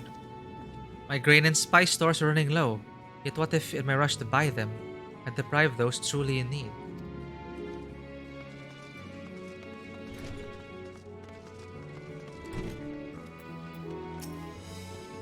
And this must be Kama.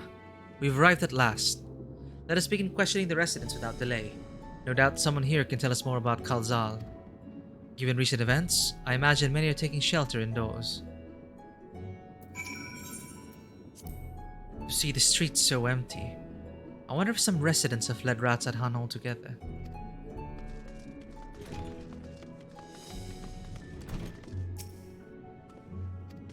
Nope.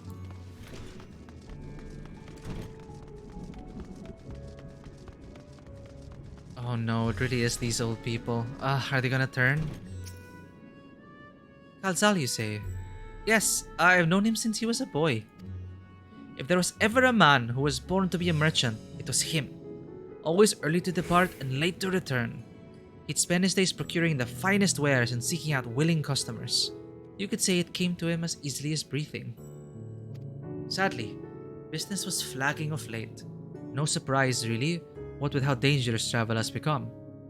He was cooped up in his house from dawn till dusk the other day, no doubt racking his brain for a way to turn his fortunes around. Then, at night, I heard the door open. I looked out to see Kalzal sitting on a bench, his head hung low. A man with the weight of the world on his shoulders. I see. The situation must have been quite dire indeed. Did you notice anything else out of the ordinary? Nothing to speak of, other than the troubles with his consortium. He was the same old Kalzal, cordial and honest like always. These questions you are asking, has something happened to him? He wasn't caught up in the terrible incident at the bazaar, was he? I don't travel much these days, but my daughters told me not to venture outside. Stuck in here as I am, I've heard little about these bizarre goings-on. Rest assured, the city is safe for now, but the situation may change without warning. I urge you, stay close to your daughter, and be prepared to take refuge should the satrap order it. Yes, I shall do just that. Thank you for your concern, and pray stay safe as well.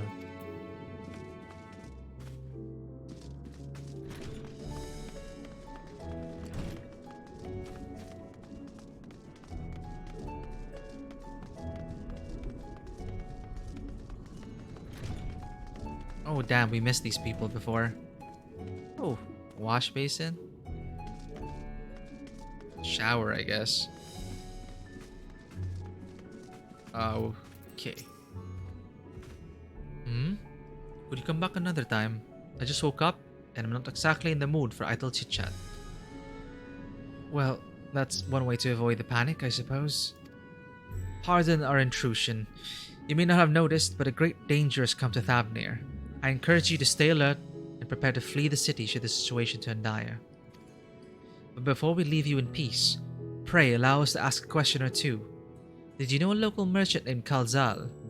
If so, did you notice anything unusual about him recently? Kalzal? I know him.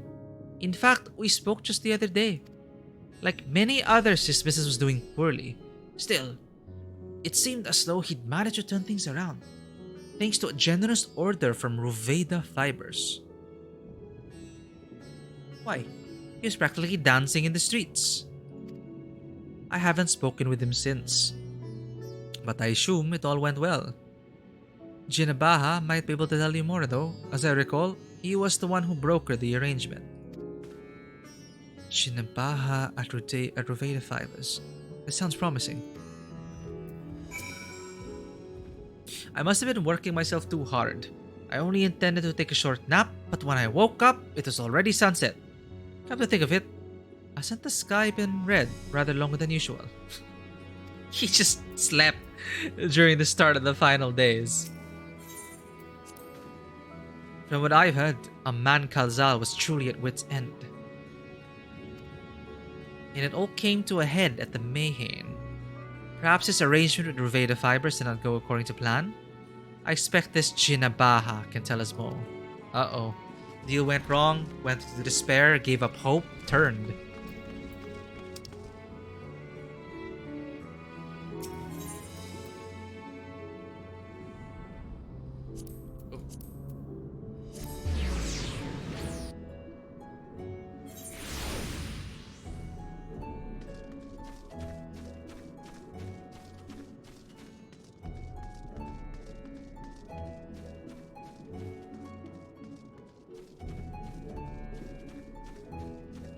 We escaped somehow, but what in heaven's happened to our first city? By the gods, everyone alright? I saw a terrible beast. What is the meaning of this? Where is the satrap? Surely the satrap will offer us wide guidance. Wait, I lost sight of Graha. No! Oh, we can't. I forgot. You can't teleport if the NPCs accompany you. Long way around it is then.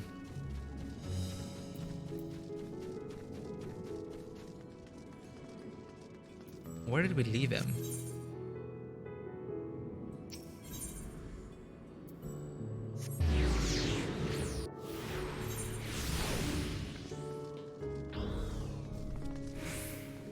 Oh, what's he doing?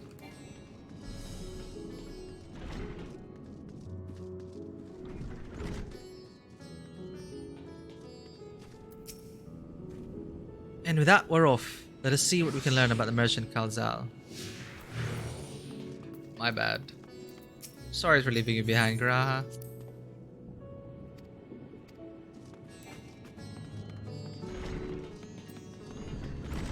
Peloton.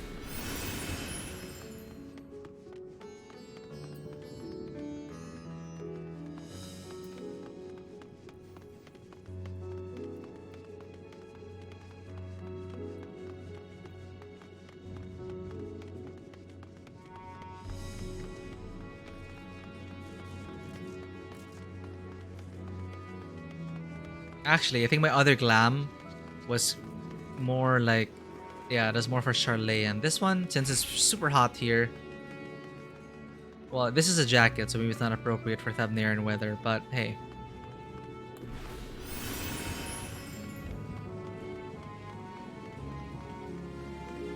I guess this kind of works for Thavnair.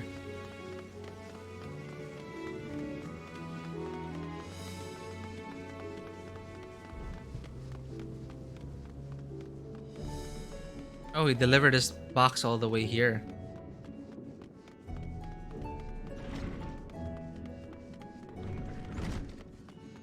Thanks to the tour that they gave us, we didn't get lost. If men can turn to beasts at any moment, then nowhere is truly safe. Still, I must find a way to keep the artisans safe from the threat.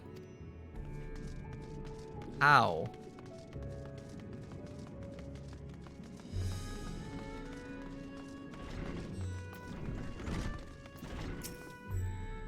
This is where we intend to store all our instruments and materials from both our silkworm hatchery and weaving workshop. I would show you around the place, but I'm expecting a delivery any moment now.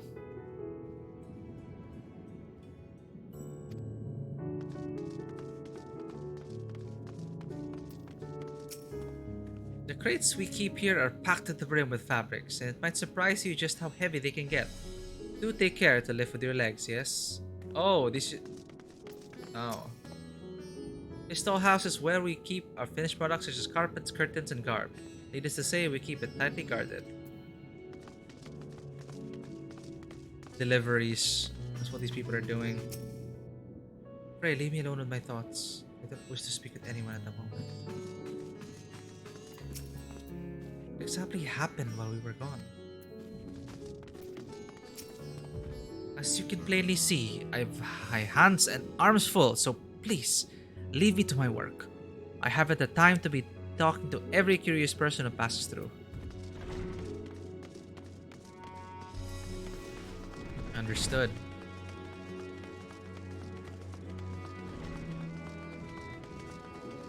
Kasia. It seems that some foul fiends infiltrated Rufei the Fibers. It was fortunate that I was not present at the time, but I fear for the safety of my comrades who were. Oh. A silkworm? What happened here?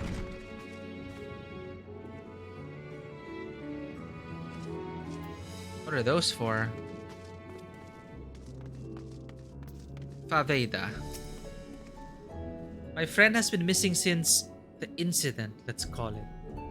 We used to take lunchtime together quite often, you know? It's strange. It feels like there's a part of my heart missing now. Oh, no.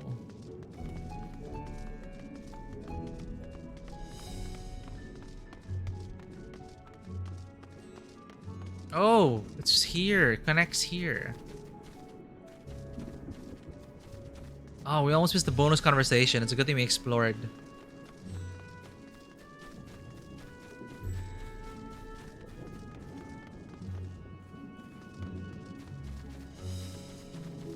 If we didn't teleport, maybe we would have passed by more bonus conversations. He would have asked... We could ask for directions. Yeah, damn it. We missed it. Look at this person RP walking. SSRP and FSRP.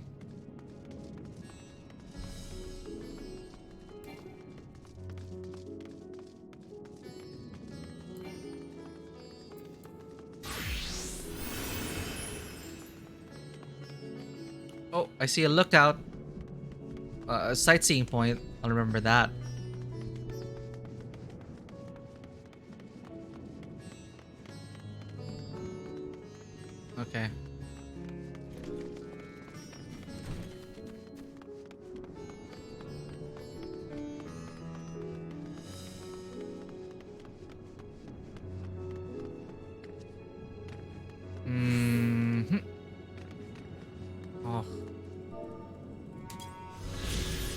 13.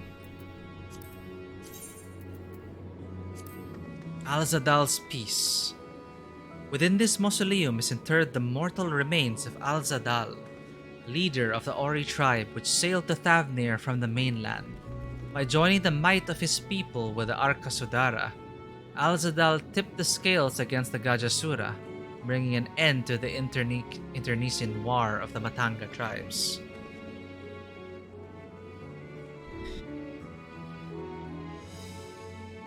Excuse me.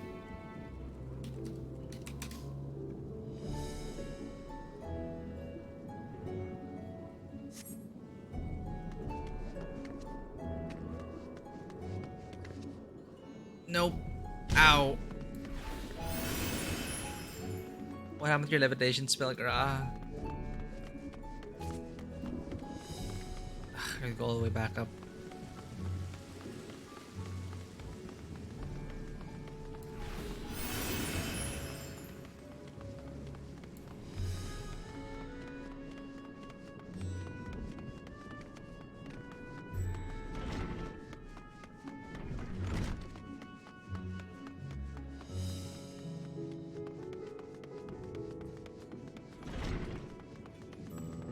Shaky bee.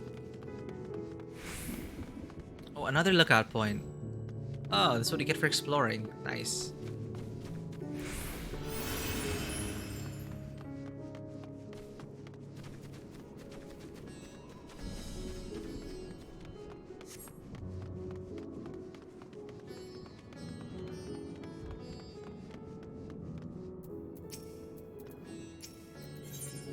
Discuss the way to Dharma. If I'm not mistaken, these stairs lead to Dharma. It is quite the... What are you looking at? It is quite the sight. The red sky above. It's amazing that these things aren't falling on the city, these falling stars. Maybe it's not landing on the planet, but across the sky? I don't know what's going on. Probably, yeah. It is quite the sky. The red sky above. Quite the sight, the red sky above. During the final days of Yo, the heavens burned and the stars fell. Creation magics run amok. That is my assumption when I saw Amaron.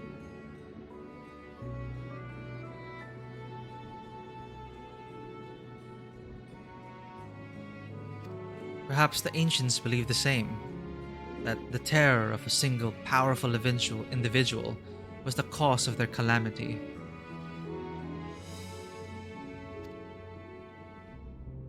And yet, those self-same horrors now manifest themselves before our eyes. What could it be that sets the heavens aflame and turns ordinary men into beasts? What is that scream at the heart of the world that preceded the final days as well back then? Is it our planet calling out for what? Deliverance? Whoa.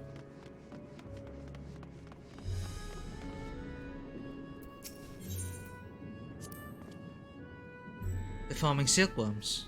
This must be Roveda fibers, where we should find Jinabaha.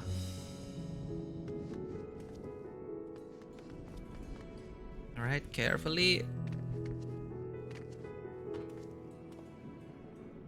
Carefully. There we go.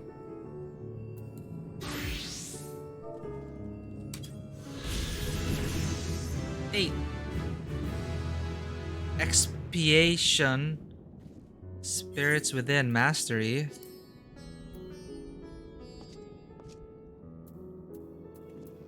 Upgraded spirits within to expiation. Delivers an attack to target and all nearby enemies with a potency of 300 for the first and 50% less for all remaining enemies, and it restores MP. I see. And it no longer relies on being at full health. Nice. And it restores MP. Gotta think about the paladin rotation.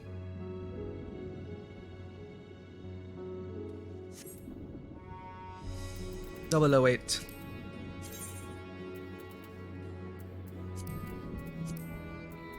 Ruveda Fibers. This state-sponsored workshop is famed for producing silk thread of exquisite quality. Its sericulture and weaving techniques were once jealously guarded secrets, but security measures have become lax since Ul'dah and other nations began manufacturing their own silk fabrics.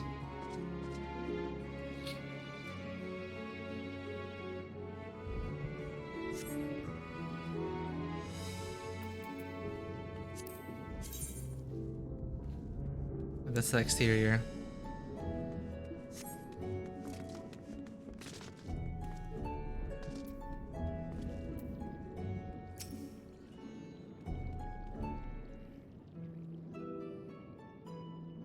And hurry, I say!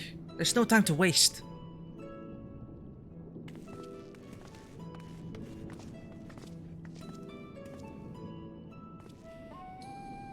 Pardon me, but you are in charge of buying and selling here, yes? We have a few questions that we'd like to... I'm sorry, but I simply do not have the time to chat. If you haven't noticed, we have our hands full at the moment. We must carry all our wares and equipment to safety before those accursed beasts return. In that case, might we be of assistance? Perhaps we could speak when the job is done. That's why I saw people carrying around crates. Very well. You can start by helping us move our equipment. Ask the others what to put where. Volunteered us for this Graha.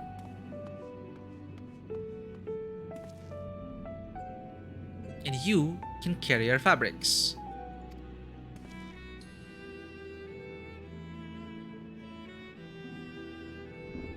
Go through that door and speak with Kamala. She'll tell you the rest. Remember, these textiles are our livelihood. Handle them with care. I shall.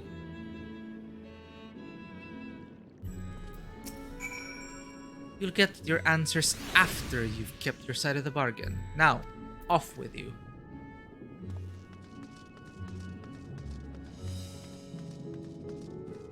Where'd Raha go?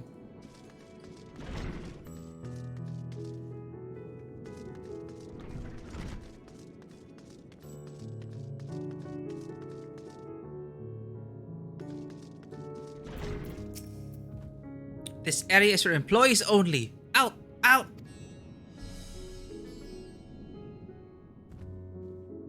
What's that? You've come to help? Oh, praise be to Minduruva. Kind stranger, I welcome your assistance. On your way here, you pass 3 storehouses, yes? I'd like you to carry that small crate to Nabrifal, by the storehouse near the hatchery. The crate of clothing is for Manuha. And that massive crate there goes to Zaymera by the middle storehouse. Watch your back with that one. Those are all the crates we have ready. Once they've been delivered, consider your work here complete. You will have a limited time to complete the task. Should you fail, return to the starting location and begin anew. See those crates in the corner? The lightest one among them, the one with the silks, needs to be brought to Nabrifal by the storehouse near the hatchery. Lightest to hatchery. Crate with the clothing needs to go to Manuha in the primary storehouse. Large one there. Zaymera is waiting on that one by the middle storehouse. Large to middle. Okay. Light crate.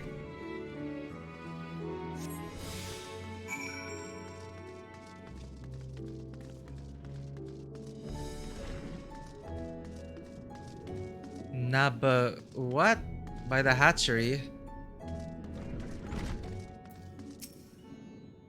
Thread, is it? Then you've come to the right place. We thank you for your aid. Nice. Where is Garaha? Ordinary crate.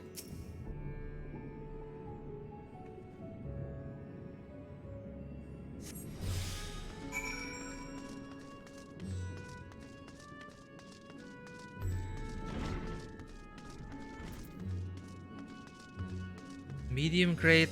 Oh god.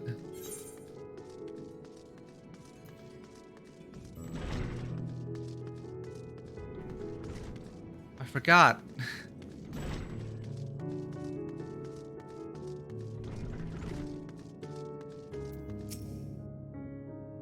If you have any crates of finished products such as carpets, clothing, and the like, pray bring them here to our primary storehouse. A crate of clothing, is it? I can take that off your hands. Many thanks for the delivery.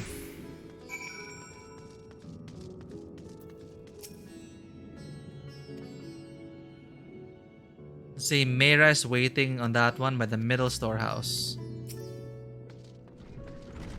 Ooh, this is gonna be heavy.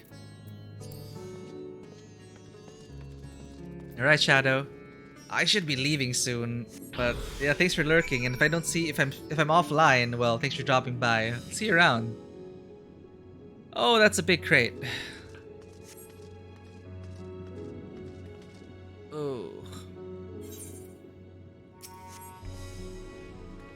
I say, you're quite the brawny one, aren't you? A good thing that. Never know when you'll need to defend yourself in these unpredictable times. A crate full of fabrics, is it? Exactly what I was hoping to achieve. Here, let me put that away for you. Receive. The tower is now raised. It's time we plan for the road ahead. Doubtless, our silks and textiles will become a cornerstone of any future economic prosperity we may see. Thus, must we continue to safeguard them as best we are able.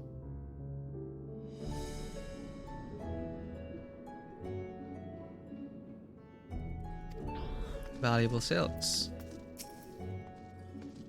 The doors of our storehouses were built to last, so I very much doubt even those fiends will be able to bring them down.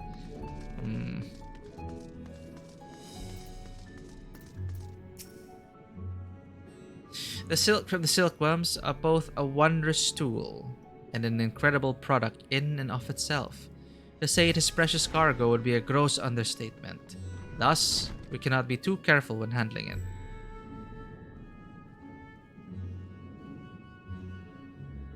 Oop.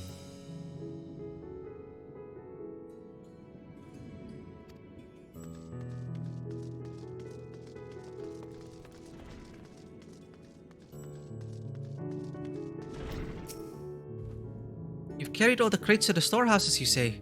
And so quickly, too. Why? I've never seen anyone so strong. I and my associates will see to the rest, so please return to Jinabaha and assure him our work is proceeding apace. To tell the truth, we're grateful for this distraction. Too many terrible happenings of late, but generous souls like yourself give me hope that we may emerge from this trial even stronger. I pray we meet again in more peaceful times. Pack it all up, and quickly now. We'll not let any of our precious fabrics be trampled and torn by those beasts.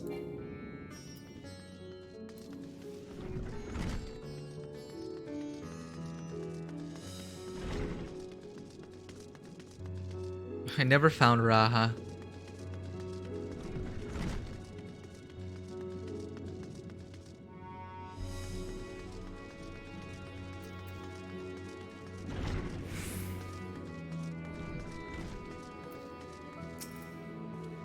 Done as I asked, have you? If Kamal is satisfied with your work, then so am I. You've done us a great favor, traveler. Alright, let's get the juicy bits. I too have delivered the instruments and apparatus entrusted to me. You both have my thanks. With our wares safely stored away, we'll not lose any more to those fiends. I take it that your establishment did not escape the attack unscathed. We did not. Thankfully, most of our workers had already left for the day. But those of us still here saw it all.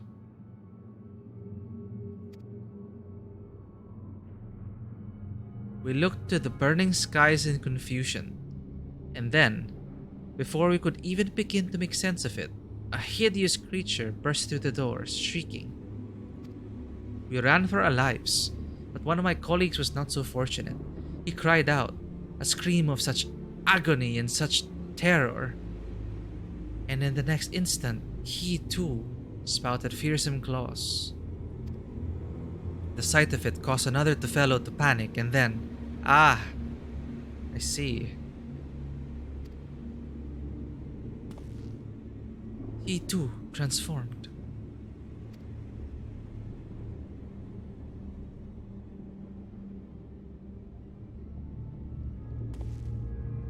I'm sorry. There was something you wanted to ask? Indeed. You knew the merchant Kalzal, did you not? I believe he had some dealings with your establishment. Kalzal? I know him well.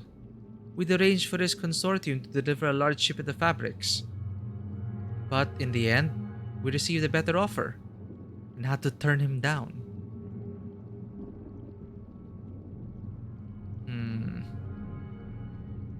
Ouch. Who knew that it would play such a big part? Like, I knew they're having problems and about, like, no one was buying their shipments, and here, alas. He put everything into this large shipment of fabrics.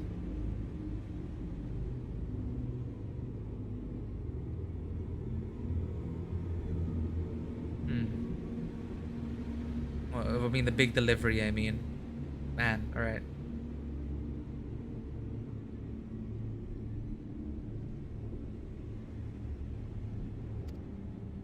I understand his business is struggling, but so is ours. Another of our most reliable trading partners agreed to transport the goods for a much smaller commission, and we'd have been fools to refuse. I felt terrible for withdrawing the offer, but you must understand, we simply had no choice. He tried to put on a brave face when I delivered the news, but his dejection and despair were plain as day. He said he'd discuss it with his associates, but I could tell he'd all but given up hope. Dejection and despair.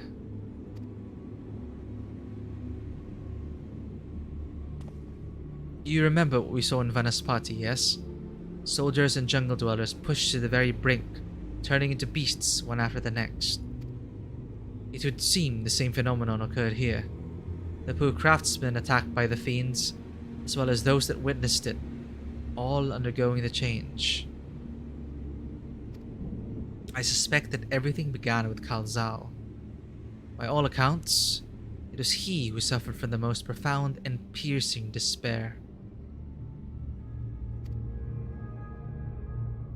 Wait, could that be it? That such intense emotions were what triggered his transformation? Seems that way. Much remains unclear, but I believe you are drawing closer to an answer.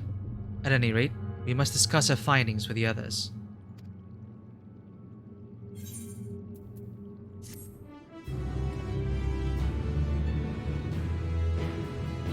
Man. Can the despair in a man's own heart consign him to such a terrible fate? Beyond the depths of despair, Grahatia is eager to share all you have learned with your companions. We were to reconvene with the others in front of Megaduta, were we not?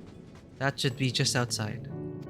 With any luck, they will have already returned from their own investigations.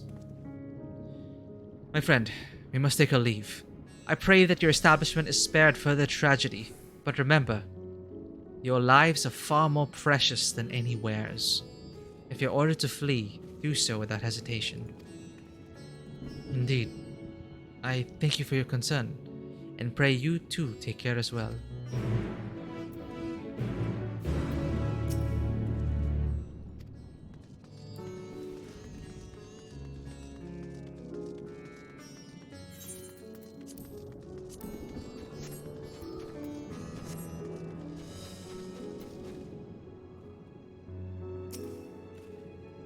Finish your rounds and ready to share.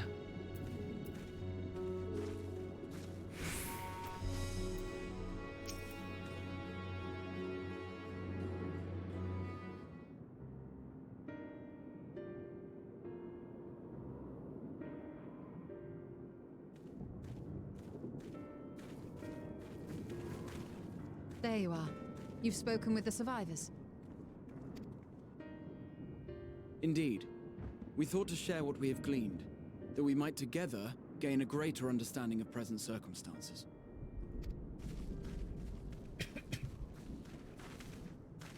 Fortuitous timing. Alize and I completed our own investigations not long ago. Then we should take a moment to compare notes. Shall we begin with the two of you?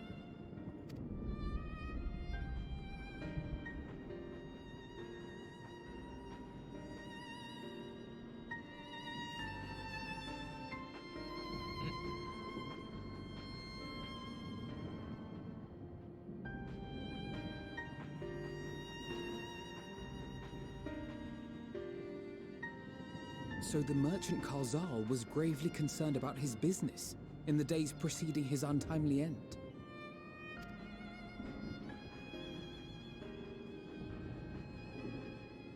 The tales we heard were much the same.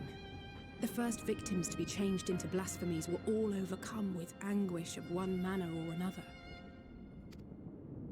Then those who saw their loved ones stolen before their eyes succumbed to a similar panic, setting in motion a chain of transformations. Fear, unease, despair. These negative feelings serve as a catalyst. If so, then it is not unlike the calamity that befell the ancients. Their despair manifested, the creation magics giving rise to monsters born out of despair and fear and desperation. With their creation magics, they unwittingly gave form to untold horrors. Had they simply lost control, surely it would have manifested in many forms, not all of them monstrous.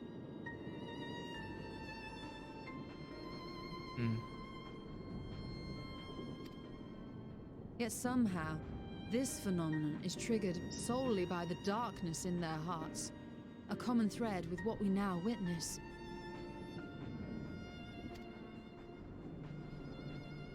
Common, but not identical. While the beasts the ancients faced were forged with magic alone, those of today are born of sentient beings.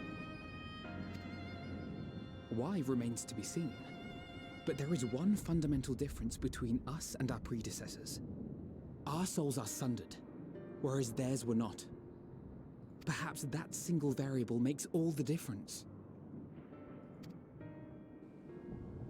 If I may, there was another detail that troubled me. We have it on good authority that Karzal's transformation took place before the skies began to burn.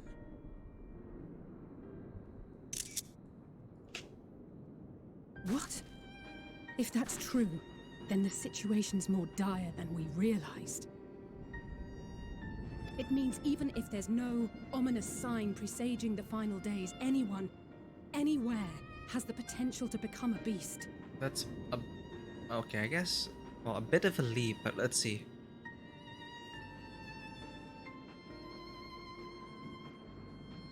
Well, yeah, well.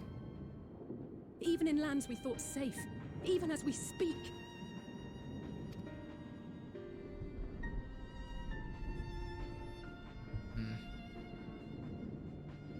Look! It's the satrap! Now more than ever, we need to inspire hope. The satrap! The satrap. Thank the heavens. He needs to be able to assuage their fears. It's going to be a tough job. It's one of the most important jobs of all. My countrymen, I am relieved and heartened to see you strong and safe. While the danger has not yet passed, far from it, allow me to assure you that the beasts that raged within the city walls have been exterminated to the last. Outside this sanctuary, the brave men and women of the Radiant Host and our dragon ally continue to battle our unholy foes. I pray these tidings put your minds at ease and help you calm your hearts. Have faith that we shall soon conquer this terrible trial. Your Excellency, is there any word from Palaka's stand? My grandson was bound for there yesterday, and I worry for his life. We are still awaiting a report, but I promise you, as soon as I have aught to share... Uh-oh. Your Excellency. Oh no. I bring grave news. You are? I'm Matya of Akyal. It's a fisherman. A humble fisherman. Ah, I remember you from our first visit. Wait, you're... But no, that can wait. Yeah, sorry to When the interrupt. skies turned red, I set off for Balakistan, fearing for the safety of a friend. Uh-oh. But as I drew near the village, I saw dreadful beasts all about. No! God, Oh no. mercy! Your Excellency! Save my grandson, I beg of you! We will spare no effort to save all we can, but you must remain calm. Calm? You tell me to be calm? You saw those beasts? They tore our bravest warriors limb from limb! Uh-oh. What if we are too late, huh? They catch him, stick their fangs into him? The fangs! The screams! Get away from her, now!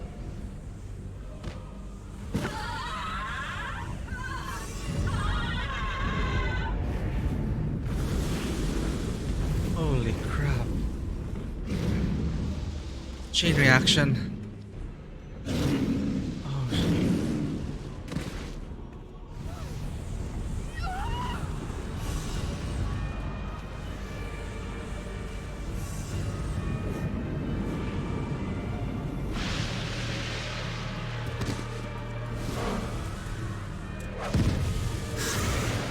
man.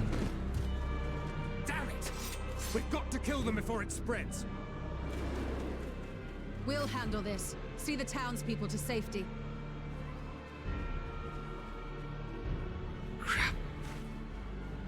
Run as fast as you can!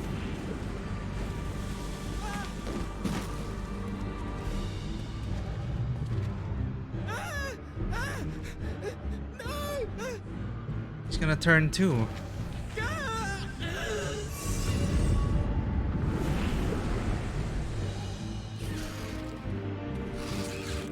Oh shit.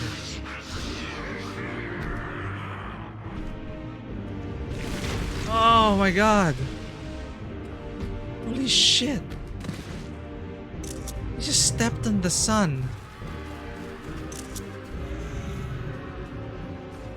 Oh fucking he hasn't turned yet after that?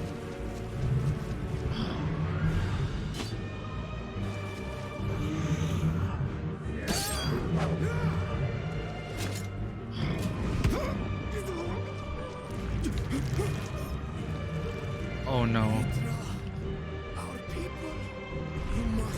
Do something! Shoot him! I'm a machinist!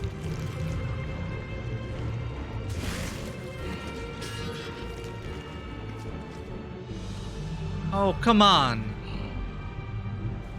I have a gap closer. I have a drill. Rise up.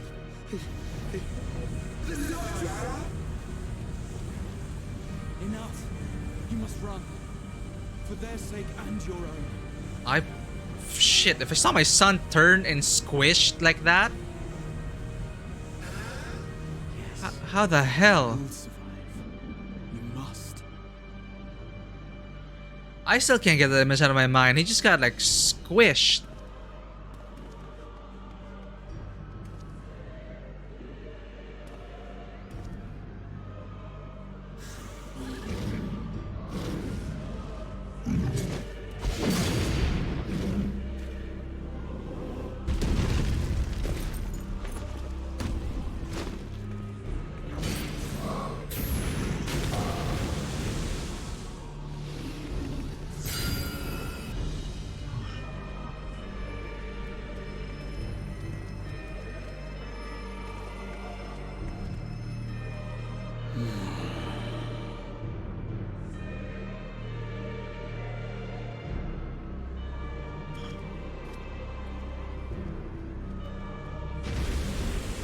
shit.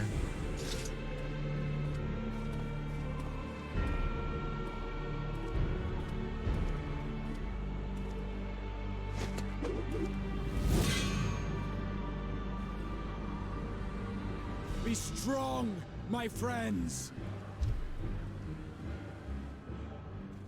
Fear not, for we will defeat these abominations!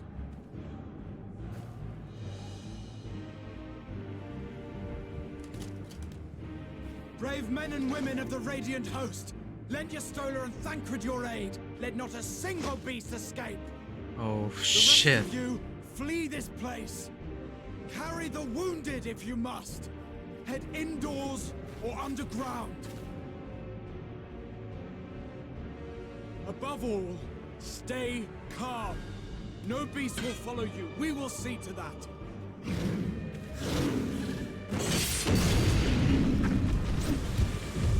Alphino!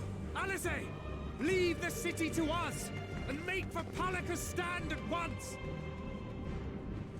Matsya, show my friends to the village. I promise you, they're more capable than the host's finest.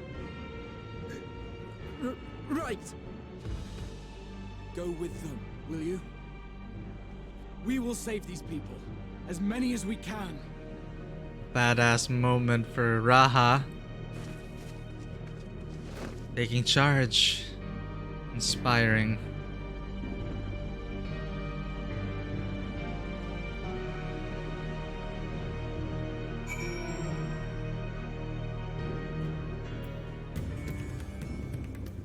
Nice.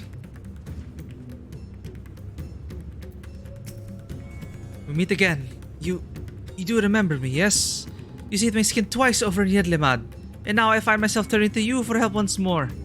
But let us not tarry here no longer. Damn it all. Staying calm isn't exactly my forte. You're not alone, Alizé.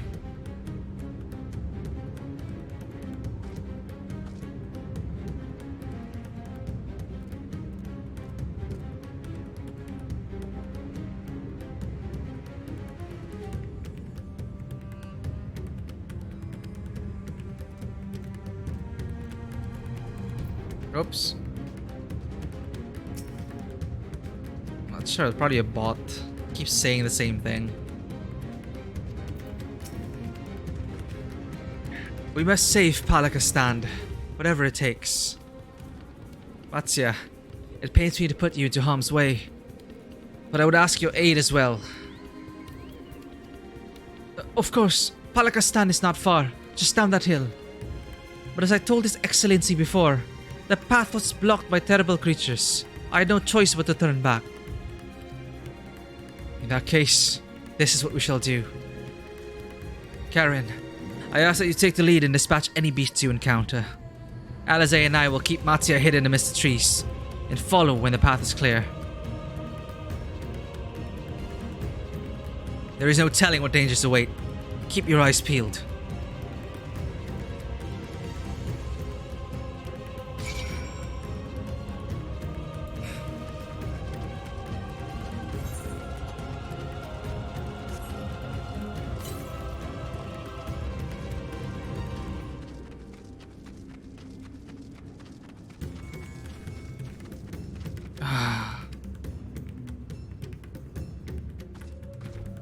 I really should postpone this for... Let's kick off with this saving Pakya stand.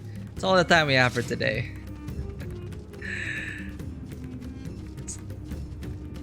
I think we made some progress at least.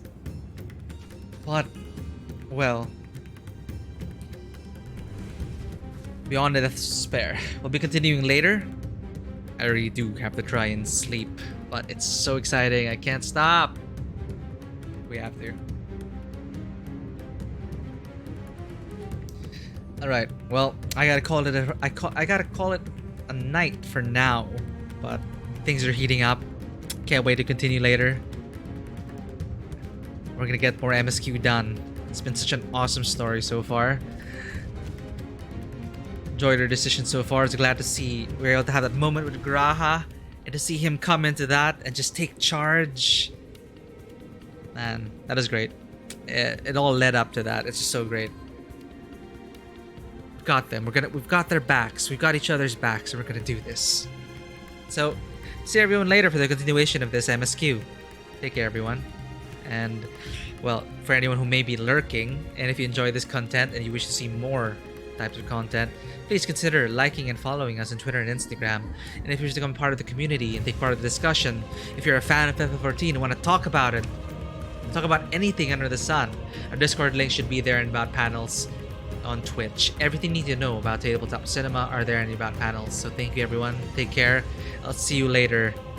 It's so exciting. I'm gonna have a hard time sleeping, but I gotta wake up to continue later. So take care, everyone. And as always, welcome to the table.